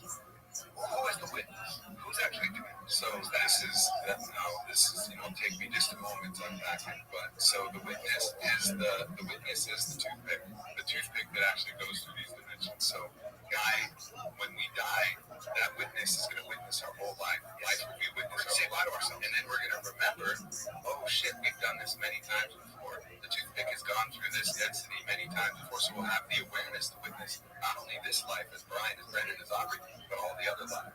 So there's at least one more dimensional witness level that's unique. We've had our own life, reincarnation, all of the studies at University of Virginia. People are remembering specific things about their specific past lives. So there's an identity of our soul self that also is the witness. And then there's a final surrender where you can surrender your own single witness, witnessing all your own life, merge into the witness of God, you witness all that enlightenment. No, I don't think that's these Eastern traditions, they even some Christic ideas is let go of all of your uniqueness, all of your recognition of who you are, and just merge into the one witness, the one awareness, the one love. And that's beautiful, but I don't want to do that. I want to remember my life as Aubrey. I think we all want to remember our life and then try again. Let me go back again. Let me see if I can love a little harder next time. Let me see if I can do a little better. Let me see if I can experience something new. Yeah. Wait, the lights just shut. You're going through this deep shit. Check it out. Yes. He's already done. He goes, I'd be sick. Like you're fucking telling me the deepest. Yeah, that'd be sick. The deepest shit ever. Like things that people spend their lives contemplating. Like it's like the ultimate truth. I'd be sick. And you cocked your head over a knee. It was a sideways fucking comment. That'd be sick. Hey guys, my truck. And you know what? I'll tell you, 800 horsepower. You should have been like, here's my That's appropriate too, by the way. See what's happening here? That's appropriate too, because that's the shit you're talking about. We stay alive for that too. Also, we can laugh. We can laugh. Like this, right? The lights just shut on. Aubrey said, oh, beautiful little ending, guys. And so here's the little town. Here's the ending. Here's the little horses are here. And here's this beautiful house. Actually, like, oh, you just see a cloud of piss. You ruined my whole life. I think it's also going to head to a gang. All spiritual people need friends like all of us because we get way too fucking serious. Yes. Also, laughter is the most underrated shit as far as cultivating good energy. You want to feel good energy? Find a comic that's dialed in, that's locked in, and you're under a spell of hilarity, and your gut is bursting. I see that to me. It's like ecstasy. Yeah. It's the best thing. People hate on comics. I always say, hey, fuckface. Like, we literally spend all our time trying to make people laugh. That's the worst we are. We're dicks. We're not great. But for the most part, I promise you, the comics that you're hating on, whoever they might be, all we do all day is sit around and try to think of ways to be funny. Look, I work with the best shamans in the world, and the best shamans in the world can cultivate a level of positive energy that keeps you safe and keeps you, like, focused on what you're learning. The comics are better than any great shaman. They're able to take a whole fucking stadium. They're trying to get one ayahuasca shaman to get a whole stadium. Maybe they could. Maybe they're the best. But like you get a whole in the same energy, and it's the best, highest frequency that you can possibly imagine. Like, comics are laughter shamans in a way. It's like fucking. I have so much respect. So true. So true. When you work with these big time shamans, do you pay them? They're like mentor chat. Some different ones.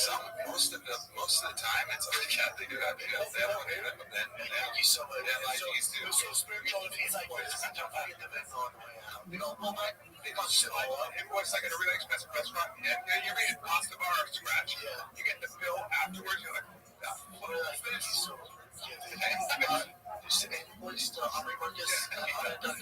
Scratch and pasta. I never had a chance to meet people next to me. It's all up. The best ones will always offer the experience and then say, pay what you feel it's worth. And that form of reciprocity of like, I trust that my shit was good enough that actually you're going to pay me. You're going to pay me what's in your heart. There's a yogi named Ryan Castle, I think, in LA, who became huge.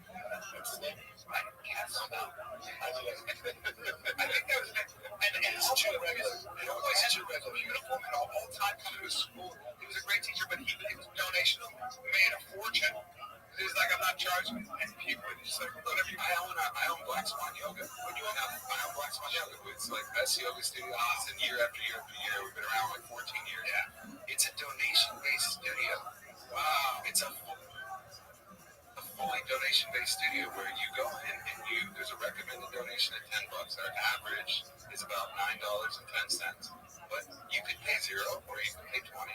And it works in yoga. Now, I've tried that in other businesses. People are like, nice festival, bro. that was fun. And I'm like, nothing? Like zero? For that, like, we pay for all these bands and stuff. So yoga somehow it works, and shamanism somehow it works. Yeah, but yoga is small enough so people kind of feel. I think it's the clientele. Yeah, I think it's selecting people to have I'm a fucking festival, or a lot of times in a van with no money, they just want to get high from. Exactly. It's like, well, they have money like that. Fuck you. Like if Red Lobster, like just based on what you think we're worth, they're going out of business in 2 days. Yeah. Also, I was running the festival, so they're like,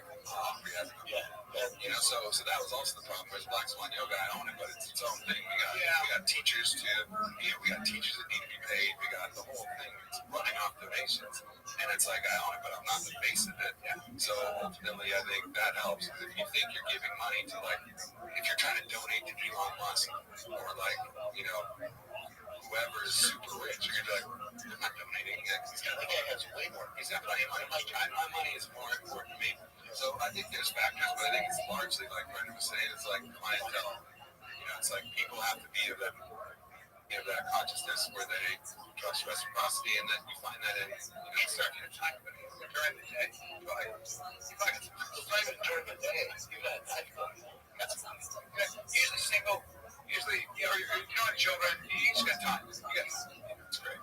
But that's it. That's great. Plus, money, you got to see all of them. Yeah. So, he had a great on gym. So amazing. Yeah, now it's a correct gym. I mean, it is. It's the same gym now. It's called correct. Yeah, because that's where I would still say work out. You said a hot second. I've been there. Last time I was there was a month ago. It was on correct. Maybe 2 months ago. Yeah, because we did it about 6 weeks ago. Yeah, but I love it. So it's the same place. It's the same place. So basically, so the on there and all the same characters. And it's the same stuff, just better. And my question is why start another? You already did on it. Why start another? First, me and him got together. He can't bring the band back together. I'll get you on certain things like that. So I said, why? And the reason why is I started working on a formula while I was on it, and I couldn't quite put it together. Like, it takes a while. You have to test different ingredients and look at all the clinical research and put something together. I was close, but I never quite hit it. And then I was kind of this thing, like, when I was fucking really close to a disruptive formula. Like, Alpha Brain disrupted the world. Like, it hit the population. People were taking supplements. They could feel. They had double-blind clinical trials to prove that they worked. And, like, it was a thing. And so I'm sitting on this formula, and we keep tinkering with it, and we find something that works. And we're like, holy shit, this is as important a formulation as Alpha Brain ever was. Like, the world, I want this. First of all, I want to have this available every day of my life, and I think the world wants this. So I got to put it in a vehicle to create another company. Because this formula is fire, and then we had another formula that works on exogenous ketones and then an ingredient that also stimulates endogenous, so your body's own ketone production. So it's both. So you get the benefit of outside of the body ketones, and you stimulate inside the body ketones, and mix it with electrolytes. So we have formulas that are just so fucking good that I couldn't not do it. And also, sure, I wanna run it back and make that type of money again, and then pour that out into all the places that I poured it out. I've gotten to do amazing things. I bought 5 of my friends' houses. I've got to help Brendan when Brendan needed help. I've got to be there for my friends and then put money in the charities that are important. And I got to, I did some fucking luxurious cool shit. I rented a yacht with Aaron Rodgers and we cruised around and went to the islands. I've spent some of my money for love. You just really need it, bro. I need to feel. I need to feel. Bring it, right? I need to feel. That's my nickname. Mr. O'Brien. What up? Well, how are you? It's fire. How'd you find out about me? It's not like a regular energy thing. Basically, It's unbelievable. Maybe not focus in the same way. Was it? Did it happen to be through Twitter? nope. Okay, like specifically, how'd you find out about me? Basically, the server was sent to me by a friend. I do have a question to ask you personally. Okay, go for it. Perfect. So my question is gonna be, so when it has to, what has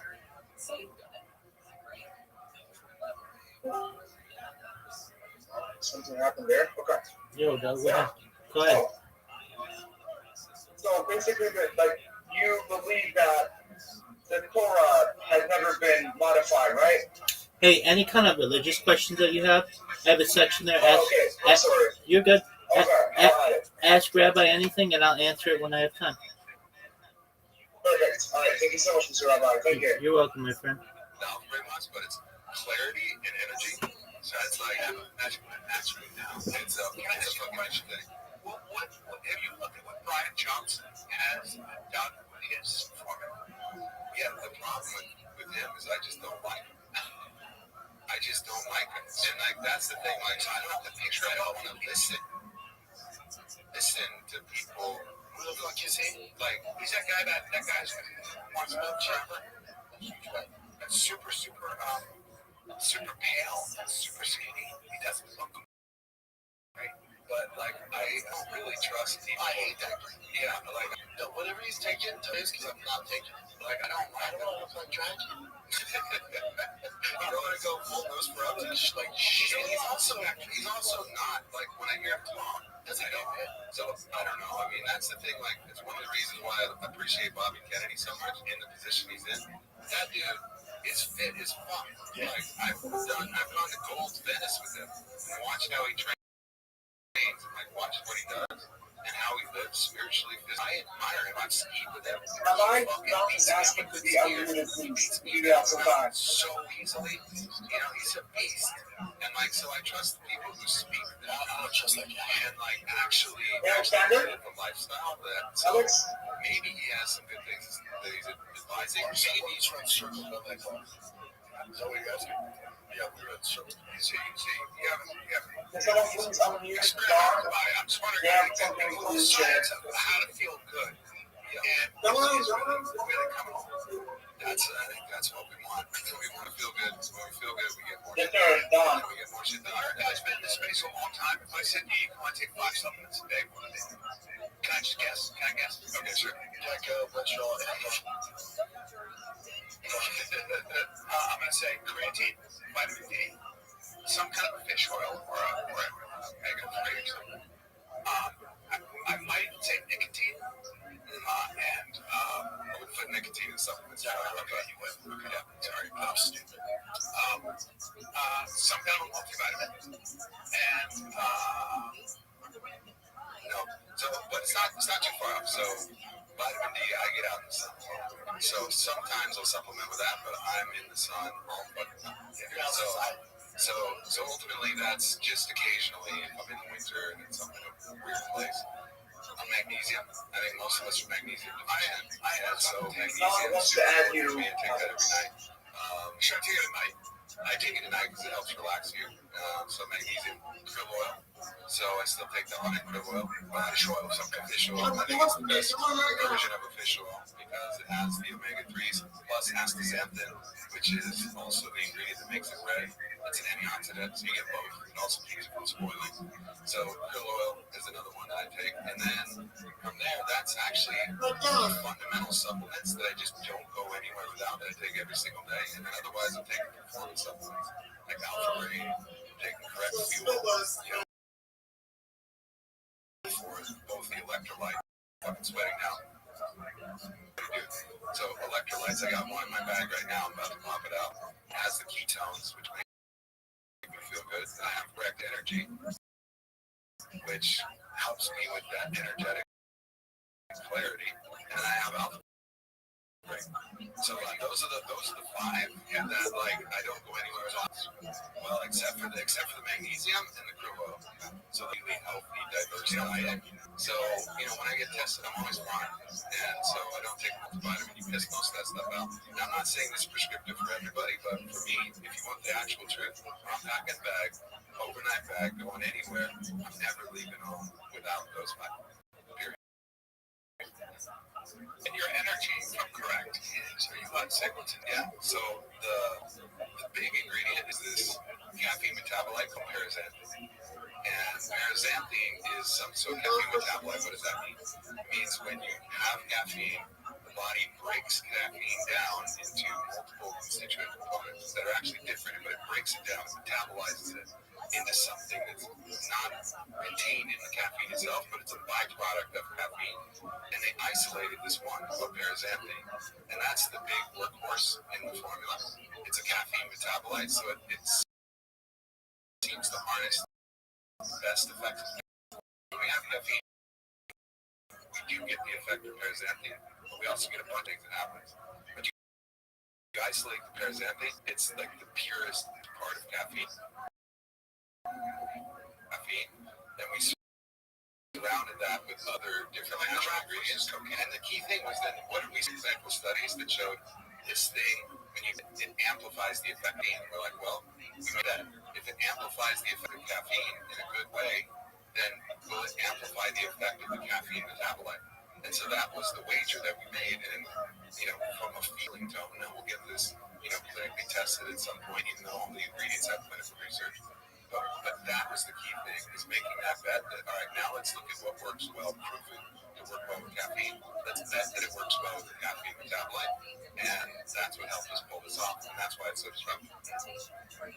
Correct. Correct with the K. Yeah, and Brandon's a full partner in this. So, we're in this together. Let's go. I got you, bro. I got you, bud. Bro, well. Yep. Chick, you got something for us? I could have, sure. Let's do a couple. Those workouts are the best. They're the best. We got hot and cold in there. We got like ice baths. Half an hour and you're in and out. You just feel incredible. Yeah, it's fun. And you guys also have your soon you're there and out. That point, die and all that stuff. Same. We got a hard 20 gym. Yeah, I mean, we're actually good on time stuff here. But so we talked about this. Oh, remember those? So there's two guys in Colorado that experienced hunters. They go missing. I'm like, oh, there's foul play here. Turns out they found them. They were struck by lightning. Because they found all their shit in their truck, like everything. Like these guys are two experienced hunters. There was a storm. Now, like, even if there's a storm, the experience they should figure it out. Lightning. Colorado generates the third among U.S. states for a number of lightning strikes. So there's a story on my ranch in Arizona. We have these old cowboys that live there, and one of the old cowboys had a horseshoer, and this horseshoer, came over and would always have a bucket of water in the back of his truck. And finally, Chuck, who's been out there, he's like just salt of the earth. Chuck asked him, so hey, why bucket of water horses? And I'm drinking like, why have this bucket of water? He goes, oh, well, that's to put myself out. And Chuck was like, when you catch yourself on fire? He's like, nah, I've been struck by lightning 11 times. My clothes catches fire, so I always bring this bucket around so I can put my clothes out. So there's something weird that happens where we're sure once you're struck by lightning, you get struck by lightning like way more. It's fucking crazy. That's a dude. It's like keeps going, miss me. It's like, dang it. King, you best not miss. With Bosty on the Field of Dreams baseball field, whenever there's rain, if there's lightning 15 miles away, there's a loud siren. It's fucking and because it can hit the ground, all the kids go, hold up, let me finish. So all the kids go running. The parents go running, all the kids go running. I'm like, Bosty, let's just stay out here. I'm fucking pitching it. I'm in the right pitching them. One kid says, hey man, you might want to go in like the rest of me. Like, we're good, man. It's just raining. Like, 2 years ago, 3 years ago, some kids thought the same thing. Two of them were struck by like, oh, shit. Yeah. He's like, it's different out here. Like, I guess it can hit the ground. Chin, can you bring a video? Chin, can you bring a video of a Japanese guy gets struck by lightning twice? But there's that thing. Have you ever seen? It blows up. But have you seen it? Have you seen it when the cows are all dead in a field? It's because the lightning hit the field. I guess the field was wet, and they all they all can. That's why you can't be. I think you can see. You guys, the second one. So watch this one. it's raining. People are running around. There's no audio. People are running. Oh shit, it's raining. Yeah, they don't want to get wet. I don't want to get wet. Homie's like, all right, I'm gonna fucking leave the insurance. You're safe in a car, right? Is that rubber tires? Oh, this you might need a. This is like the long version, but it's not extended. Oh no, yeah. This line's about to start. All right, this guy's going. Oh, damn. Yeah, look at the stain it left on the concrete where he shot. It stained the concrete. No, he gets up. And it's straight to the head. No way. So that's got him. So watch him get up. He's like, damn. All right. Yeah. So he's getting up. He's like, man, that was crazy. At least I made it. That was unbelievable. My head hurts.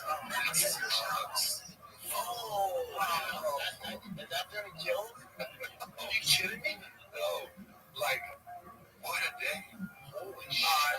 What a day. That's just got to bring up cows in the field or sheep in the field get killed by one strike. They'll hit the ground. What was the cat and sheep? I think it was both. And, hey, Jay, I think you're not going to fight anything. I think you will. Start by lightning, right? Yeah, hell not. Lightning's fucking scary. Especially this cow out here is wild. The storms out here are fucking just shake. No one told me that. No one told me. Shakes the high trees fucking hit the house. Yeah. There we go. Oh, yeah. That's not the base, right? No, they seem pretty fine. They all die. Yeah, that was I've been doing this podcast long enough, Jim. Looking for that video. You'll see. There you go. One lightning strike. Look at that. Oh, God. Because the ground was wet?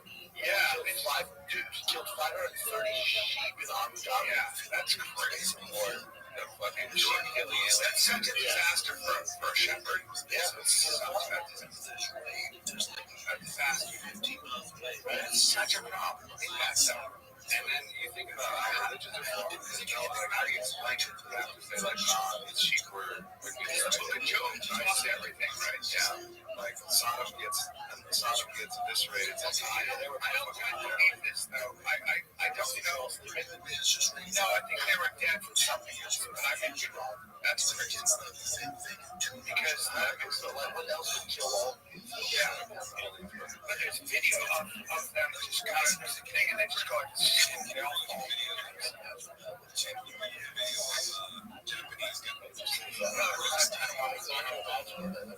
this is crazy.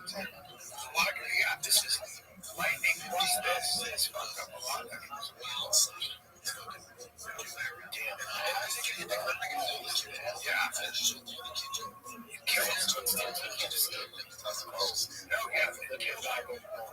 Did you hear about this? Where they were killed? It's just crazy. 2 years. I mean, exactly those guys. Some kids said the same thing.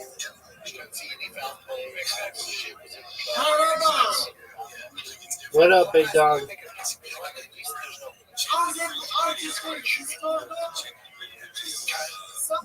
Some guy come and go get me. I'm gonna go kill myself. Just ignore him.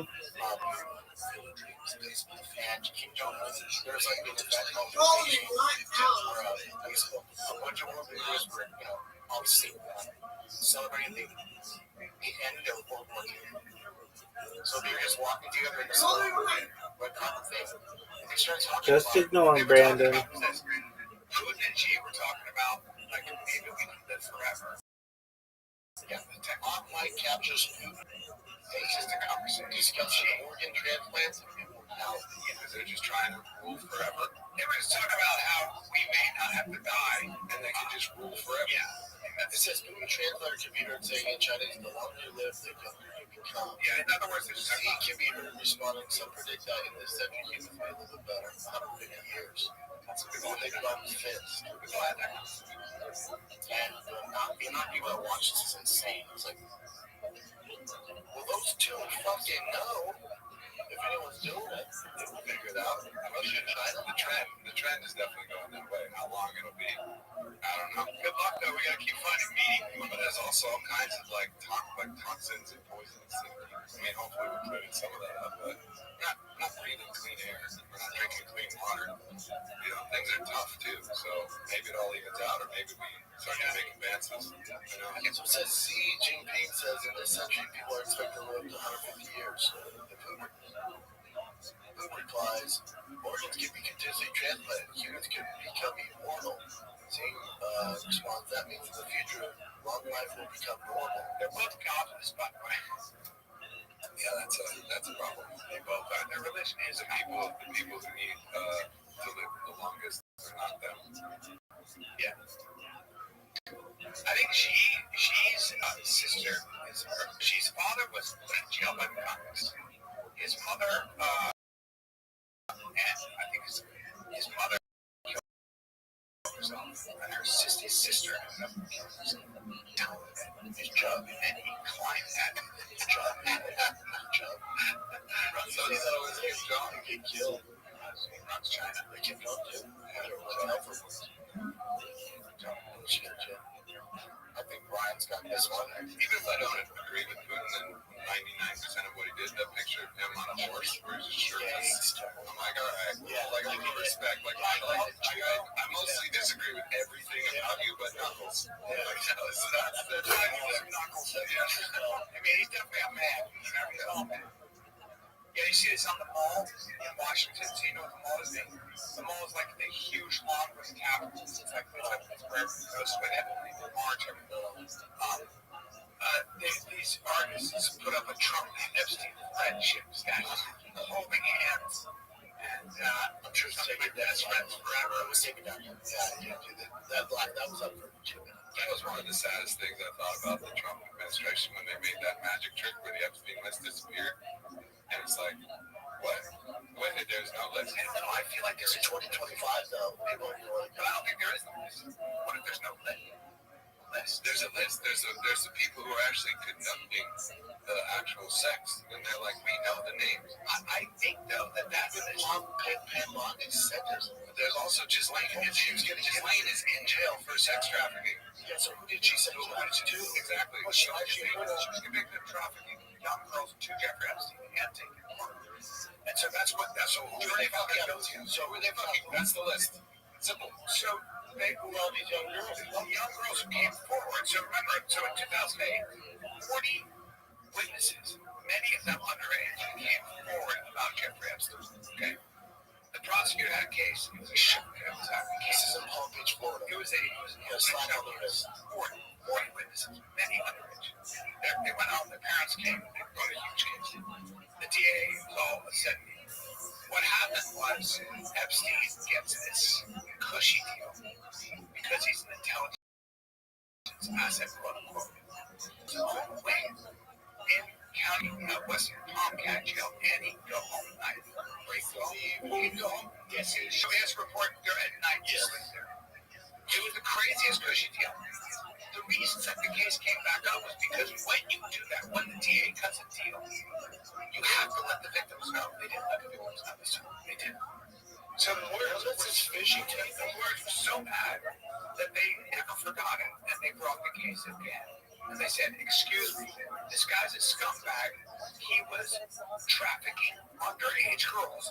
That is an open and shut case. We've had all the evidence, and somehow, now you guys, this guy who got Lex Wexner's house for no money, one of the richest men in America, total control over his company would be legal. Yeah, all this is public law. So we're really in intelligence. Yeah. Where's the list of the men who were partaking in these parties? And that's why this is simple. He was an intelligence asset. Yeah, they were not only trafficking underage women to trap people to honeypots, called honeypot operation. Yes, they honeypotted powerful people. Then they had them on tape, and then they had them get by the balls. They could blackmail anybody. But get this. He got tipped. To the raid. They were coming to his house once he destroyed it, right? When they come in, they take your computers and everything. All the computers were gone. Ghislaine was gone. So this is the point. All that evidence was gone. It It was all destroyed. Obviously, somebody, if it's Mossad, whoever it is, they know how to get rid of shit like that, right? But so in 2008, so yeah, with that movie, that'd be whoever that is. Yeah. In 2008, what they said is that there was no evidence because it was all fucking scrubbed. And when you cut a plea deal, the part of the plea deal is you agree not to collect evidence. You agree that the case is dead. So nobody's on that case anymore. So guess what? Yes. What about this case? So this case was a rehashing of the 2008, not all of it. Most of it, all of it was actually, yes. So if you look at it, he was being retried for the shit he did prior 2008 prior. Okay, that's what was really going on. By that time, the jam was up and everybody knew. He had already been convicted. He was already welcomed back into society somehow or something. But for the most part, this was a guy who don't think just listen. I think all that evidence is fucking gone. There is a list. That means there's a list. There's a list. You know what it is? It's the flight log. Good luck with that. Yeah, I can't figure that. What do you mean? Okay, I was on the plane. Cool. I was on the island. There's a lot of people who were on the plane who were sure getting right. There were people who were on the island. And RG's sure. Yeah. Good luck with that. Good luck trying to find. Good luck trying to find some video. It's hypothetical that this was destroyed, but somebody probably has this list, and somebody's probably wielding power over other people. That could very well be the case. And like, so I guess this is the first time I've thought it even plausible that actually the list was destroyed. However, if they were really interested, they could rebuild a new list. Talking to the witches. Exactly. Here's the other issue that Captain Thomas talked about. If you had video of those young girls who were being exploited, if you had that video, you're not allowed to make that public. That would be against your rights. So that is something that may be evidence, but all of that shit went through the ringer already. And those girls, like, they're not gonna fucking be like, hey, no, these girls being, the girls are coming out now, like, you're like, the girls are coming out now saying that they did. That doesn't work that way. But let me explain it. So the girls are suing the Epstein estate. Correct. Okay. If there was video, and they said, look, I was 14, 15. This happened. Here's the video of me. They wouldn't have the videos. If anybody had that video, the lawyers or anybody, remember, that would be worth gold because now you can really sue the estate. Right now, you're suing the estate based on hearsay. They would never allow it. No, you know what I'm saying? There was, right? There was, I think it's like Prince Charles, right? Massive from the royal family. For a fact, he's fine. I think it's a step down. Yeah, here's the other possibility. Here's the other thing. I'm going to go to him like, hey, what's there? Yeah, I think there's a day. I think they have the fucking list and they're wielding power. So first of all, and I think they think people think it's just left. It's left and right. It's the one thing they both agree on. This can't get out. Well, first of all, the lawyers came to a lot of these people already. This is the other thing people forget. So they came to Prince Andrew. They asked for $26 million. Prince Andrew said no. And that's when they went public with it. So these lawyers, remember, with the victims that are being represented, they go to the accused and they say, we have evidence and we can embarrass the shit out of you. That you were on the island with this girl when she was 17, 16, or whatever. You want to play ball? Give us $50 million. And then you negotiate. Prince Andrew said, fuck off. And they went, very cool. Here we go. And he's never the same.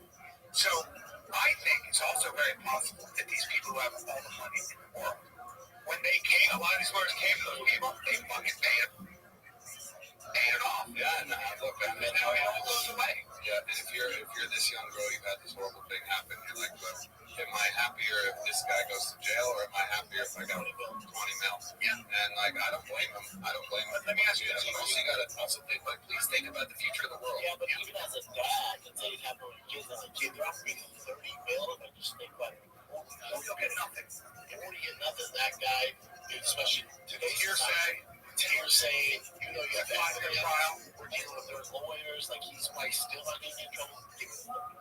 Yeah. I think. Let me ask you this question. Let me ask you guys this question. So, do you think that it's possible he was an Israeli asset, right? Like, it's definitely possible. So let's just say, my guess is Ehud Barak was at Epstein's house. We know that. I mean, he was the prime minister. He was like, okay. So whatever's going on there, he clearly had ties to Israeli intelligence. I doubt that the Mossad and the Israelis have trouble getting rid of information. And by the way, it is not in Israel's interest to be found where someone finds out that they were honeypotting and blackmailing a former U.S. president like Bill Clinton. Do you know what that would do to international relations, to everything? No way. That's not what it would be. That's an act of war. You basically say what we're saying, but you're saying maybe there is a list. Yeah. Never seen it. And if there was a list, it's destroyed. Everyone, the powers that be, will never let it go. You're never seeing it. They're like, yep. Here's why you're dealing with real power. Here's why I think the U.S. intelligence was a part of it, because of that cushy time when he got busted and he got the easy deal. Like, I think whatever force that was had power over our judicial system, and I think so. It was part. I think maybe this is a joint effort that our intelligence and potentially Mossad and potentially everyone else is in playing this secret game. That's beneath the surface, and their game is we want total power. And then a lot of people who we think are enemies who are playing this game of enemy, like left, right. You know, you actually see them getting together, they're laughing, they're talking all this shit against each other, but they're having the best time together. And I think that's the CIA, actually the larger indictment here is not that the CIA was involved, because the CIA would then be collecting evidence on its own citizenry, which is already against its charter and has control. The other thing, well, the more embarrassing thing is that Israeli intelligence has the kind of influence over the American judicial they have us by the balls, and our intelligence to say, hey, kill that. And what people, I just did a podcast with Lindsay Lee, who's one of the chief Democratic fundraisers, who said the people that run this world, you want to talk about the deep state, you don't talk about the CIA, the fuck out of here, that's amateur talk.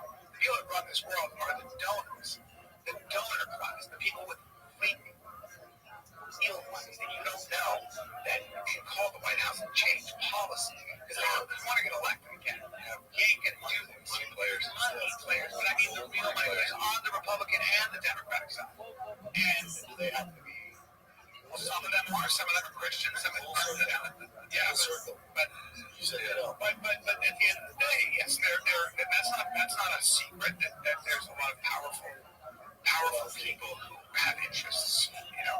And I think it's a combination of a bunch of people. Yeah, there's going to be some, but there's going to be people of every race, nation, creed, but somehow they got like a little secret deal that's going on. I believe that. I don't know that for sure, but it feels like there is a they, and that they have an immense amount of power. Yeah, you know, like the World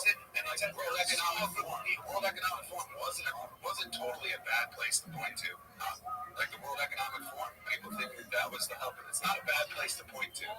You know, if you're pointing at different places, like I don't know for sure, but I know lots of people who are in there probably aren't in the secret part. I think it's circles within circles. There are very powerful people, billionaires. Let's just take the Republican side, that are very interested in putting people in power who are, first of all, Christian, second of all, white, third of all, American to their core in that sense. It's tribalism, right? It's tribalism, of course. But that is a fact, and they also have forms they have their own information forms where they pay influencers to make videos to support the other side. And the same goes with the left, right? That's what that chips. And I think fundamentally authenticity is going to win. That's my faith. It's just faith. At some point, people telling the truth, we're going to be able to tell the difference. Faculties, it's harder to cover a lie, isn't it? It is hard. Transparency is like making it almost impossible to keep this lie going. Well, look at how we're talking. I'm the ultimate non-conspiracy theorist, but the number of people that are actually running our government, very small group. He said there's no list. Then full circle, he said there is a list. But I'm talking about this in Albuquerque, New Mexico. Janitas. I'm talking about this. I'll be revealing the secrets. I'll be revealing. I have the you have the list. I'm going to reveal it in Albuquerque, New Mexico, and Hyenas October 3rd and 4th. That's the place to do it. That's right. After we get the people going. Come to Plano, Texas. November 21, 22. As well. That's it. Yeah. So get your mob. We love you. It's correct. Love you guys. All day, baby. Great to see you. Up. This is the Fire Kid. We're out.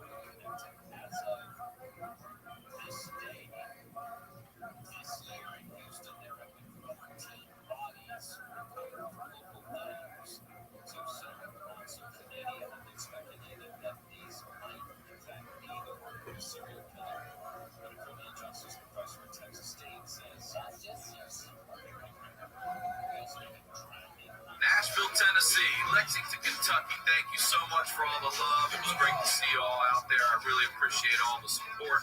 I am bringing the Night Pants Nation tour to Boston, March 31st to April 2nd, and Minneapolis, April 28th through the 30th. Get your tickets for those shows and all shows at RyanSickler.com.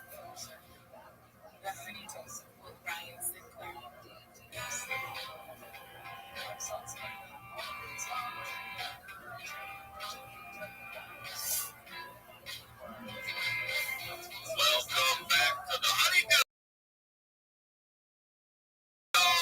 You're doing it.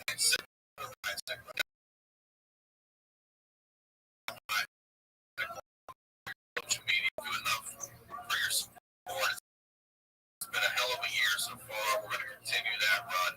Please subscribe to the YouTube channel. It's a huge help, everything we do over here. And Patreon. It's called Honeydew with unlike anything you've ever heard. I promise you that. It's $5 a month. If you sign up for a year, you get over a month free. You're getting the Honeydew a day early, ad free, and no additional cost. All right? That's the biz. It's right there. You guys know what we do over here. We're highlighting the low lights. I always say these are the stories behind the storytellers. All right? Ladies and gentlemen, it is a pleasure.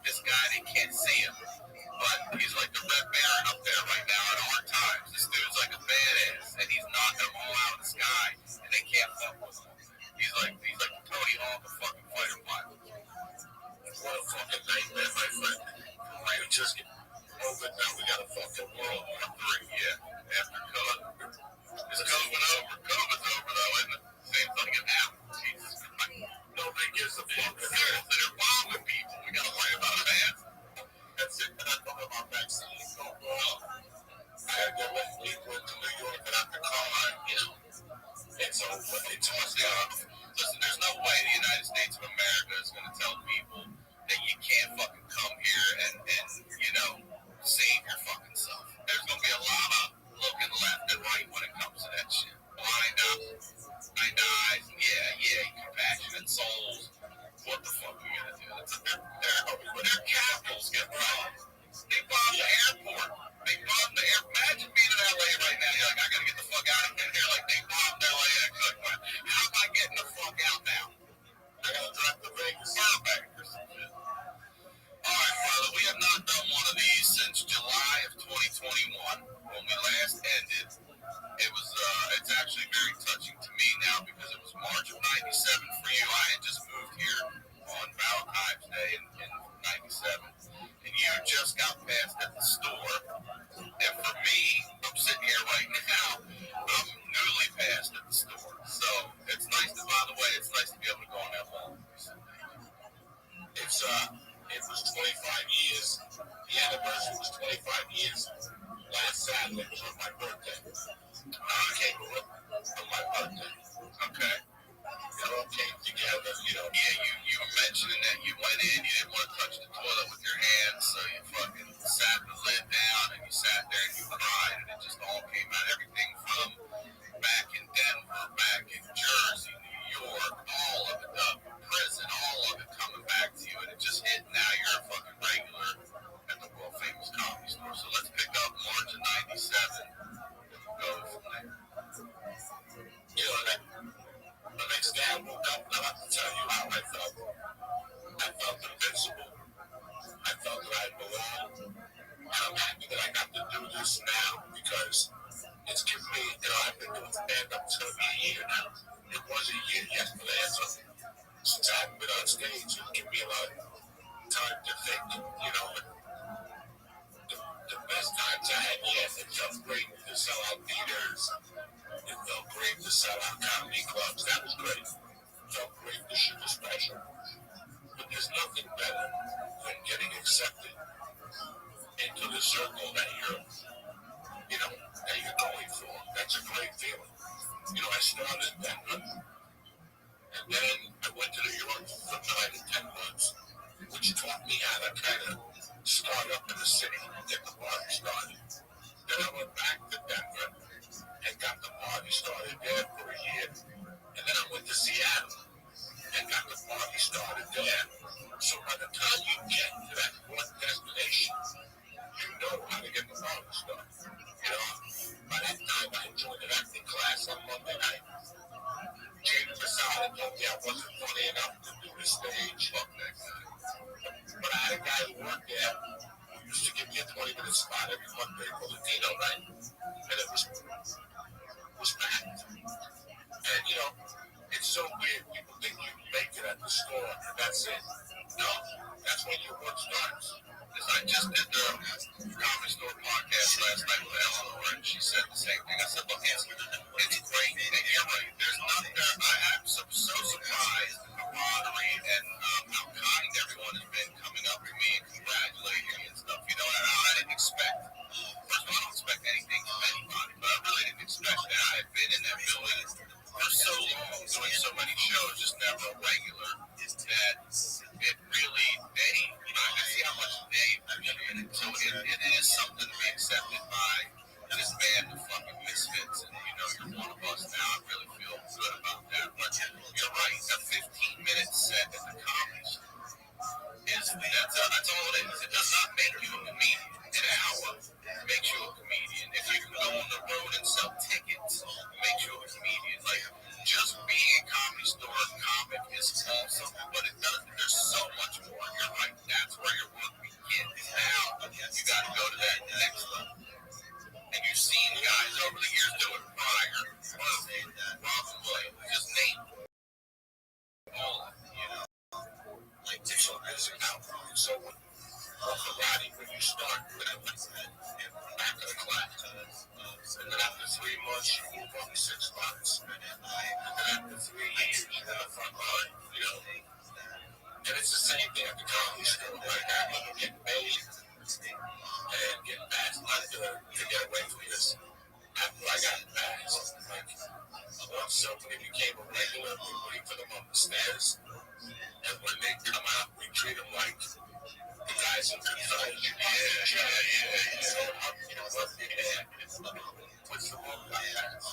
We did that with him. He got made. Oh, shit. I'm the Jerry. Not for me, don't be this and think to me. But I know what I said. I got up and I worked once. Got there about the Jewels. It was a time I went there in the store. And on a weekend, that's the weekend. But she made there on Sunday. And that following weekend, out of weekend in San Francisco. Somebody told me, no, cancel it. Because you don't want to get paid. And then she forgets about it. So I canceled it. And my goal at that time was to become a good comedian. But to be honest with you, the way you have to think when you're walking to a comedy store, what do you drive? You drive is the way you think. So what's happening in your life? You have to go, I'm going to give myself 5 years. I'm going to be the best comic on it. You know, you got to sit there, get involved in the store, walk out of your shows, the people, the more exposure. So my world was becoming a comedy store.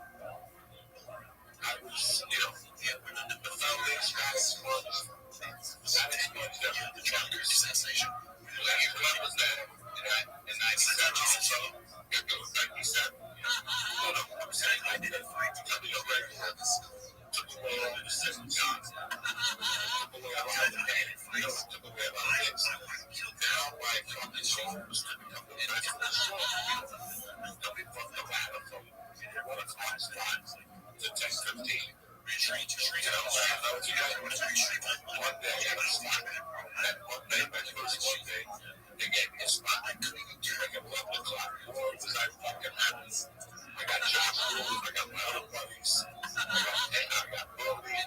Everybody came down to see my spot. Monday night, comedy store debut, ready to fucking go. And all of a sudden, Eddie Fisher asked me, he goes, hey, Peter, he'd like to fight 10 minutes on the other.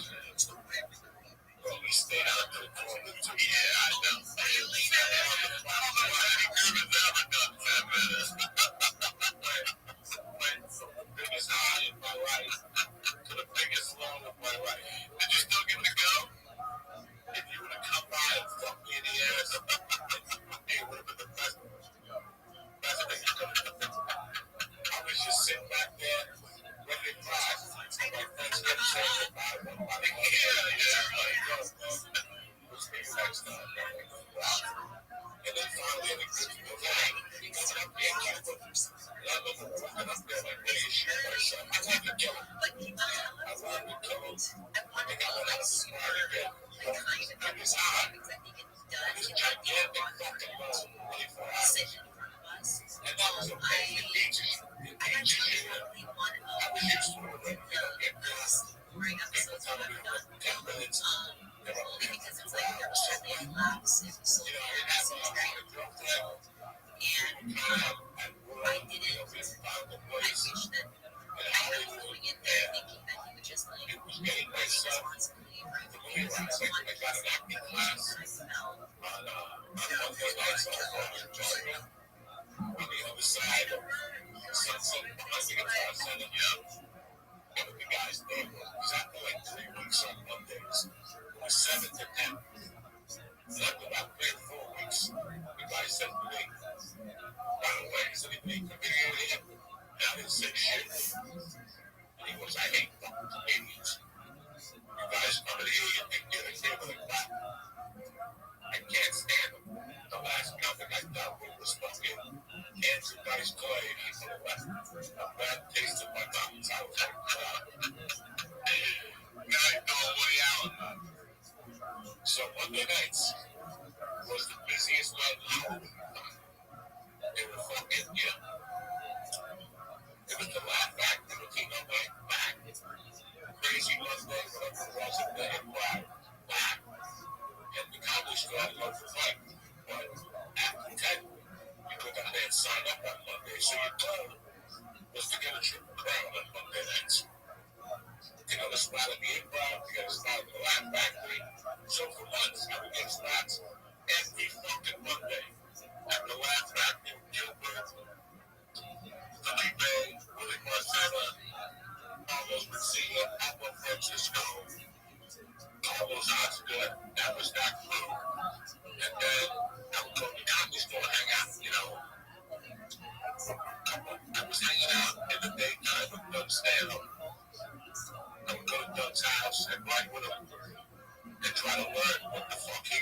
because he was on a different level. In 97, he had turned the face of comedy. And that's what I wanted to do. I wanted to switch it up a little bit from the fucking very little, you know what I'm saying, all that shit. So, I was hanging out with Doug in the daytime, and that circle became Doug and Mitch. So it was me, Doug, and Mitch Hedberg would meet up with you, and Doug Stanhope's, Curtis Owen, and then we walked to people on our fucking run. I must say, I mean, there was three very different voices of comedy getting together, unlike anything, and especially at that time. Even still now, it's still, yeah. And especially Mitch Hedberg, too. He's still one of a kind. He's still one of a kind. There's so many Montreal people know Mitch well. Doug was tearing up the country. It was like a feature act, learning the both of them. Just listen to North play tennis. That's when he wrote that joke. We'll never be as good as the world. He was a motherfucker. And then after that, he lived on Sierra Bonita, next to motherfucking Nick the Power in the Davis. And Nick wasn't crazy about Mitch Hedberg. I can see that. Yeah. And then your ball players, they would hang up the whole land because Jesus Christ, he does that fucking thing so bad. But it was something that, like I said, you can hang out with Fly and all this shit. That kind of variety never happened again. Josh Wolf was the circle one. I was a rock with Josh those days. Understand I'm with Curtis Owen, Mitch Hedberg, and they lived on Sierra Bonita. And then there was Gardner. There was a friend of Doug Stanhope, Doug Gardner. And then this one was Josh Wolf. So 4 blocks in a row, I would just wait in the corner and go from door to door. You know, I wasn't like friends with the guy who lived on Gardner. But one day there was an emergency and he had to leave. And there was a fat guy who stayed up with Joey Medina. There was a funny guy.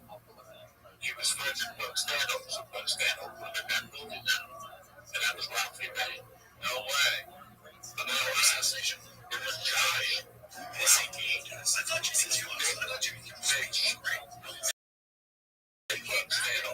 5 blocks. He said, you know, I know when I first moved here in 94, this was a big I did all these sweets are especially there's like, you know, and he is country, and he said, you know, I ended up, and that was what I said, one of the nicest offensive things he and that was what he said, and no, I was a fan of Andrew, Andrew was to be exhibited, really, sick, and we used to get this fucking mail, and it hit me out, like, I really, the reason I'm here to be a comedian, I'm in one of places, old places, like that, it just was one of those things, like, wow, you knew they all lived in that area, if they could, the stores there, and here in the lab, just that triangle, those little fucking triangles like that, all within one, like, mile and a half of each other's house. This is what guys are doing, so it's a lot, and it's a lot. This is crazy, the things you could never hang on with, that's a lot of people. He was getting the 60 check, that guy, for 3 grand, and somebody else, like, just the guy wasn't missing. I was broke. And then at that time, I took some money left in the deal. I got CBS, I basically moved to LA. Stop it. And that's how he was going to speed. It was a show on CBS. There might be a religious revival. And I've never heard in my lifetime. I wanted to be in LA.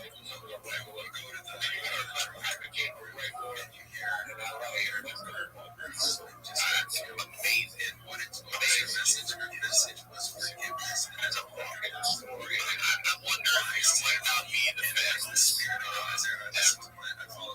gotta be up there. You gotta be up there. I mean, something like Laredo, and he was like, I'm leaving Mitzi in the manual, like, right? And Mitzi made a little shit like that. There's usually like a point that you go up there, and you gotta swing down the seats and come around.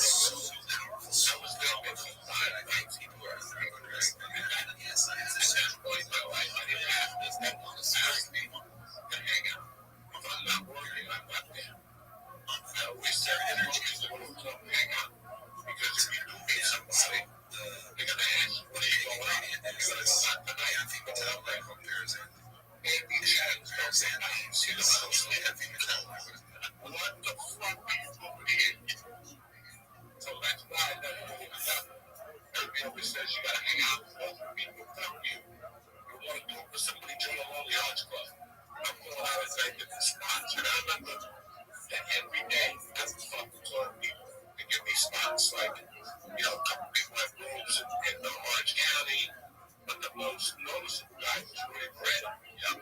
He moved at the Brand Pool, like the comedy. It was basically 3 fucking rooms. And he would book 3 rooms on a Saturday and Friday. That was the club that was for fucking love. So I was blue in the fucking face. And he would become my club.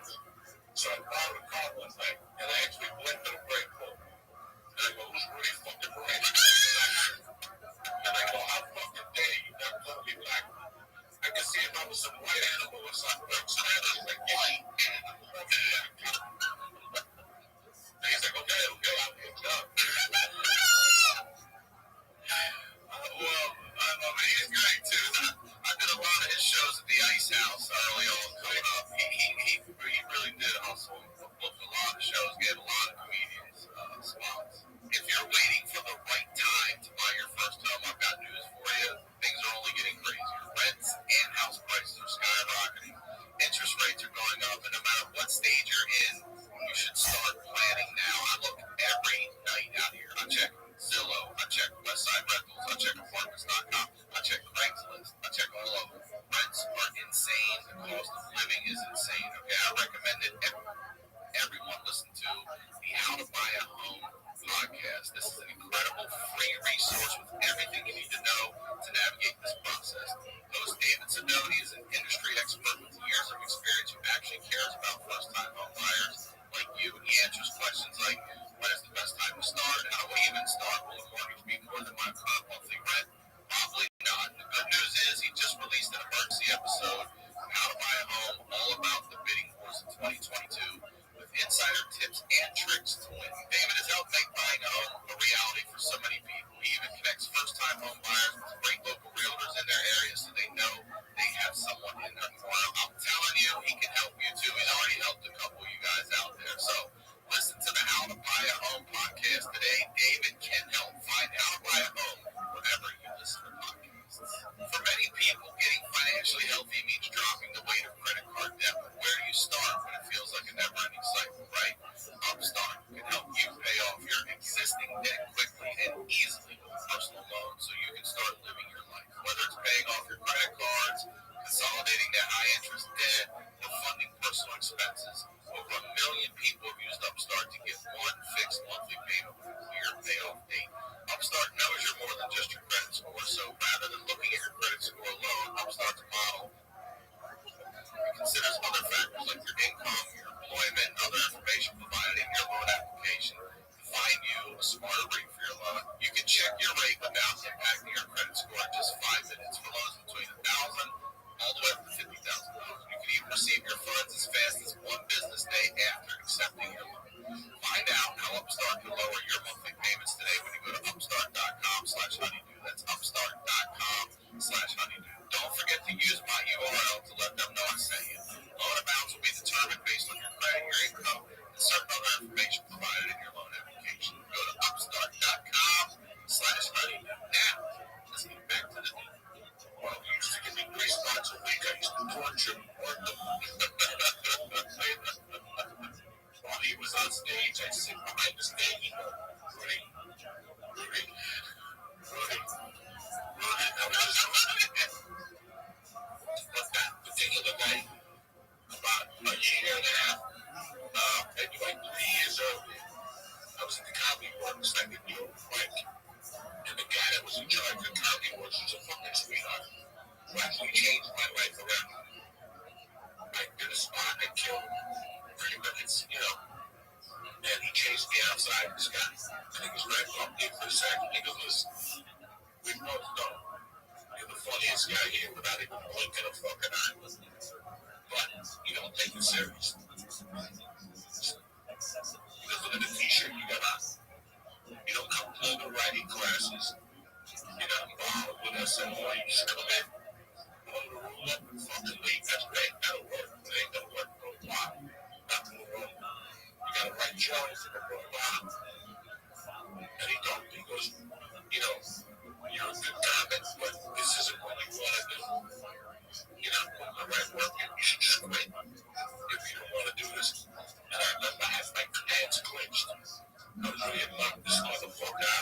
this guy telling me.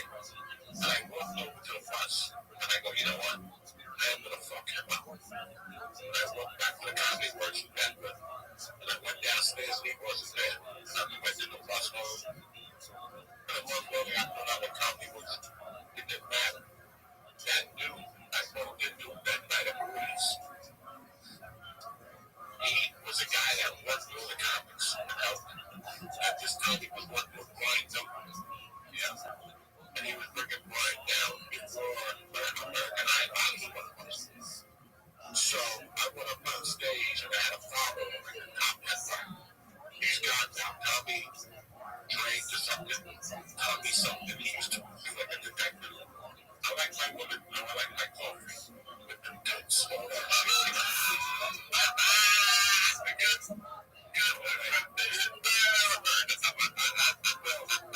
He was a funny dude. I had seen he had went out a bunch of times and he would roll detective jacket like a hat. Yeah, you know, all that. I was talking to this day. He blew up the fucking wall. I was my knees. Fucking another one. But then I said to myself, fuck this. I'm at the comedy store fucking night. Following savages. And the third that worked the savages still worked when I was there. But there was that, you know, we at the store. At 10:30, I'd be a fucking savage. And brother, I went up there, took that room apart at the grave. I fucking went. And I got off the Rudy goes, you come down whatever the fuck you want. Just clear it up a little bit. And as I passed by Rudy, I saw that guy back. I was staying back. And he goes, what the fuck was that? And at that point, I accepted what he said to me. I put him aside. And I go, you don't know how lucky you are, man. Who was it? I go, I'm a fucking nut. And you destroyed me that night as a human being. But when I got home, I told him that when you were right. And you're the reason why I'm here tonight, so thank you. And he gave me a big hug, and I never saw him again. Matt Woods, great comic. He came up with Matt Berry, Roseanne, Todd Jordan, Rick Burns. They were fucking, you know, when one of the country guys, Matty Gable guy, he brought all of that for comics material. Yeah, they were great writers. All those guys. Rick House with the hook. You know, he got the hook up on stage. Fucking brilliant writer, that motherfucker. So it was great. It was great to see him. But after I saw that guy, and after I knew I could do it, because before you come to LA, you hear all these negative things from comics when you go on the road. You know, I'll go to LA, you gotta be a bag, you gotta suck dick, don't do John Stage. Here I am, 3 fucking months. Get love everywhere. I got love in the improv before I got love in the store. I was already getting started. There was a guy there named who was a talent coordinator, who was a drunk, great guy. And he saw me doing the deal on that, he made me a regular. And I was in the laugh factory, so it was, I was rocking and fucking rolling 3 months in. And I was trying to shoot the pilot. The director of this pilot for CBS, they gave $3 million. So I thought this show was definitely going to work. You know who the director was? The guy who played the doctor in jail. When the guy from The Sopranos was in prison. Wait, remember Johnny Sack? Johnny Sack, yeah. Johnny Sack was in prison. There was a guy with glasses that was fucking making his bed, all that shit. That's the guy. That guy is a badass, but he's also an Eyes Wide Shut, that dude. He's been in 1,000 things. He directed. So when I got there, I was playing a bartender that had, he gave information to the cops. He was the eyes and ears of the neighborhood. He was a Spanish guy in the Bronx, you know. And I remember going to rehearsals, and every time I would say a word like that, people would shake their head. I was bad, Brian said, but there was like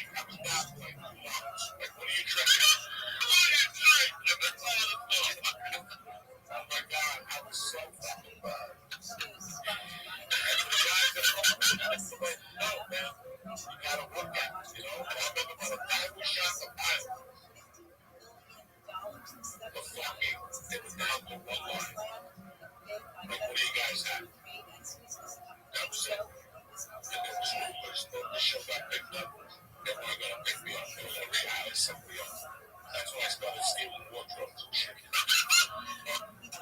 Well, I know I'm not to the back, I started getting shirts and laptops and backpack. I was living on cocaine, so I either go on the plan or I go on the cocaine. I did everything, tobacco. I had holes in my socks, I didn't give a fuck. I'm still coding up being a comic. By the time I shot that pilot, I was down with one fucking line. And I looked back at the end when I was leaving, as we was talking. They're like, yeah, see ya. I was just saying, see you soon. Good luck. I left there fucking crap. So I said, fuck it. I had this crazy girl from the stripper that used to let me choke her. I didn't know so I was up at the house, up in the valley.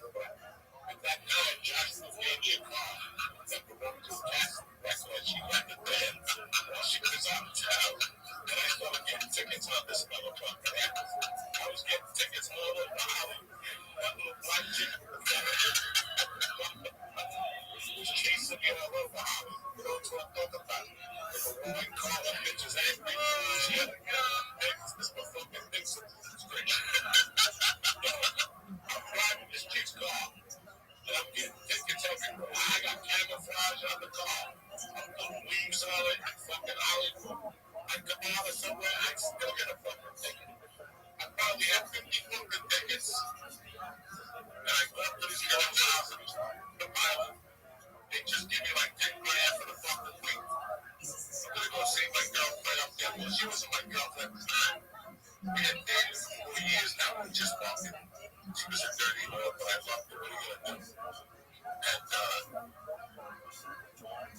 I went there, I took a shower, I gave her a stab in the shower. When I came out, my car was stolen. And they told that lady's car, and they just said my house. Well, without a fucking, without a title. So they took everything from my house got towed.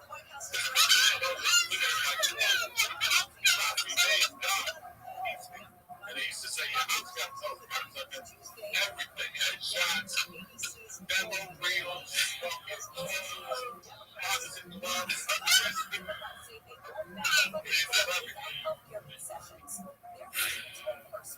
Alright, wait, I have to stop you for a second because Segura told me this story and it's I'm jumping way forward. You talk about how bad you were at acting, but you did the Sopranos movie. And I just want to hear this story real quick. I think it was Segura that told me this about your scene with De Niro. You had a scene with De Niro. Yeah. And he just, you were pretty like, holy shit, I'm sitting here with fucking Harvey De Niro. That was Grudge Match. Oh, it was on Grudge Match. He did that. You know, tell me that. Because we're talking, real quick, let's give you some love. Because we go from watching people shake their heads at you delivering your lines to having a scene with De Niro. I said, Sopranos, Grudge Match. Tell me, what did he say to you when you sat across from him? Yeah. There was a couple things, you know, you didn't want to say much. You know, you got to beat him to get something out of him. So, like, I don't know what story he told you. I don't know about this. I know. My God. I know. He did. What happened is, you know, when I got to New Orleans, I got there. I was with Gene Hackman. He always goes straight to the site. You never know this dress. I thought that was interesting. I read something like Gene Hackman that said, you want to know who's used to the action. You know, so when I got there, New Orleans, I packed my shit and I ran out and I went to Fort Jones. And then from there, I go west to set. And they go down the block and give me a ride. You know, you're not shooting there. I just want to go see you. And when I got there, it was out of check. And it was a good day to get ready. This guy right here that died, he got back from the store. Because he tried to trip up. He tried me to commit murder. Or attempt murder. Who told you that? This guy ain't died. He told me to commit murder. To attempt murder. To kill myself. He told me to go get an eyebrow and you to go kill myself.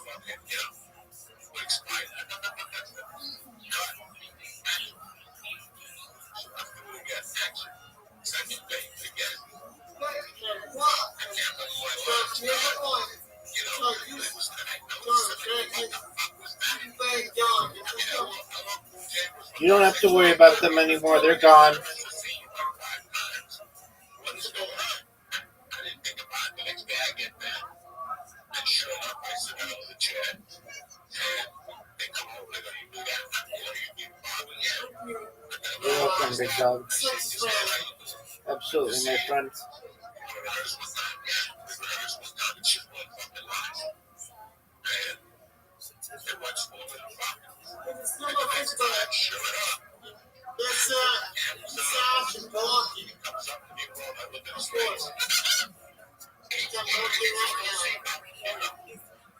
Jimmy, Conway, yeah. The guy, taxi driver. You see the guy playing Rachel Wood. You see the guy over the hunting movie when he was the big dog. Christopher Walken. You know, you see this guy, and all of a sudden, you just fucking like, it's like you fizz out. Like you just hit a fucking, you don't know who the fuck it is. And I was very self-conscious. And like, Robin, I'm sorry. And he like grabbed my hand. He's like, I know, it's gonna be all right. He knows. Everybody knows. He knows that you're sick. You're Robert fucking De Niro. It's gonna take you a minute, but no, because it's the head with 1,000 people. Amazing. So like, break it down. Nowhere. Yeah, like, I've done it with names with Christ. Because once you see his face, you don't even know what line you're going to get. You know, go and get your shine box. You don't know what that is. Really fucking interesting. And then after that, I got into a high-end acting class. I got into a manager because she had just won a Academy Award with Halle Berry, and then she won the next year with Charlize Theron. So everybody said she was really good, and she was very good for character actors. You know, it was weird because when you first moved up in Hollywood, you win some pretty big battles, but as you know, you lose pretty big battles. Oh, yeah. And my internal battle at that time was I couldn't get representation. I had a manager when I first got to town, great guy. This is I want to take his business after your house was stolen. You're still having trouble getting representation and all this stuff then. Yeah, I was having a hard time. I had this guy, Ken Phillips, for a while. Ken was a good guy. In fact, when I first got to the store, like 3 weeks into the store, I don't know what's going on. I'm fucking flat broke. I'm moving hand to mouth. And there's 2 fucking wannabe weirdos in the store talking about their bookmaking. Right? Their bookmakers, blah, blah, blah. You know. I think they were friends with one of the Italian guys. And they're like, if you want to put any action, let us know. Here's our number. And I go, sure. I never thought about it. One day I need money to cook that weekend. And I'm like, I like this fucking game. And I could just get a book. And I go, oh, shit. I know those guys. They lived out La Cienega right before you hit Santa Monica Boulevard. So I called them up and I looked at them. Yeah. The kid, how you doing? You good? So there's something I put in like a player, If I won, I collect. If I lose, then you go fuck yourself. This was, and I didn't want to do this in LA. I didn't want to put that part of my book into LA. And but I needed money, and I did. And I fucking put the gun in on a Monday that I was in Houston. I love this. You always remember this. Go ahead. Tell me. For like 25. Couldn't even write this.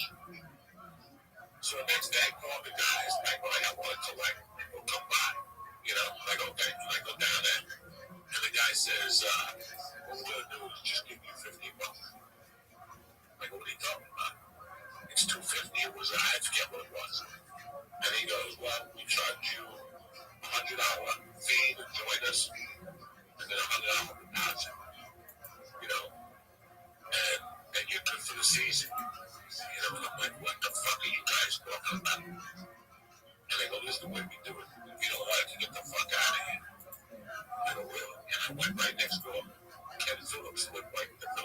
right by the 7-Eleven, across the 7-Eleven on Tierney. It's just school in there. No, there still is Hollywood Jiu-Jitsu. And I'll never forget. Went over to Ken Phillips' house, and he had like a knife over me. I go, Ken, are you good? He goes, for what? I go, I want to shoot a scene for a movie. They want me to shoot it. He goes, what movie? I haven't heard from him, but I go, I'll pay him on. We just shoot the scene. I got to walk out of the car, light a gun in the bushes. That wasn't why they hit the gun. I was going next door. I had no bullets in the gun. So I'm like, this is going to get fucked up, you know? I walked next door. I knocked on the door. The guy's like, what do you want? I fucking ripped out the gun. I go, listen, man, I've been putting bets in for 30 fucking years. Nobody has ever asked me for a fucking deposit or a fucking fee or membership. I want fucking $1 for a shootout. And this motherfucker. Dog, I was more scared than ever. I thought these guys were going to shoot me. The one kid basically started crying. I basically started crying. Okay, Jesus. The fucking California's filled with guy had tattoos, gold chains. You know, he was the mafia. He barely stopped fucking crying. Please put it away. I'll give you the money again. You should never run the bet with us together. I did not see you at the store. That's how crazy I was when I got to the store. And then, so, you know, I didn't want to fuck up in California. But in my heart, I thought that my plan for California was set. This is it. I'm going to stay here until I fail so bad. And I got to leave like everyone else. You know, you believed you were going to fail? Did you really believe that here, though? Yes, you did. Even though I was a regular at the school and I had all those things going for me, trust me, I've had a ton of things going for me before. I've been known to blow shit. But for some reason, I didn't want to blow this. You know, I was a fucking street hustler. I could make it. I can get anything. I can sell you anything on the street. So if I pull up to get a check, I see 5 cases of Jack Daniels. I just fucking see a Columbia. You know what I'm saying? Like, I would just see a Columbia with a big jacket on, you know. I never stole nothing from the store. I never really wanted to cause problem. And I got this fights up there. I robbed a lot up there. I stole nothing in the beginning. Get in the white car, just grind, drive it on Sunset. And going, that's the last time I'll be doing this spot there. Once Bitsy hears about that from me, she's gonna fucking, you know, I'm not done now. But sure enough,